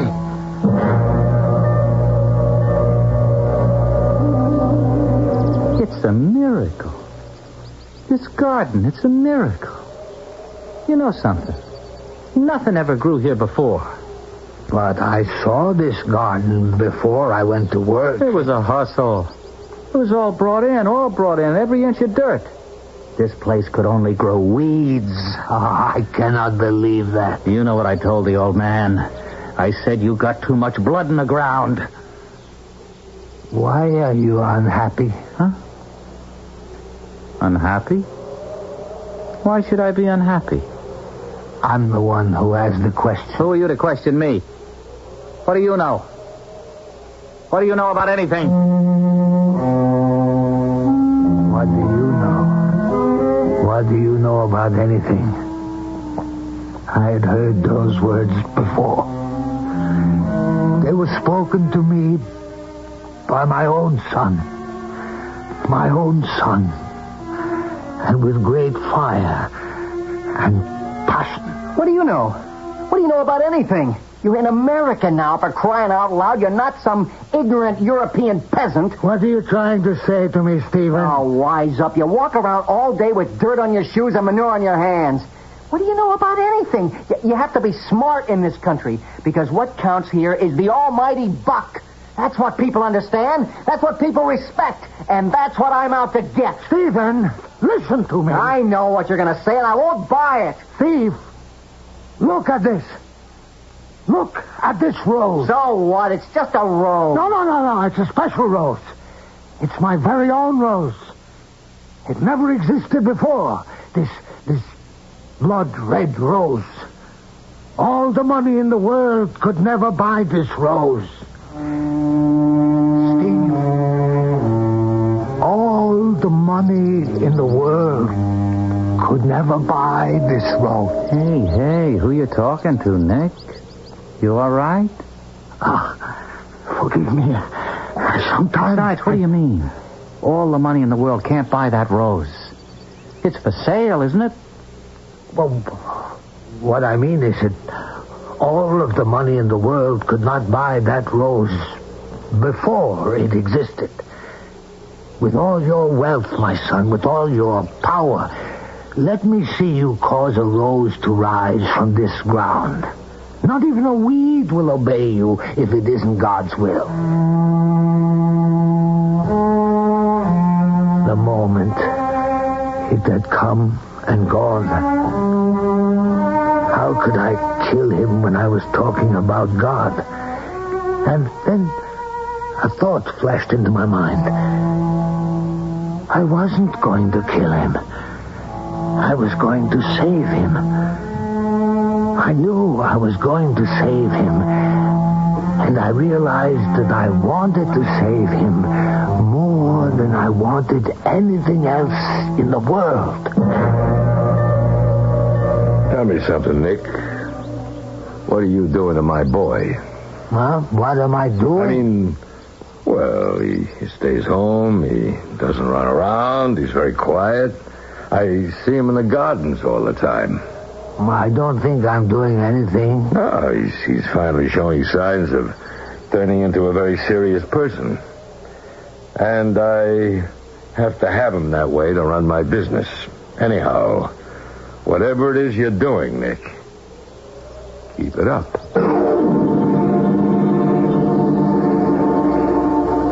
How did you get that rose to be such a red color? Such a blood red? That's not the way to say it. This rose does not obey me. It does not do what I command or desire. I only help it to become what it must be, what God has intended it to be. God certainly did not intend for any of us to lie, rob, murder. He only wanted us to love each other. Love. This world needs so much love. What is it that you wanted to be? What was it that you wanted to do? I wanted to help people. Oh, that's a fine answer. And you have money? No. My father has money. But I won't touch it. It's blood money. How can you help without money? I'll give myself. There was a young guy. I read about him in the papers. It was a long time ago. I don't even remember his name. He went down into the slums. He wasn't a priest. He wasn't a doctor. He wasn't a lawyer. But he was there. And he did what he could. He was a most unusual young man. Not everyone could do what he did. I know. And maybe I can't either. But I'm going to try.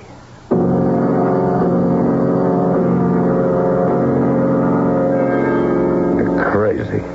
Where are you going? I'm leaving, Father. Well, what are you leaving? You, this, everything. You mean you're going to live in some filthy rat hole, huh? Can't live here. Why? Because I finally found out who I am.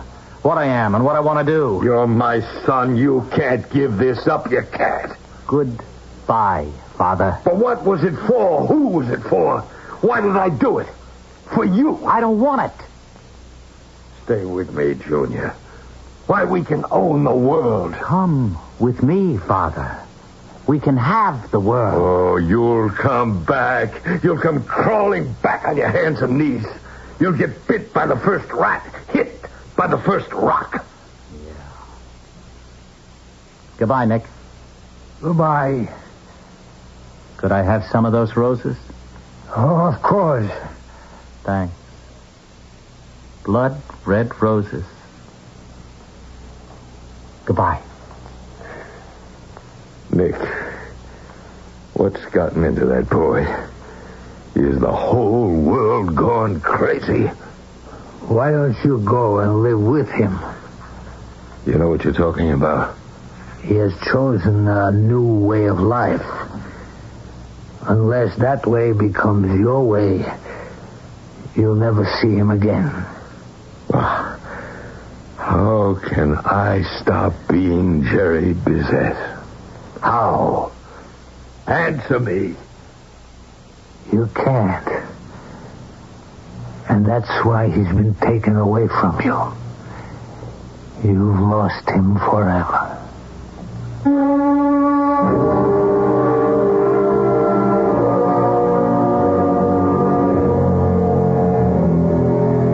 An eye for an eye, a tooth for a tooth, and a son for a son. Payment in kind. And that's the most satisfying revenge there is. And so Jerry Bizet loses a son, just the way Nick Burko lost a son. And you may say, well, Jerry's loss certainly doesn't compare with Nick's. But it does. It does. For a son is the reason a father dreams. And now, Jerry's dreams are as dead as Nick's. I'll be back shortly.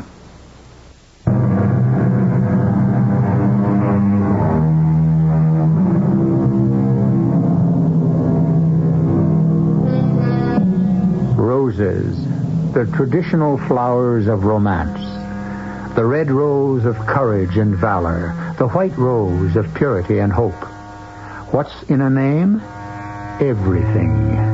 The bard, to the contrary, notwithstanding. Would a rose by any other name smell as sweet? Probably.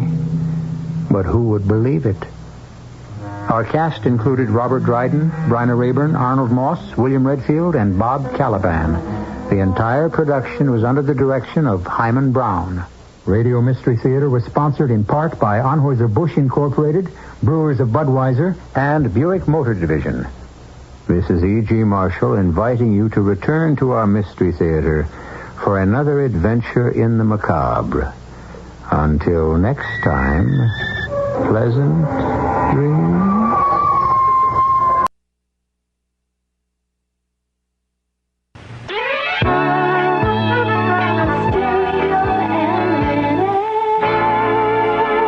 CBS Radio Mystery Theater presents...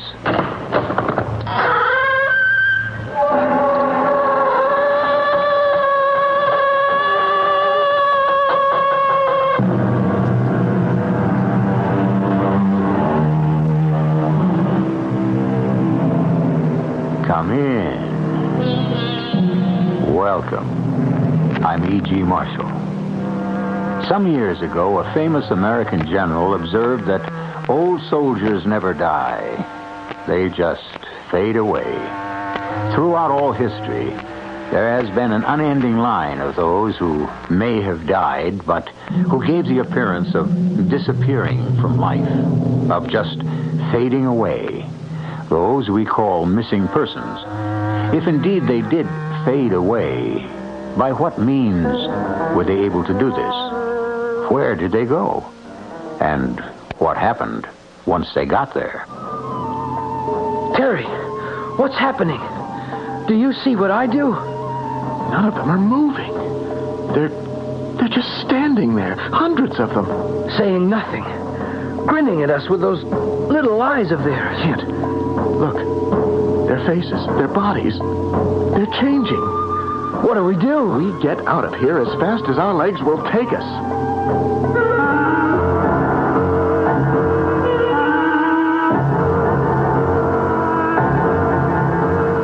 Our mystery drama, Land of the Living Dead, was written especially for the Mystery Theater by Arnold Moss and stars Don Scardino and Russell Horton. I'll be back shortly with Act One.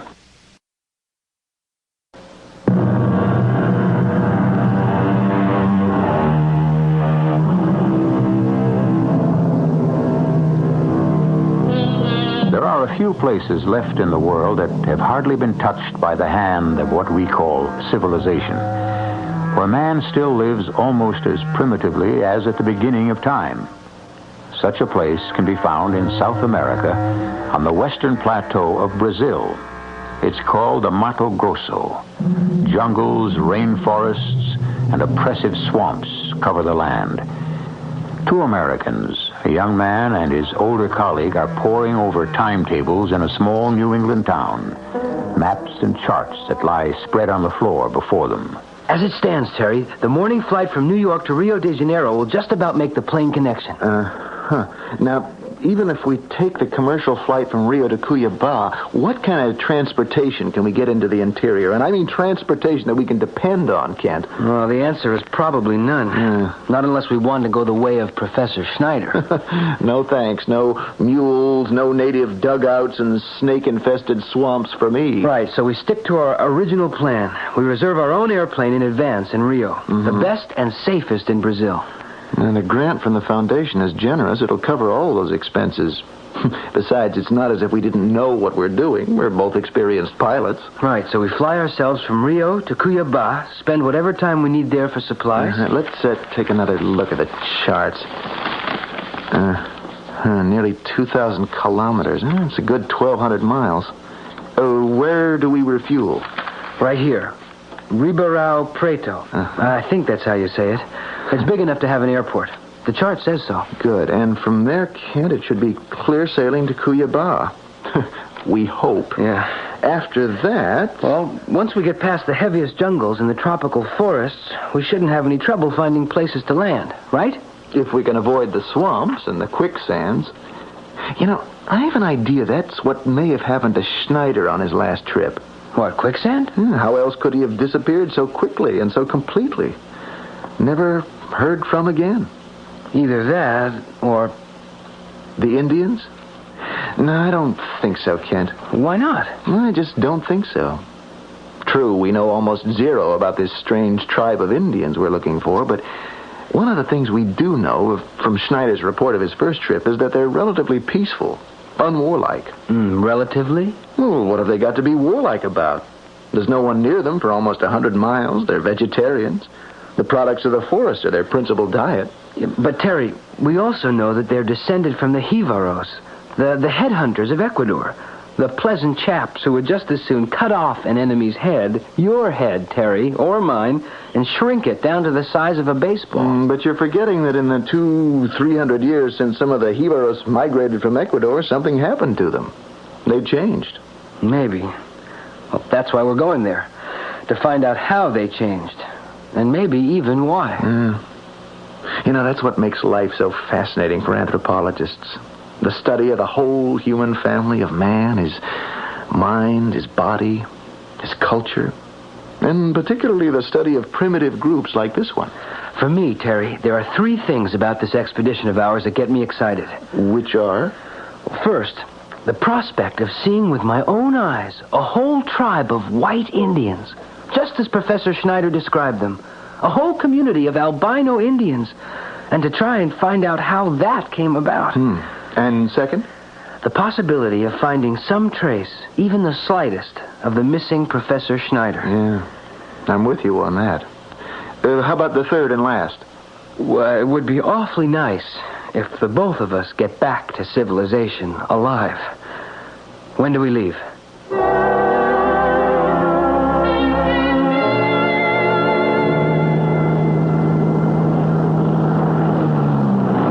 Terry, welcome to beautiful downtown Cuyaba. Will you take a look at that sign over the control tower? International Airport of Cuyaba. Are they kidding? They probably have a plane that flies over into Bolivia, or even Paraguay. Every second Thursday. Only if there's a full moon. Who's the little fellow out there waving at us? Welcoming committee, no doubt. Probably His Honor, the mayor. No less. Let's find out. Senores, welcome to Cuyaba, the flower of all Brazil. Didn't I tell you? I present myself, senores. I am João Cavallo Figueiredo, the third assistant to the mayor of our so beautiful city. Third assistant? I guess we don't rate very high, do we? Well, thank you, senor. We certainly appreciate your meeting us. Oh, don't mention it. They have sent to us a radio message from Rio that we were to expect you. How can my city be of service to you? Well, we're headed for the interior, Senor Cavallo. We'll need a couple of days here to lay in a supply of food and equipment. Oh, of course. You will find that Cuyaba has the best of everything you might possibly need. If I may be bold, senores, may I ask where in the interior? Due north. Northwest, maybe. How far, senor? Oh, not too far. You do not wish to say. It's much easier to see by your replies what equipment you will need. Shovels, pickaxes, mining pans, dynamite. Mining pans? Dynamite? The Mato Grosso is very rich, not only for all minerals, but for diamonds, silver, even platinum. Is that so? I know what you look for, and I will help. That's very kind of your, Senor Cavallo, but... One small word of caution. It's most unlikely you will come upon them, but if you do everything possible to avoid them. Avoid who? What? A certain rare tribe of Indians. They live in the rainforests, stark naked, like prehistoric creatures. They They have in them some strange kind of powerful magic that is able to make a person see most unusual, sometimes most horrible things. And the persons believe that what they are seeing is in truth real. Well, what do they do to work this thing? No one has ever found out. Is a magic that floats in the air wherever these Indians are. Well, we'll certainly do our best to avoid them, senor. For your own good. But how will we know them if we do come upon them? Well, these are white Indians. Everyone in the tribe, we are told, is an albino, white skin, pink eyes. I must wish that you will never meet them. That's very kind of you, senor. Don't mention it. Your airplane, of course, is in most safe hands, so if you will be so good to follow me, I will drive you to the hotel. In the morning, we start the purchases of supplies for your expedition to this land of most astonishing riches.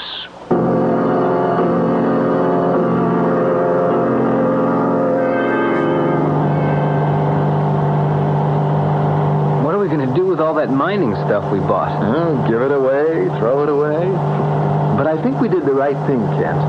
You mean by not giving away the real purpose of our mission? Yeah, somebody might have tried to stop us.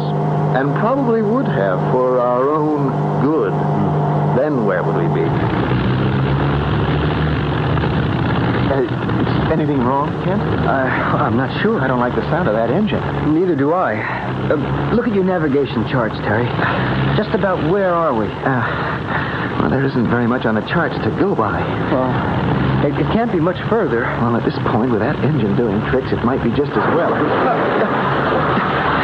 What's wrong? What on earth is that? I don't know. We're falling, Terry. Much too fast. I'm doing my best to get her up.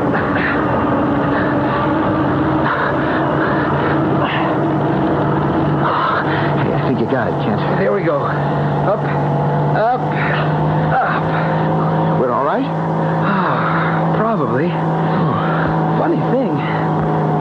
For a second or two back there, I had the uncomfortable feeling that I'd blacked out. Cold. Yeah, so did I. It's odd. Oh, what do you suppose that was? It sounded like an airplane crash. Well, there can't be a plane near us for hundreds of miles. Whoa. Well, we better start looking for an opening to land in. Whatever it was. Wherever we are. It's beginning to clear down there. We've left the most tangled part of the jungle behind. Oh, that's grass down there. Tall grass. Miles and miles of it. Take her down a little bit more, Kent. Here we go. You look around, too, for a good spot. Yeah, I am, Kent. I think if we... Wait a minute. We just one beautiful minute, Kent.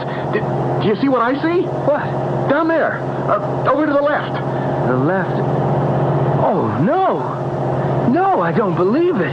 Well, it's not possible. I think I'm looking at one of the largest, most modern landing fields I've ever seen in my life. That runway has got to be 7,000 to 8,000 feet long, minimum.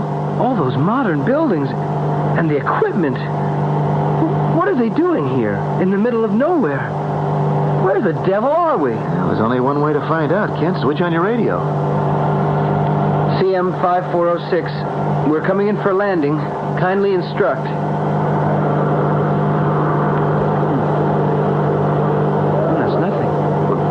Portuguese. Okay. CM 5406 aproximando e requer permissão para pouso. Favor instruir-me. Still nothing. There's only one other thing to do. Start for your landing, Kent. If what we think we're looking at is real, no problem. You're thinking of what Carvalho told us. If we only think the landing field is there, still no problem. The landing will be a bit bumpy, and like Professor Schneider, will be known as those two brilliant, those two inspiring, those two missing American anthropologists.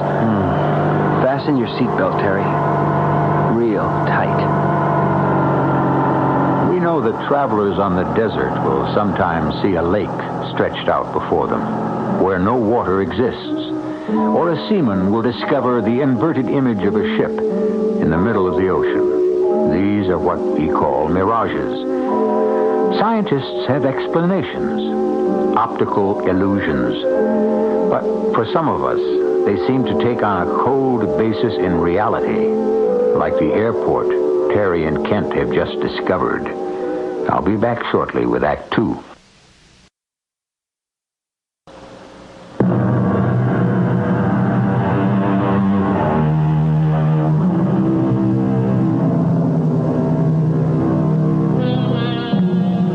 Two American scientists are searching for an isolated tribe of South American Indians, said to possess a unique power of creating a frightening atmosphere of magic and enchantment. In their small plane, flying over a virtually unexplored area of the Brazilian jungle, Kent and Terry suddenly find themselves headed toward a completely modern airport.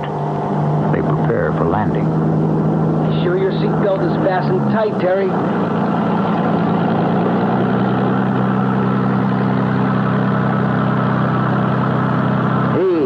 Landing, Kent. Real proud of you. I'll taxi up to that building over there on the right. Terry, you notice anything else a little peculiar about this place? Other than the fact that it's here at all? Mm-hmm. Huge modern airport in the middle of the Brazilian jungle. 1 o'clock in the afternoon and not a soul, not a single solitary soul in sight. Could it be that this is the time for their siesta? Siesta? At an airport?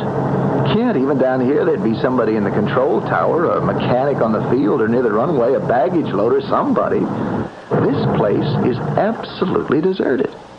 I don't get it, Terry. What do we do? Only one thing to do.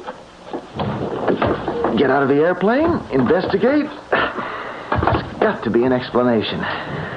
Well, the main lobby must be through that gate over there. Well, then that is where we're headed, Kent. I'm with you. Everything's so quiet. I don't hear a thing.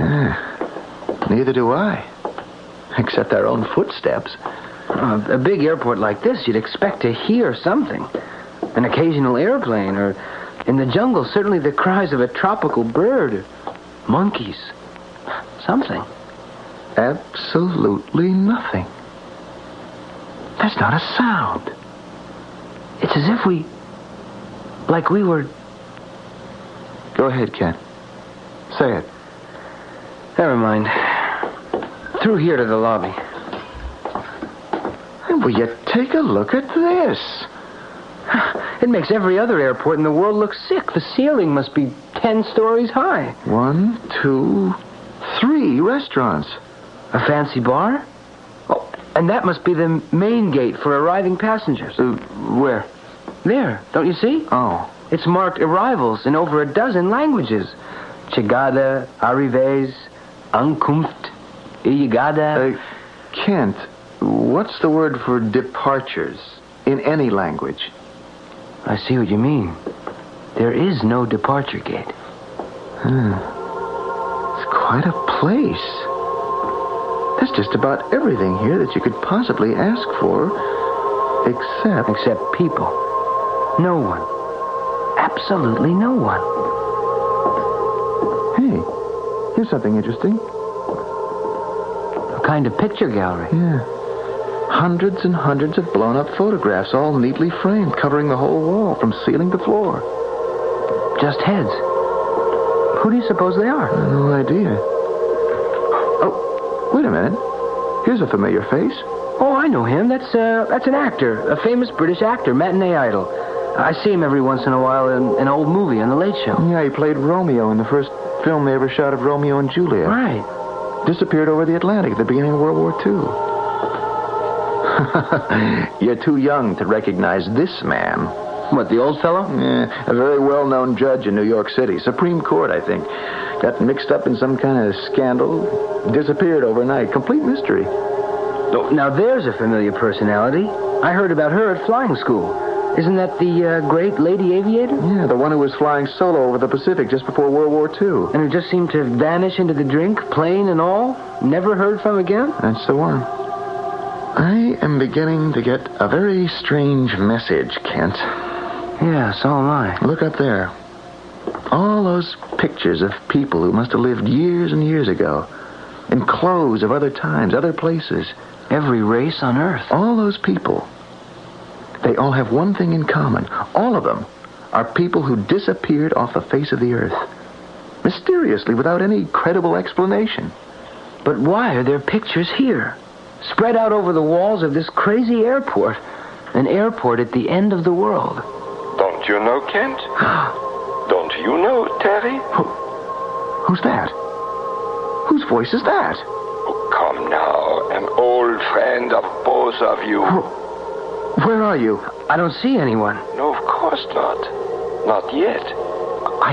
I know that voice. I should hope so. It's Schneider.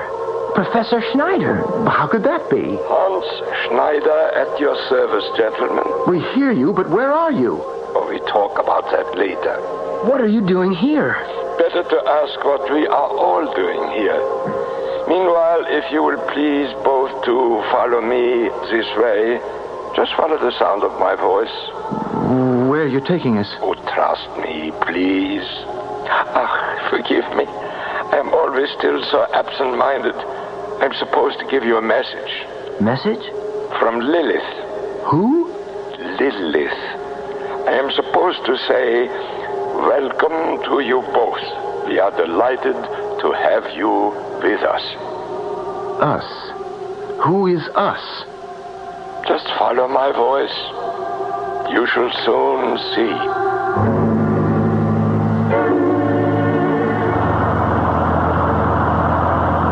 We've been on this godforsaken bus for almost 20 minutes.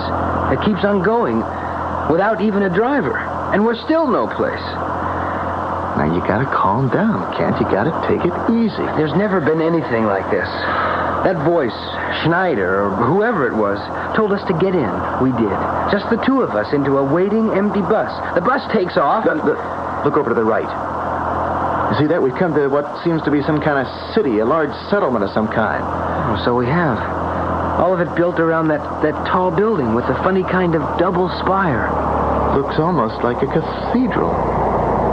We're slowing down. Last stop. Everybody out, I guess. I think that's what they're trying to tell us. What do you suppose that is? Well, we're about to find out. Look at that mob of people pouring out of the tall building. Hundreds and hundreds of them. Dressed in every conceivable fashion, every period of time. Like a gigantic fancy dress ball. They're all headed toward us. And none of them seems to be speaking. They're all of them absolutely silent. What do we do? Now just stand where we are, see what happens. Kent, look. Right in front. Leading the rest of them. Hans Schneider. Our Hans Schneider. What's that immediately behind him? I don't know. Some sort of sedan chair. A closed-in platform carried by 4 men. What or who are they carrying? We are about to find out. Gentlemen, once again, I welcome you to our home. Home? What home? We're in Brazil, Professor Schneider, aren't we? We started out, same as you did, Professor, on a search for albino Indians. Indians of the Mato Grosso. I know. Where are we? I mean, who are these people, and why are they all so silent? Oh, you Americans always so impatient. Oh, we thought you were dead. Well, obviously, as you can see, I am not. And these people who say nothing. Well, here is one who speaks. She wishes to speak to you. They've raised the curtains on the sedan chair. Can you see who's sitting in it? Looks like an old man. A very old man. I think it's a very old lady. Oh, you're right, Terry. She looks like one of those ancient Egyptian mummies. Her skin is like wrinkled parchment. She also looks very important. Terry, her lips are moving, but I don't hear anything. Quiet, Kent, please. Kent, Floyd, She knows my name. Terry Bridgewater. And mine. We are honored by your presence. Snyder, you will please leave us. Oh, yes, of course. We will do everything to make you comfortable. That's very kind of you. May we be permitted a few questions? Of course. We started out on an expedition to locate and study a rare tribe of South American Indians. And instead you discover us. What happened? Where are we? Who are all of you? So many questions, all at once. This place to which you have come is the land of the missing, the land of the living dead. What? We are those who vanished into the thinnest air from the beginning of creation. We are the missing persons of all time. And this is where you all disappeared too? Yes, all of us. In what part of the world are we? In all parts of the world. Every city, every town, every village. In the sky, on mountain tops, in flooded rivers, in the bowels of the earth, at the bottom of the sea. But how long do you all go on living? Forever. Forever? To the end of time. Perpetually. Infinitely. For all eternity? You think that is impossible. Not so. But how? Once a day, everyone here enters the temple, and silently we contemplate eternal values, eternal life. And what do you do there? Conquer death. For us, you see, there is no death. We remain at the same age at which we vanished from the earth. Except for me, since I was the first. The first? I am Lilith. I was the first wife of Adam before there ever was an Eve. When Adam created Eve, there was no place for me. And so I somehow disappeared in a cloud of mystery. I see. Lilith, may I ask what the meaning is of that curious ornament you wear about your neck? This rough little figure of gold? Yes, it looks like a small figure 8, about half an inch long, lying on its side. It's very beautiful. Everyone here seems to have one. That is our mark, our symbol of eternity, of infinity, of the endlessness of time. Gentlemen, I have grown tired. If you will excuse me, I must rest now. Terry, we've got to get out of this place, but fast. We've got to find our way back to our airplane. How do we do that? I'm not sure, but we've got to try. I couldn't agree with you more. We've wandered into some kind of madhouse. I can't explain what's happening. Missing persons, people who have become immortal. Professor Schneider? Schneider is dead. He's got to be. Slowly, Kent. We've got to find our way out of here before we both become as crazy as they are. Oh, I am with you. Terry, Kent, you are not thinking of leaving. Professor Schneider... Lilith asked me to give one of these to each of you. The little gold ornament, the horizontal figure 8. Our symbol of infinity, of eternity. Well, that's very kind of Lilith, but no thanks. We wouldn't have any use for them. Oh, but we all wear them. Now that you both have become part of us, so must you. Over 800 years ago, a Persian poet and mathematician, Omar Khayyam, wrote, "There was the door to which I found no key. There was the veil through which I might not see." Two anthropologists, in their effort to probe into some of the most ancient secrets of mankind, have come to a door to which, at the moment, they find no key, to a drawn curtain beyond which they cannot see. I'll be back shortly with Act 3.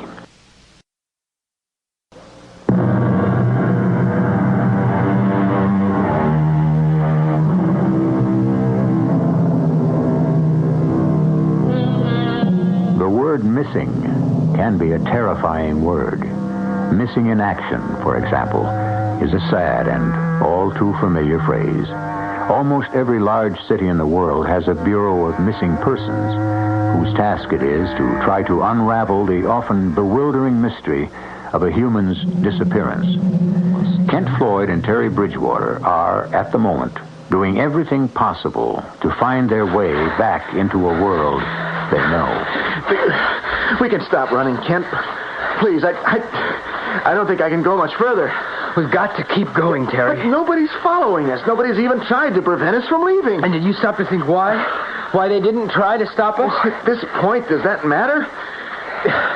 If only we could be sure we were headed in the right direction. I have a feeling that once we get past that clump of trees over there... Oh, yeah, Kent, you're right. There it is, the airport. Hey, I'm sitting right there, CM-5406. Our airplane. Oh, the place is just like when we landed. Not a soul in sight. Absolutely deserted. Well, let's get into that plane, and fast. And out of this place forever. Oh, isn't that one of the most beautiful things you ever seen in your life? Here we are. In you go, Terry. Right. And here we go. Well, nothing's been touched. Isn't that wonderful? Looks okay. Get her started, Kent.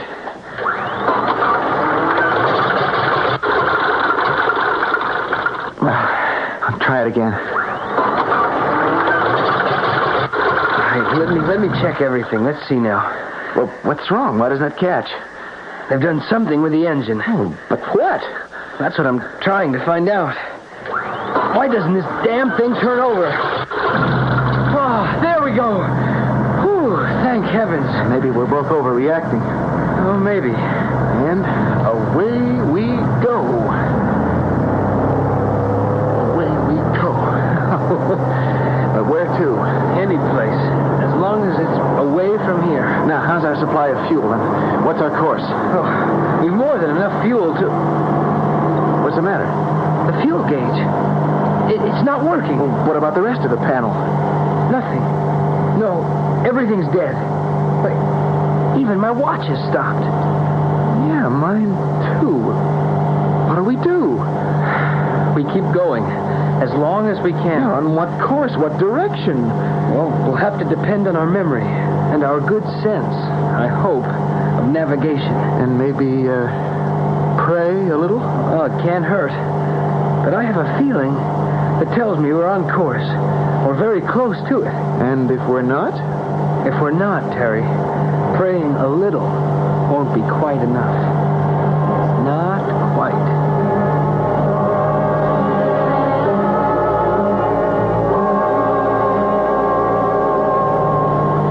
Any sign yet of anything? My guess is we've been flying about an hour. We've got to come to something soon. Brazil's a big country. Isn't that the truth? Terry, have you any explanation? What's been happening to us? No, my friend, it's beyond me. A modern airport in the middle of nothing. A strange city, stranger people, thousands of them. The missing persons of the entire world of all time? Calling themselves immortal? Where we were expecting to find Indians. What I can't understand is what's been happening to us. Our instruments not functioning. Our watches stopped. How? Why? You don't suppose that... Suppose what? Remember what Carvalho told us back in Cuiabá about the Broncos Indians? You mean about their strange power of enchantment that makes people see things that aren't really there? That's exactly what I mean. Wait, this is the 20th century. The idea of that kind of witchcraft or voodoo, call it what you like, was exploded years ago. We're educated men, and there just ain't no such thing. Still can't put what Schneider told us out of my mind. when he gave us those little gold figure eights to wear around our necks. Now that you both have become part of us, he said. So? Could it be possible that we what? That we have become part of them? How could that be? Kent, look, straight ahead, an airport. We're coming to an airport. It looks familiar. Are the instruments working? Not yet. That could be Ribeirão Preto, or whatever it was called, where we refueled on our way to Cuiabá. You're right. Oh, Kent, I don't know how you did it. You're some kind of genius. Whoa! Get ready for landing. Oh, the way. Hey, wait just a minute. What is it? That's not Ribeirão Preto down there. Look again. No. Oh, no! How on earth did we ever get here? We've been flying in a circle. We're back where we started from. That's their airport. Turn back, Kent. Turn the plane around. Don't trouble to try. Professor Schneider. Of course. He's right. I can't turn it around. Gentlemen, where have you been? We all missed you. Again, only your voice. Just your voice. We can't see you. Does it matter? What do you want of us? I want nothing. But she would like to have a word with you. Both of you. She? Lilith, our Lilith. Prepare to land. Lilith is not the kind of person you make wait.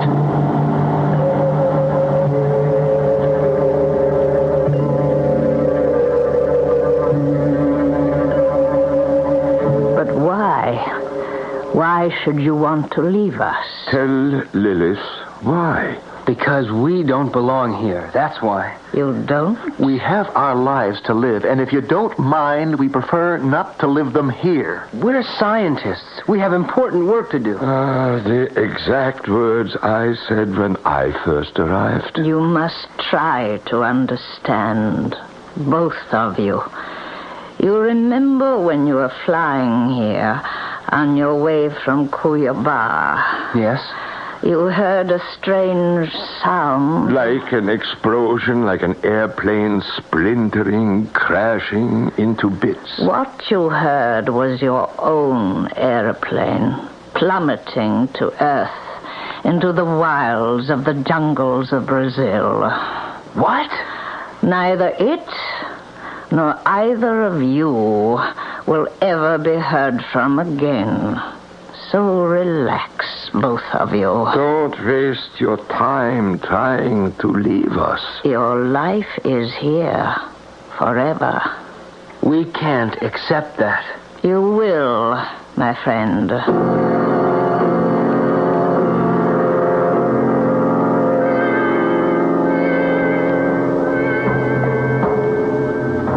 Gentlemen, the time has come. Time for what? For your first experience in contemplation. Contemplation of eternal values, of eternal life. Now, if you'll both breathe deeply, and try to believe. Terry, what's happening? Look at those mobs of people coming out of the temple. Hundreds of them. And once they come out and take their places, none of them moves. They just stand there like so many stone statues, grinning at us with faces that look like masks. And look, Terry, their clothes. Their clothes are starting to disappear. They're almost all of them naked. And their bodies, they're changing too. They're becoming Indians. Albino Indians. The Broncos we started out to find. And Schneider. Look at Schneider. He's trying to get our attention. He's holding something in either hand. They look like... No. What are they? They're dead human heads, Terry. Shrunk down to the size of an apple. He's holding them by the hair. How horrible. What their ancestors, the Hivaros, did to unfriendly neighbors. Look at those two faces, Terry. One of those heads is mine. And the other is mine. We've got to get out of here. Snyder, get us out of here. Get us out!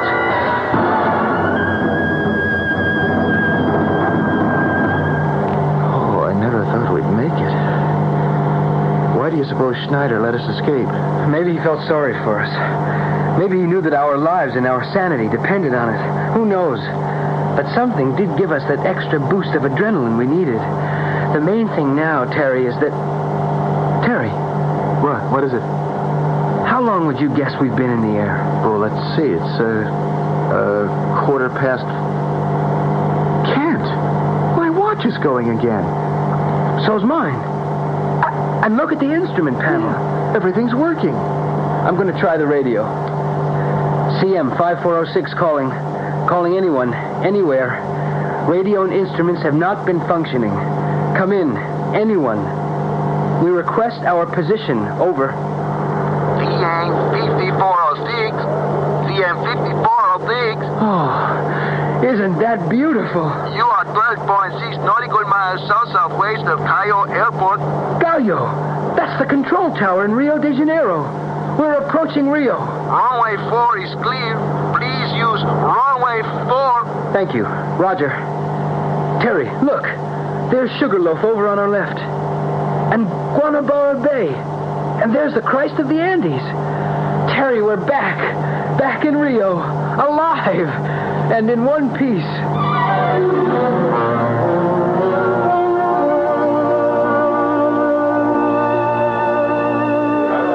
Terry, that tall, rangy-looking gal, the one with the close-cropped sandy hair, she's coming toward us. The one with the slacks and the white open-neck shirt? She looks familiar. What does she want of us? Well, I guess we're about to find out. Terry Bridgewater? Yes. Kent Floyd? That's me. I was sent here to the airport to meet you. How do you do? Hello? May we know who sent you? We were beginning to worry about you. You were? Why is that? Who are we? Yeah, who are you, miss? And how do you know us? Why should you meet our airplane? Oh, so many questions all at once. I'm glad to see you're both wearing that little gold figure 8. How do you know about that? I've been wearing mine for a long time. See? I know your face. Just who are you? Haven't I seen your picture someplace before? That's quite possible. Who are you? My name is Amelia. Amelia? Not the one who disappeared over the South Pacific in her own plane? In 1937.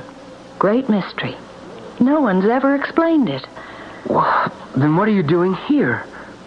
Isn't this Rio? It's any place you want it to be. Rio, Hong Kong, Cairo, the middle of the Brazilian jungle, Detroit. Any place. We're all of us among the missing. We're all of us in the land of the living dead. Please, follow me. So, like many another scientist who sacrificed his own life in the attempt to increase knowledge, Kent Floyd and Terry Bridgewater seem to have passed into the strange world of missing persons, the world which William Shakespeare in Hamlet described as the undiscovered country from whose bourne no traveler returns. I, however, shall be back shortly.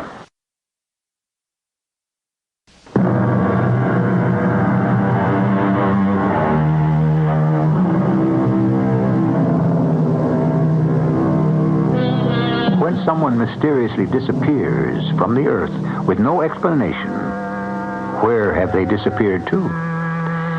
One thing we can be sure of.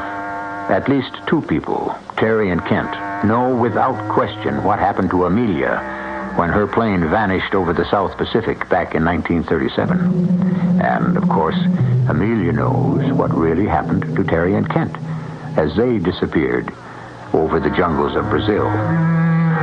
Our cast included Don Scardino, Russell Horton, Arnold Moss, and Carol Teitel. The entire production was under the direction of Hyman Brown. This is E.G. Marshall inviting you to return to our Mystery Theater for another adventure in the macabre. Until next time, pleasant dreams.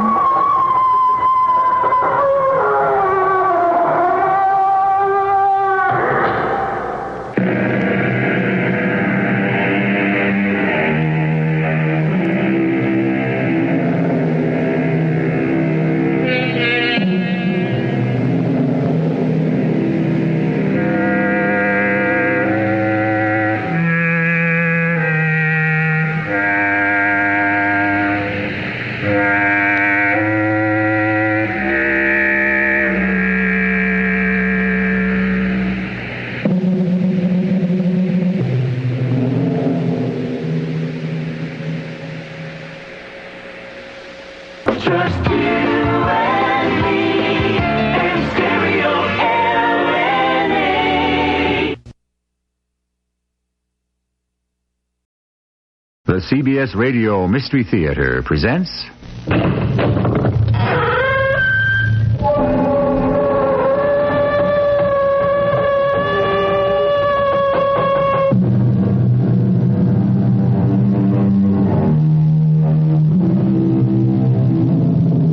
Come in.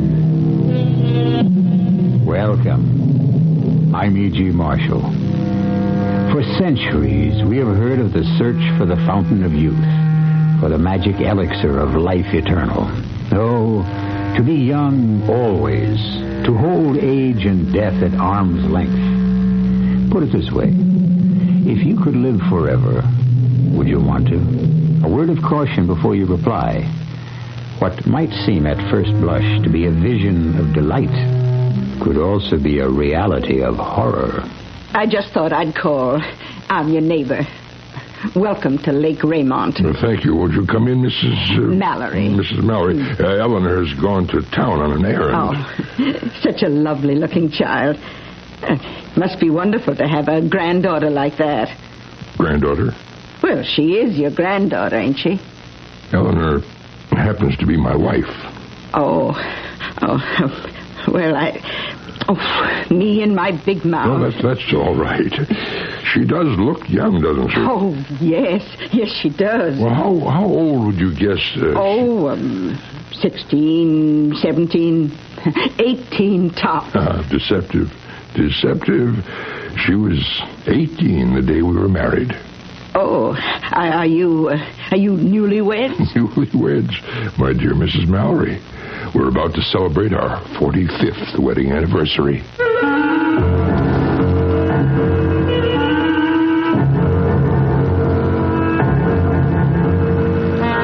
Our mystery drama, Age Cannot Wither Her, was written especially for the Mystery Theater by Sam Dan and stars Jennifer Harmon. It is sponsored in part by Buick Motor Division and Anheuser-Busch Incorporated, Brewers of Budweiser. I'll be back shortly with Act One.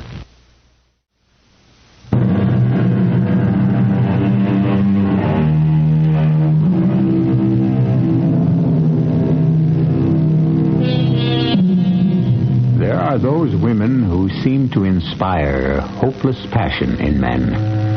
They are women whose love can never be won, and, if captured, can only be held for the moment.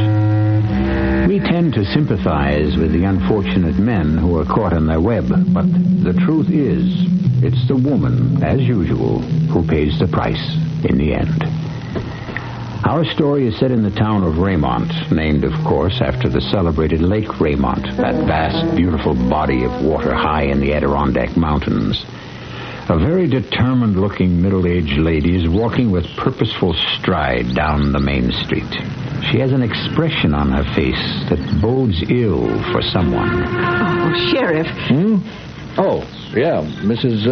Mallory. Oh, yes, Mrs. Mallory. Roberta Mallory. It used to be the sheriff knew everybody in town. I'm sorry, Mrs. Mallory, I'm new here. I spoke to my husband and the neighbors, and they said, what are you getting involved for? Involved in what? But I'm a citizen. Now, it's my duty to uphold the law. Has the law been violated? Is murder a violation of the law, Sheriff? You here to report a murder? These people, the Burnhams, they have the house next to ours on the lake. Now, he's in his 60s, maybe 70s, and she can't be more than 20. Now, what kind of marriage is that? Well, now, Mrs. Mallory, I must ask you... Those things don't work. They can't work. And they can lead to murder. Well, you have any facts for me? Well, it was just this morning. We were sitting around the dock, my husband and me. And we share this dock with the Burnhams, you see. Well, him and her, him in swimming trunks, and she in that bikini of hers, had come down to the water. We exchange polite hellos. We're not close. And they get into the sailboat. They got this 16-footer, and off they go. Yes? Well, 3-4 hours later, the sailboat comes back. He's all alone. She's not with him. So I say to him, where's Miss Burnham? And you know what he answers? Well? He gives me the funniest look, and he says, obviously, she's not here. Well, what happened to her? I don't know what happened to her. Well, what did Mr. Burnham say had happened to her? He said absolutely nothing. Now, here's my point. He can keep his mouth shut when I ask him, but he's got to open it when you ask him.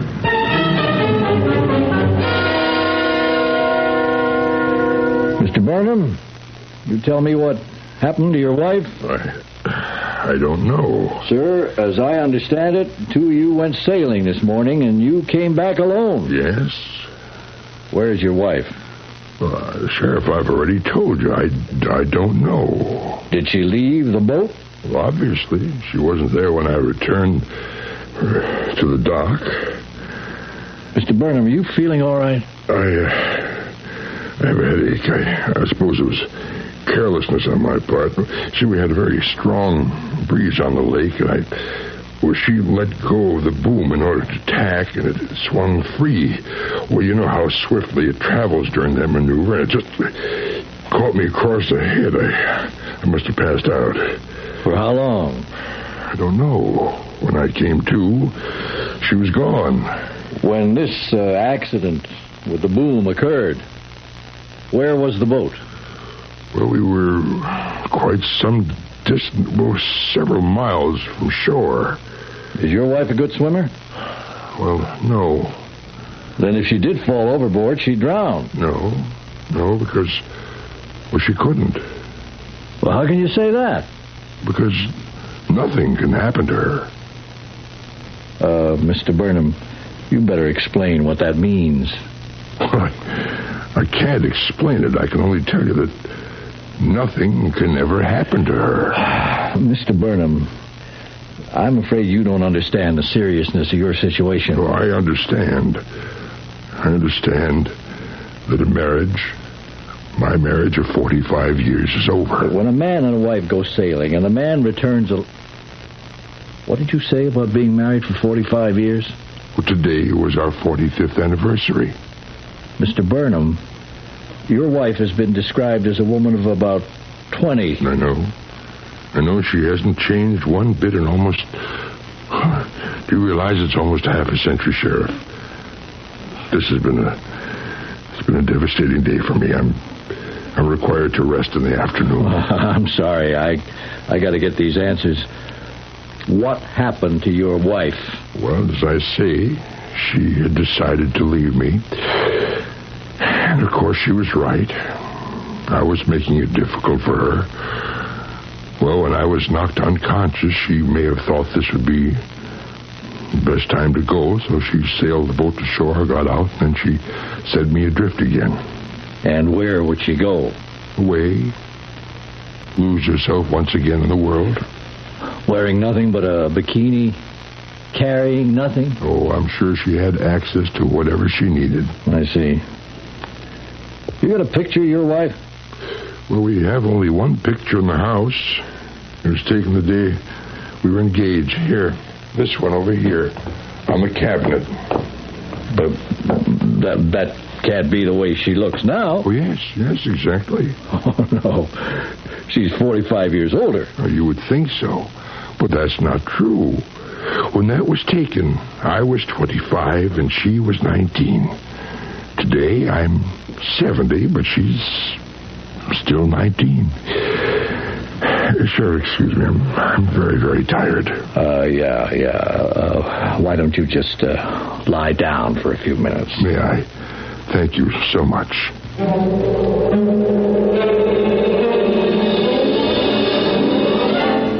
That's her. Mrs. Mallory, please look at this carefully. This is a picture of a 19-year-old girl. That's right. That's all she was. And this is her. Mrs. Mallory, this picture is 45 years old. What? Oh, no. Why, the dress she's wearing, the hair. Well, those stars have come back, and that's not her boyfriend. It's her husband. But she's a young girl. Examine this photo very carefully. Could it be somebody who resembles her? Let's say her daughter. Look, I'm a student of people. Mrs. Burnham had this slight squint in her left eye, you see? And a little mole, right side of her chin. And a kind of curved little scar just above her left eyebrow. Oh, this is Mrs. Burnham. And I saw her just this morning. She can't be close on 70. Well, that would make her older than me.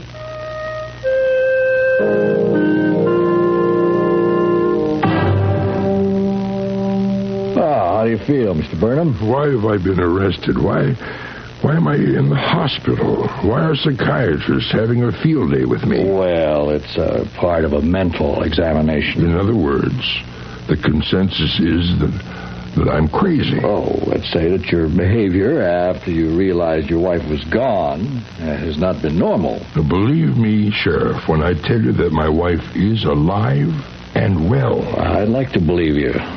But first, you got to explain certain things you said. You told me she couldn't swim. Yet if she fell overboard, she couldn't drown. That's right. Because nothing can ever happen to her. That's what you have to clear up. I can't. You won't believe me. Why won't I? Well, if I tell the true story, they'll put me in an asylum for the rest of my life. Well... And if you should believe me, they'll put you there, too. Believe me, Mr. Burnham, you've got nothing to lose. Well, my wife was 19 the day I met her 45 years ago. She's been 19 ever since, and she'll be 19 till the world comes to an end. That's impossible. Well, I see, that's the point. Now, you say, tell me the story. I no sooner start when you say impossible. Oh, I'm sorry. How did you meet your wife? I met her in a bank 45 years ago, in a bank in Philadelphia. I'd go in there every Friday afternoon to cash my paycheck, and I noticed this very pretty girl was probably there for the same reason. Well, I fell in love with her. But I didn't know how to go about meeting her. I was very shy. Well, on this particular afternoon, the bank was crowded, but I saw her standing in line. I was wondering, hoping how I could meet her, when suddenly... Everybody put up your hands. Everybody. Hold on. Don't make a sound. Hey, you, crazy thing, put that phone down. Operator, this is the Merchants Bank on Chestnut. Put down that phone. There's a holdup in progress. Shoot her. There are 6 men. Kill her. All armed, all wearing masks. Let's get out of here.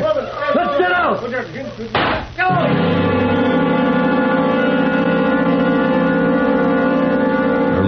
Sure that anyone in the bank was fully aware of what was happening.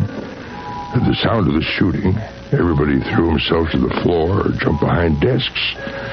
But I couldn't take my eyes off her. In the confusion, after the bandits ran out, she just very calmly walked through the door. I ran after her. Hey, listen, I have to talk to you. Who are you? I think what you just did was... Well, it was absolutely terrific. Would you excuse me, please? No, look, this isn't a pickup or anything. My name is John Burnham. I'm a chemical engineer. What could be more respectable than that? I'm sorry, I'm not interested. I looked at that ring finger on your left hand, and I see you're not married or even engaged. Now, if you're going with somebody, or if you're in love with somebody, okay, I'll take a walk. That's exactly the way it is. I'm very much in love with... No, that can't be true.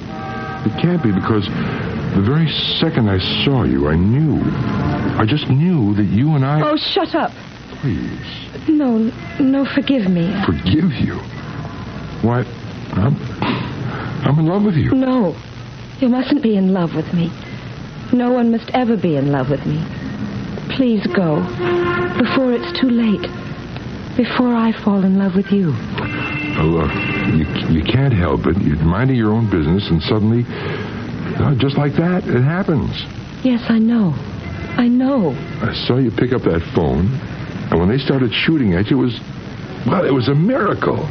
A miracle how all those bullets could have missed you. See, some of them even ripped through your dress. Look, see there? Your dress is torn. John Berman, please turn around and walk away as quickly as you can. Oh, no. You say you love me, but I tell you, one day you'll hate me. How could I ever hate you? They all hate me in the end. What do you mean? How many were there? John... I don't care. I shouldn't even be talking to you, but I'm a woman, and like all women, I need love. And it's been so long. Oh, how long it's been. I love you. I know that.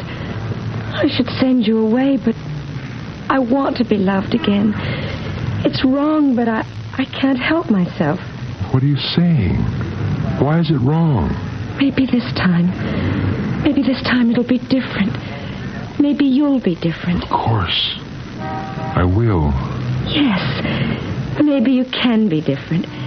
Maybe you can do something that none of the others could. Maybe you can find a way for me to die.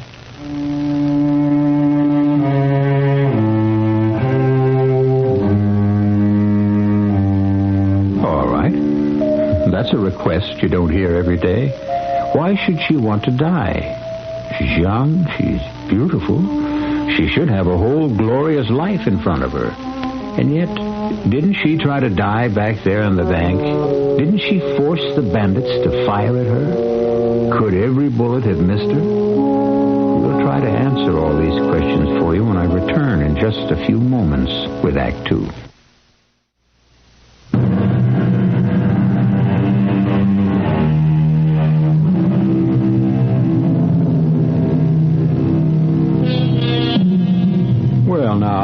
Ordinary way, dying is hardly ever a problem. It's living that presents us with all sorts of difficulties. Here we have a young lady who is about to become Mrs. Eleanor Burnham. And what does she want her husband to give her for a wedding gift? She would like for him to find a way for her to die. All this is part of some explaining that John Burnham has to do to the sheriff. And he's describing how things were the day he met his bride-to-be some 45 years ago. What do you mean, find a way for you to die? You should know something about me. Like what? My age, for instance. 19 or 20? Let's walk inside that restaurant. Oh, sure. How about lunch? You'd better be sitting down when I tell you how old I am. It would be wrong for me to let you go one step further without telling you the truth about me. Okay. Let's have the truth. Not that it matters. My age. You said I looked 19 or 20. I'm only 18. Well, that's great. I'm 25. I was born in the year 1554. Well, every girl should marry a more mature man. Did you hear what I said? I was born in 1554. Sure. That means you have to be more than 400 years old. It's the same thing for men. They should also marry mature women. John, I was 18 years old in the year 1572. I've been 18 years old ever since. I simply don't grow older. I can't grow older. That's fantastic. Do you realize how long I've lived? How many lives I've lived? What an absolutely tremendous imagination. I'm telling you the truth. I can't grow older. I can't be killed. I can't die. Well, what's wrong with that? You don't understand. You'll be 30, 50, 65, and I'll still be 18. Well, is that bad? You'll die, and I'll still be 18. Oh, come on. Now, what's all this talk about dying? Everybody dies when his time comes. Not me. My time never comes. I can't die. Now, how do we ever get on this subject anyhow? You saw. In the bank. They all fired their guns at me. Nothing happened. Well, that's because they all missed. Let me tell you why I can't die. Okay, if it'll make you feel better. I must tell you. Please listen, and then afterward, if you still want to marry me. Look, I am going to marry you no matter what. I was born in Paris. Paris? Well, Darlene, where's your French accent, huh? I've had enough time to lose it. I was born in the year 1554. My father was a chemist. Well, so am I, you see? You see, we have something in common. Well, today you would have called him an alchemist. He was always experimenting, trying to find what he called the elixir of life. The elixir of life? The elixir of life everlasting. I was 18.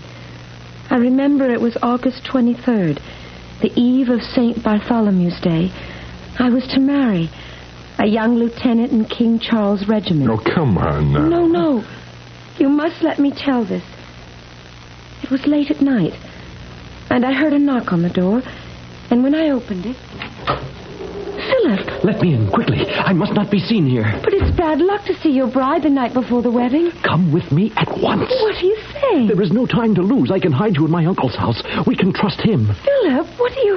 The king has planned a massacre. All the partisans of Prince Henri of Navarre and all the Huguenots. You can't be serious. My own regiment is entrusted to carry it out. But it's impossible.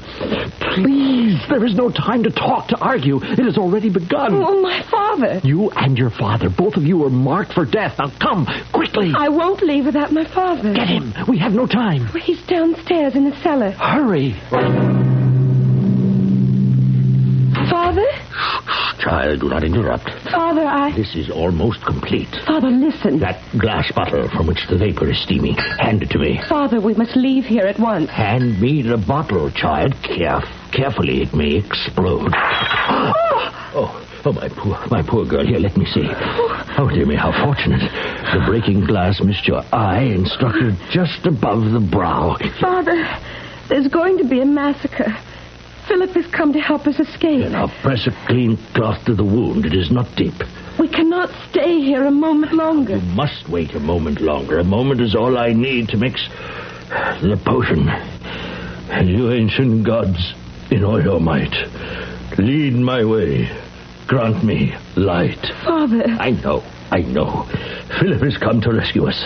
But there is no rescue.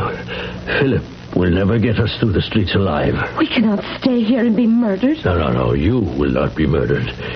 Here. This is now ready. Drink it. Oh, what is it? I think I have found it. It's the elixir. Oh, Father, such a thing... Such a thing is impossible, you say. Drink it, and you will never die. Please, you must... The massacre has begun. Drink this, quickly, and nothing will ever be able to harm you. Father... There is no other escape. I have found the potion. I have said the prayer. Drink it quickly. Save yourself. Father, you drink. There is only enough for one. I don't want to live if everyone else is good. I am your father. I command you to drink. Drink. That's it. All of it. All of it. Now, my child. Nothing can harm you.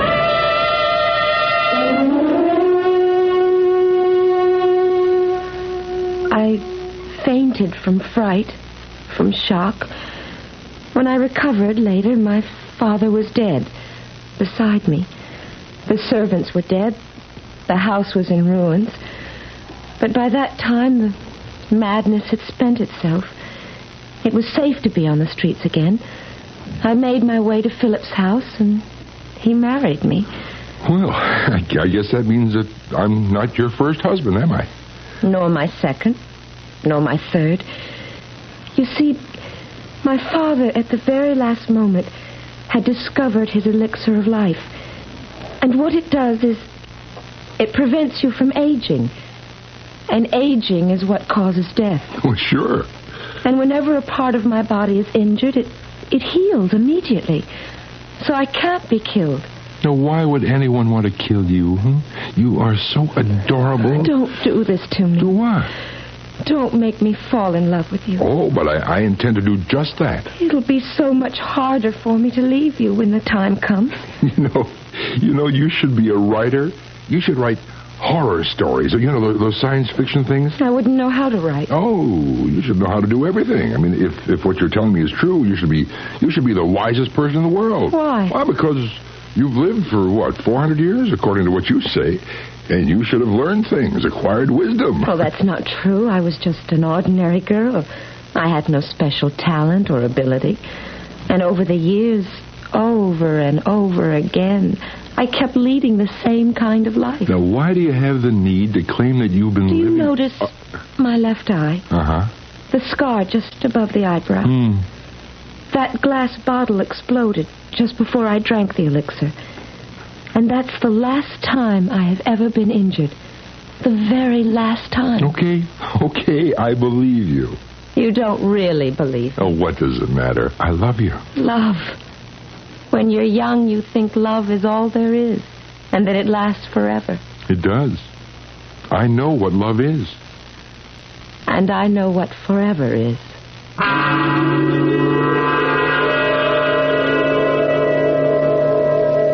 Didn't her story strike you as kind of peculiar? Well, Sheriff, I didn't care. Mr. Burnham, I'm trying to help. All I know is an elderly gentleman and his very young wife... No, she's older than I am. Than anyone alive today. Could I just tell you what we're faced with? Now, the two of them go off sailing. He comes back. She doesn't. Am I correct so far? Yes. Now, something happened to the wife. The husband doesn't seem to be alarmed. He doesn't notify anybody. I told you why. Why nothing could ever possibly happen to her. Meanwhile, the woman is missing, and you come up with this fantastic yarn. Well, I admit it sounds fantastic. And you just swallowed it. No, I didn't just swallow it. I went to see a doctor. You went? She's the one who needed it. But she wouldn't go. But why does she lie to me, Doctor? Well, a woman may lie because she's unsure of her husband's love. Oh, that isn't so. Now, she knows I love her. I couldn't possibly be more attentive, more affectionate. There's just something strange. Why does she insist on having such a past? Look, you'd have to tell me something about her background. Her background? Are her parents living? Well, she claims that her father was killed in the massacre of 1572. Well, she must have friends. She did go to school somewhere. She was raised someplace. Yes, out west. Good, where? I don't know. She never talks about that. Well, then, Mr. Burnham, getting down to it, you know absolutely nothing about your wife. Well, none of that seemed important when I fell in love. I see. When you fell in love, you felt that love was enough. It still is. Well, then why have you come to see me? What? Okay, I see now that I'll just have to put up with those little fables. It's the only fault she has. Oh, and I think of what's wrong with the wives of other men I know.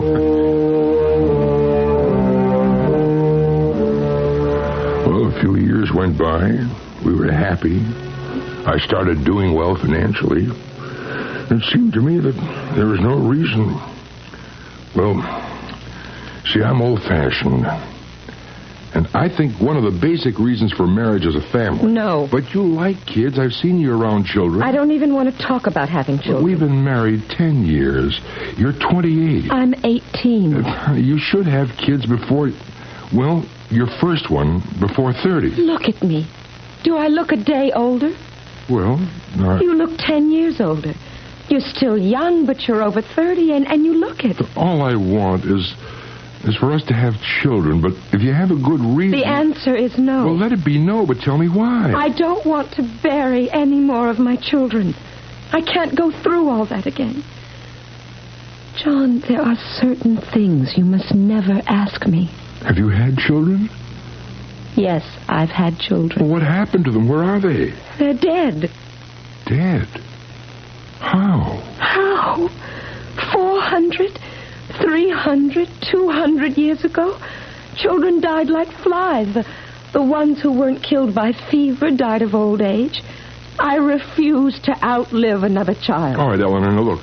I think it is time for this nonsense to end. You've got to rid yourself of this terrible delusion. No.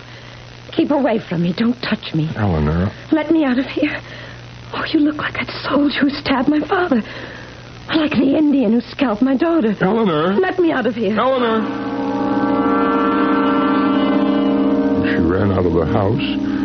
Her car was parked at the curb. And she got inside and drove off, wildly, madly. My car was in the driveway, and I started after her. We lived in the hills. We always loved the country. I was barely able to keep her in view. We were climbing higher and higher along a narrow, twisting road along the side of the mountain when suddenly she took a turn too quickly. The car swerved out of control right through the wire guardrail and down the side of the hill, turning over completely and landing on the rocks hundreds of feet below. There was an explosion. The wreckage was a mass of bright flames, a fiercely burning funeral pyre. I climbed down the hill as quickly as I could. I stood helplessly by the car. And then she just walked out of the wreckage. Every stitch of her clothing had been burned away. The gold ring must have melted off her finger. But not a hair was singed. There wasn't a mark on her body. She looked at me and smiled. Darling, you'd better lend me your coat.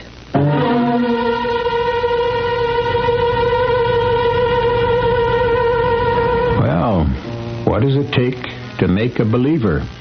She was in the car. It did crash. The impact, the flames, would have been enough to kill anyone. Or perhaps anyone not fortified by the elixir of life. It's quite a drink, but it needs a chaser, as we shall discover when I return shortly with Act 3.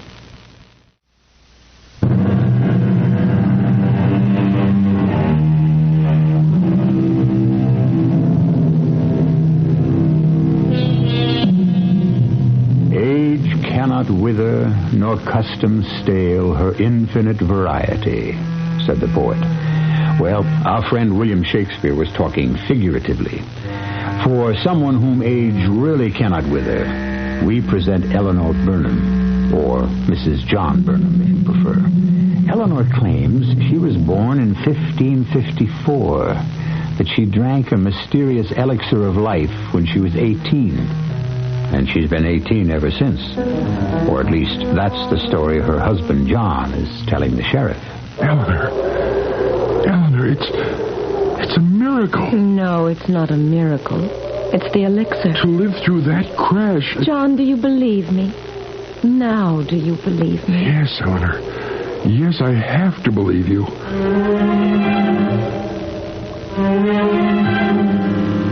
Are you telling me that she lived through a car crash like that one? Yes, Sheriff.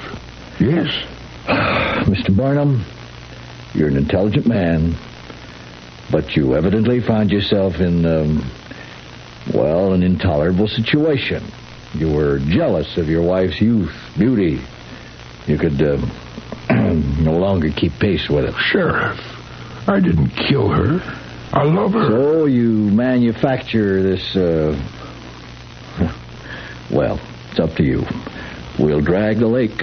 We'll find her body. No. She went away to begin another lifetime. No, sir. She might have gone away if you hadn't drowned her. And we know with whom. What are you talking about? Would the man's name be Peter Collins? What? What do you know about Peter Collins? I've been doing some investigating. Your wife has been having an affair. No, it wasn't an affair. We talked about it, Helen and I. Well, if it wasn't an affair, what was it? But Eleanor, if it isn't an affair, what is it?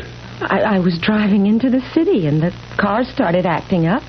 I had to pull over to the side of the road, and he happened by. He was very nice enough to fix it. How many times have you seen him?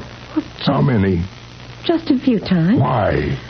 Oh, John, the day you and I met, I said, John Berman, walk away. Turn around and walk away fast as you can. One day you'll hate me.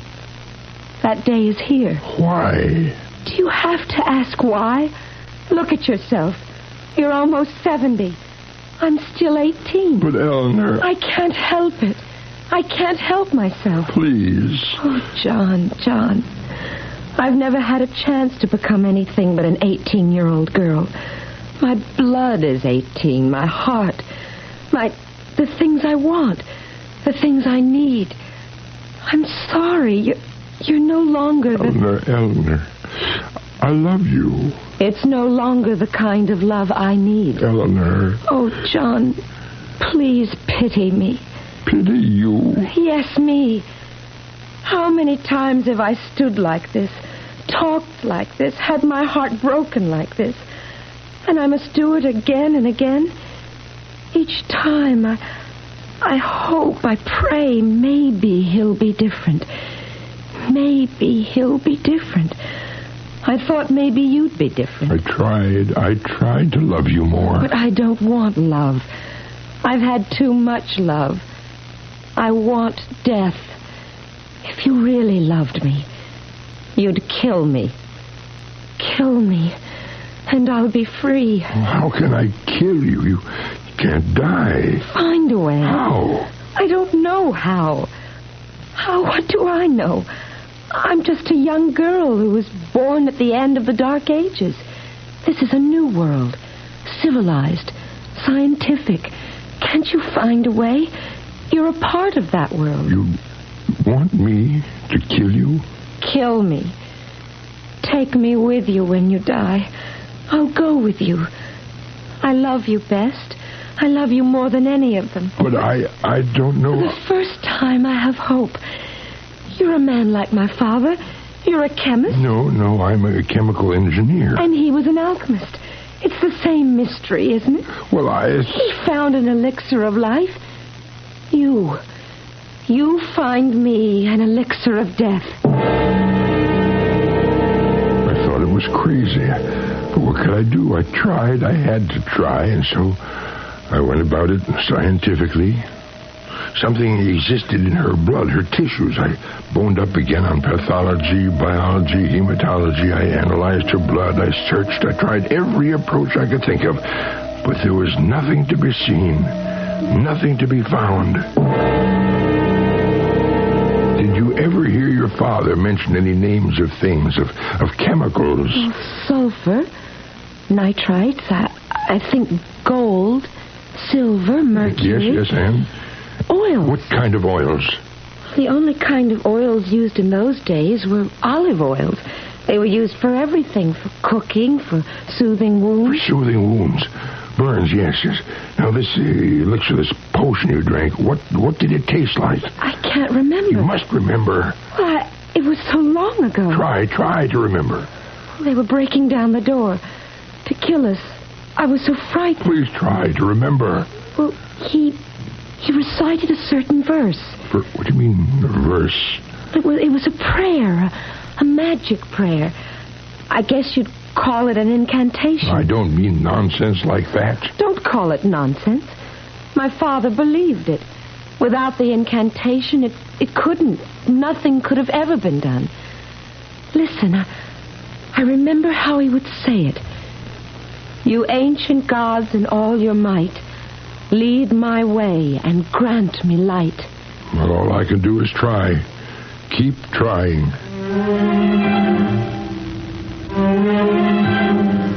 And I did, Sheriff. I did.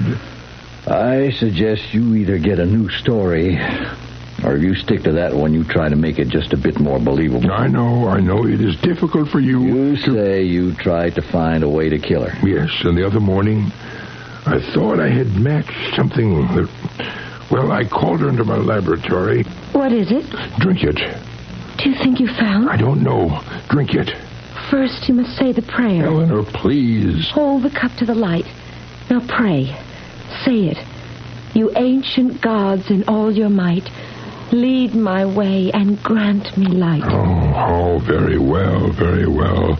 You ancient gods in all your might, lead my way and grant me light. Now drink it. Well, I don't know. How shall I try to die? Well, have you ever thought of drowning?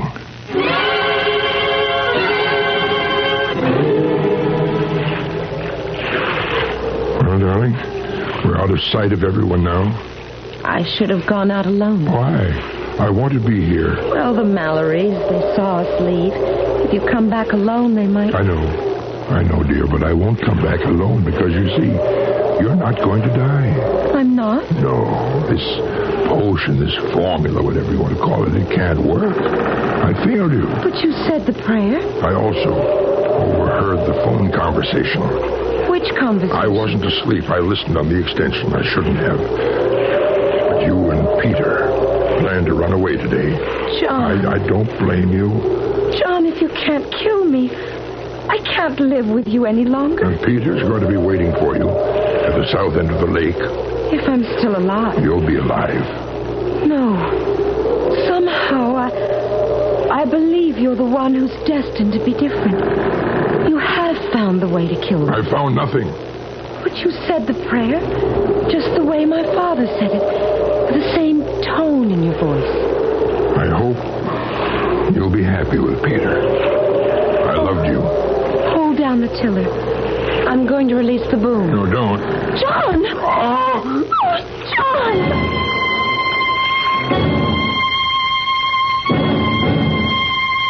The swinging boom caught me. I heard her scream, and then I blacked out. When I came to, well, I told you the story. So you think she ran off with the guy, Peter? Yes, it was what she had planned, and I don't blame her. Mr. Sheriff. Yeah. Uh-huh. Sure. Okay, I'll bring him right over. You want to put on your robe and slippers, Mr. Burnham? Well, where are we going? For a little walk. Just down the hall here. Around the corner. Stop at the next door. Why did we come here? That lettering on the door, what does it say? Morgue. Why did we come to the morgue? After you, Mr. Burnham. Why are we here? On the table, Mr. Burnham. You see who that is? On the table? No. Eleanor. They just got her body out of the lake. She's drowned. Then I found the elixir. I don't even remember what I mixed. But the important thing... You know what the important thing was, Sheriff? The prayer. The prayer. But Doc says she didn't die of drowning. She's been poisoned. Of course. It was the elixir of death. And now she's free.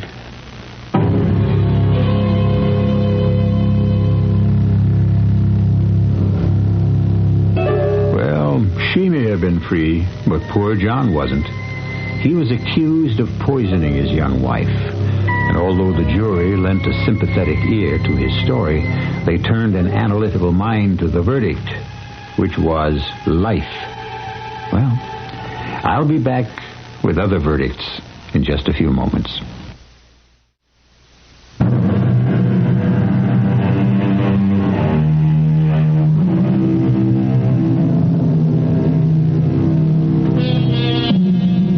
Fountain of youth, the cult of the young.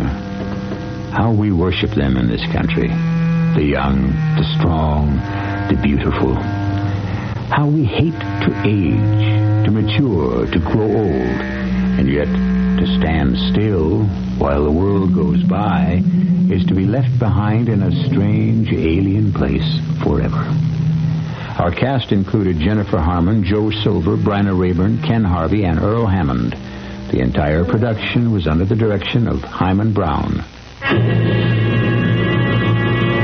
And now, a preview of our next tale. I'm only saying what everybody else is saying. Yeah, that's what everybody keeps saying, all right. But what? It ain't true. You had the identification down cold. What made you change your mind? Oliver, you were paid off. How much did you get? I didn't get anything. Do you expect me to believe that? Yes. Then you're a fool. You're the one. You're the one who kept saying, don't get involved, don't identify him, think of the safety of your family. You also had a duty as a citizen. Now you're hopping on that bandwagon. What bandwagon? Before the trial, you were saying to me, Ollie, you're crazy. They're going to fish your carcass out of the river. What are you getting mixed up in it for? Okay, so I backed off. And now everybody said, on account of guys like you, crime's going to take over the country. How much did they pay you to keep your mouth shut? That's what I want to know. How much? Radio Mystery Theater was sponsored in part by Anheuser-Busch Incorporated, Brewers of Budweiser, and Buick Motor Division. This is E.G. Marshall inviting you to return to our Mystery Theater for another adventure in the macabre. Until next time, pleasant dreams.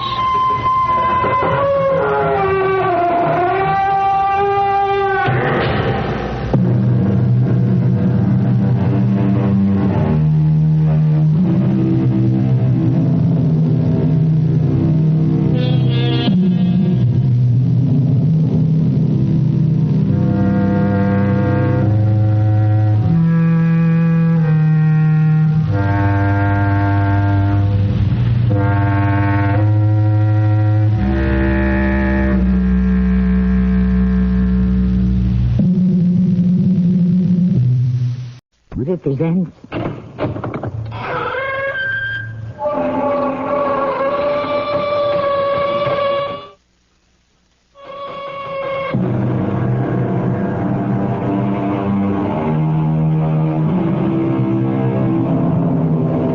Come in. Welcome. I am Tammy Grimes. Mystery fans have often speculated on how the world's greatest detective, Sherlock Holmes, would have fared against 20th century criminals. Sir Arthur Conan Doyle has told us that Holmes lived up to and possibly through World War I and then retired. And now, for the listening delight of our Mystery Theater audience, we present a story which brings Holmes out of retirement to attempt the solution of a baffling and perilous crime. Hello? Mr. Sherlock Holmes. Yes? Go back to your bees and your roses in Sussex, old man. I intend to. After I bring this case to a successful conclusion. You're in over your head, Holmes. This is a different world. And if you want to smell your roses again, you'll quit right now.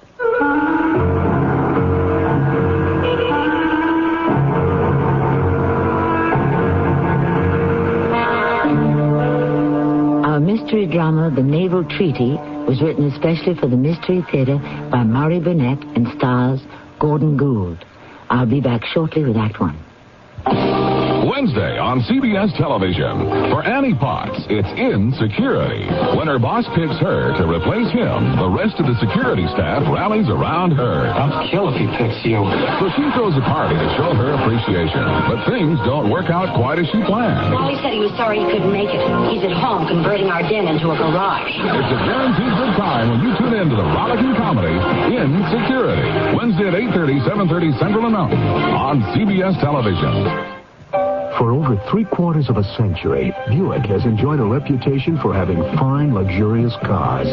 We're very proud of that. It's a reputation that grows every year. 1982 was no exception. There was the introduction of the new century and the small Buick Skyhawk. And while each Buick lives up to the name, there are refinements and improvements on everything from the full-size Electra down the line. You see, the Buick reputation isn't just something we ride on. It's something we build on. They say their product is the highest quality. But how can I be sure? Or they say it's a great value. Well, how will I know until I try it, and then it'll be too late? Well, there is another way. A way to stop buying blind and start buying smart. Read Consumer Reports. Consumer Reports tests and rates thousands of things you shop for. Foods, home care products, appliances, automobiles, and much more. Millions of Americans read Consumer Reports magazine every month for reliable brand name ratings. Oh, Consumer Reports, of course. My neighbor's been subscribing for years. Now you can, too. Just phone toll-free 1-800-528-6600 for 11 issues of Consumer Reports, plus the big 1982 buying guide, plus the 1983 buying guide when published, plus the 383-page health and drugs guidebook. All that usually costs $29, but now it's only $14. Call right away. Was that 1-800-528-6600? Right. 1-800-528-6600. Don't get taken. Get Consumer Reports.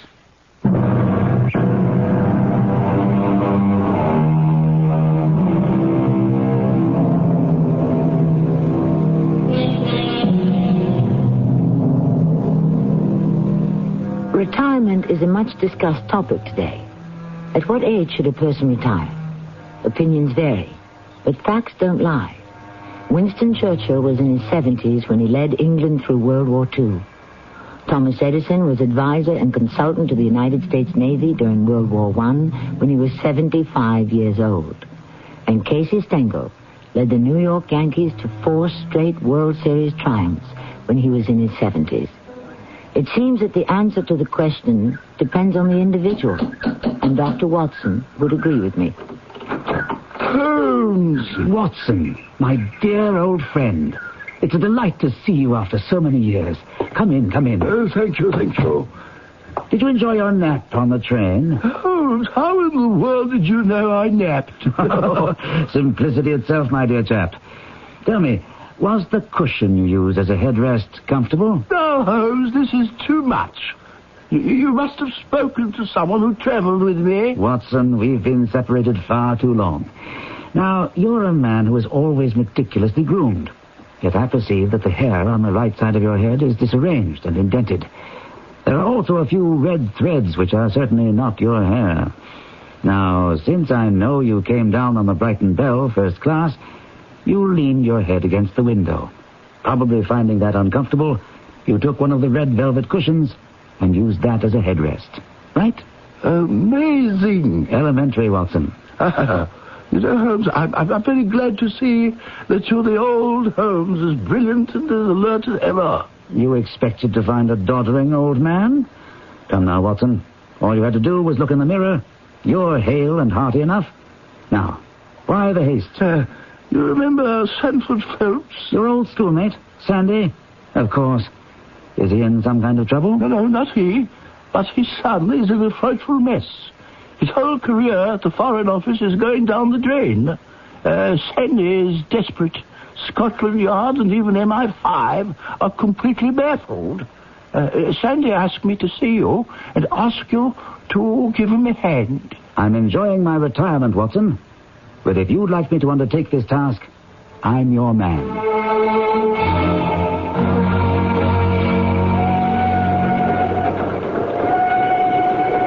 Now, Watson, you said something about a letter which you were going to show me. There may be no need for it now, Holmes. It was to be my last resort in the event that you refused to help me. Nevertheless, I'd like to look at it. Well, it's very pathetic, Holmes. You read how the young man asks over and over for your help. It's only a brief note from your old school chum, but a whole long epistle from young Percy Phelps. It doesn't tell us very much, does it? Hardly anything. As I give it back to you, you might note the handwriting. It holds some interest. The writing isn't his. Excellent, Watson. It is a woman's. No, Holmes, this hand is surely that of a man. No, a woman's. And a woman of rare character. Watson, my interest is already sharpened in the case. I'm looking forward to seeing this young diplomat who's in such devilish straits, and the lady to whom he dictates his letters.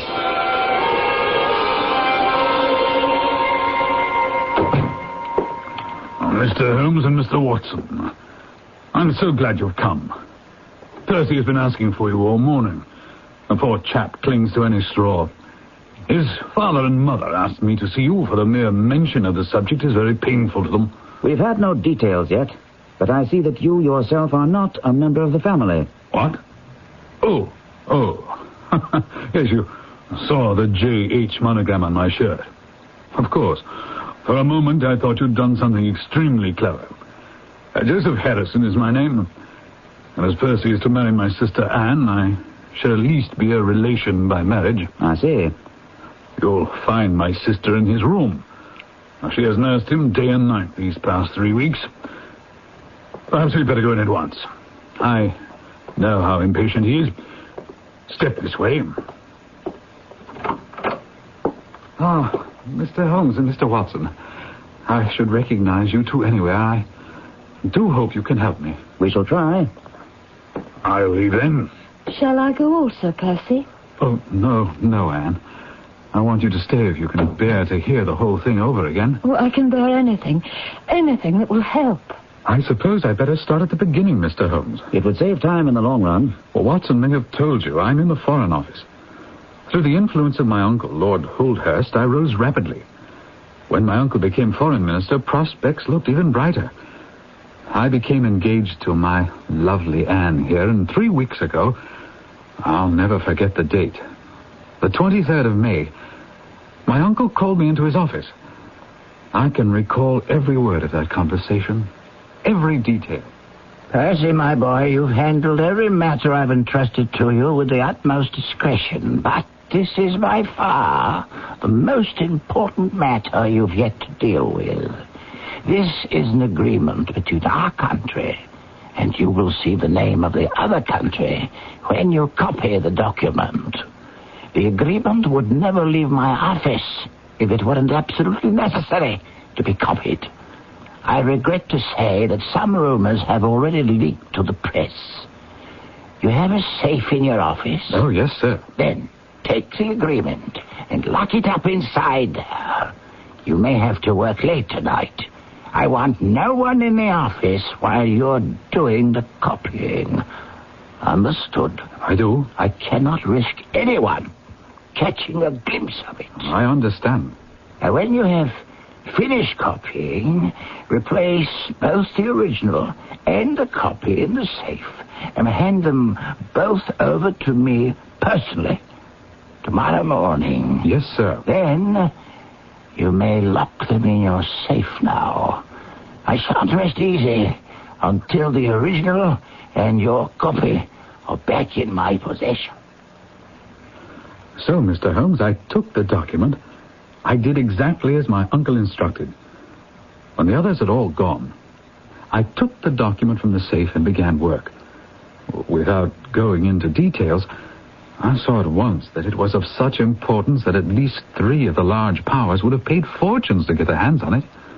I worked as quickly as I could, but it contained 26 separate articles, and by 9 o'clock I was feeling tired. A cup of coffee would help, so I rang the bell for the night watchman, who has a little room at the foot of the stairs and makes coffee for any of us who work overtime. Is that the only bell in your office? Oh, no, there are a number of them to different offices, but I rang the night watchman's bell. To my surprise, it was a woman who came to my office. You rang, sir.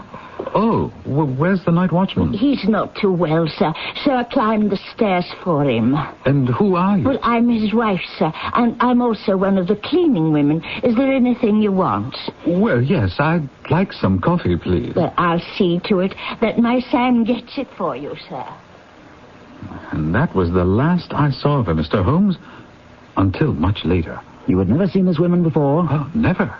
Interesting. Proceed. What happened with the coffee? Well, nothing. I continued to work until, feeling more tired than ever, I decided to go down myself and see what was keeping the night watchman. So I descended the stairs, passing the landing where another set of stairs runs at right angles to the main curving staircase. Leading to where? A side door opening on Charles Street. Ah? This door is kept locked, and only a few of us have a key. You have one? Yes, but I rarely use it. Oh, Mr. Holmes, if only I hadn't gone down for that stupid coffee. I should have stayed in my office. I should have stayed and finished. I should have stayed, or I should have taken more care. Go on. You were on the stairs on your way to the office of the night watchman. Wake up, man. Wake up. The coffee's boiling over. No. What? Oh, Mr. Phelps, sir, I'm sorry. I was boiling the kettle and I must have dozed off. Dozed? You were dead to the world. If you are here, sir, then who's ringing the bell? A bell? What bell is it? The bell in the room you were working in. Your room, sir. Mr. Holmes, a cold hand seemed to close around my heart. I ran like a madman up the stairs, the watchman following me. Well, there was no one in the corridor. No one in the room. Everything was exactly as I left it, except that only the copy I was writing remained. The original trade agreement had vanished. A most intriguing problem. What did you do then? Well, I think I literally went berserk. I was convinced, because such a short time had elapsed, that energetic action on my part would recover the document. I raced downstairs and out the side door to Charles Street. I knew the thief must have used the side stairs, else I surely would have seen him. You said that door was always kept locked. Well, it was open. I presume you told that to Scotland Yard? Oh, I don't know. I think so. I must have. And what did they make of it? Nothing. Go on. It was a warm spring rain falling, and Charles Street was deserted. But when I rounded the corner into Whitehall Street, there was plenty of bustle. I saw a constable standing on the corner, and I asked him if anyone had passed that way. He replied that he'd been standing there for 15 minutes and that only one woman had passed, tall and elderly, wearing a paisley shawl. As we stood there, I heard the nearby church tower strike 3 times. I'd forgotten the watchman had followed me, but had been unable to keep up with me. Mr. Phelps, we must go the other way. The woman who the constable saw pass this way was my wife. The constable said she seemed to be in a great hurry. She wants to get home, out of the rain. Oh, I suppose that could be. You're only wasting your time, sir. Every minute counts. Take my word, my old woman has nothing to do with it. Let's move down to the other end of the street. No, wait, I must think. If you won't, I will. Hold on there. Where do you live? 16 Ivy Lane, Brixton. But don't let yourself be drawn away on a false scent. Come with me to the other end of the street. I was obsessed with the thought of retrieving the document, but I allowed him to persuade me. We found nothing. We returned to my office, searched together. Again, nothing. But you did visit the watchman's home. Well, after our search proved fruitless, we took a cab and reached his home in Brixton. Imagine my surprise to find his wife was not there yet. Well, he had no explanation. Then when we heard a key turning the lock and the front door opening, that's when I think I made my mistake. I let him go to the door. Sarah, there's a gentleman waiting to see you. If it isn't Mr. Phelps, what you doing here? I think you stole a paper from my office, and I'm calling Scotland Yard. And did you stay with her and her husband until the men came from the yard? Yes, Mr. Holmes. She was under my eye all the time until they took her to the yard and searched her. And found nothing? Had nothing on her husband, or anywhere in the kitchen either. Oh, that's when the full extent of the nightmare hit, and that was when I collapsed. If it's any help to you, Mr. Holmes, Percy was brought here directly in an ambulance. I was so concerned that I wouldn't allow them to take Percy to his bedroom, but insisted that Joseph vacate this room at once. And my poor brother has been in an upstairs sitting room ever since. Oh, tell me, please, Mr. Holmes, do you see any hope? Darling, you must remember that Mr. Holmes has been inactive for some years now, and times have changed. The best minds at Scotland Yard and military intelligence have been baffled. Yes, but that's just the kind of case where Holmes succeeds, Miss Harrison. That's why Percy's father asked me to get in touch with him. Thank you, Watson, for the vote of confidence. But there are a few dark corners here that will have to be illuminated before I can answer Percy's question.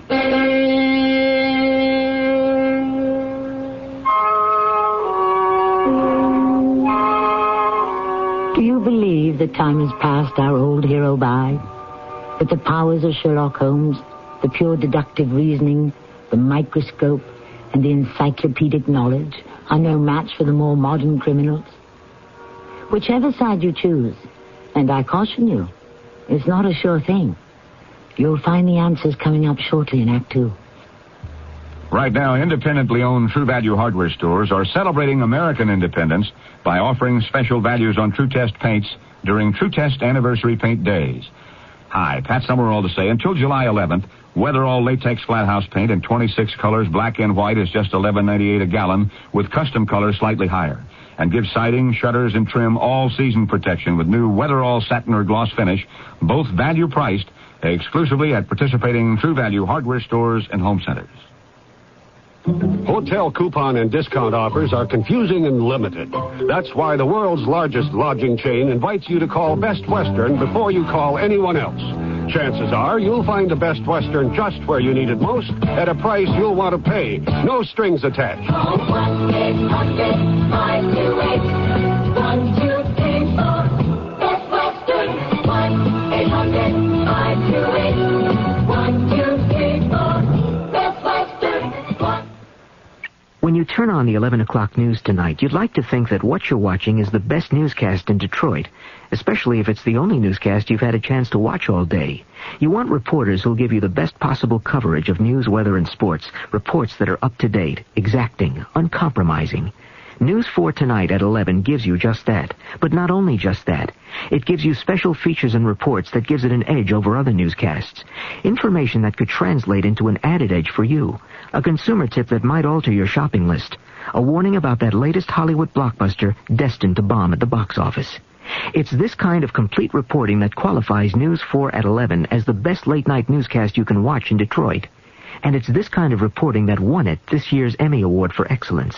So tonight, don't settle for anything less than the award winner. News 4 Tonight at 11.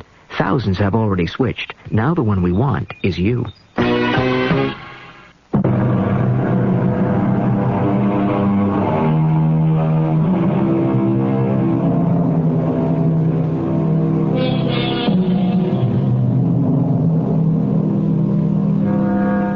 It's exciting to have our old friends Sherlock Holmes and Dr. Watson with us once again.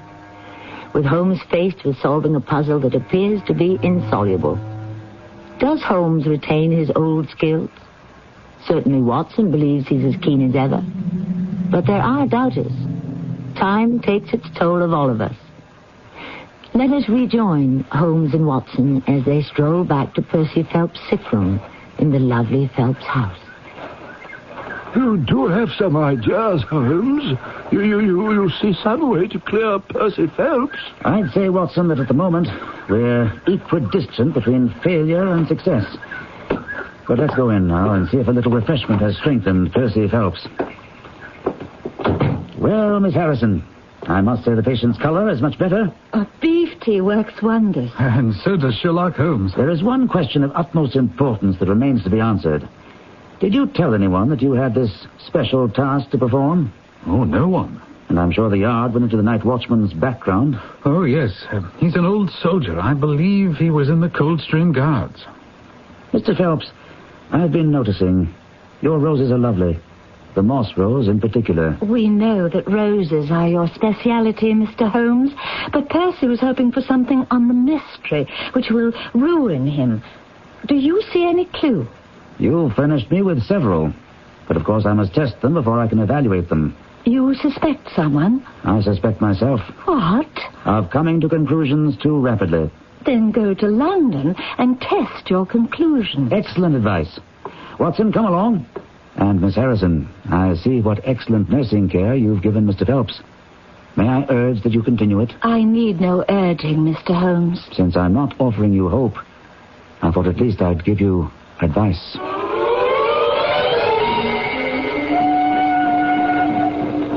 For the life of me, Holmes, I can't see where you found several clues in Phelps' recital. I couldn't find one. Watson, it's delightful that you haven't changed. Come now, there's one fact in particular that literally cries out for attention. Think, Watson. Think of the most singular incident about this crime. If no one knew about the document, how could it have been stolen? Capital, Watson. Excellent. But that's still not what bothers me. It doesn't ring the bell, so to speak. Bell? You mean the bell that rang in the watchman's office? Exactly. What kind of a thief is it who rings a bell to give the alarm to announce his presence in Phelps' office? Yes, but couldn't the bell have been rung by accident? About as likely as to say that it was rung by ghosts. No, Watson, Give me the answer to the question of the bell, and I'll give you the solution. Could the bell possibly have been out of order? What are you writing? An advertisement which will appear in every evening paper in London. Here, read it. See now, £10 reward. The number of the cab which dropped the fare at the door of the Foreign Office on Charles Street at 9:45 in the evening of May 23rd. Apply Dr. John Watson, 25 Harley Street. I hope you won't mind my using your office for this purpose. I'm delighted. But what makes you confident that the thief came in a cab? If we believe, Phelps, that there's no hiding place in either the room or the corridor, the person must have come from outside and yet left no trace of damp boots anywhere, we may safely deduce a cab.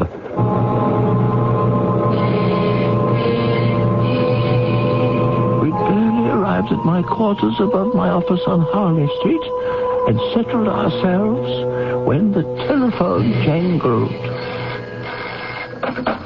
Hello? May I speak with Mr. Sherlock Holmes, if you please? It's for you, Holmes. Holmes here. I have a piece of advice for you, old man. Oh? Go back to your bees and roses in Sussex and forget about this investigation. You are out of place here with your old-fashioned craziness with the microscope and that silly hat. Perhaps you'd care to refer me to a good haberdasher. This is no joking matter. A few bee stings may give you a moment of pain. But if you persist in this nonsense, you may very well receive a permanent injury. You take my meaning. I'm listening. You have been warned. What was that all about? A warning, Watson. And an error. Because the warning could only have come from someone who knows I'm on the case. Could you recognize the voice? Aside from the fact that it was obviously disguised, no. Surely you could tell whether it was a man or a woman. Watson, we have a large and curious cast of characters in this little puzzle. Since the caller was obviously attempting to alter the voice quality, it could be a man or woman trying to convince me of the wrong sex. Holmes, using your methods, we can eliminate some people as above suspicion. Why don't you try it, Watson? Of course, Anne Harrison and her brother cannot have had anything to do with it, eh? For argument's sake, let's say that she and her brother are accomplices.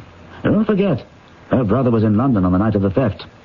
Now she exhibits this overpowering display of affection to make sure that Percy doesn't say or do or remember anything that could be damaging to their plans. But I've made some inquiries. The Harrison family isn't too well off, so the motive could be money. Very well. My next name is Lord Holdhurst. The most difficult crime to track is the one which is purposeless. But this is no purposeless crime. We know that there are at least 2 foreign powers whose governments would pay a considerable sum to see that trade agreement, and Lord Holdhurst might profit by it. Inconceivable, Holmes. Do you find it inconceivable that a statesman might find himself in a position where he would not be sorry to have such a document accidentally destroyed? But not a statesman with the honourable record of Lord Holdhurst. We cannot afford to disregard any possibility. We shall see the noble lord today and find out if he can tell us anything. It is very kind of you to receive us, Lord Holdhurst. Your reputation is very well known, Mr. Holmes, and I wouldn't offend your intelligence to pretend to be ignorant of the object of your visit. Then you also know that I'm acting on behalf of Mr. Percy Phelps, my unfortunate nephew.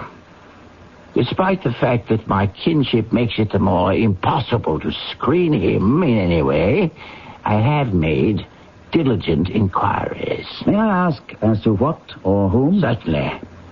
The night watchman's background has been exhaustively looked into.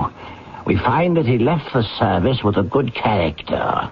His wife is a different matter. Did she explain why she answered the bell when your nephew rang for his coffee? She said her husband was tired. And her haste to get away that night? She was later than usual. Wanted to get home. And how was it that her husband and your nephew arrived at her home before her, although they left some 20 minutes after? Well, the difference between a bus and a cab. Have you done anything else? Everyone in this office has been shadowed night and day since the theft, and nothing untoward has been discovered. In effect, then, you're saying that you see no alternative but your nephew.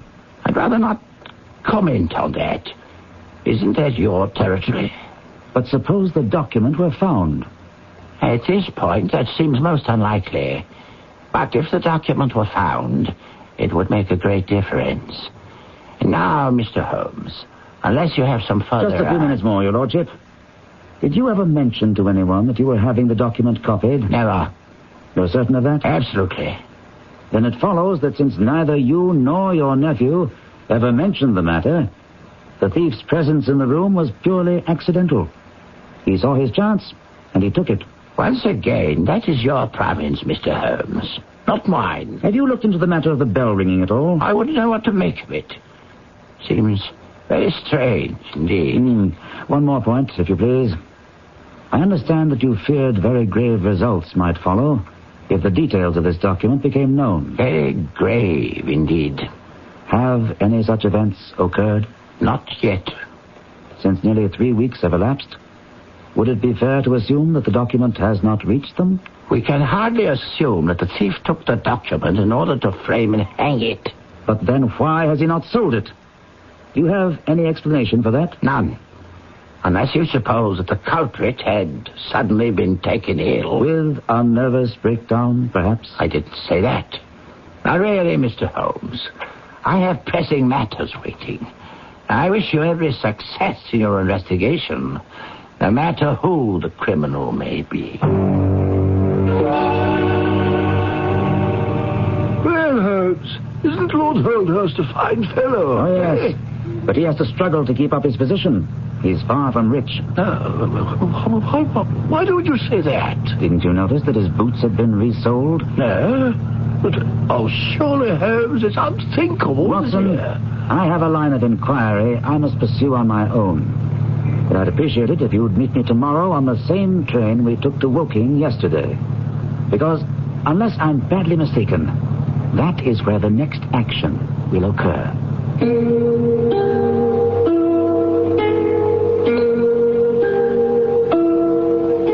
We are much taken today with nostalgia. Perhaps because time has thrown a rosy glow over what we refer to as the good old days. But there's no doubt whatsoever in the minds of the millions of Holmes fans that the London of Sherlock Holmes and Dr. Watson was much more romantic and much preferable to the London of today. We'll be back to that London and the English countryside shortly. If you've been reading about wise money management in your favorite publications, you've undoubtedly heard about Dreyfus Liquid Assets, one of the world's largest money market funds, and about the big yields you can get on your money right now. Start with as little as $2,500. Make added investments as low as $100. With Dreyfus Liquid Assets, your money is yours whenever you need it. Phone for it, have it sent to your bank, or write a redemption check for cash or to pay your larger bills. You keep right on earning that high yield, compounded daily until your check clears. No penalties on interest, no sales charge, no charge for the checks. It's so simple, sensible, convenient. But find out for yourself. Call toll-free 800-228-5000 for free information and a prospectus, including management fee, charges, and expenses. Read the prospectus carefully before investing or sending money. Discover how Dreyfus Liquid Assets can help you get the lion's share of today's high money market rates. 800-228-5000. Toll-free 800-228-5000. Excuse me, I own that shoe store across the street. Want to buy it? Well, I'll be honest. I have great shoes, but no customers, so I'm ready to sell the whole thing at any price you name it.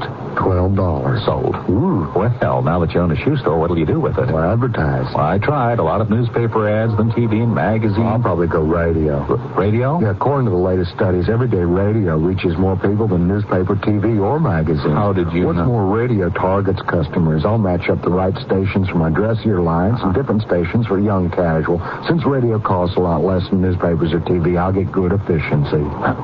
Listen, I'd like to buy my store back from you. Well, at a fair profit. Okay. How much do you... $156,000. That's a pretty fair profit. Take it or leave it. I'll take it. Radio. It costs less, targets your best customers, and it sells. Radio. Red hot because it works. For more facts on radio, call this station of the Radio Advertising Bureau. They brought you this message.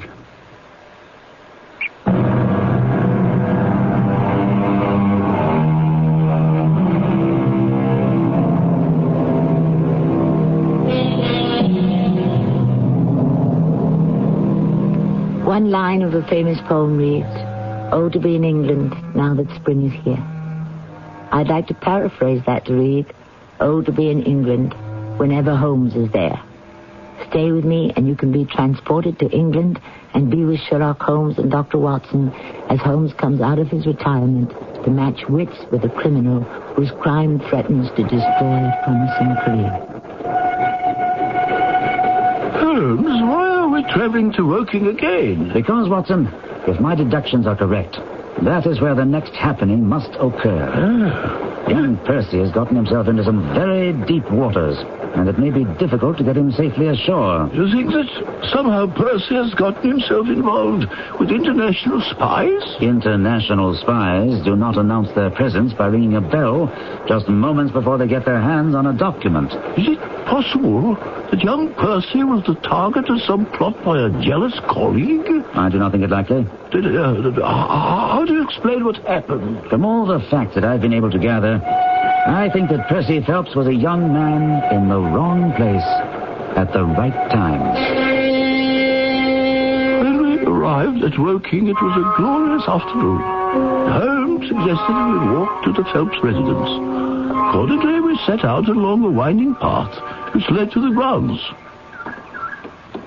What do you think is going to happen here at Woking? I haven't the slightest idea, Watson. What makes you think something will? If nothing happens, I would have to rethink my deductions and entertain serious doubts about my ability to help Percy Phelps. Down! Flat on the ground. Yes. Watson, crawl for the shelter of that large tree over there. Yes, I see it. As quickly as you can. Is this the event you were expecting, Holmes? Frankly, no. But I do take comfort from one thing. What's that? The fact that our adversary is a poor shot.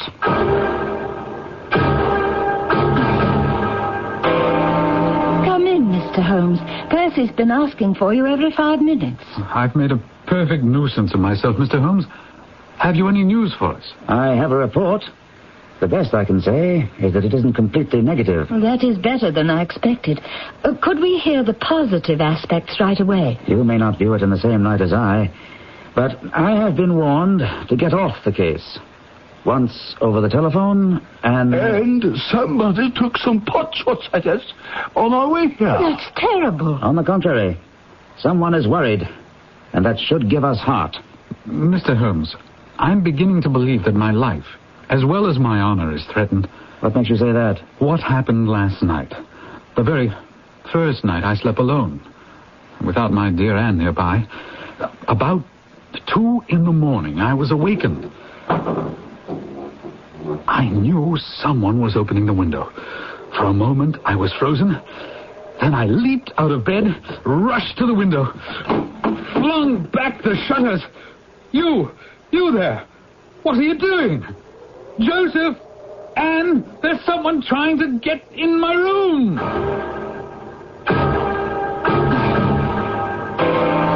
And that's about all there was to it. Except that in the moonlight, I distinctly saw the flash of the blade of a knife. What about the intruder? Any description? Oh, it was a man, I think. He was wrapped in some sort of cloak which covered the lower part of his face. He was gone in an instant. I should have tried to chase him down, but I was too weak. Fortunately, it might very well have been dangerous. Do you think you're strong enough to walk around the house with me? We might be able to pick up something that's been overlooked. I hardly think you'll discover anything new. My brother Joseph and the groom went over the grounds thoroughly earlier. That's true. They did find some marks in the flower bed outside the window, but the weather's been so dry lately that it was hopeless to follow the trail across the grass. Nevertheless, I'll ask you to humor me. Watson, you'll come along, of course, to keep an eye on our young patient here. And I'll join you. I'm afraid not. I must ask you to remain exactly where you are. Can Joseph come? Of course. He might be of some help. I confess I don't understand you, Mr. Holmes. Why are you so anxious to separate Percy and me? The separation will be short and I hope the results will make it extremely worthwhile.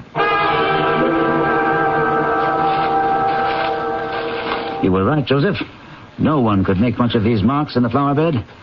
But why don't you and I go ahead while Watson and Percy take it more slowly? Suit yourself, Mr. Holmes. Where are we heading? Around the house to see if we can discover why that room and Percy should have been the particular target if it was a burglar. I should have thought that the larger windows of the drawing room and dining room would have been more attractive. Those windows are more visible from the road, but the room where the entry was attempted looks more promising from the ground. Of course. By the way, Percy said you found some place where the intruder scaled the fence. Right over there. Let's have a look at it. Here it is. Right here. Well, you can see where a fragment of wood is hanging down. You think this was done last night? Doesn't it look rather old for that? Well, possibly so. And there are no marks on either side of anyone jumping down. I don't think there's anything to be gained here. Why don't you rejoin your brother-in-law and Dr. Watson while I go back to the bedroom and talk the matter over? With my sister? I believe she's the only person there. What do you want with Anne? Miss Harrison, what I have to say is of the utmost importance. Well, you discovered something after all. You must stay here in this room all day. Why? What do you... Trust me, it's vital. You mustn't move from this room. Have your meals brought here. I don't understand, but I'll do it. And when you go to bed tonight, lock the door of this room on the inside and keep the key. But Percy, what about Percy? He'll come to London with me. And I'm to remain here? It's for his sake. You can help him. Your promise. Do I have it? Well, yes, but Good. Now let me break the news to Percy. I see that he and the others are approaching. Well, Mr. Holmes, I quite enjoyed the walk in the sunshine. What do you propose now? It would be a very great help to me if you would come up to London with us. Oh, immediately? As soon as you conveniently can. Say, in an hour? Well, I feel strong enough if you feel I can really be of help. The greatest possible. Perhaps you'd like me to stay in London tonight. I was just going to propose it. I think I see what's behind your plan, Mr. Holmes. You do? Yes. If my friend of last night should make another visit, he'll find the bird has flown. Perhaps you'd like Joseph to come to look after me. Not necessary. My friend Dr. Watson is a medical man, and he'll look after you. If you'll be so kind as to give us lunch here, we three shall all set off for town together.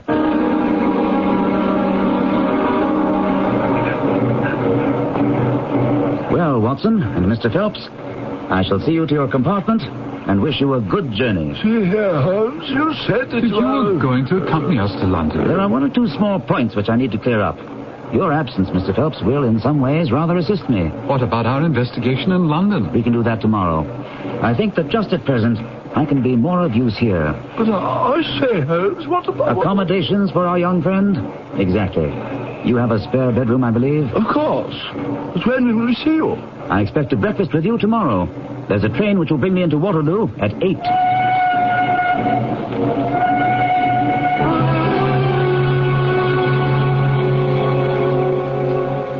I should apologize, Doctor. I'm afraid I kept you up rather late last night. Nonsense, young man. I just felt that you should have had more sleep. I didn't sleep a wink. And where is Holmes? It's not much past 8. He'll be here. You have implicit faith in Holmes. I've seen him do remarkable things. Do you think he expects success? You can ask him yourself. If you will come to the window, you'll see he's getting out of a cab now. What's the matter with his hand? Why is it bandaged like that? I haven't the slightest idea. Well, he looks like a beaten man. And I had hoped for so much upon his return. Good morning, gentlemen. Holmes, you're not wounded. Tush, it's only a scratch through my own clumsiness. This case of yours, Mr. Phelps, it's been a remarkable experience. That bandage, Holmes, tells of adventures. What's happened? After breakfast, Watson. Remember, I've breathed 30 miles of Surrey air this morning, and I'm ravenous. I see you've done well with the sideboard. What's under here? Ham and eggs. Good. Mr. Phelps, please join me and help yourself. Will you have curried fowl or eggs? Oh, nothing, thank you. I cannot eat. Well, then, I suppose you'd have no objection to raising the lid and helping me? Not at all. I don't believe my eyes. It can't be. I cannot be. Catch him, Watson. And I think after we get him in a chair, a little brandy. Oh, is it? It really is the trade agreement. It is. I owe you an apology for bringing you the news in this fashion. But Watson here will tell you I never could resist a touch of the dramatic. Apologize? Oh, Mr. Holmes, you've saved my career, my whole life. Oh, I owe everything to you. There's no need for an apology. But I'm dying of curiosity. How did you get it? Where was it? I've already confessed my fondness for the dramatic, so allow me to reconstruct my activities of last night. It was exactly 9 o'clock when I climbed the fence and jumped into the grounds. I placed myself carefully behind a rhododendron bush.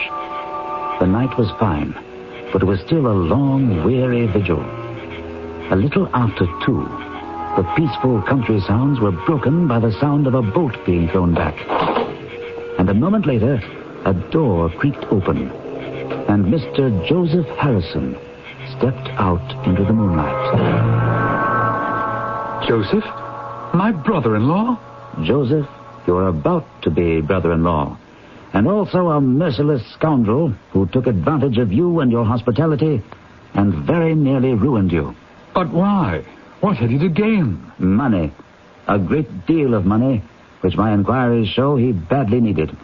Joseph was a gambler. Oh, never anything large, Mr. Holmes. That's what he told you and Anne. But he was and is so deeply in debt that he faced criminal charges. He was desperate. I still find it hard to believe that Joseph is a villain and a thief. Holmes, you haven't finished. Why is your hand bandaged? He must have sustained that injury when he accosted Joseph on the lawn. Not quite, Mr. Phelps. I wanted him to lead me to where he'd hidden the document. And once again, you'll have to put up with my theatrics. I stole to the window and peered in. He was lifting up some baseboards. As soon as I saw the document in his hand, I slipped through the open door and said, "I'll take that, Mr. Harrison." You meddling fool, I warned you to stay out of this. Now you'll pay for it. Drop the knife. Oh, drop it, or I'll break your arm.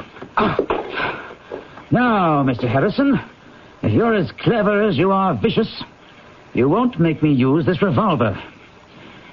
The document, please. Thank you. What are you going to do with me? Nothing. Now that I have the document, you're free to go. But I doubt that Scotland Yard will let you off so easily. You let him go? I wired full particulars to the Yard this morning. I expect they'll find Harrison has fled, and rather suspect that you, Mr. Phelps, and Lord Holdhurst would be just as happy if this matter never came to court. Oh, the newspapers would have a Roman holiday. Exactly. But Holmes, what made you suspect Joseph in the first place? The science of deduction and the bell, Watson. The answer to what kind of a thief rings a bell is no thief.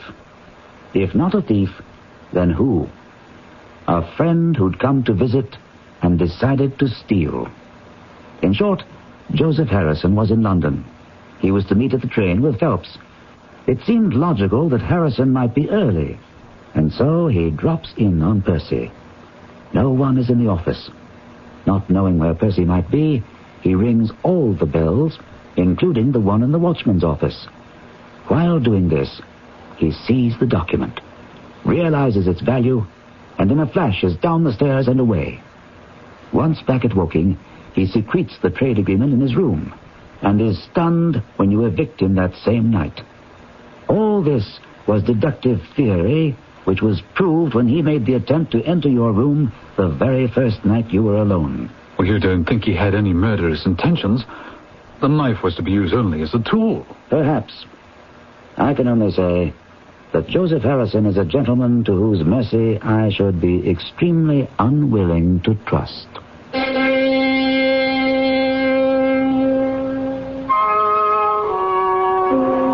And so, once again, the greatest detective of them all, Sherlock Holmes, comes out of retirement to solve a case that baffles Scotland Yard and MI5 and proves that it's not necessary to teach an old dog new tricks. The old ones are more than good enough. I'll be back shortly to discuss the question of the actual age of Sherlock Holmes. When you get itchy red skin, get Curated. When you get Darn bug. get Curated. When you get Oh, touch of poison ivy. get Curated. Curated gently works with your body's natural defenses. It's all you need for the relief of dermatitis and other minor itches and rashes. When you get itchy eczema, get Curated. Read and follow label directions. Hi, this is Bob Newhart. Your public library has asked me to give you the answers to a few of the questions that are most frequently asked. 1847, Jane Austen. The Philadelphia Phillies, pork bellies, King Kong, not in Texas. Now that you have the answers, please don't call us with those questions anymore. But if you have other questions, If you have any questions at all, you can call. give them a jingle. I'm the library. A public service message of the American Library Association. Dinner's done, the day is ended. Peace and quiet have descended. Field reporting. Good to have you with us. Settle down and be comfortable. Lend us not only your ears, but your deepest concentration while we tell you a strange and macabre story. Where do you live? Peoria? Salt Lake City? Buffalo? Memphis? Huh? Where? Springfield? Manchester? Spokane? Hackensack? No, you don't live in any of those places, or in any other place that has a name. You live, each one of you, night and day, year after year, in the nameless, hidden places of your own mind. Mr. Z, who ever dreamed up the Black Room anyway? I have no idea. Somebody must have. There's always been a Black Room, Mr. K, far as I know. Hell of a place. Yes. How long do you think he'll last? Matter of days. Weeks, possibly. Then what? He'll go mad. Or die.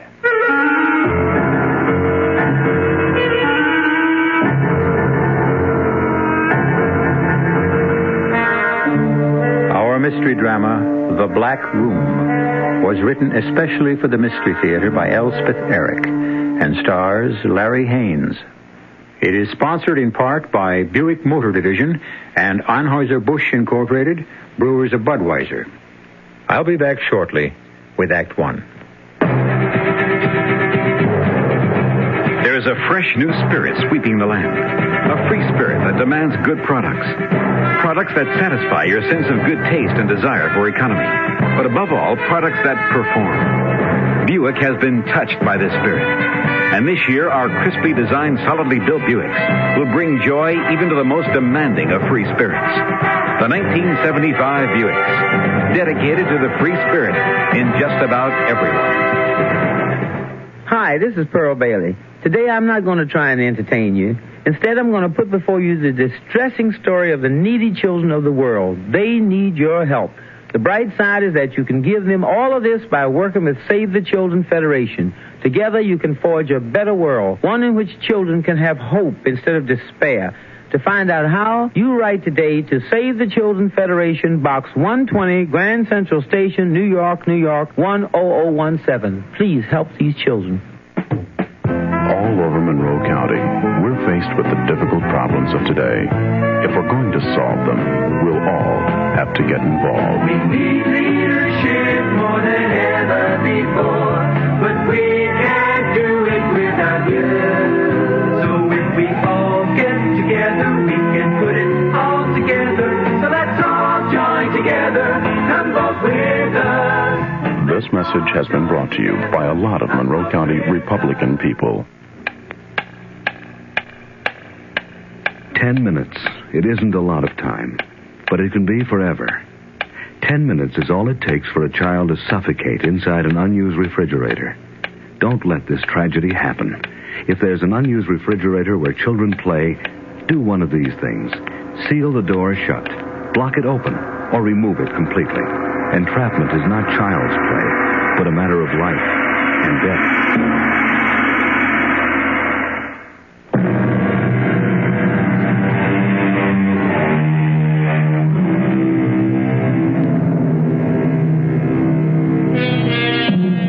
Somewhere, in some unspecified place, are three men.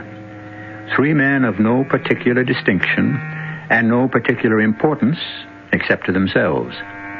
Yet the urgency of their speech and the intensity of their attitudes would make you think that something of the gravest consequence is taking place. And for all that I know, it is. Listen now to the story of The Black Room. Why me? Why me? Of all people, I'm a very ordinary guy. I have a wife, I have a home, I have a job, I drink a little, I go bowling, I have some money. I'm just like everybody else, so why me? We didn't take you because we thought you unusual. Well, then, for God's sake, why? We need information. I haven't got any information. We think you have. Information about what? Look, if I have it, I'll give it to you. I'll tell you anything you want to know. You mean that? What do you want to know? Why did you do it? Do what? You know. I don't know. Do what? It's not going to tell us. What am I supposed to know? How could a man like me know anything? Look me in the eye. Step up here. Closer. Look me straight in the eye. Now, why did you do it? I didn't do anything. Come on now. He'll never tell you. What am I supposed to have done? He's hopeless. You guys, I never saw you before in my life. Who the hell are you, anyway? I'm the man in charge here. And who's he? My deputy. Well, who gave you the right to bust into my house, drag me down here, and start asking me questions? Well, who gave you the right to do that? It's not a question of right. Well, it damn well should be. But it isn't. Can I make a phone call? I can make a phone call, can I? I'm afraid not. Well, everybody's allowed to make a phone call. That's what I always heard. I want to call my wife, my lawyer, somebody. Out of the question. We have no phone. I never heard of a place that had no phone. Now you have. But you just can't keep me here. It's not right. What's your idea of what's right? We'd really like to know. Well, I can't tell you offhand like that. I don't know exactly. Quite so. Neither do we. Mr. Kay, I think it's time for the Black Room. Right. Come with me, please. Come with you where? No, I'm not going anywhere with you. Come on. I don't have to go. Yes, you do. Come on. Do I have to? Yes, you do. Right this way. I don't understand any of this. What is this place you're taking me to? What did he call it? The Black Room. Why do you call it that? Because it's black. What? Painted black? Black walls? Black furnishings? What? Well, there aren't any furnishings. It's just a room. And it's black. You're putting me in solitary. You'll be alone. There we are. Step in, please. Well, I can't see a thing. Nothing. It's black. That's why it's called the Black Room. Well, switch on a light. There is no light. Once I close this door, there'll be no light of any kind. You can't do this. Get out of my way. Now, just... Help! Somebody help! Don't make help! such a fuss. Cut it out. I'm going to close this door. Are you there? Are we both in here? Well, say something. Are you here? You haven't any matches on you by any chance? Or a lighter? No. Once I go out that door, you'll be in total darkness and total silence. No light, no noise, no sound of any kind. Only what you make yourself. I don't see why. You'll be fed once a day, never at the same time. How will I know when? It'll be either before you get hungry or after you've stopped being hungry. You'll bring it to me? You'll find it somewhere on the floor. Well, how will I find it if I can't see it? You'll feel around till you come to it. There'll be bread and water, and once in a while, if I'm in the mood, some cheese or a piece of fruit. Okay. Got it? Will you tell the warden something for me? The who? The warden? Well, whoever he is, the keeper. Keeper? Well, you know who I mean, the man in charge. That's Mr. Z. the end of the line. Tell him what? Tell him that That you what? I've forgotten it. Well, it's a good beginning. Keep it up. Oh, wait a second, wait. What now? Let me look at the light. Look at it. Okay. That's all.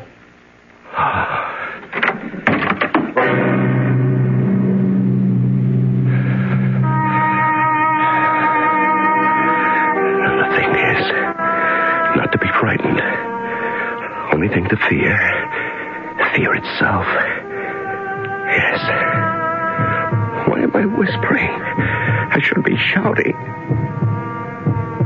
What's that? I hear something. I hear. What is that? It's my heart. It's my heart beating. I'm hearing my own heart. The only thing I can hear is my own heart. Shh. Quiet. Quiet down. Quiet. That's better. Yes. That's better. Much better. Better. Yes.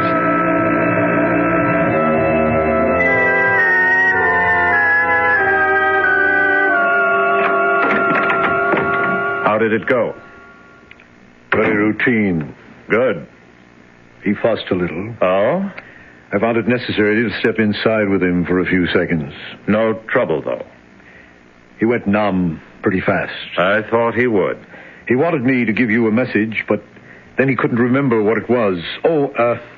And he thinks you're some kind of a warden. A warden? Or a keeper. Poor man. You know, Mr. Z, I didn't much like it inside that room. You knew you were coming out. Who ever dreamed up the black room anyway? I've no idea. Somebody must have. There's always been a black room, far as I know.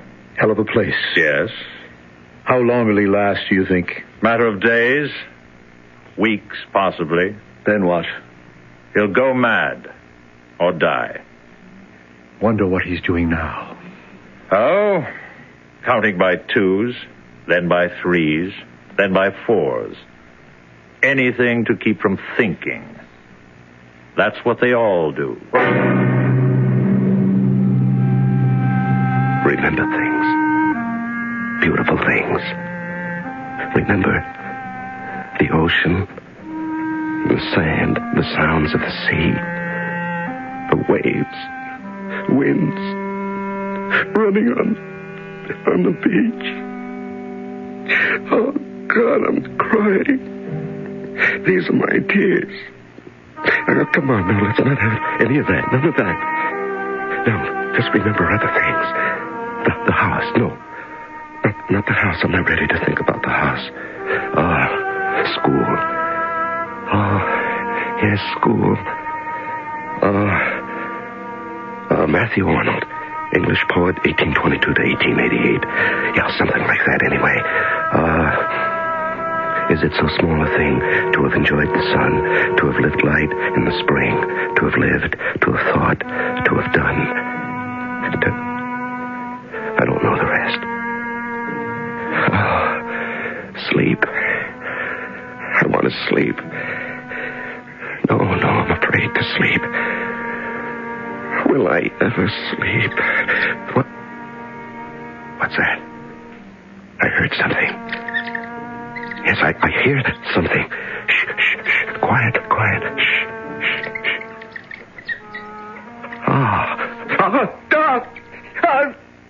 It's a rat. They've let a rat in here. I'm shut up with a rat. Where is that? Where is that rat? I'll kill it. I'll kill it with my bare hands. Where is it? Where is that? Where?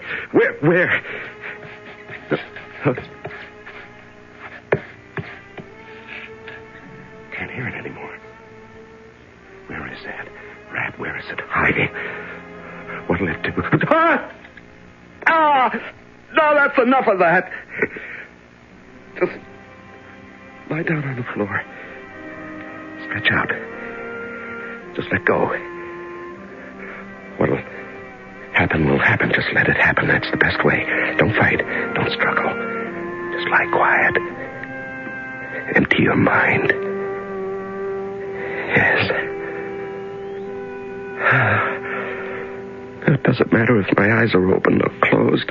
Isn't that funny? They're not really funny. When I go to sleep, will my eyes close or will they stay open? Yes, I can feel my eyelids raise themselves up. Now I feel them come down. But everything's the same. Black, just... it ran over my hand. The rat ran across my hand. Where is it now? I don't hear it. Did I imagine that? Did I ever hear it? Did I really feel it? There. I hear it again. Now, why would they do that? Why would they put me in a black room with a rat? They must be devils. Where is that rat now? Shh. Wait, it makes a noise. Shh. Oh, again. Ran across my hand again. And wait. Just hold on now. Hold on. It's not so bad. The rat didn't bite you, did he? No, he simply ran across the back of your hand. That's all. You're not hurt. You're perfectly all right. Perfect. Oh, you don't sound like such a big rat. Oh, you sound like kind of a very small rat. Oh, you could be a mouse. Sure, a very small little mouse. Why not? Now, if I should just lie here quietly with my arms spread out like this, would you run across my hand again? Would you? Huh? Hey, you see, I'm calmer now. I'm much more relaxed. I'm waiting. Ah, there you are. Oh, my fingers. Oh, such light little feet, so delicate. Oh, I think you must be no more than 2 inches long. How are you, my friend? Huh? How is my mouse chum? My pal, Mr. Mouse. How's everything with you? Okay? Good. Me? Oh, I'm managing. So far, so good. Yeah. You know, I think I can hold out for a while. Anyway, at least I'm not alone. Not altogether alone. Not quite.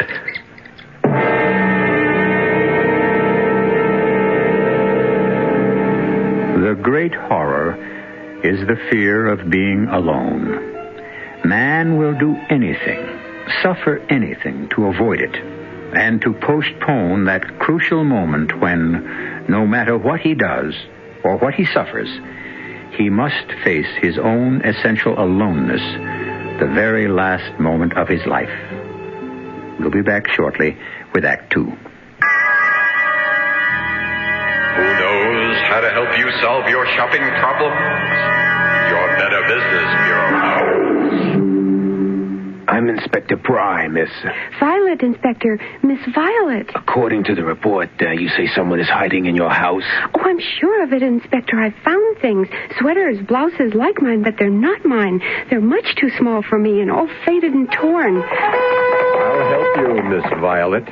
Who are you? I'm the man from the Better Business Bureau. Those are your clothes, Violet, and you aren't taking very good care of them. Before you buy your clothes, understand what's on the label.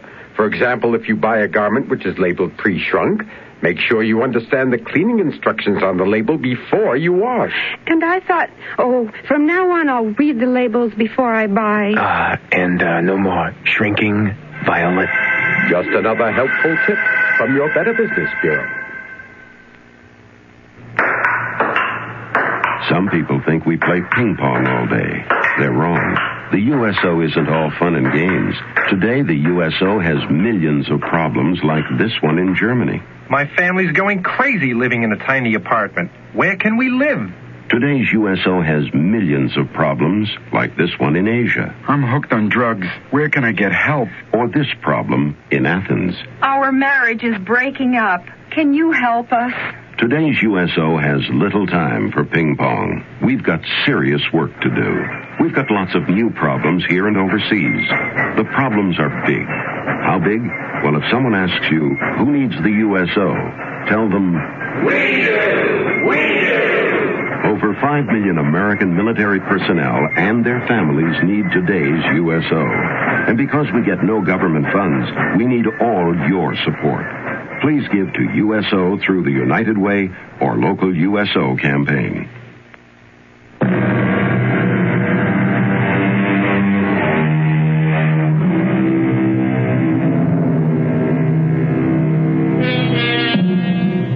The simple man we have chosen to be our hero is confined in the Black Room, a bare place without light or sound. But by chance or fate, or the mercy of God, he has found a companion, a mouse no bigger than his thumb. This tiny creature has become his sole defense against the terrors of being alone. Sit here on my hand and let me stroke your head, Mr. Mouse. There. You like that? Tell me you do. Somehow let me know that you do. You don't know how much it would mean to me to know that I was giving pleasure to someone. That's one of the chief horrors of being cut off from everything and everyone. There's no one to serve, to help, to amuse. Yes, that sounds strange, I suppose, but I never knew till now how important it is to bring pleasure and comfort and amusement into other lives. Will I ever laugh again? That's too much to expect. Yes, I know that. I don't mind crying anymore. I cry a lot. I don't care. When I weep at the hopelessness of it all, I feel somehow it's not quite so hopeless. Now, why is that? Do you know, Mr. Mouse? Mice don't cry? Is that what you're saying? Mice take life as it comes. Yes, but men can't do that. Men rebel and struggle and suffer. Oh, yes. Yes, how they suffer. Oh, are you agreeing with me? Or are you telling me you're hungry? You know what I have for you this time? Some cheese. Yes. They left me a piece of cheese this time. I ate most of it, but there are some crumbs. And they're in the breast pocket of my shirt. Now, if you just get into my pocket, way down at the bottom. You're easy now. Don't be frightened. Now, you know I wouldn't do anything to hurt you, my little friend. There. Head first. Down you go. Ah, yes, you found them. You found the crumbs of cheese. You're eating, and I'm almost laughing. Not quite, but almost. I'm almost laughing because you're so pleased.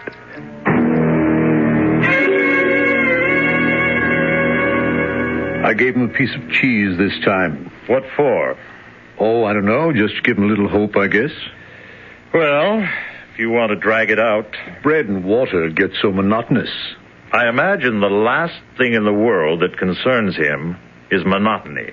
Well, it gets monotonous for me, too. You say he's eating well. So far, every crumb.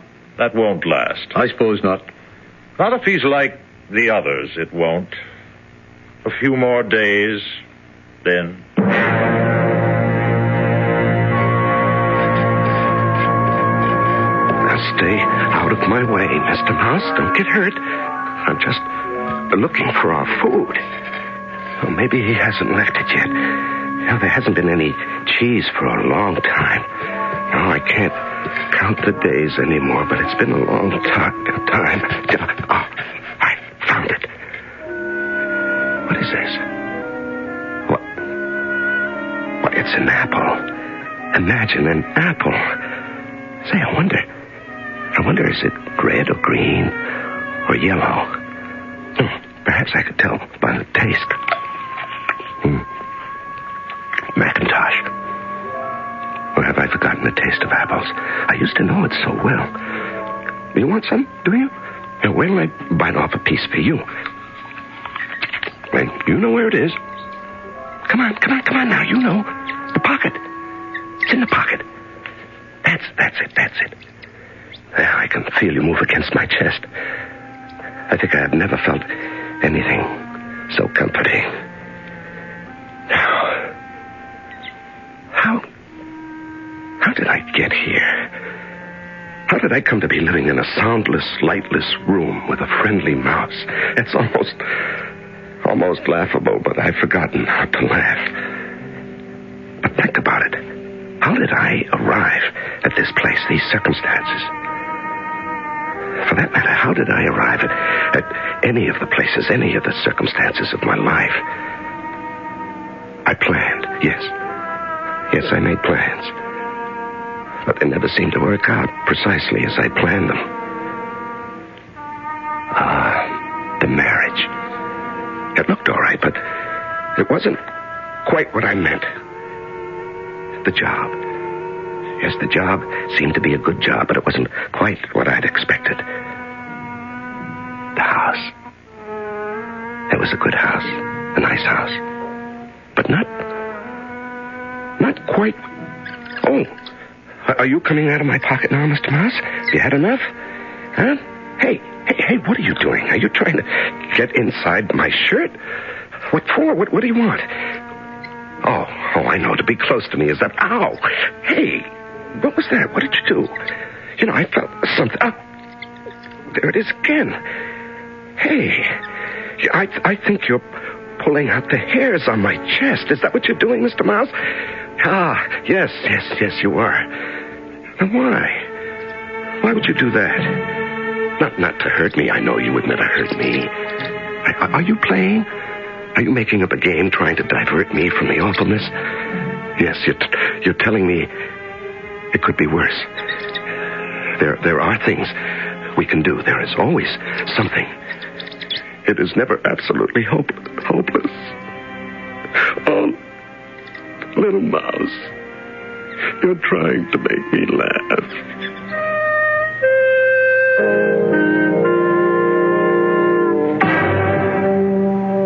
I gave him an apple today. If you want to play the game that way, I can't stop you. He ate every bit of it. There wasn't a thing left on the plate. No core, nothing. I wonder how he manages to keep up his appetite. Maybe he exercises. After this long, they lose interest. Yes. After all, what's the point? Hope can't last forever. It's got to die, sooner or later. Well, with this one, it looks as if it's going to be later. Yes, but eventually. What makes him hang on? I wish I knew. I'd give anything to know. It's darn near 2 weeks. 2 weeks tomorrow. Should I go in after him? No. Wait a while longer. He can't last. You're sure about that? No one ever has.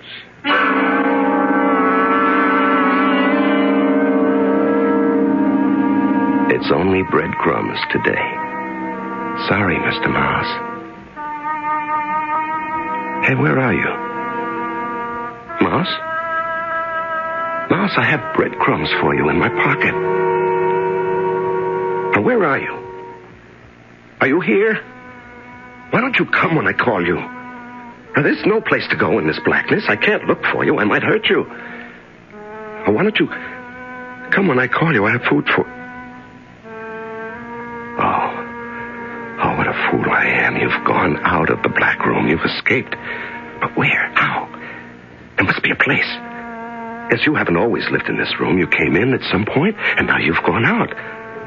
But where? How? There must be a place, a little place, a tiny hole. Yes, a tiny hole big enough for a mouse to get through. Now, where? Where? You don't live here all the time. The black room isn't your only home. I mean, not your permanent home. You wouldn't pick a place like this. No mouse would do that. Nobody would do that. No, you came here from somewhere else. You must have. There must be a hole someplace. And you came through that hole, and you've gone out through that hole, and I'm going to find it. What's this? Is this it? Oh, that's so tiny. That's so tiny. Is that a hole? A hole just big enough for a mouse to slip through? Yes, I think it is.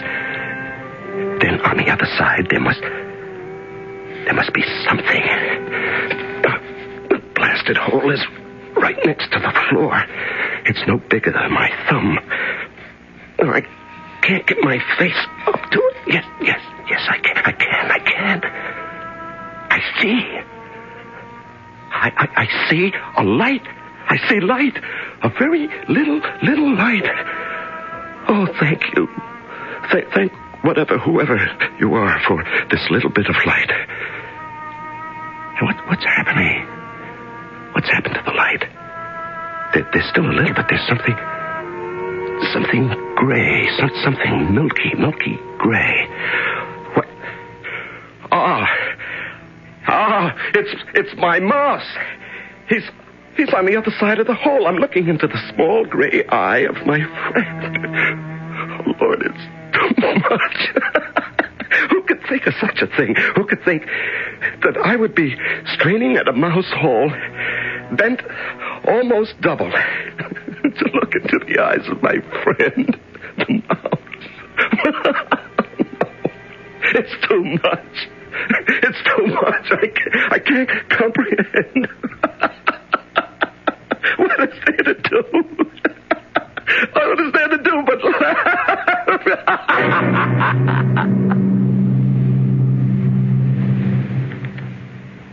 He's off his feet. Hardly ate anything the last few days. So, it's starting. What's starting? The decline. I knew it would, sooner or later. I think I'll give him some fruit next time. I really don't know why you want to bother. Maybe some cheese, too. Suit yourself. Look, the idea was never to starve the poor fool. If that was the idea, I wouldn't give him anything at all. He's beginning to starve himself. Can he do that? It's simple. Stay away from food and water. You'll be gone in a few days. No kidding. Animals know that. Well, I never knew it. There's lots of things animals know that men don't know. Especially you. If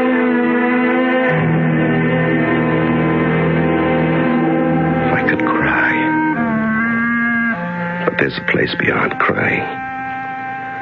Yes, there's a despair too deep for crying.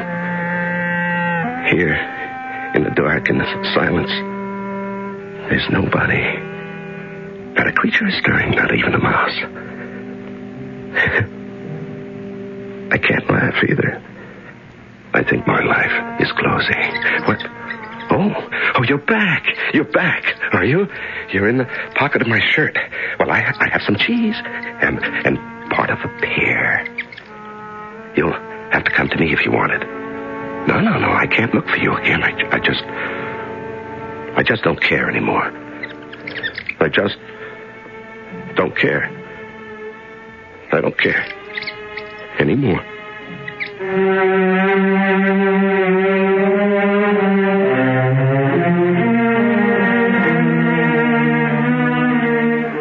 We all know it, but nobody says it. The drama of life is not in battles or elections or crimes or even in love affairs. The drama of life takes place in the dark, silent soul of every man or woman who has had the luck or the misfortune to live. We'll be back shortly with Act 3. There's nothing wrong with drinking Budweiser sip by sip, is there? Well, the brewers of Budweiser think there's a better way. Sipping's fine if you're drinking wine. But Bud is the king of beers, a hearty drink. Look, rinse a 10 or 12 ounce glass with cold water. Then open a can or bottle of Bud and pour it right down the middle so it kicks up a good head of foam. Now, take a big drink and then swallow big. No sips. That's how it should be done. More taste, more beer drinking enjoyment. Thanks to exclusive Beechwood aging, Budweiser has a smoothness that lets it go down especially easy. Sure, it's an expensive way to brew beer, but brewing beer right does make a difference. That's why, when you say Budweiser, you've said it all. Anheuser-Busch, St. Louis.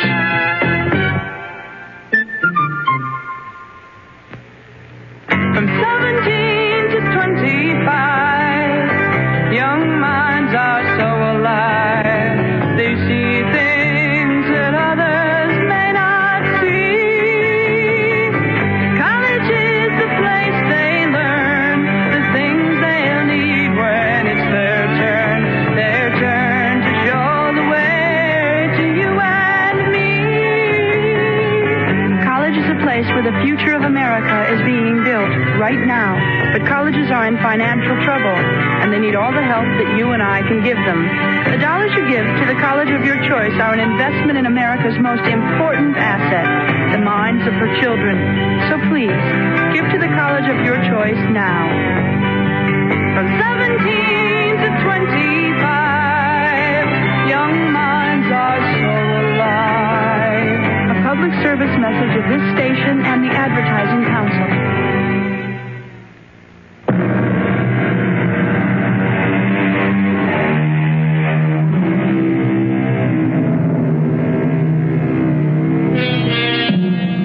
I just don't care anymore. These words were spoken by our nameless protagonist a few minutes ago, and I suppose they are the saddest words anyone can utter. I just don't care anymore. The struggle is over. Life is over when we just don't care anymore. He hasn't eaten anything for 2 days. Oh? Last thing he ate was that pear. That was 2 days ago. He's starting down the slide. You sound as if you enjoy this. I don't. I think it's terrible, really terrible. It's necessary. I don't see why. I swear I don't. We need the information, don't we? But do we absolutely have to have it? I don't see why. It's the most important information in the world. I just think maybe it's not worth all this. It's worth all this and more. I don't know why. Look, you're a good fellow. And you're not the stupidest man in the world, or you wouldn't be my deputy. But there are certain things that are, let's say, beyond your comprehension. You agree? I guess so. You guess so? I'm sure. I'm sure there are certain things that are beyond my comprehension. Just the same. Yes? What were you going to say? How do I know they're not beyond your comprehension, too?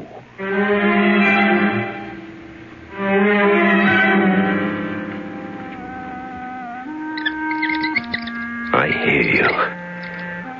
Oh, I hear you, but I don't care. Even if I did care, I'm not sure I'm strong enough anymore to go looking for you. Now, there must be food all over the room. Why don't you go look for it? I'm sure the faithful Mr. K has been leaving it, and I haven't eaten any for a long time. So, stir yourself and go look for it.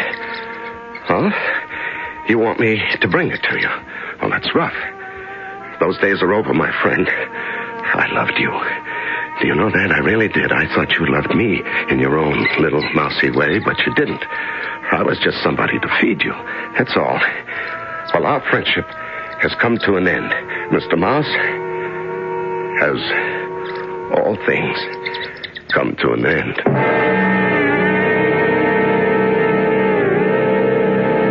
He isn't drinking any water either. That's too bad. You feeling sorry for him by any chance? Now, don't start up with me, Kay. It's not like you to go soft. I'm not going soft. It's just that... Yes? What? I don't know why exactly, but I had such high hopes for him. That he'd be different somehow. I really had very high hopes for that man. Well, Maybe one day I'll learn. Nobody survives the Black Room. Absolutely nobody.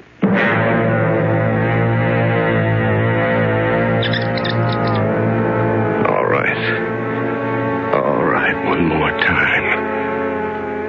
One last time I'll look for you. I'll bring you the cheese and the pear. My legacy to you, Mr. Mouse. My last salute, Mr. Mouse. Morituri te salutanos. Well, why wouldn't you come to me? You used to come to me. Why did you stop? You knew I needed you, that's why. I needed you more than you needed me. And when that happens... After all, you had a way out of the Black Room, and I didn't. Where is that little hole of yours, Mr. Mouse? I found it once. Where is that? I'd like to see the light once more before the darkness closes in. Where is the little mouse hole? Is this it? Is it? Yes. Oh, I'm much too weak. I can't get my eye to it. I've forgotten how hard it was. I can't...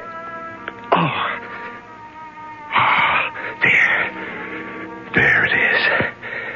The beautiful light.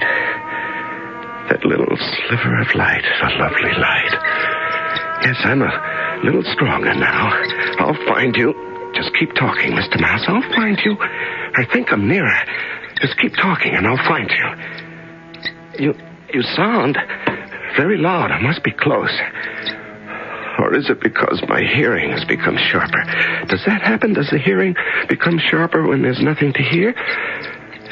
Yes, you're very near now, very near. I think I can reach out and touch you. No. Oh, no, that didn't happen. I won't believe it. It happened. I won't believe that I reached out my hand and you bit me. I won't believe that. Not that, no. Oh. But it's true. Yes, it's true. There's no end to it. There's no end to the shocks and the suffering and the cruelty and the horror. No end to it. When you think you've borne it all, there's more and more and more.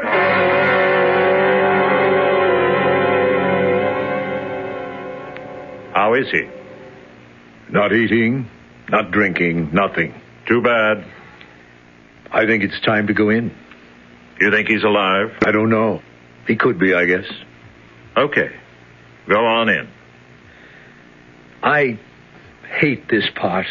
Oh, Mr. K. Yes? If he should be alive, by some chance, and if he should be even remotely in his right mind... Oh, I doubt that, Mr. Z. I know, but if he should be, take him upstairs and let him take a shower. Let him shave, give him some clean clothes, and bring him down here to me. That's it. If he's alive and in his right mind. Well, there's always a chance.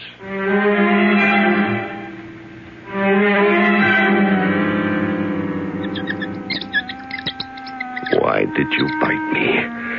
I meant you no harm. Why should you turn on me? Explain that to me. I need to know this one thing before I die. Here, look. Here's what I brought you. See? 3 little pieces of cheese.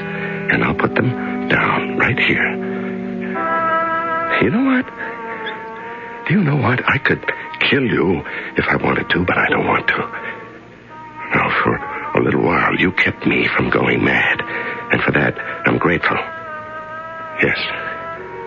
So, go on. Go on, bite me if you want to. I won't mind. Go ahead. You're not saying anything, Mr. Mouse. Are you still here? Or did you run away? Did you run to your mouse hole? Did you run through to the other side to live in the light, in the beautiful light? Or are you still here? Why don't you say something? What's this? Is that you? Is this your little furry body? Huh? Yes. Wait, no. No. What is that? Oh, no. Oh, that can't be. 1, 2, 3, 4. Why, you're not Mr. Mouse at all. You're Mrs. Mouse. Your mother Mouse. 4, 5, baby. 5? How many? Oh, yes, you were afraid I might hurt them. That's why you bit my hand. Yes, I understand. But now you trust me. Now you know. Oh, Mother Mouse. My beautiful little Mother Mouse. My dear friend. Do you know I'm crying again? And my tears are falling on you and on your children. What? I came to get you. What? Come on. You can see your way to the door, can't you? Yes. Well, come on. Nothing like a shave and a shower, am I right? I think you've lost a little weight, a few pounds. Oh, here. I brought you some clean socks. I hope they're the right size. I had to guess. You care to weigh yourself? There's some scales over there. Oh, thank you. The rations were pretty thin, I know that. Now, how did you like the fruit? What? The fruit I left for you. And the cheese. Did you like it? Very much. I thought you would. Hey, don't put that shirt back on. I brought you a clean one. Here. I think it'll fit. Thank you. Now, give me your old one and I'll throw it out. Don't touch that shirt. Huh? Keep your hands off that shirt. You want to save it? It's pretty dirty. I want to save it. I'll wash it for you. No, leave it alone. You want it the way it is? Just the way it is. If you say so. Well, you ready? Yes. Let's go visit Mr. Z. He's dying to talk to you.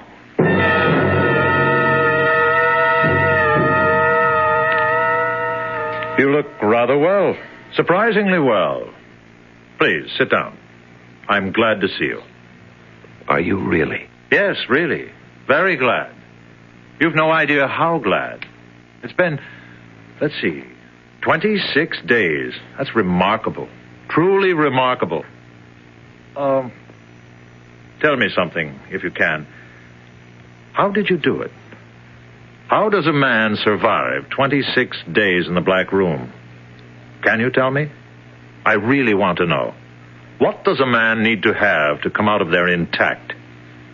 He needs to care for some living soul. That's all he needs? He needs to care a lot. That's all? Just that? That and a little light. You're very tired, aren't you? Yes. It's been quite an ordeal. Oh, yes. We'd like to give you a complete physical examination before you go, if you don't mind. I can go? Also a psychiatric testing. And then I can go? One other thing. Oh. And what's that? After we've completed the examinations, would you be so kind, sir, as to address a few words to the membership? Not a long speech. We wouldn't expect that. But if you'd expand a little on what you've told me here. Now, wait a moment. What membership? Don't you know? How am I supposed to know? I thought you'd guess. Is this a club? Some kind of a cult? Not precisely a club. Certainly not a cult. Well, then what is it? Who are the members? People in trouble. Troubled people. But that's practically everybody. Quite so. Yes. Will you talk to them, sir? They'd be ever so grateful. Then you can go home.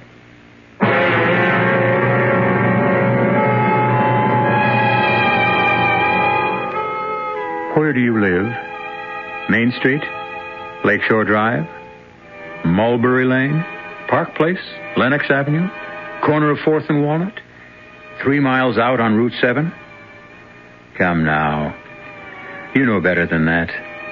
You may hang your hat anywhere at all, but you live in the black room of your own mind. I'll be back shortly. If you take a look at the 1975 cars, you'll notice a European influence, and there are some new American cars that rival the Europeans, one being Buick's new Skylark SR, with its touring car interior and spirited little V6 engine. But don't think of the Skylark SR as a European tourer. We're proud of the fact that it's a Buick. You will be, too. Buick, dedicated to the free spirit in just about everyone. A variety of assistance is available to the blind. Rehabilitation and library services can be had in every part of the nation. Cash payments for the needy and training in skills and techniques. You can help. For information, contact your local affiliate of the National Federation of the Blind or write me, Kenneth Jernigan, President, National Federation of the Blind, 218 Randolph Hotel Building, Des Moines, Iowa, 50309.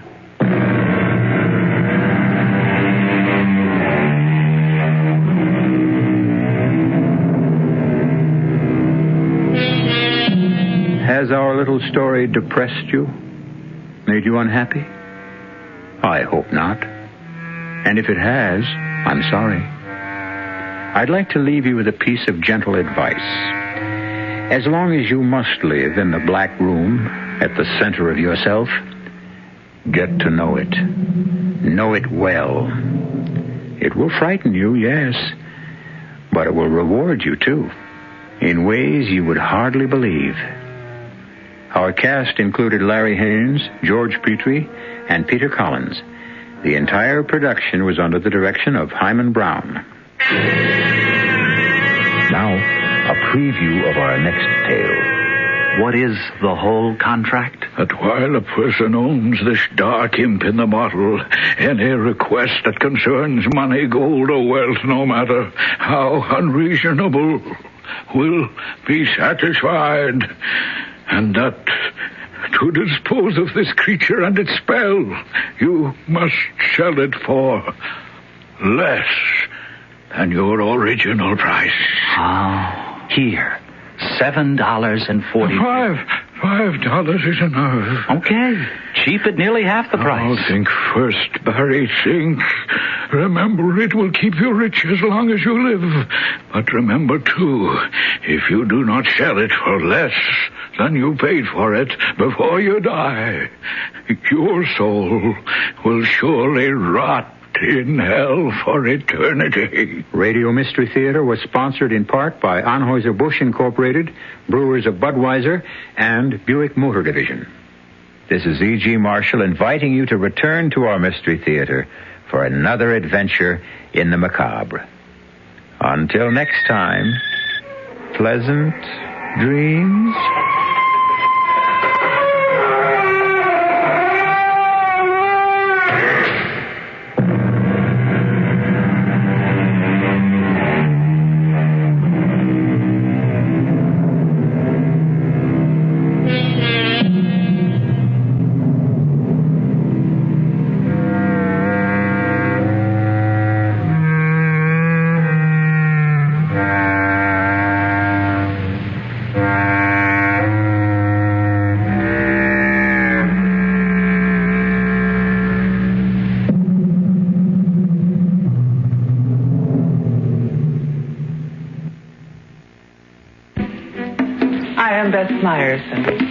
Like many of you, I've been excited by Israel's achievements, especially by what it is doing for people. People like you and Ithaca here in Ithaca.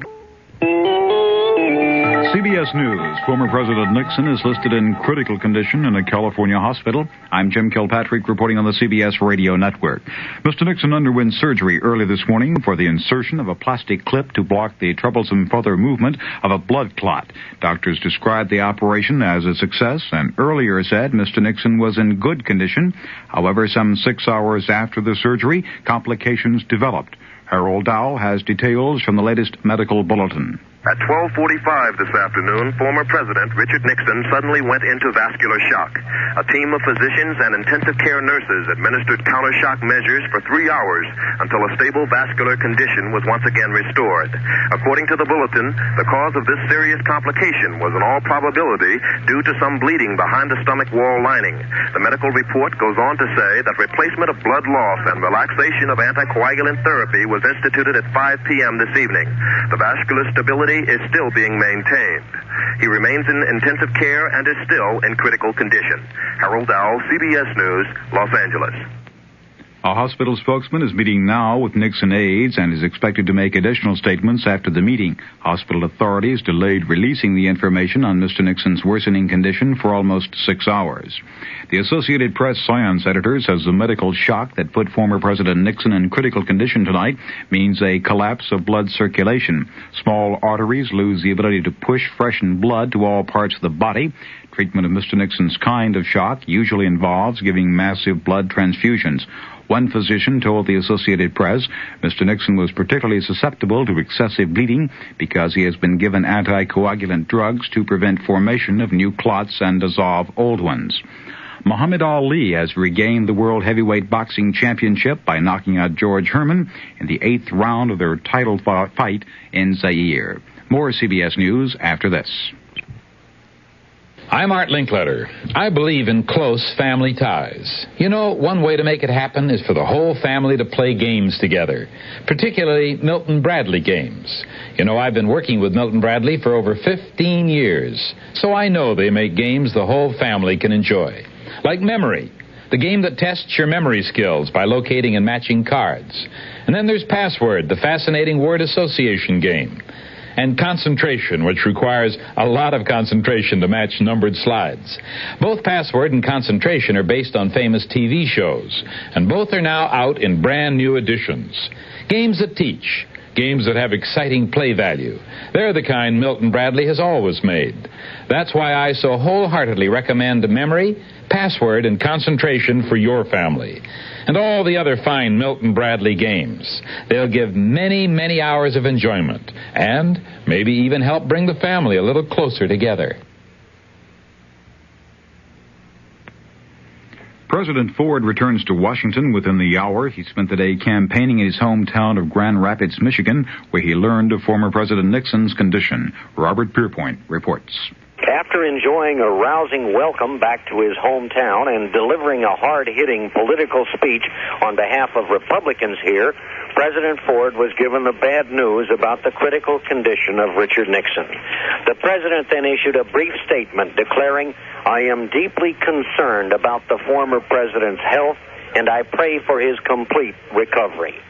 Earlier, the president and Mrs. Ford had sent flowers to the hospital in Long Beach, California, where Mr. Nixon is being treated. Asked if President Ford plans to change his plans for a campaign trip to California this coming Thursday in view of the illness of his predecessor, a White House aide said that he knew nothing of any such changes. Robert Pierpoint, CBS News, with the presidential party in Grand Rapids, Michigan. Queen Elizabeth told the British Parliament today the Labour government plans to nationalise key industries, including aviation and oil, in a socialist bid to revive Britain's economy. The Queen's address, written for her by Prime Minister Wilson's cabinet, said a national enterprise board will be proposed to direct the resurrection and reorganisation of British industries. More after this.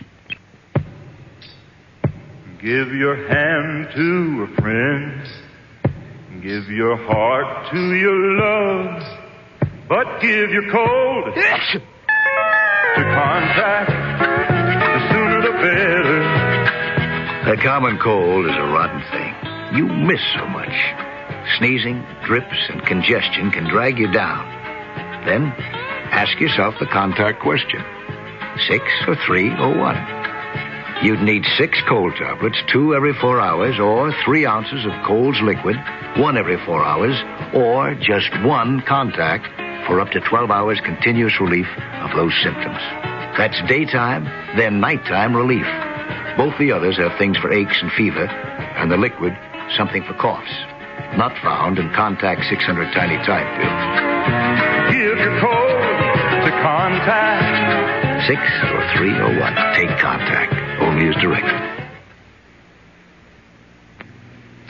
Recapping the top sports news, Muhammad Ali, rated a heavy underdog, knocked out champion George Foreman with a right to the head in the 8th round tonight to win the World Heavyweight Championship in a stunning upset. The 32-year-old Ali became only the second boxer in history to regain the heavyweight title. The victory comes 14 years to the day he began a pro boxing career. Jim Kilpatrick, CBS News. This is Jeff Stone, WHCU News. Democratic candidate for U.S. Senator in New York, Ramsey Clark, was the featured speaker tonight at the Tompkins County Democratic Committee dinner. One of the topics which Clark addressed was the practices of the oil companies. I favor comprehensive, sensitive price and wage control. It makes me very angry to hear about older people eating dog food in America. And if it doesn't make this country angry, we have lost a piece of our soul someplace along the road. What we have to do is face up to it. Our destiny is in our hands, and we are letting it slip through our fingers because we are not insisting upon faithful adherence to the democratic process. And the former U.S. Attorney General referred to wage and price controls in calling for what he termed a new commitment to democracy. When you see the exploitation that the oil industry engaged in during the so-called energy crisis last winter, their profits skyrocketing while our prices skyrocketed, and us doing nothing but complaining, you recognize that America has lost its political will. We don't have to put up with that. In my judgment, that is economic injustice and should be white-collar crime. It doesn't have to happen. We can tax those excess profits. We can roll those prices back. If we care about this society, we better muster the will to do it. One major disappointment from tonight's gathering was the fact that actor Robert Redford was unable to attend. County Planning Commissioner Frank Liguori will be taking public input registered so far in the Crosstown Road proposal and present some refinements on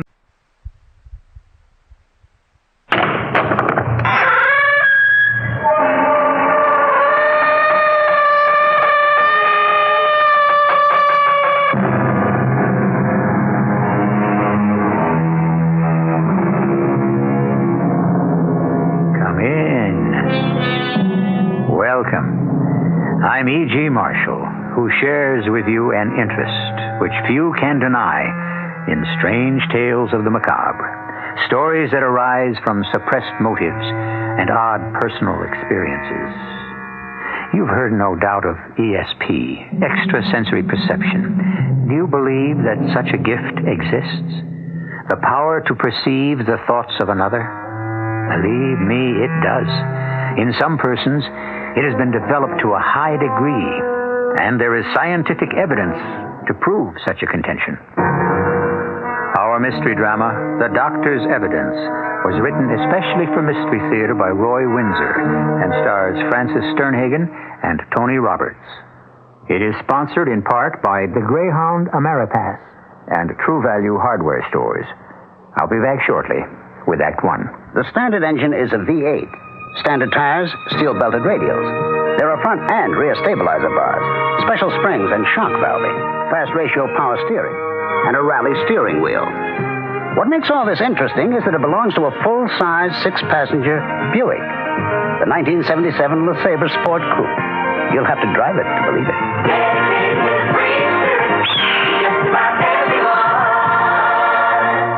Try Tatiana, the unique floral fragrance by Diane von Furstenberg.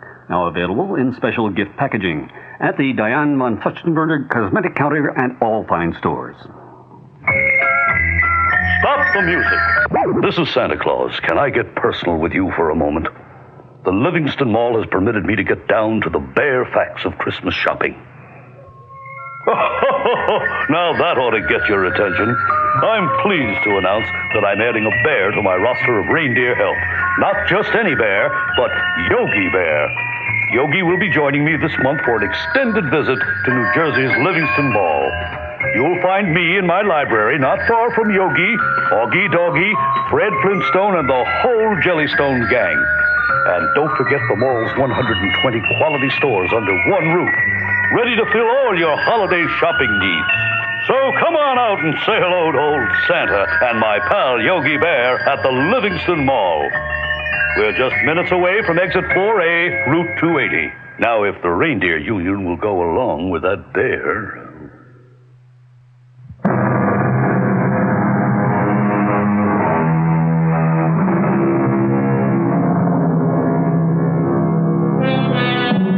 One definition of extrasensory perception is the perception of another person's thoughts and actions not received by the senses.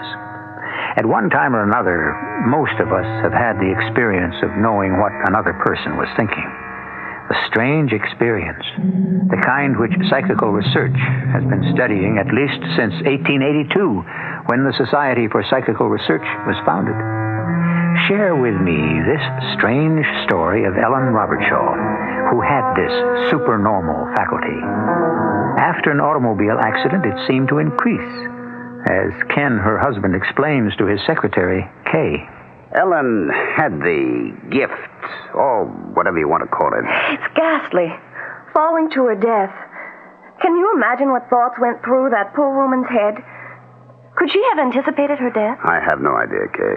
No, that would be magic. Do you believe in ESP, clairvoyance?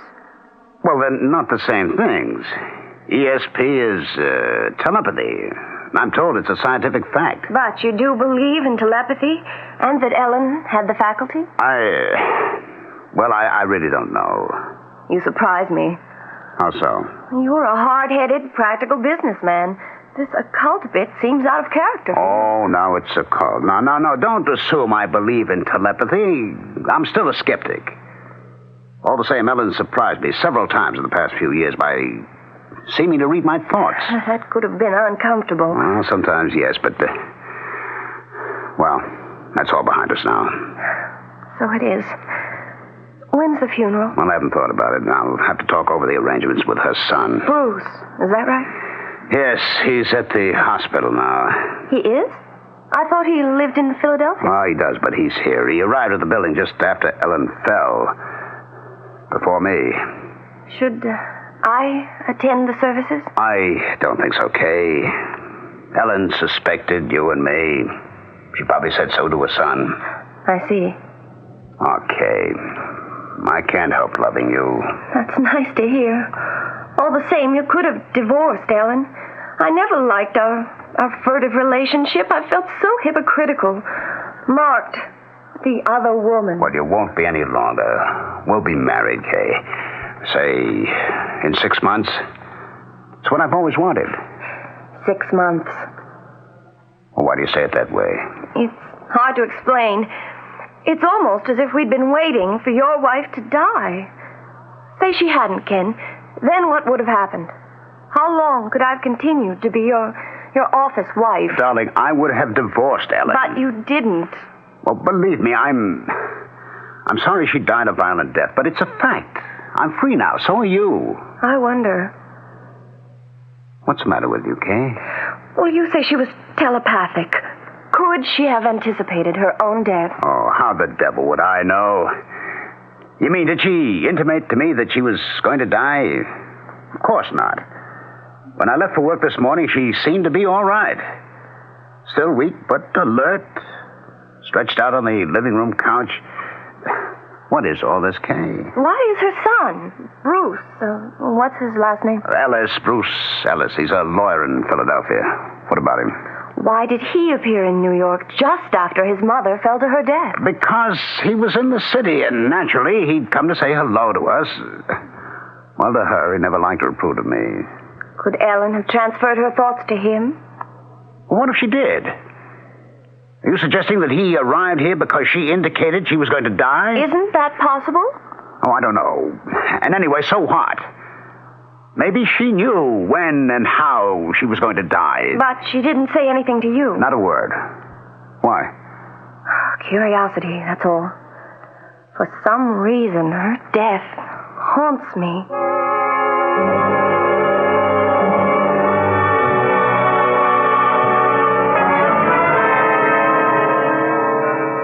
More coffee, Ken? No, thanks. I have to get home. You're depressed. Of course I am. You and your mumbo-jumbo about telepathy. How do you know she had the faculty, if that's what you call it? I still don't know, but a doctor, a dry old stiff named Max Croft, was pretty convincing. That was about 2 months ago. I was visiting Ellen in the hospital after work, and Dr. Croft was there with her. Ken, how kind of you to come by. Well, of course I'd come by, my dear. Haven't I every night since they brought you in here? Hello, Dr. Croft. Good evening, Mr. Robertshaw. Ellen's made very good progress.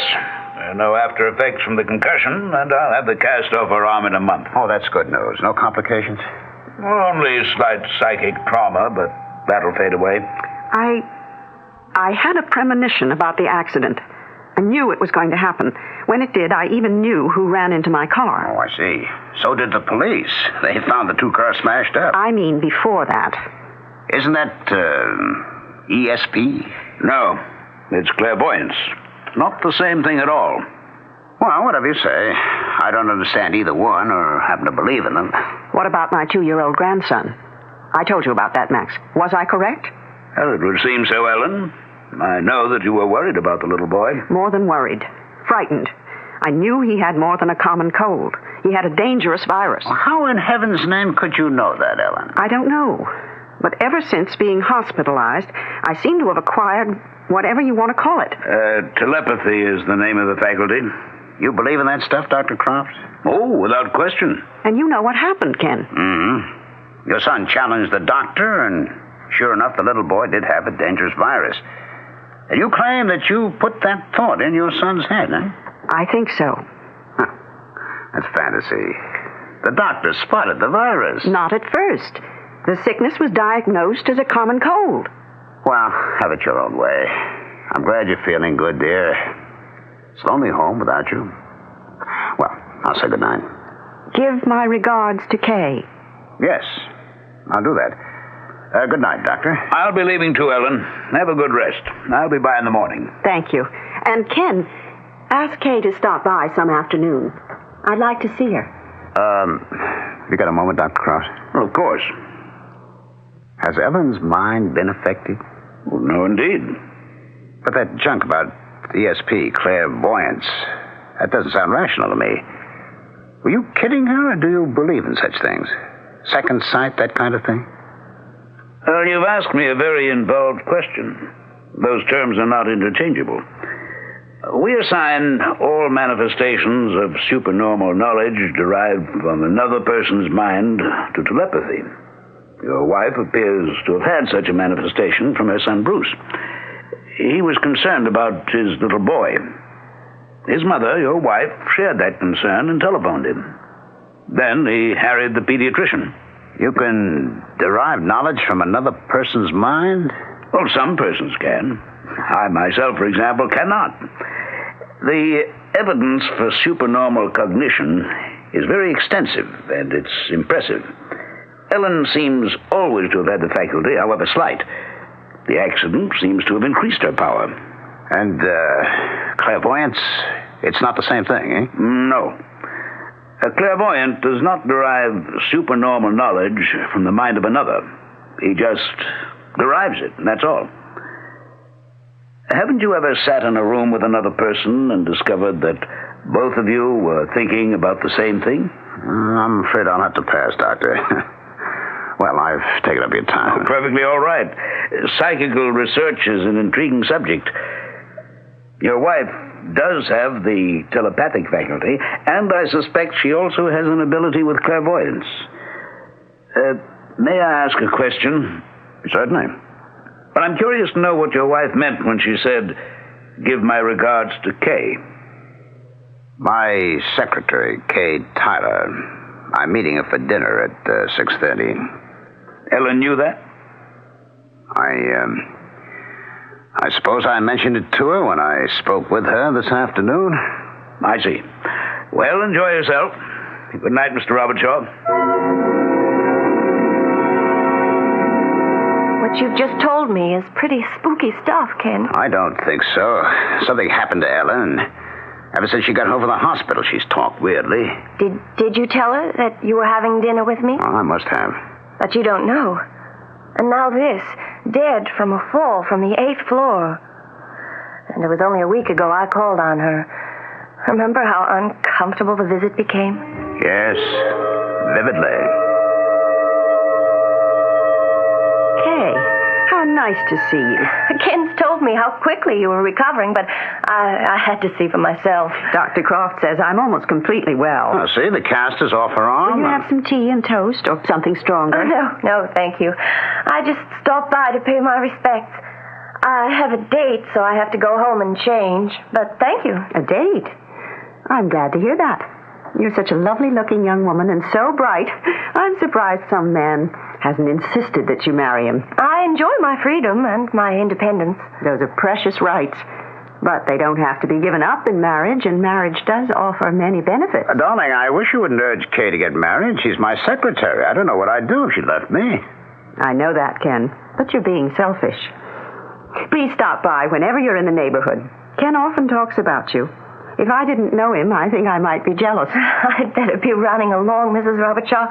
Take care of yourself. See her to the door, darling. Yes, of course. It was good of you to stop by, Kay. Never again, Ken. She's got claws. Oh, good night, Ken. That was, nice of her, wasn't it, Ellen? Very. I hope you won't mislead her, Ken. Pardon me? Mislead her. At the moment, she's infatuated with her boss, you. Oh? I'm not aware of it. Ken, how transparent you are.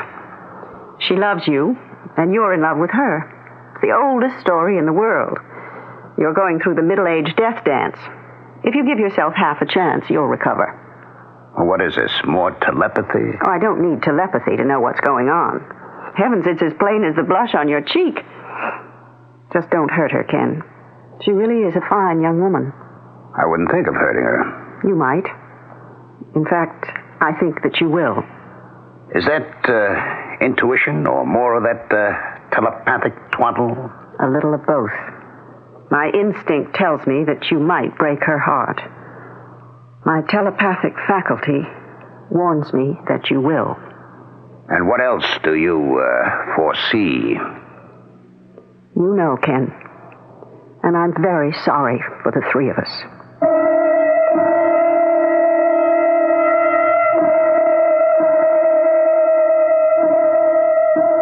What must it be like to live with someone who has a telepathic faculty? From what I've read, this supernormal knowledge can be aroused by a very strong emotion. And from what we've heard so far, Ellen, outwardly composed, must be seething with jealousy because it's evident that her husband loves Kay. Jealousy is a very strong emotion. What it leads to, we will discover when I return shortly with Act 2. Now, a warm Christmas message from Scrooge. Flying home for the holidays? Bahamians from December 1st through January 2nd. The holiday Ameripass. 2 weeks unlimited travel for only $139. Save $100, $200, even more over regular round-trip air coach traveling with a child. Or Greyhound Santa Claus fare. Saves parents extra on shorter round trips out of state. Charged with bank cards. Each plan allows you to take your child under 12 along free, like this tidy chap. Tim? Bless you, Greyhound. And Greyhound will carry your gifts, too.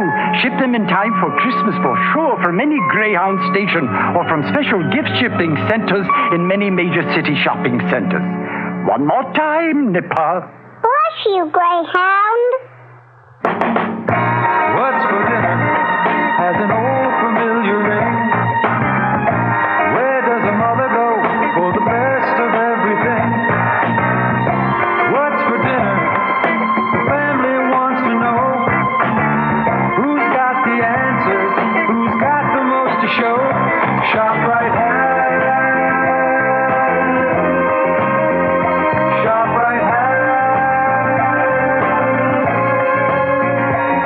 To save you time during this busy holiday season, ShopRite is featuring quick and easy, satisfying meals. Fresh lean ground chuck, good so many ways, just 79 cents a pound. ShopRite hamburger rolls, 10-ounce packages, 3 for $1. ShopRite king-size beef franks, another year-round favorite, 89 cents for a 1-pound package. ShopRite mixers, 28-ounce bottles, 5 for 99 cents.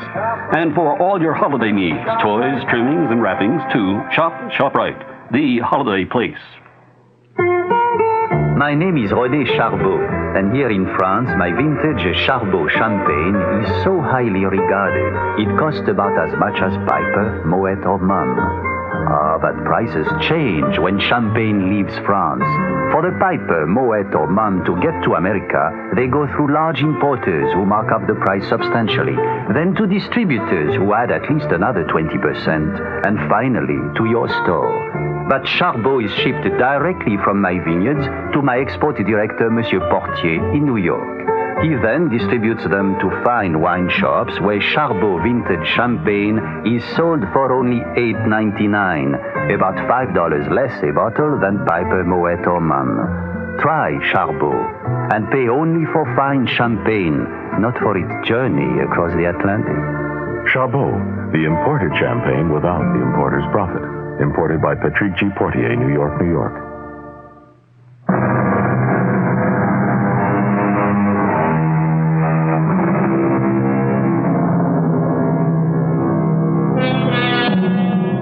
The philosopher Descartes wrote, "That God has foreordained everything is self-evident." That means that the course of one's life is like a road from birth to eternity.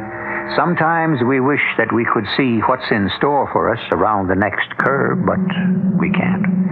Some of us claim to be able to do so, and there is evidence that events have been foreseen. But clairvoyance is by no means accepted as fact. Telepathy is. Before her fall to death, Ellen Robertshaw had been hospitalized after an automobile accident, and her son, Bruce, came to visit her. You look good, Mother. Very good. Don't you agree, Dr. Croft? I do. I'll have her home in a few days. You're very good, Bruce. No, I mean it. Running up from Philadelphia once a week, twice right after my accident. Molly must wonder if she's got a husband. How is she, by the way? And how's my grandson? Oh, they're fine. Was Molly disturbed by my telephone call? No. Of course not. She knows how much you love the baby. But she is a doubting Thomas, isn't she? Well, yes. Bruce, let me ask you something, and give it some thought before you reply. Oh, all right. Let me repeat that. I knew that your little boy was ill, seriously ill. How did I know that? Oh, I don't know, Mother. But he was ill. All right. How did you know? Telepathy. Your thoughts, your worry, were transmitted to me, and in turn, my concern to you. Can you doubt it? Didn't I telephone right from this hospital room and express my concern? I told Dr. Croft how worried I was, didn't I, Max? Yes, you did. You see? Well, even if I see, I don't understand. Neither does Molly. I often know what a person is thinking, Bruce. How can you? How does that work? Max. Before I try to answer that question, tell me, Bruce, were you aware of your mother's concern about your little boy? You mean, did her thoughts come into my head? Well, yes, but I couldn't say through telepathy. I know Mother loves her grandson, so naturally we didn't want to worry her when he became ill. She had enough to worry about, her injuries and the accident, and... Oh, you may be right, Bruce. On the other hand, your mother has startled me several times by apparently reading my thoughts. How I feel about her husband, for example. Well, no one has to be a mind reader to know that, Dr. Croft. I feel the same way about Ken. But you're saying that Mother has this telepathic faculty, hmm? Yes. Ideas may be telepathetically transmitted without conscious effort between the agent and the percipient. A percipient is one capable of perceiving. Your mother as agent and you as percipient make contact through your subliminal minds. And that big word needs to be defined. Subliminal means below the level of consciousness. You're saying that I've got the telepathic faculty? Well, to some degree, every one of us has it. Most persons are potential agents and percipients. Some more so than others. But I'm talking fact, Bruce. There is such a thing as telepathy. When is Mother being released from the hospital? Oh, there's no reason your mother can't leave by Friday, day after tomorrow. You'll be weak for a while, Ellen. Most bed patients are after they're discharged, but except for your arm in a cast, you're in good health. Mother, do you want me to? No. No, my goodness, I can get home by myself. I mean, Ken will pick me up. Will you see him before you return to Philadelphia? I don't think so, Mother. I don't want to be rude, but, well, it's what he's doing to you that makes me angry. You know, of course. Of course. Yeah. Well, it doesn't take a mind reader to know he's got big stars in his eyes for that secretary of his. At least you know. Why don't you get rid of him, Mother? I may. Why hesitate? Tell him goodbye. And then come visit us. Take a trip. Life begins at 49, perhaps. Well, if you'll excuse me, for what it's worth, Ellen, I concur with Bruce. Your husband's a calculating man. Let him have his Kay, Tyler. I'll see. Bruce, my love to Molly and the little boy. Tell her not to be too upset. Upset? Oh, you mean about the facts about telepathy? Right. Well, I'll try. On some subjects, however, Molly's mind is closed. That's not what I was referring to. No?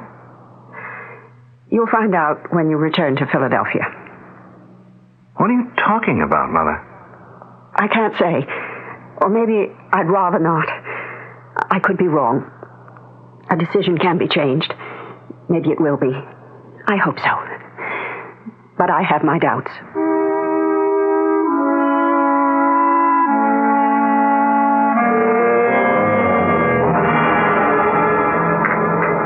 What is it, Kay, darling? You're off in space. Is anything the matter? Everything's the matter, Ken.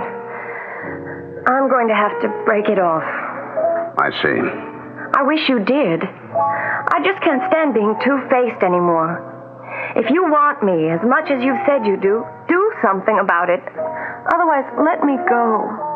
Leave Ellen, huh? Look, I'm not trying to break up a marriage, but you say it isn't one, so I'm not really the other woman. If you haven't got a marriage, why don't you end it? All right. I'll speak to her tonight and pack up and leave. You've said that before. You call me. I won't call you. Meaning? I won't see you anymore, Ken, until I can be seen with you in the light of day. Tomorrow's Friday. My last at the office. There are other secretaries in the company who'll jump at my job. You won't be hung up. But tomorrow's my last day in the romantic shipping business. All right, we'll see about that. After I've spoken to Ellen, I'll come over to your place. Now, you'll be home, won't you? I don't know. I'd like to believe you, but... I'll be by. Now, stop acting like a silly schoolgirl and come on, eat your lunch. Oh, Ken.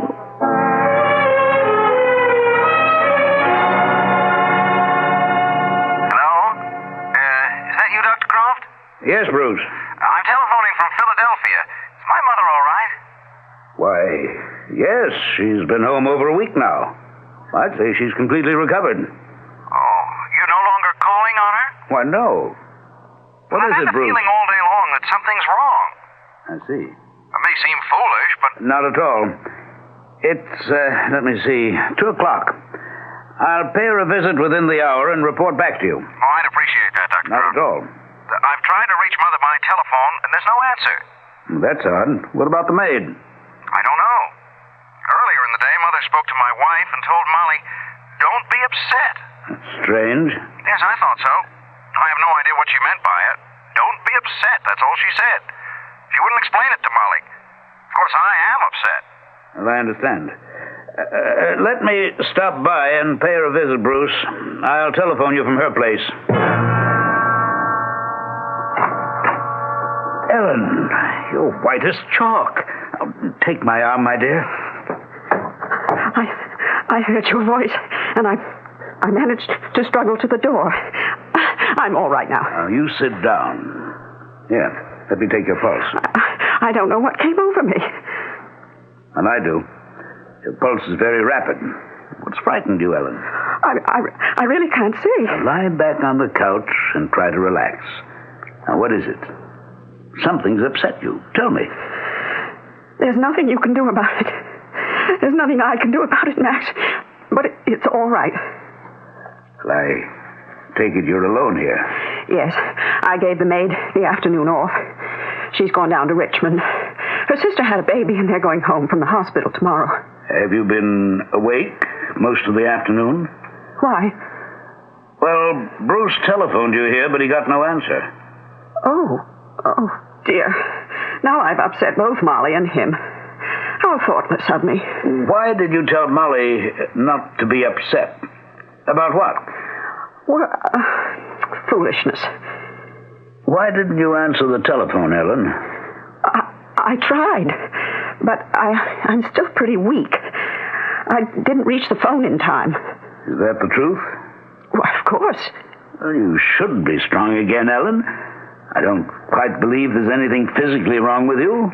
Mentally, well, that's another matter. There's nothing wrong with my mind. I'm not saying there is. But the mind, yours especially, can play funny tricks. Fear can affect the body in strange ways. I suspect that fear made it hard for you to move to the telephone when it rang. Now, tell me the truth, Ellen. Isn't that what happened? Yes. I just couldn't move. Then I heard your voice through the door, and my fear vanished. All right. Now, tell me what you're afraid of. I'm your doctor. I'm also your old friend. Bruce knows. I see. Telepathy? He's afraid for me, and I'm afraid for myself. You're afraid of what? Ken is despondent, Max. And he may do something he'll regret. Well, has he threatened you? No. But he wants to be free. Well, give him his freedom. He isn't worth the powder That's what I intend to do. If I'm in time. Another riddle. What do you mean by that? I should have proposed a divorce sooner. Now it may be too late.